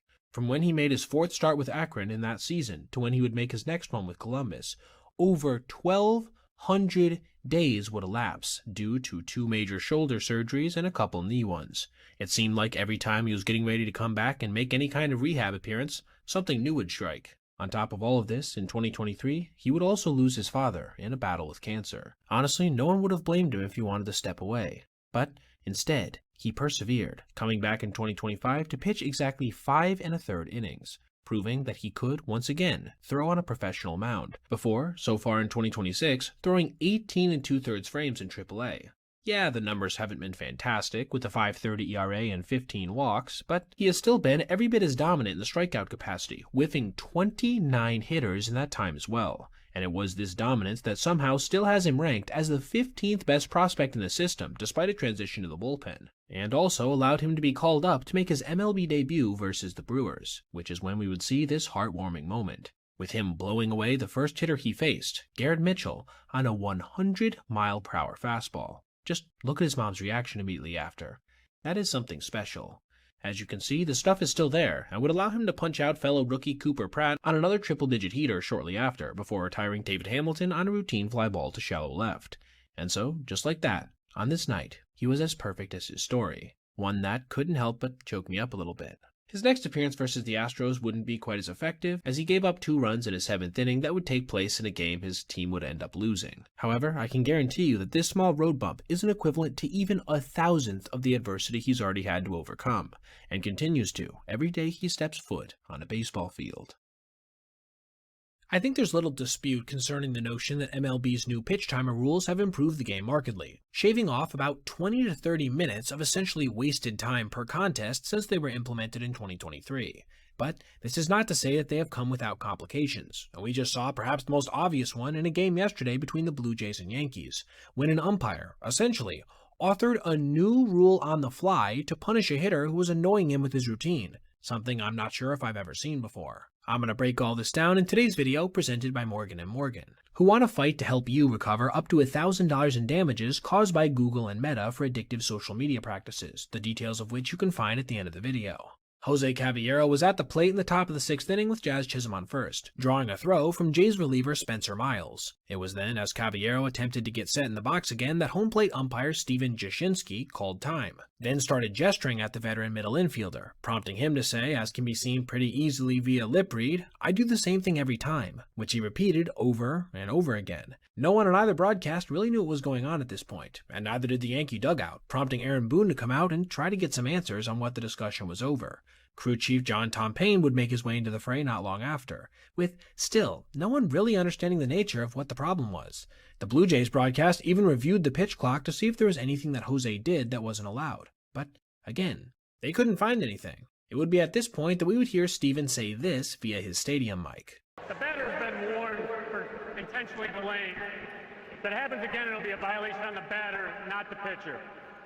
I'm going to bring up the official rules now regarding the pitch timer and point you specifically to where the batter's role in all this is discussed, with the letter of the law stating that batters must be in the box and alert to the pitcher by the 8-second mark, or else an automatic strike is called. This is what makes what Jashinsky did so odd. Caballero literally followed this to the letter, with his routine always having him look up at exactly the 8-second mark. I'm not sure if this is intentionally done to try to lull the pitcher into a pitch clock violation of their own, or if it's just his specific routine, but either way, it's not against any rules that are on the books, and certainly should not have been met with a warning of any kind. He would be so frustrated by all this that he would take the first pitch of his at-bat like a statue. That is not a happy player right there. And yet, what's so funny about this whole situation is that it wouldn't even be anybody from New York that would end up getting ejected in this one, instead later being Toronto manager John Schneider getting the boot after he disputed an 8th-inning balk call. As for the contest itself, the Yankees would go on to win 8-3 after they pushed across 5 runs in the top of the 9th, with Caballero having the biggest blast of the frame on a 3-run dinger, helping to officially sold this one away, bringing New York's record to an impressive 43-27 through their first 70 games of the year. Unfortunately, as a Tigers fan, I watched most of Game 1 of their doubleheader yesterday, which, for those of you that don't know, didn't exactly end well. But partially because of admitted trauma, I don't really want to get too far into that, besides a little bit at the end, instead focusing on something exceptionally rare that I'm not sure if I've ever seen before. Kevin McGonigal was on first base in the top of the 4th after lining a single, something he's so often done this year, with him easily being the second best hitter on the Tigers to Riley Green so far. This brought Dylan Dingler to the plate, and on the first pitch to him, he flipped a sinker inside softly to first base, where Pete Alonso got underneath it and then let it drop. Unfortunately for him, this ball had so much English on it that it didn't take a predictable hop, spinning away, forcing him to slide after it before attempting a hurried throw to second base that ended up in the dirt, one hopping Jeremiah Jackson who could not make the pick. You can see in Alonso's reaction following how embarrassed he was, and I totally get it. He turned what should have been an easy out into none, though I understand the thought process. If that ball drops, because Dylan Dingler was not hustling out of the box on what he thought was a routine pop-up, he could have potentially turned it into 2. It was the really bad bounce that killed it, though I will also say part of being a good fielder is knowing your limits, and Alonso, as somebody who isn't all that athletic, probably shouldn't have attempted something like this, especially on a ball that, because of the swing, had a decent chance of spinning wildly. Another thing I want to point out is that while a good throw would have beaten Kevin easily, it was a much tougher play than him just grabbing that ball and going to first base without going into any kind of slide. The minute that got past him, that was probably going to be the easiest play.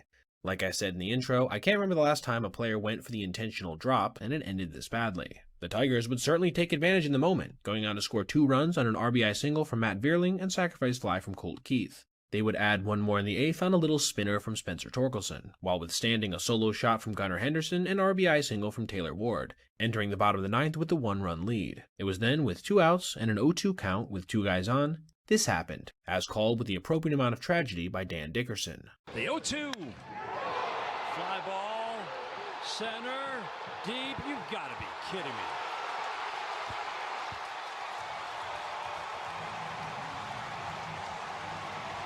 I was just as beside myself as Dan while watching live, as we continue to see our favorite team disintegrate before our very eyes, with that being their 9th loss in a row. And while they would win the next one, it honestly didn't do too much to inspire confidence in a squad that is, as of the making of this video, 12 games under 500.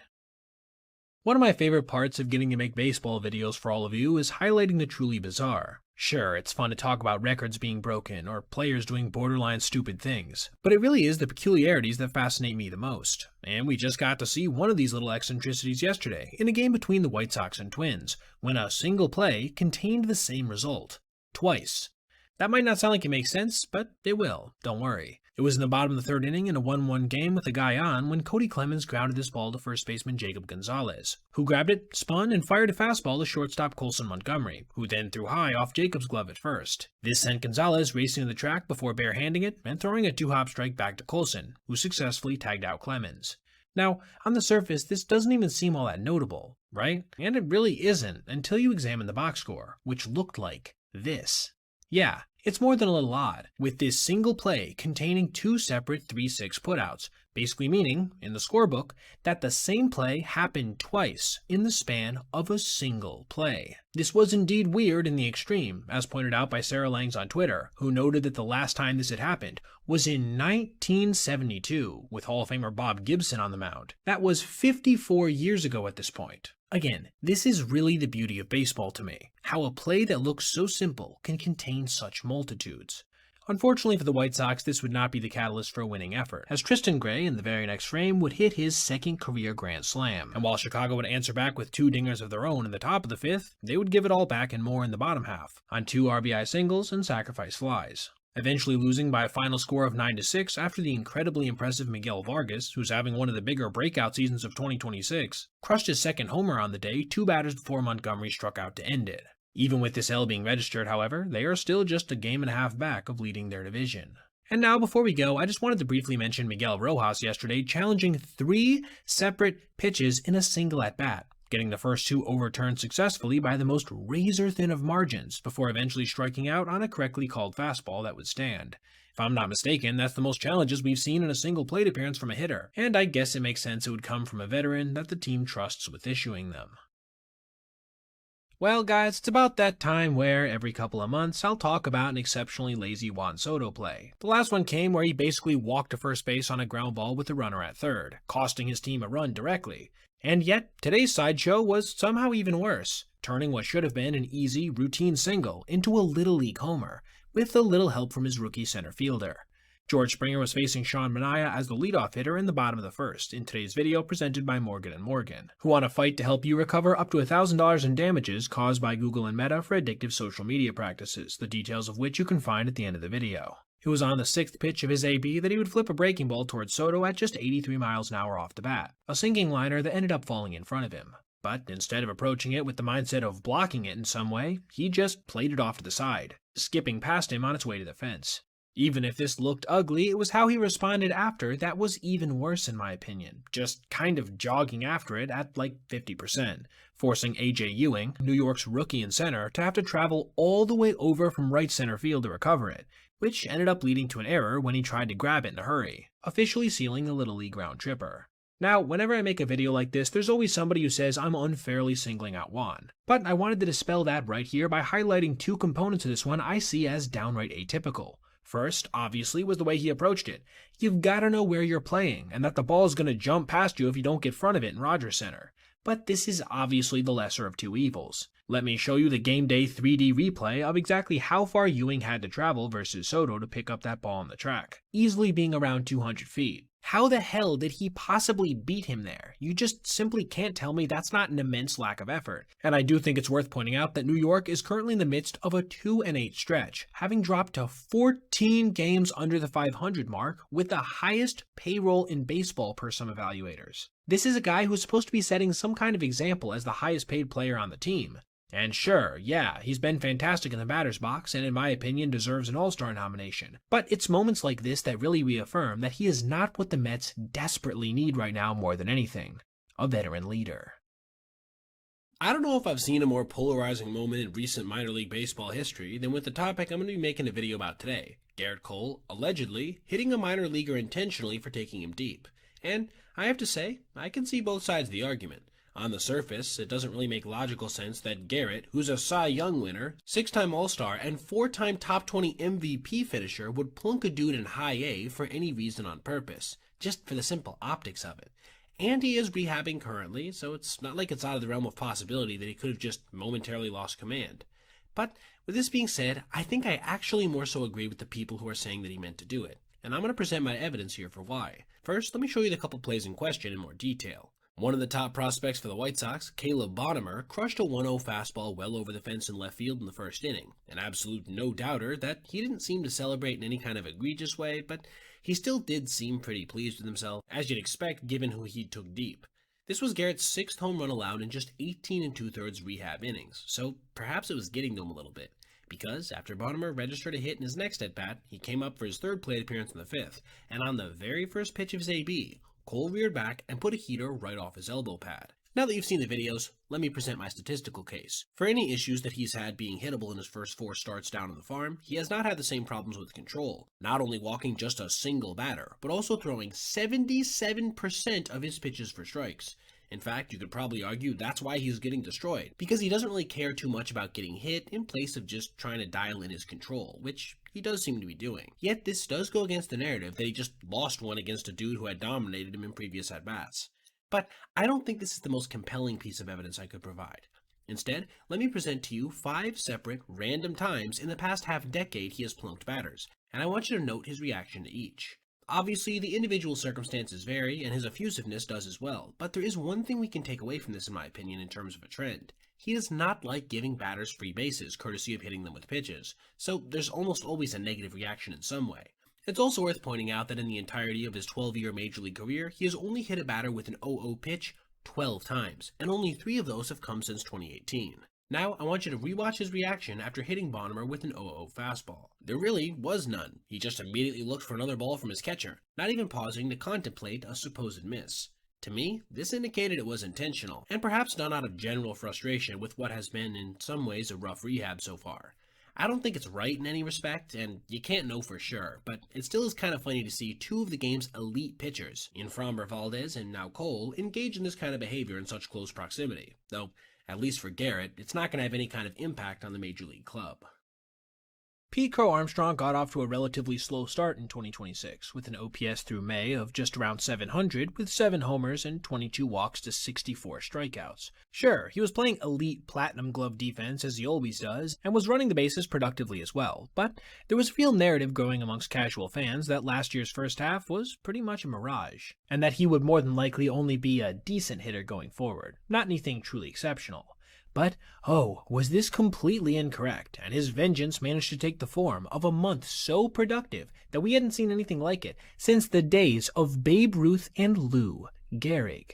I'm going to take you through each aspect of his exceptional play in this video presented by Morgan & Morgan, who want to fight to help you recover up to $1,000 in damages caused by Google and Meta for addictive social media practices, the details of which you can find at the end of the video. Let's start first with, ironically, the worst aspect of his game in June, being what he's known for more than anything else, his fielding, as he didn't even crack the top 5 in fielding run value for the month with just 2. Now, the word just here is obviously doing a lot of heavy lifting, considering that if you did this every month, you'd have 12 by year's end, which is downright elite. But it does feel, in comparison to what I'm about to detail, somewhat minuscule. I'll save the best for last, quickly addressing his elite base running, as he was ranked for tied for 3rd in all of Major League Baseball with 8 steals to just 1 caught stealing, putting his elite 95th percentile sprint speed of 29.4 feet per second to good use. Let's get to the fun part now, which, of course, was his work in the batter's box, as he posted a slash line of 381, 468,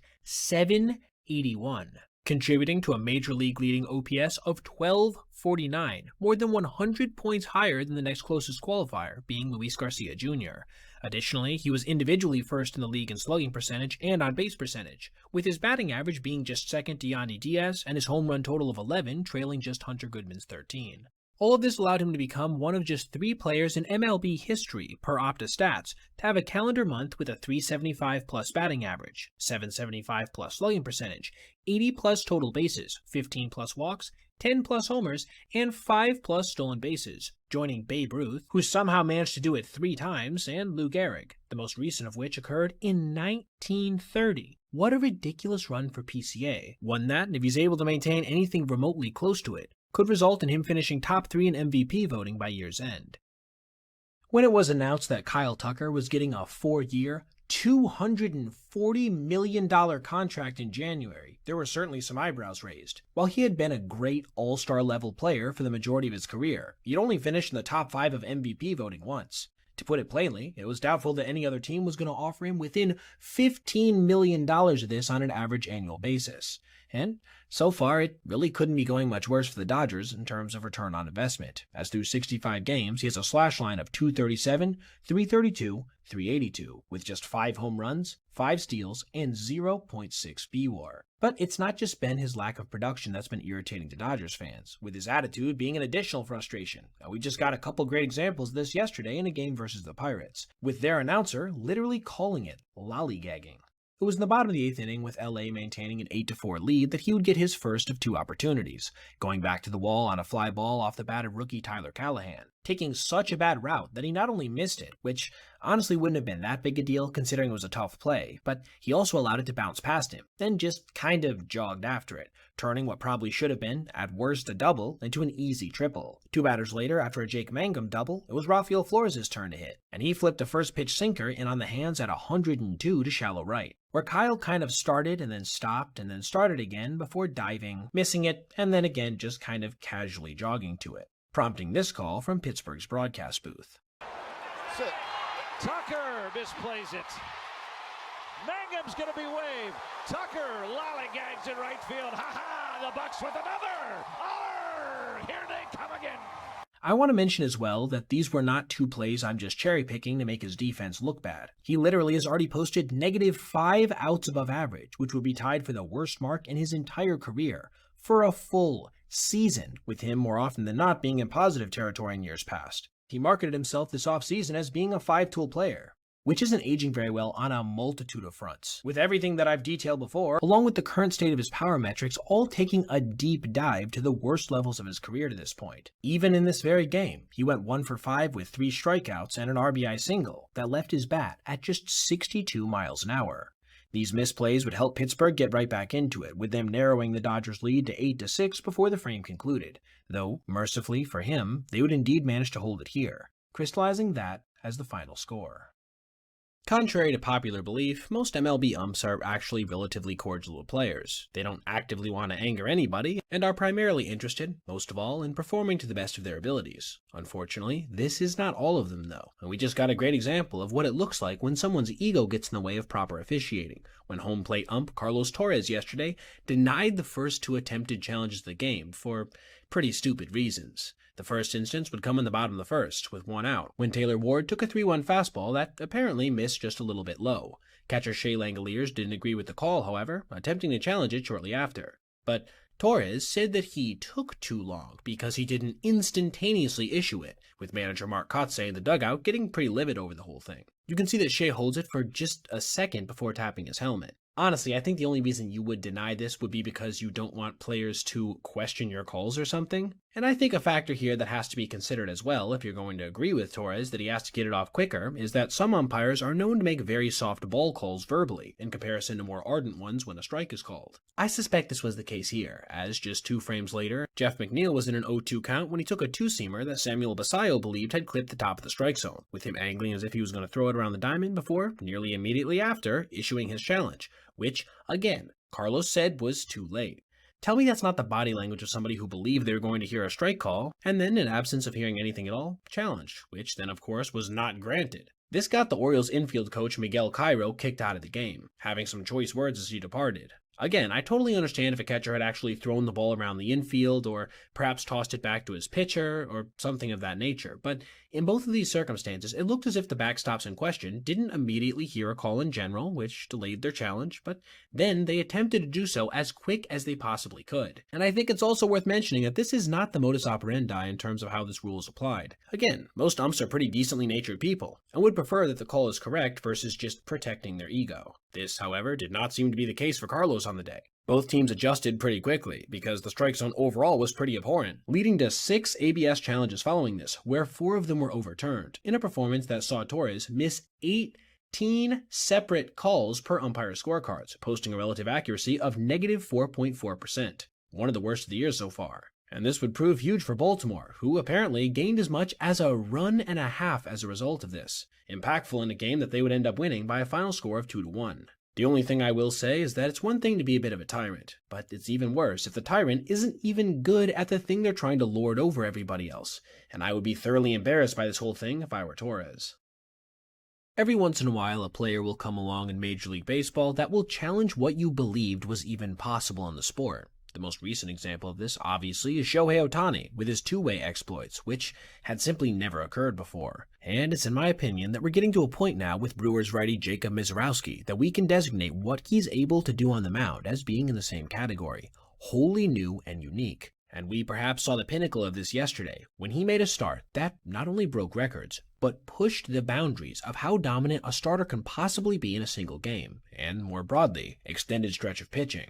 I've got 6 ridiculous facts, 5 of which were shared by Sarah Langs, that I want to detail towards the end of this video, so be sure to stick around for that. But first, let me take you through Jacob's start inning by inning. He began his night with one of the more metrically notable at-bats of the entire season, when he broke the all-time velocity record for a starter again multiple times in the same at-bat to Kyle Schwarber. Before, on the 2-2, he punched out the lefty on a 105-mile-an-hour pitch. Sure, you can argue that it actually was 104.5, so that's rounding up, but considering this was almost a mile an hour faster than his own previous record, I think we're allowed to do that in this case. The next 2 hitters, Trey Turner and Bryce Harper, had absolutely no chance themselves, with each punching out on 104-mile-an-hour meteorites. The second was more of the same, though to Philadelphia's credit, at least Alec Bohm would make contact on a routine ground ball to shortstop, something the other 2 guys, Brandon Marsh and Bryson Stott, couldn't manage to do. In fact, that was the only instance of contact through the first 9 batters of the game, as he fanned the side on just 13 pitches in the top of the third, 2 on fastballs and 1 on a devastating slider. This brings us to our only relative damage we would see from the guys in red all night, when Kyle Schwarber led off the 4th with a leadoff single to center field. Even this, though, didn't provide much of an ensuing challenge. Just 7 offerings later, the frame was over, with Turner getting wiped out and Harper grounding into a double play. His next 4 innings would be virtually identical, with him striking out 5 batters while giving up 0 hits, and, perhaps even more impressively, only 1 batted ball with an exit velocity against, over 93 miles an hour. He was not just blowing guys away in this one, he wasn't even allowing them to make any kind of solid contact. And so he entered the 9th inning with a pitch count of just 86, still having given up just 1 base runner, and he would quickly record the first 2 outs on 2 soft ground balls. This brought rookie Justin Crawford to the plate, who would see 3 of the 4 fastballs he faced be over 103 miles an hour, with the last one inducing a swing and miss, sealing a 1-hit, 1 base runner shutout with 15 strikeouts and just 95 pitches having been thrown. It's not hard to believe that this is the most strikeouts ever recorded in a Maddox, which is a shutout with less than 100 pitches having been thrown. But this isn't even close to the only historic thing he did in this one. In fact, I'm going to throw up 3 other of my favorite ridiculous facts shared by the aforementioned Miss Langs on Twitter, before ending it with one talking about his last 8 starts, in which he has an 0.17 ERA, which is, of course, the lowest of all time in a span that big. The last thing I want to share, which, to me, certifies this as the most dominant performance ever, even if it didn't contain the most Ks or the perfect game label, is that, despite all of the swing and miss dominance and fastball velocity, he never got to a 3-ball count on any hitter in this start. That's right, he had a 0% chance of walking anybody at all night, because he never even got in a position to potentially do so. Like I said, this dude is redefining what we thought was possible from a starter, and I think it's becoming a near lock that he's going to be fronting the National League in this year's All-Star Game, barring some kind of crazy blow-up or something. I want to open today's video by immediately throwing a stat out there that will give a little context as to the Angel broadcaster Trent Rush's reaction following another excruciating blown save, shared on Twitter today by Brandon Tuma, who pointed out that Jordan Romano had 4 saves in the Angels' first 11 games, and since, they have had 3 as a team combined. That is utterly ridiculous, and it reached a season-worst level yesterday, when they blew a ball game in a manner that we had literally never seen before.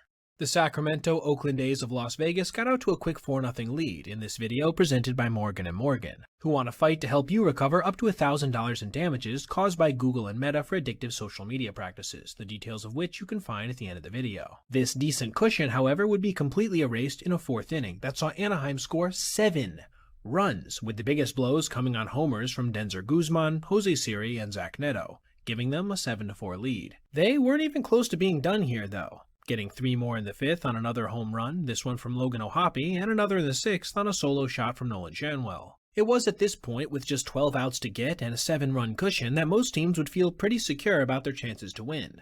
But, of course, this is the Angels we're talking about, and they would proceed to give up 1 in the 6th, 2 in the 7th, and 2 more in the 8th, almost like a leaky ship slowly losing its buoyancy. And what's worse is that 4 of those 5 runs came courtesy of homers from players in Jacob Wilson and Max Muncy that had a combined total of 6 entering the contest. Still, when Sam Bachman, who's actually been one of their only good hurlers out of the pen, came in the bottom of the 9th, they were just 3 outs away from a victory. 3 batters later, following 2 field outs and a double, Jonah Heim was the A's last hope. That was when we would see this, as called by a quickly depressed Anaheim broadcast. High, fly ball, right field, it's up and it's gone. This game's tied. I counted. That was literally about 10 seconds of dead silence following that blast by Heim, who has been sneaky good, by the way, this year. I totally understand this reaction, though, given the context of how many games their crew has had to watch be blown.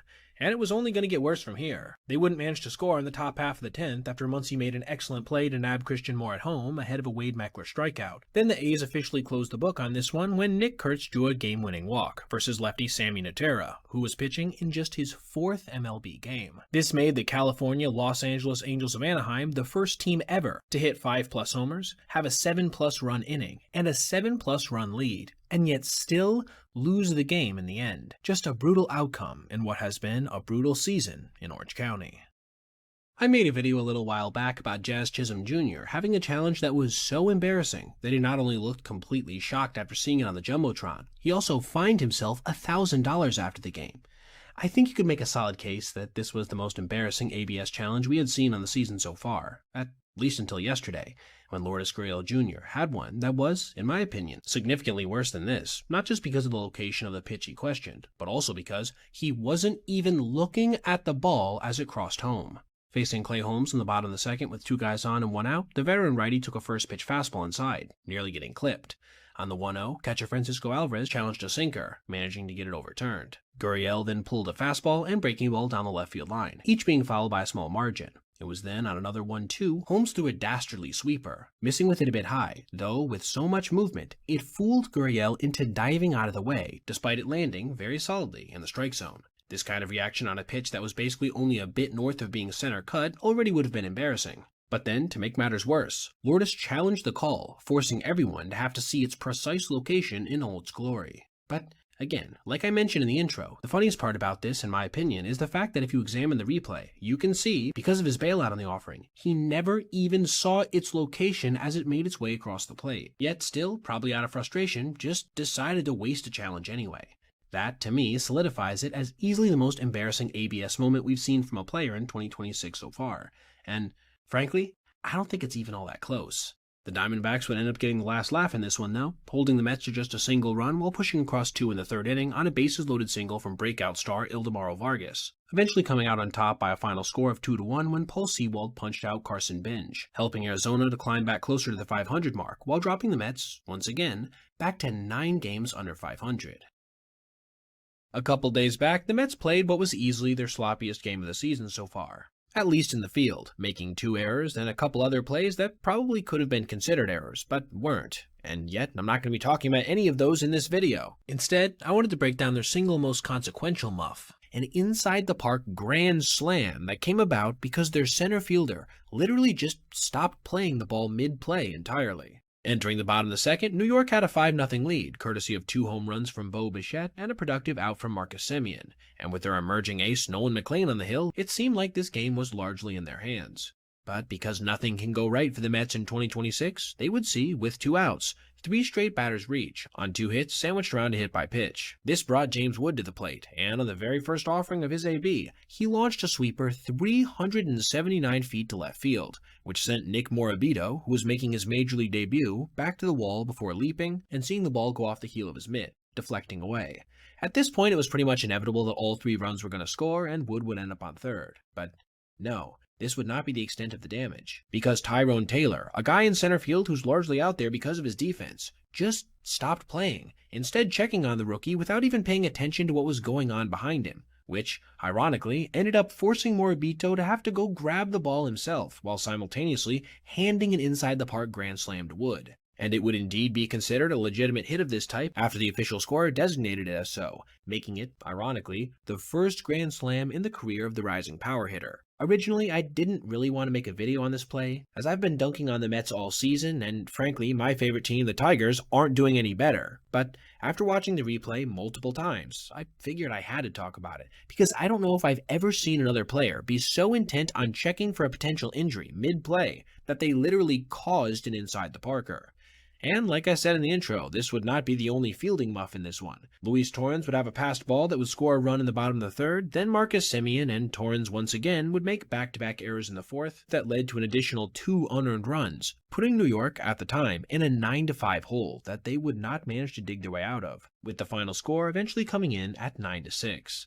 I actually want to end this video on a positive note though, highlighting the fact that the Nationals, a team that pretty much nobody had any respect for entering the season, are at 500 right now, nearly a third of the way through 2026. Do I think they make the playoffs?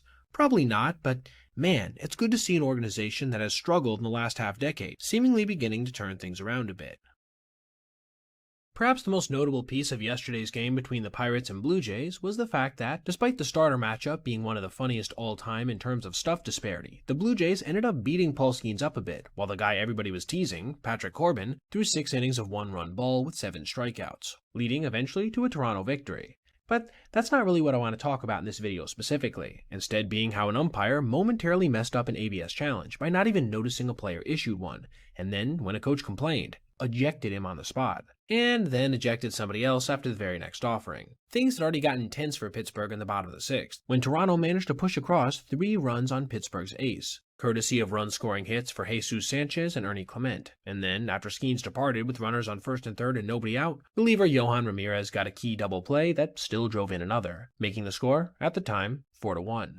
This was when, on the 0-1, we would see our highlighted moment, when Lenyn Sosa took a fastball that was called a ball on the inner half, with Henry Davis immediately going to his head to challenge. However, home plate umpire Alan Porter apparently had not noticed that he had done so, which caused a little momentary confusion.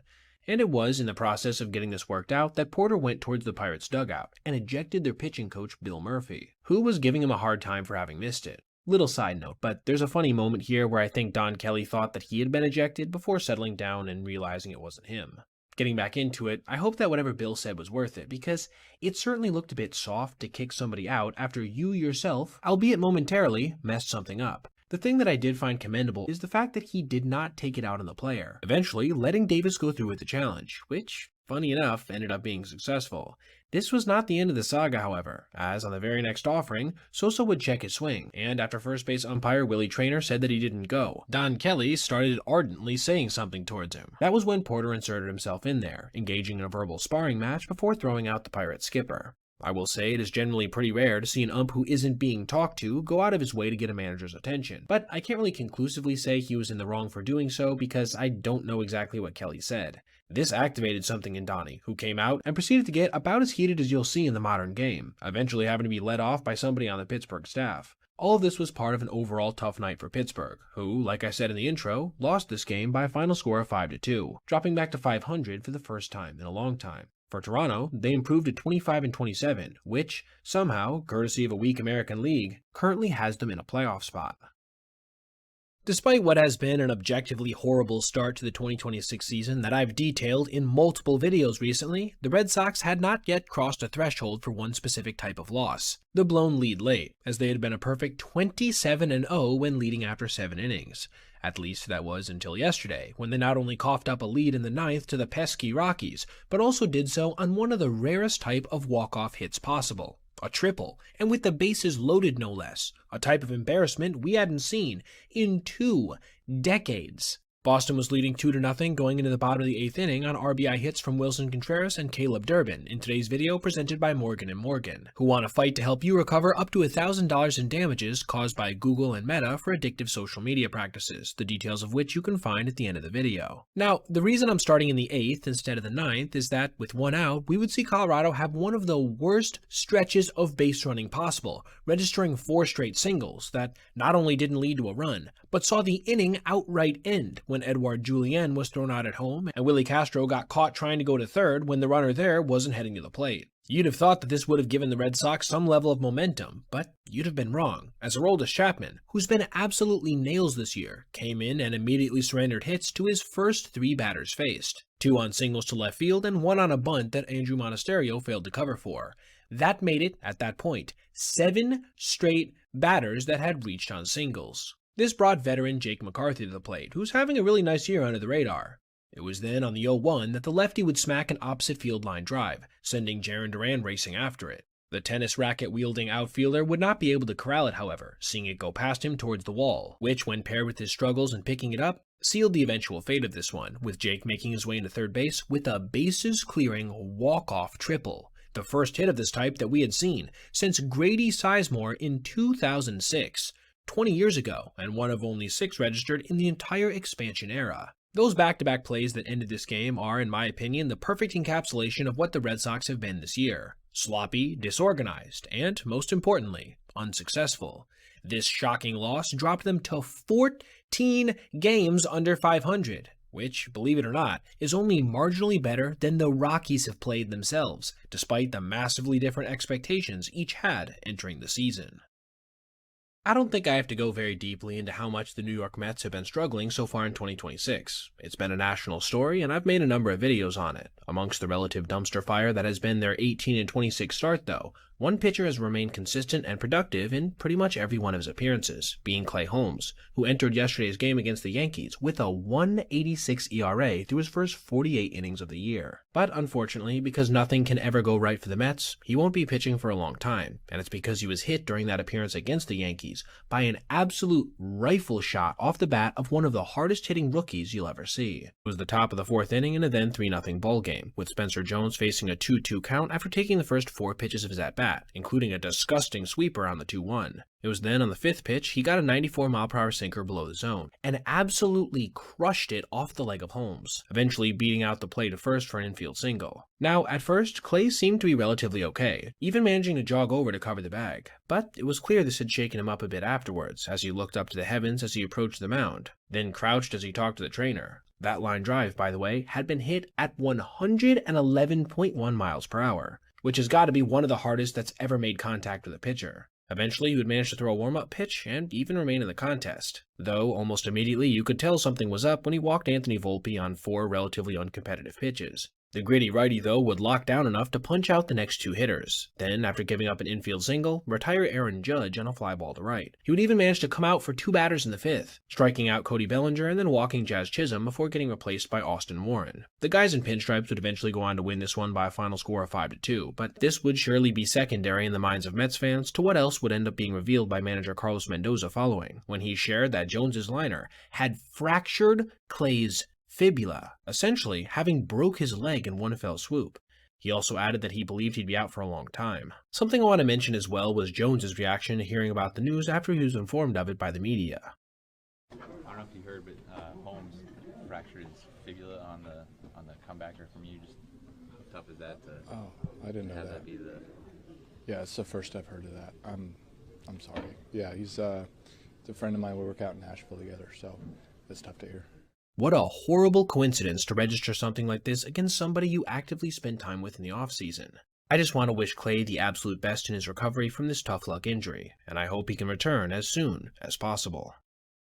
There's going to be a lot to talk about today, and I'm going to try to get out as many videos as I possibly can, but the first thing that I really have to detail concerns a situation in Milwaukee yesterday, when one of their top bullpen arms late decided to unsheath a celebration that was so disrespectful that his own manager came out and condemned it, before the player himself had to apologize, just not to the team he offended. Milwaukee was up by a reasonable amount in the latter half of this game, as they have been so much this year, again blowing away expectations through the first third of the season, in part because of a key player in this one, Kyle Harrison, who threw 6 innings of scoreless baseball, lowering his ERA on the season to 1.57, the lowest ever, by the way, through a Brewers' first 10 starts with the team. That's right, even lower than 2008 CC Sabathia. Along the way, he had gotten some run support from home runs by Jake Bauers and Garrett Mitchell, and a 2-run double from William Contreras. This meant that, as Abner Uribe got set to deliver a 3-2 pitch with 2 outs in the 8th and 2 guys on, it really wasn't an overly tense situation. But it would become much more so when he struck out Alec Burleson looking on a slider, and then proceeded to do 3 straight air humps towards the St. Louis dugout specifically. Burleson would challenge the call, by the way, but it would stand.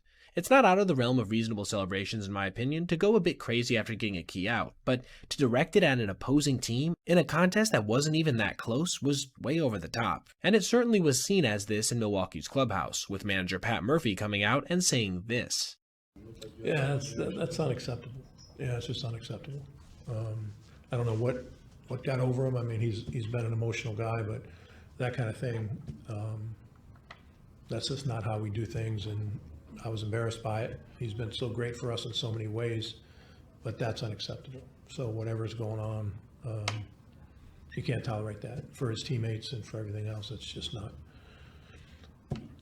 It's not going to be tolerated. That's all there's to it. I love how plainly he denounced this, leaving zero room for interpretation. And Christian Yelich, who had been asked about it post-game, said that it, quote, had been handled, per Adam McCulvey. And then, after being asked if that meant internally or via communication with the Cardinals, he said both. This, however, was contradicted at least a little bit by the comments from Uribe himself, when he basically said that he wanted to apologize to everybody in the Brewers organization, but not to the Cardinals. When asked why, he relayed this via his interpreter. I don't think it's professional for their manager to be making signs towards our dugout saying that he's going to be hitting guys, and there was an event that occurred during the practice today too, and I don't think that was right. So I have my teammates back always. I totally get wanting to protect your teammates, but doing something this public can only result in one thing really: retaliation, which, as a bullpen arm, there's a 0% chance he himself faces. So I don't think, even if his intentions were at least semi-pure, that this was the right way to go about it. They will play the third game of their 3-game set later today, and it will certainly be worth monitoring if anything extracurricular happens. The Cincinnati Reds are having one hell of a time as of late, losing 7 straight contests and, overall, being just 2-8 in their last 10. This has included 3 straight walk-offs to Chicago, including an especially heartbreaking one 2 nights ago, when Pete Crow Armstrong tied things up with 1 out in the 9th, and then they walked in the game-winning run in the 10th. But I'm not here to talk about this specifically, instead being a monumentally stupid error that catcher Tyler Stevenson made yesterday that helped the floodgates fly wide open, and their announcing crew to say some pretty harsh but appropriate things. It was the 4th inning of a then 2-0 game, with Michael Conforto already having 2 RBI on a home run and bases loaded walk. With still nobody out and the bases full, Dansby Swanson came to the plate, and on a 1-1, grounded a fastball to third baseman Ke'Bryan Hayes, who stepped on the bag and then threw home well in time to get Ian Happ. The only issue is that Stevenson seemed to forget that once the force play was made at third, he actually had to tag the base runner. This prompted the Reds broadcast booth to respond like this. 1-1. Bounce to third, handled by Hayes. Hit the bag, it's a tag at the plate. He's got a tag. No! He's saved. No! No! And then out signaled in third. Oh, it's just a middle school mistake right here. You have to pay attention to what's going on ahead of you. Will this road trip end, Chris? This trip has been a train wreck. The exclaiming of no, calling it a middle school mistake, and then imploring the road trip to mercifully end all captured the feeling of this moment pretty well. This is a ball club who is struggling so badly at the moment, they aren't even present in the biggest situations of any given game. And, like I said, this would lead to absolute disaster. PCA would follow with an RBI single, then, after stealing second, Miguel Amaya would drive in both him and Swanson to give Chicago a then 6-0 lead. But they weren't done. A Nico Horner double and then Moises Ballesteros sac fly would give them 7 runs in this 4th inning alone, and they wouldn't even need to score an additional tally afterwards, emerging victorious after a little bit of a scare in the 9th inning when Nathaniel Lowe struck out looking with the bases loaded in a 3-2 count, crystallizing an 8-3 W. Like I said in the intro, this is only part of what has been an extremely rough stretch for Cincinnati, though conversely, Chicago is absolutely rolling, with them not only having won 9 games in a row, but also having the 4th best run differential in all of baseball at this point, with a mark of +50. For all the issues they've had with injuries in the early part of this year, they really are looking like they're going to be a problem as the season wears on.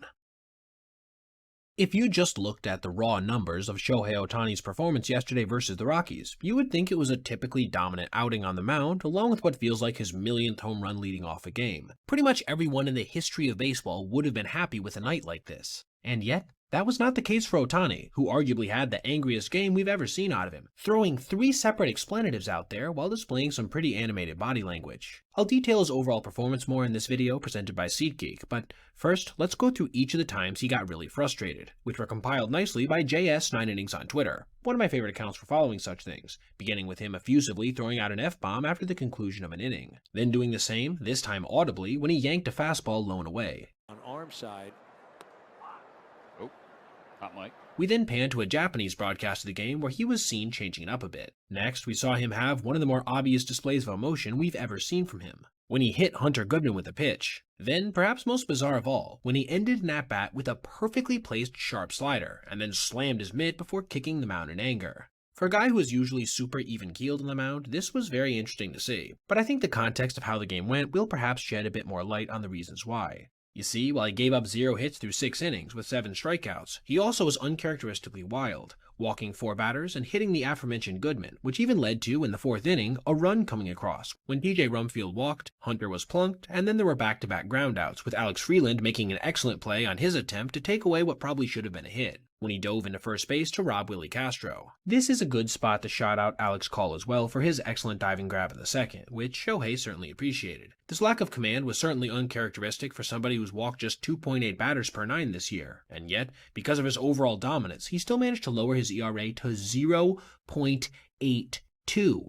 easily the best in the majors. But, of course, that's just what he did with his arm. He also led off the game with his 9th home run of the year. This is part of him sneaking back into exceptional territory at the plate after a stretch where he struggled a little bit, seeing his OPS plus now being a robust 151, along with quietly his best on-base percentage since 2023, at exactly 400. As for the game itself, the Dodgers would go on to lose their combined no-no in the 8th inning with 2 outs on a ground ball single from Tyler Freeman. Though this wouldn't do much to harm them, as 1 frame later, they officially sealed this one by a final score of 4-1, keeping their lead in the West at 4.5 games over the Diamondbacks and Padres. As a fan of the Tigers personally, the last 3 weeks or so have been pretty hard. In this time, they've essentially played their way right out of the playoff picture by going 3-21. They are currently tied for the title of the worst team in the entire American League, with the squad they just lost a series to. I could really go over a host of stats that capture this, but I think a moment yesterday that ended up being played up as a troll job to the fan base by the team Twitter account best captures the energy of this ridiculously bad stretch. But first, a little background. This past Tuesday, it looked like the team might have a chance to pull off the near impossible, a series-opening victory, when they led 6-4 with 2 outs in the 8th. But, of course, had you been following the recent stretch closely, you knew there was going to be something that was going to go wrong, and it ended up taking the shape of right fielder Wencel Perez racing towards the wall on a deep fly from Logan O'Hoppe before leaping and getting nowhere close to it. Of course, it doesn't help that he has been quite literally one of the worst defensive players in all of Major League Baseball, putting up -4 fielding run value through just under 300 innings. Anyway, the frame that could have ended right there would go on to spiral completely out of control, with eventually the Tigers coughing up a grand slam from Vaughn Grissom, a player who entered the day with a sub-700 OPS. Yet, so far, nothing looks all that to script, right? A horribly disappointing team loses yet another heartbreaking game. But it was after the contest that Perez reposted multiple clips of an earlier home run that he had hit, that basically ended up being rendered meaningless. I personally didn't have too much of an issue with this, considering that it is pretty common for players to repost other people posting highlights of them as an appreciation, but I do think understandably some fans were frustrated at the tone-deaf nature of him doing such a thing after losing in such a terrible way. And, to be honest, this seemed to be somewhat of a valve for fans to express their frustration with how the team has played in general recently. This should have been where it ended. However, it was the Tigers' social media team themselves that decided to profoundly poke the bear when Perez went deep 2 days later in the 2nd inning, with them posting the accompanying caption, "So good, we might share it 5 different times." This was a specific nod to something Tigers personality Jim Costa had tweeted after that Tuesday game. To have an official team account that brazenly mocked the desperation of their own fan base, who I think were properly represented by a lot of the things Costa said and are greatly disappointed with this dumpster fire of a team, was certainly a choice, and it hilariously served as a bad omen for the rest of yet another pitiful contest, as they wouldn't register a single additional hit after this point until the bottom of the 8th inning, and would not tack on a single additional run, while going on to give up 7 on the mound, dropping a series at home to the 2026 California Los Angeles Angels of Anaheim. It really does feel like this year is a wrap, considering they are 13 games under 500 at this point, and it really doesn't feel good to have theatrics like this going on in the background. Even though umpiring has gotten a lot better over the years, there are still momentary reminders that these guys are human, when they'll make some outright bad calls. But I think 2 instances yesterday, in separate games, went a little beyond that, easily being, in my opinion, some of the worst calls that are even possible on an MLB field. And if you think that I'm being hyperbolic in saying that, or in the titling of this video, just give it a sec. I'm going to show you both in detail. And what made matters even worse is that the second one couldn't even be challenged. Let's begin with this play that occurred in a Baltimore Blue Jay game in the bottom of the first, when Gunnar Henderson laced a ground ball off the body of Kazuma Okamoto, seeing it trickle to the lip of the left field grass before being fielded by Andres Jimenez, and then fired towards third, where Okamoto dropped it entirely. This seemed like the easiest safe call in the world, right? But for some reason, crew chief Todd Tichenor still called Taylor Ward out, even as the ball lay at the feet of Kazuma. Before we get on to the review process, I just want to say that this is a rough look for the Japanese corner infielder, who essentially made two separate errors on this single play. Anyway, manager Craig Albanese would challenge shortly after, triggering a replay review process that honestly made it look even worse. There was at no point when the fielder secured the throw, meaning this was a pretty open and shut case of poor positioning from Tichenor, who also delayed making a call for a significant amount of time afterward. The whole replay process honestly took way longer than it should have, lasting over 2 minutes despite how clear and obvious this was. But at least it ended up being correctly overturned, which was not something you could say for what happened in Pittsburgh that same night, when on a 2-1 offering to Seiya Suzuki, he checked his swing, only for a foul tip to be called by home plate umpire Dan Bellino. Now, obviously it wasn't a high-stakes situation considering it was 7-2 at the time, yet still, look at how flabbergasted Suzuki was, and how irritated manager Craig Counsell got. And it was because, as you can see on replay here, it was not even close. There was well over a foot of distance between Seiya's bat and that ball, and yet, for some reason, foul tips are not reviewable, meaning the call would stand, contributing to a strikeout on the very next offering. Both of these were not just bad in the way that you typically see. They were downright baffling, and I mean that in the literal sense. I seriously don't understand how either of these could be made in a high school game, let alone at the professional level, giving us a couple early contenders for the worst calls of the 2026 season. I'm not even going to do a big intro for this one, because why would I? I've made like 50 different videos on Jacob Misiorowski so far this season, because the dude is, quite simply, 1 in a billion, and he just did something so crazy that he joined a club with just 2 other recorded members, being those in the StatCast era, to hit a rounded up 106 miles an hour, a pitch that had a perceived velocity of 108. The Miz was on the mound versus a division rival in the Cubs, with down-ballot MVP contender Pete Crow Armstrong leading things off. And the powerful righty wasted no time in establishing what the tone would be on the day, pumping 2 fastballs right past the lefty, each at over 103 miles an hour, before dealing our highlighted offering, a 105.5 mile per hour laser that, to PCA's credit, he fouled off. Like I said before, that rounded up 106 made him one of just 3 hurlers in the StatCast era to throw at least this hard, joining Ben Joyce and Aroldis Chapman. It should go without saying, however, that the 6'7" freak of nature is the only starter to do so. On this very offering, by the way, he also reset his own previous record for perceived velocity at 107.8. That really is an unfathomably fast speed. He would go on to finish off PCA on a 91 mile per hour curveball, striking out who had been one of the hottest hitters in baseball in the last couple months relatively easily. From here, just like we've gotten used to seeing from him, the rest of the start would be about as dominant as this, punching out 8 batters on 4 different pitches while only giving up 2 hits and 1 run on a solo homer from Seiya Suzuki. His only real blemish besides this was the fact that he walked 4 batters, but that's just not too big of a concern when you aren't giving up nearly anything else. His team would support him offensively as well, with things really getting going in the 6th, when the Brew Crew scored 3 runs, all with 2 outs, versus what has been an extremely weak Chicago bullpen. They continued on in the 7th and 8th, registering another 3 combined, including on a 2-run home run from veteran William Contreras, and Christian Yelich RBI double. Their strong bullpen would only give up 1 of their own in a combined 3 innings, with Trevor McGill eventually putting a period on a 6-2 final, one that officially made Milwaukee just the 2nd team in the sport to this point to reach 50 wins, joining, you probably guessed it, the Dodgers, who they're aiming to take down in this year's playoffs. I made a video just here recently about a Miami broadcaster mocking the Mets openly during what ended up being a series sweep.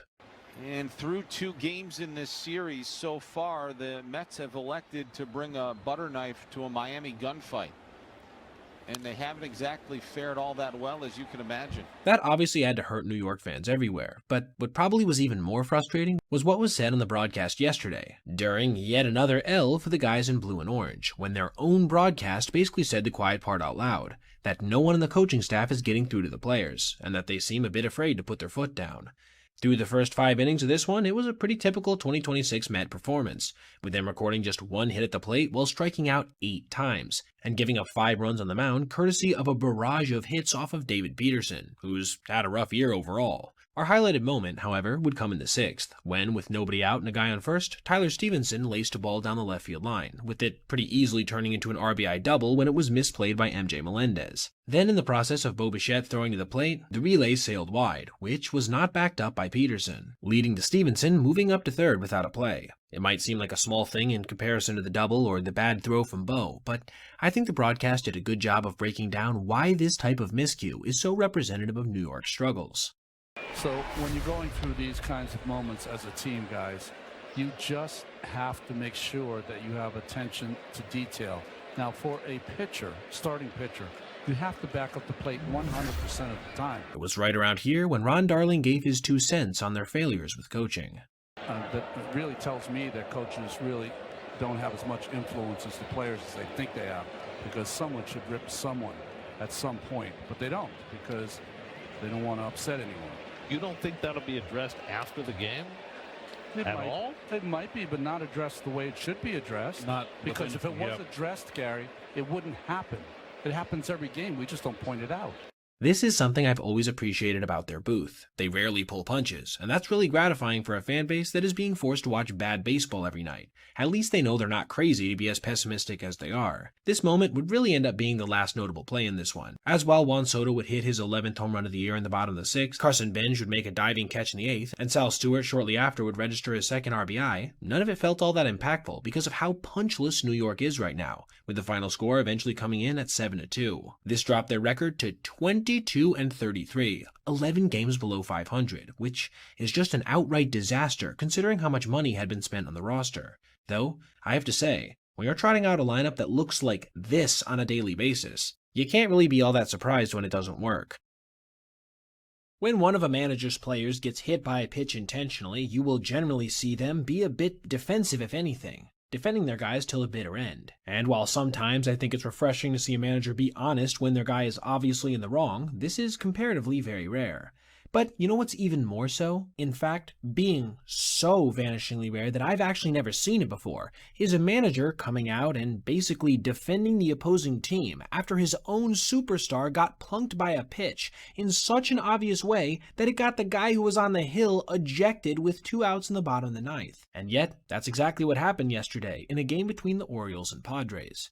Things really began to get contentious in the top of the 5th, when, in the then 4-2 game with a guy on first, Manny Machado took a 1-1 fastball inside, forcing him to jackknife out of the way as he went to the ground. Machado would, later on in the at-bat, ground into a double play, though this would be turned into a force-out not long after with the help of review. Little side note here, but oh my goodness is he slow now. This brought Xander Bogaerts to the plate with 1 out and 1 on. And on a 1-1, he too would get a sinker high and inside, only this time he couldn't manage to get out of the way, taking it directly off the helmet. Xander would end up being removed from the ball game not long after, though thankfully it does seem like it was more precautionary than anything serious. To San Diego's credit, they wouldn't let this distract them, going on to plate 2 runs before the inning was over. And for a couple frames, things seemed to be going pretty normally, with the only real notable event being a home run from Gavin Sheets. In the bottom of the 7th, however, San Diego would take aim at Orioles superstar Gunnar Henderson, with Bradley Ramirez firing 2 nearly triple-digit heaters close to him, back-to-back no less. At least he didn't end up getting clipped, later on drawing a walk on another heater, and scoring when Pete Alonso lined a double past Machado. The message had been sent, right? No more need for these old-school theatrics. Well, not in the opinion of the Padres, who, now with a 9-3 lead with 2 outs in the bottom of the 9th, successfully managed to plunk Gunnar with a fastball to the side, resulting in reliever Ron Marinaccio getting ejected from the ballgame. One batter later, the contest was over when Pete Alonso grounded to second. But, of course, this isn't where the controversy would end. As in the post-game media scrum, Orioles manager Craig Alvarez would say via Jake Rill, Trey hit Bogaerts in the head and their dugout didn't like it at all. Obviously it wasn't intentional, it was a 2-seam that slipped out of his hand. I get why they're mad. The ball hit him in the head and he had to come out of the game.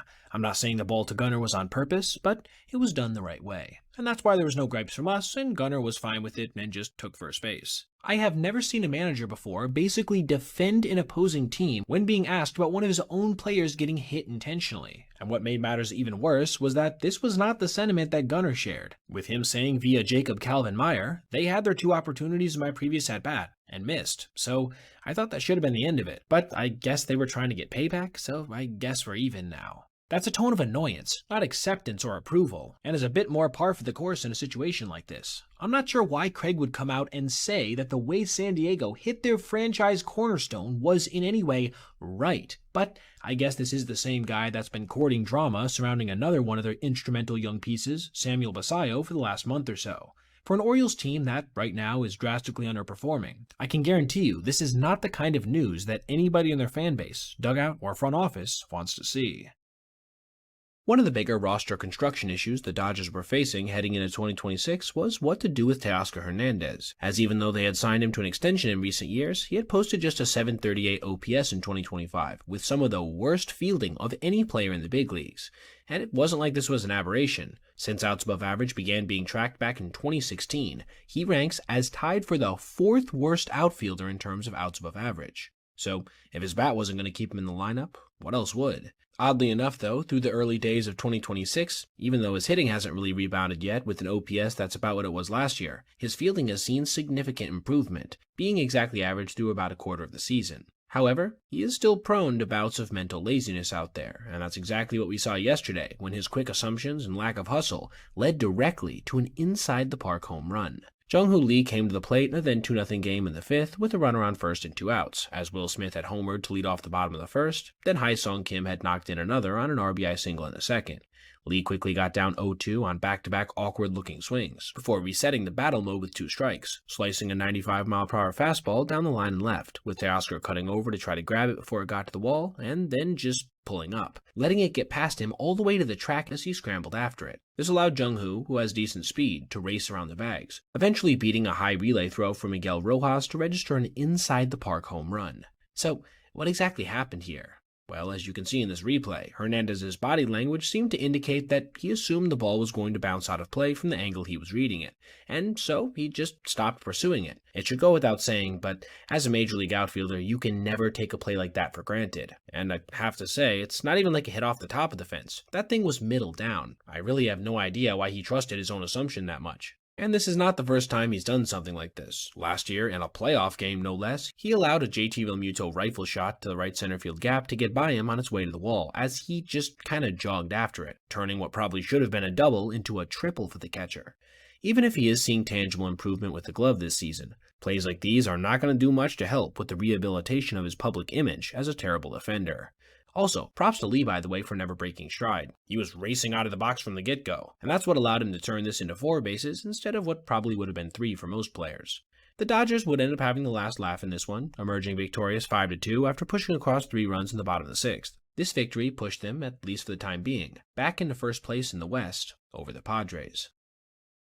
In recent years, what's really been holding down the Oakland-Las Vegas Athletics of Sacramento has been their pitching, but that's actually been different so far in 2026, despite the fact they're currently 1 game under .500, as they currently have a top 10 ERA plus in baseball, which is basically earned run average set equal to 100 being average while considering ballpark factors. And one of the big reasons for this has been the breakout of JT Ginn, who entered yesterday's game with an ERA just over 3. But still, I'm pretty sure nobody could have expected how dominant he would be versus the Angels, when he took a 10-strikeout no-no into the 9th before enduring one of the more heartbreaking losses you will ever see on a major league field.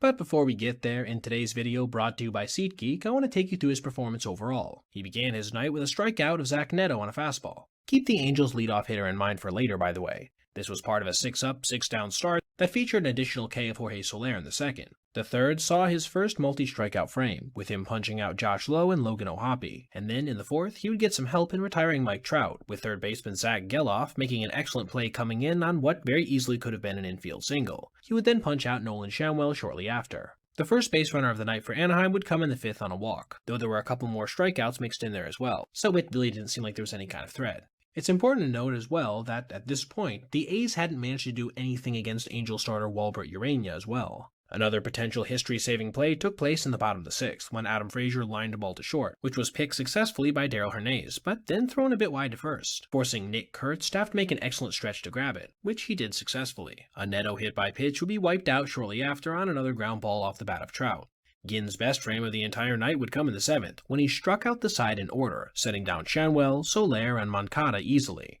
And so it was, entering the top of the 9th, after JT had coaxed an inning-ending pop-up from Ohapi in the 8th, that this was still somehow a scoreless game. It was then, mercifully, for the sake of the pursuit of history, that the guys in green and yellow were able to push across a single tally on an RBI single from Lawrence Butler, though unfortunately for them, they could do nothing else when Kurtz ended up grounding into an inning-ending double play with the bases loaded later on. And this would indeed prove crucial when, leading off the bottom half, with a no-no on the line, Adam Frazier crushed a ball at 102 miles an hour cleanly into center field. A base hit that not only prevented history, but brought the winning run to the plate in the form of Zach Neto. And oh boy, would this prove impactful, as literally 3 pitches later, Zach was sending everybody at the Big A home happy, with a fly ball to center field that just managed to carry the fence. Meaning that, in the space of 2 batters, the A's and Ginn went from an impending celebration to an outright loss in one of the most painful fashions possible.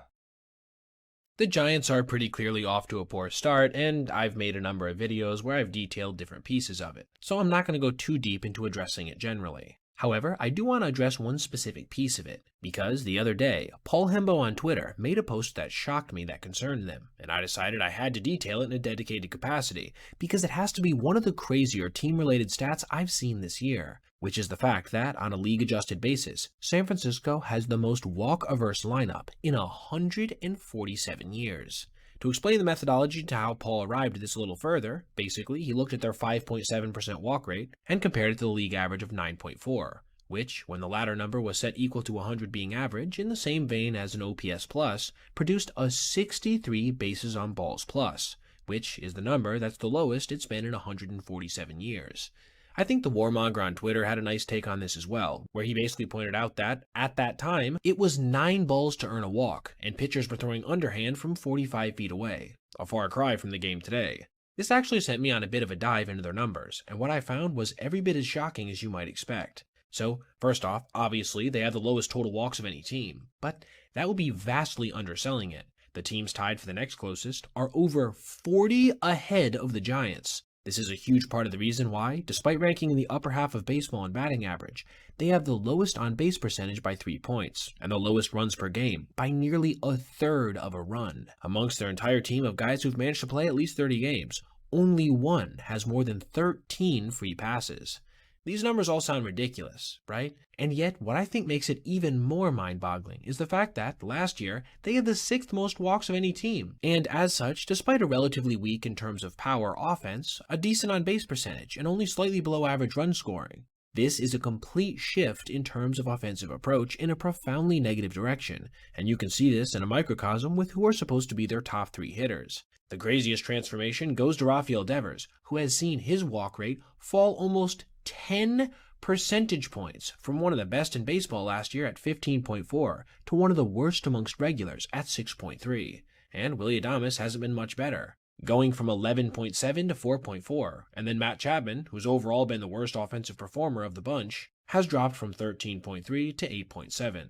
And not to pick on a specific player too much here, but Adames also has the distinction of being the only player in baseball right now to draw fewer than 10 walks while striking out more than 60 times. So, why is this happening? In my opinion, it's partially a product of having a lineup with the 6th worst barrel percent for any team, which basically makes pitchers unafraid of them, and partially that they have the 2nd highest increase in out-of-zone swing rate amongst any squad, while ranking 5th worst overall. Basically, their hitters aren't scaring pitchers out of the zone, and then even when they give them offerings that aren't relatively close, they're chasing those way more than average, creating a toxic combination that has yielded this downright historic feat so far. It'll certainly be interesting to track if they end up maintaining this pace, or something close to it, for the remainder of 2026. Coming into this season based on both pedigree and age, Paul Skeens was being picked by a number of outlets as the best pitcher in Major League Baseball, or at least the best pitcher in the National League. And it made perfect sense. He had a sub-2 ERA in both of his first 2 seasons, while winning a Rookie of the Year and Cy Young Award in those campaigns. It's not an exaggeration to say this was one of the best starts to a career we had ever seen. And yet, as we find ourselves halfway through the 2026 season, Paul doesn't even find himself on the outside of this year's awards season, sporting a B-WAR, ERA, and ERA+ that are all outside of the top 20 in the sport amongst qualified hurlers, with those first two not even being in the top 30. So, what's happened to Skeens, and is this who he's going to be going forward? I'm going to try to answer all of this in today's video presented by Morgan & Morgan, who want to fight to help you recover up to $1,000 in damages caused by Google and Meta for addictive social media practices, the details of which you can find at the end of the video. The first thing we have to address is the very public perception that his stuff is starting to degrade, which I personally believe is a bit overblown. Sure, he's lost about a mile an hour on all of his various fastball shapes, but I don't see this so much as an inability to throw this hard as a conscious strategy to preserve his arm. After all, he can still run it up there close to 100 when he needs to, as we've seen multiple times this season, and it's not like the numbers against these offerings are much worse in terms of whiff percents or contact metrics. That's actually a good segue into a general analysis of the quality of contact against him. As you can see from this screenshot taken from Baseball Savant, all of his expected numbers are only marginally worse than what he's posted in prior seasons, and still in downright elite territory. This includes his expected ERA, which currently sits in the top 7% of all Major League Baseball. This, I think, is part of the reason his real-world 3.62 ERA looks so bad. It's way up from 2024 and 2025, but the truth is, he probably was getting a bit lucky in those years, as well as being a bit unlucky in this one. The gap in metric performance really isn't all that different. This is not the whole story, though. Another factor is him being a bit unlucky in terms of giving up homers relative to his previous precedent, as his home run percent allowed of 2.8 is significantly higher than any other year in his career. Yet, he's not giving up more fly balls, nor much harder contact. In fact, he's allowing hitters to pull balls in the air against him less than last year. I think this is very similar to the previous section. In those first two campaigns, he was probably getting a little bit lucky, and this year we're starting to see those numbers normalize. The last major factor we have to discuss is how bad of a defense he's had behind him, with the Pirates' -7 fielding runs in his starts ranking as tied for the worst total in the sport. Even though he has admittedly been rough at times during his most recent starts, it can't be understated how often a tenuous situation has devolved into a disaster courtesy of some of the most routine plays you'll ever see getting botched. In his most recent start in Philadelphia alone, there were 2 separate major misplays that loomed large over his final line of 4 innings pitched with 7 earned runs. I'm not saying he was good in that one, but he certainly had no favors being done for him by his team, and hasn't really at all in 2026 at large. When it comes down to it, I see this as an obvious example of multiple factors of bad luck being combined with some inevitable regression to the mean. To be honest, given his skill set, it was always a little hard to believe he was posting ERAs under 2. And I don't mean that to be insulting in any way. Look at somebody like Tarek Skubal, who from 2023 to 2025 was posting numbers very similar to Paul in terms of the underlying stuff, and yet his earned run average never sank under 221. I really do believe Skeens is going to be just fine long term, even if he never quite returns to those previously reached outlier levels. I want to get something out of the way before we even get too deep into this video. Ronald Acuna Jr. has been on fire recently, including doing something we had never even seen before, per Opta Stats, becoming the only player to ever have a 3-game span with 4+ stolen bases, 4+ homers, and 4+ walks. And in yesterday's game, he was in typical form at the plate, launching a dinger and reaching twice on bases on balls. But he also did something else notable on the day, which is having the worst defensive game I have ever seen since we started tracking modern analytics. I'm going to lay out the exact numbers for you after I go over the plays themselves. Things got started quick for the veteran, who opened the game with his second leadoff home run in this series against the Reds, and then immediately went to the field and saw this flare single drop in front of him after he pulled up without making a real attempt at it. Even his pitcher, Spencer Strider, looked a little bit confused at how that wasn't caught. His second miscue of the night would be by far his worst, when he got a poor read off the bat on this Will Benson fly ball, leading to it dropping over his head on the warning track, and then as he went to pick it up, he bobbled it, allowing Spencer Steer to score all the way from first base. This time it was his turn for the exasperated look, and it's not hard to see why. Don't get me wrong, the bobble's bad, but that's a ball he shouldn't be needing to leap for, and like I said, just wait until the end of the video. I'll show you exactly what plays like this become metrically.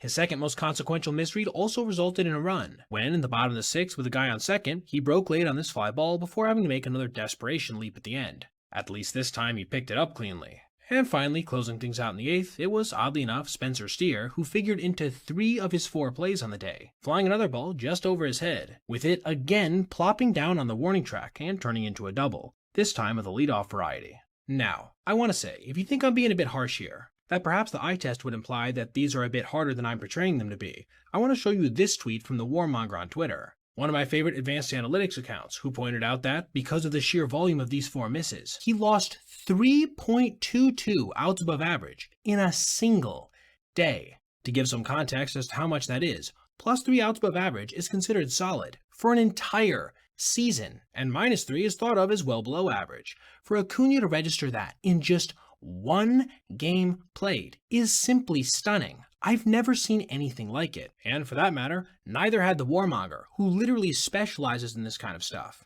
I guess it's not hard to see why his defensive analytics have been dropping so much in recent years. Listen, I'm not going to sugarcoat it. Marcelo Meyer has been pretty much terrible in every way a player possibly can be so far in 2026. Not only is he rocking an OPS south of 600 with terrible fielding peripherals, he also has deep blue in most of the important StatCast percentiles as well. For the former top prospect, this is certainly a concerning development, especially given the current status of players like Christian Campbell and Roman Anthony, both who had significant helium going into last season but have since dealt with injuries and underperformance. However, this isn't to say that Myers has been letting down a ball club who's in the thick of a playoff run or anything. Boston is currently 13 games under 500, with much of that not even being close to his fault. However, I guess their ownership doesn't feel that way, who decided to, on this Friday morning, just a couple days after Marcelo himself took about as much accountability as a player can, torch their young infielder in the media, leaking a couple claims that are downright insulting. Let me first start with the final game of the Red Sox series against Colorado in this video presented by Morgan & Morgan, who want a fight to help you recover up to $1,000 in damages caused by Google and Meta for addictive social media practices, the details of which you can find at the end of the video. They had a 6-3 lead in the 7th, courtesy in part to the contributions of Meyer, who had a double that ended up leading to a run in the 5th inning. But with 2 outs, he would make a catastrophic mistake when he fielded this ground ball off the bat of Hunter Goodman, and then just saw it fall out of his mitt. This obviously preceded what would be a monumental blow-up, with the pesky Rockies pushing across 3 before the frame was over, but there's no doubt that none of it would have happened had the shortstop just completed the play. 2 innings later, their loss was sealed when the guys in purple scored 2 in the 8th, then retired the side 1-2-3 in the 9th. Now, I want you to listen to what he had to say after the game when asked about his miscue. Didn't get the ball out of the glove. That just can't fucking happen. Just a brutal error, obviously.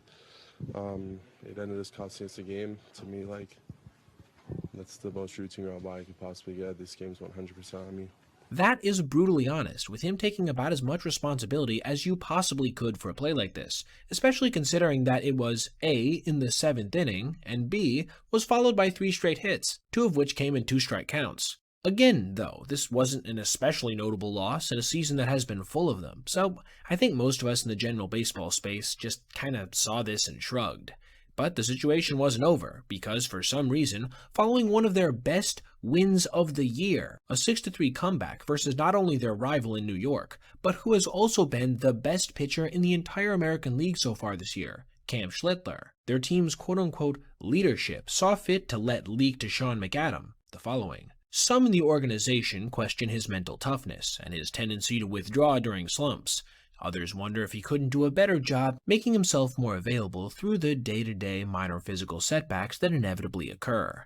For anyone that's going to say this isn't a statement on how the organization is run, you need to do a deeper dive into how this stuff is typically handled. This was 100% done intentionally in some kind of effort to shame Marcelo into what they see as better behavior, which is just bizarre given the aforementioned encouraging win from the day before and his own level of accountability he had just shown the game before that. And I will also add that it's hilarious to see those in charge of the team even bring up anything to do with medical stuff, considering how horribly they've handled the recovery of 2 of their biggest and most fundamental players. I absolutely hate seeing young guys just trying to get their foothold be made scapegoats for tough stretches, especially when it's pretty clear who the big problem is within the organization at this point. I'm not hiding the fact in these videos that I'm a fan of the Detroit Tigers personally, and I try to catch as many of their games live as possible. But this is not to say I don't watch a ton of baseball otherwise, obviously, and when I do, there's one thing above all else that irks me: when guys dog it in the game's biggest moments. I understand completely, for example, if somebody in a 10-4 game in the 9th inning doesn't exactly give it their all on a routine ground ball to second base. But in the 9th inning, with 2 outs, in a close game, that's inexcusable. And yet, exactly what I saw yesterday from a guy making $280 million. The Padres entered the 9th inning trailing the Blue Jays by a score of 5-2, as they hadn't managed to score after getting a 2-run dinger from our titular character, Xander Bogaerts, while giving up run-scoring hits to Alejandro Kirk, Vladimir Guerrero Jr., and Kazuma Okamoto, the last of which was a 3-run tank to left field, a moonscraper that just managed to get over the left field wall. San Diego would have to face Louis Varland in an attempt to keep the game going, a tall task considering the closer has been the closest thing to an American League version of their own Mason Miller, and he retired the first 2 batters pretty easily. It was at this point that they started fighting back, with Luis Campusano and Fernando Tatis Jr. lacing back-to-back singles to put 2 guys on for Jackson Merrill, who followed with an RBI knock of his own, bringing the score within 2 at 5-3.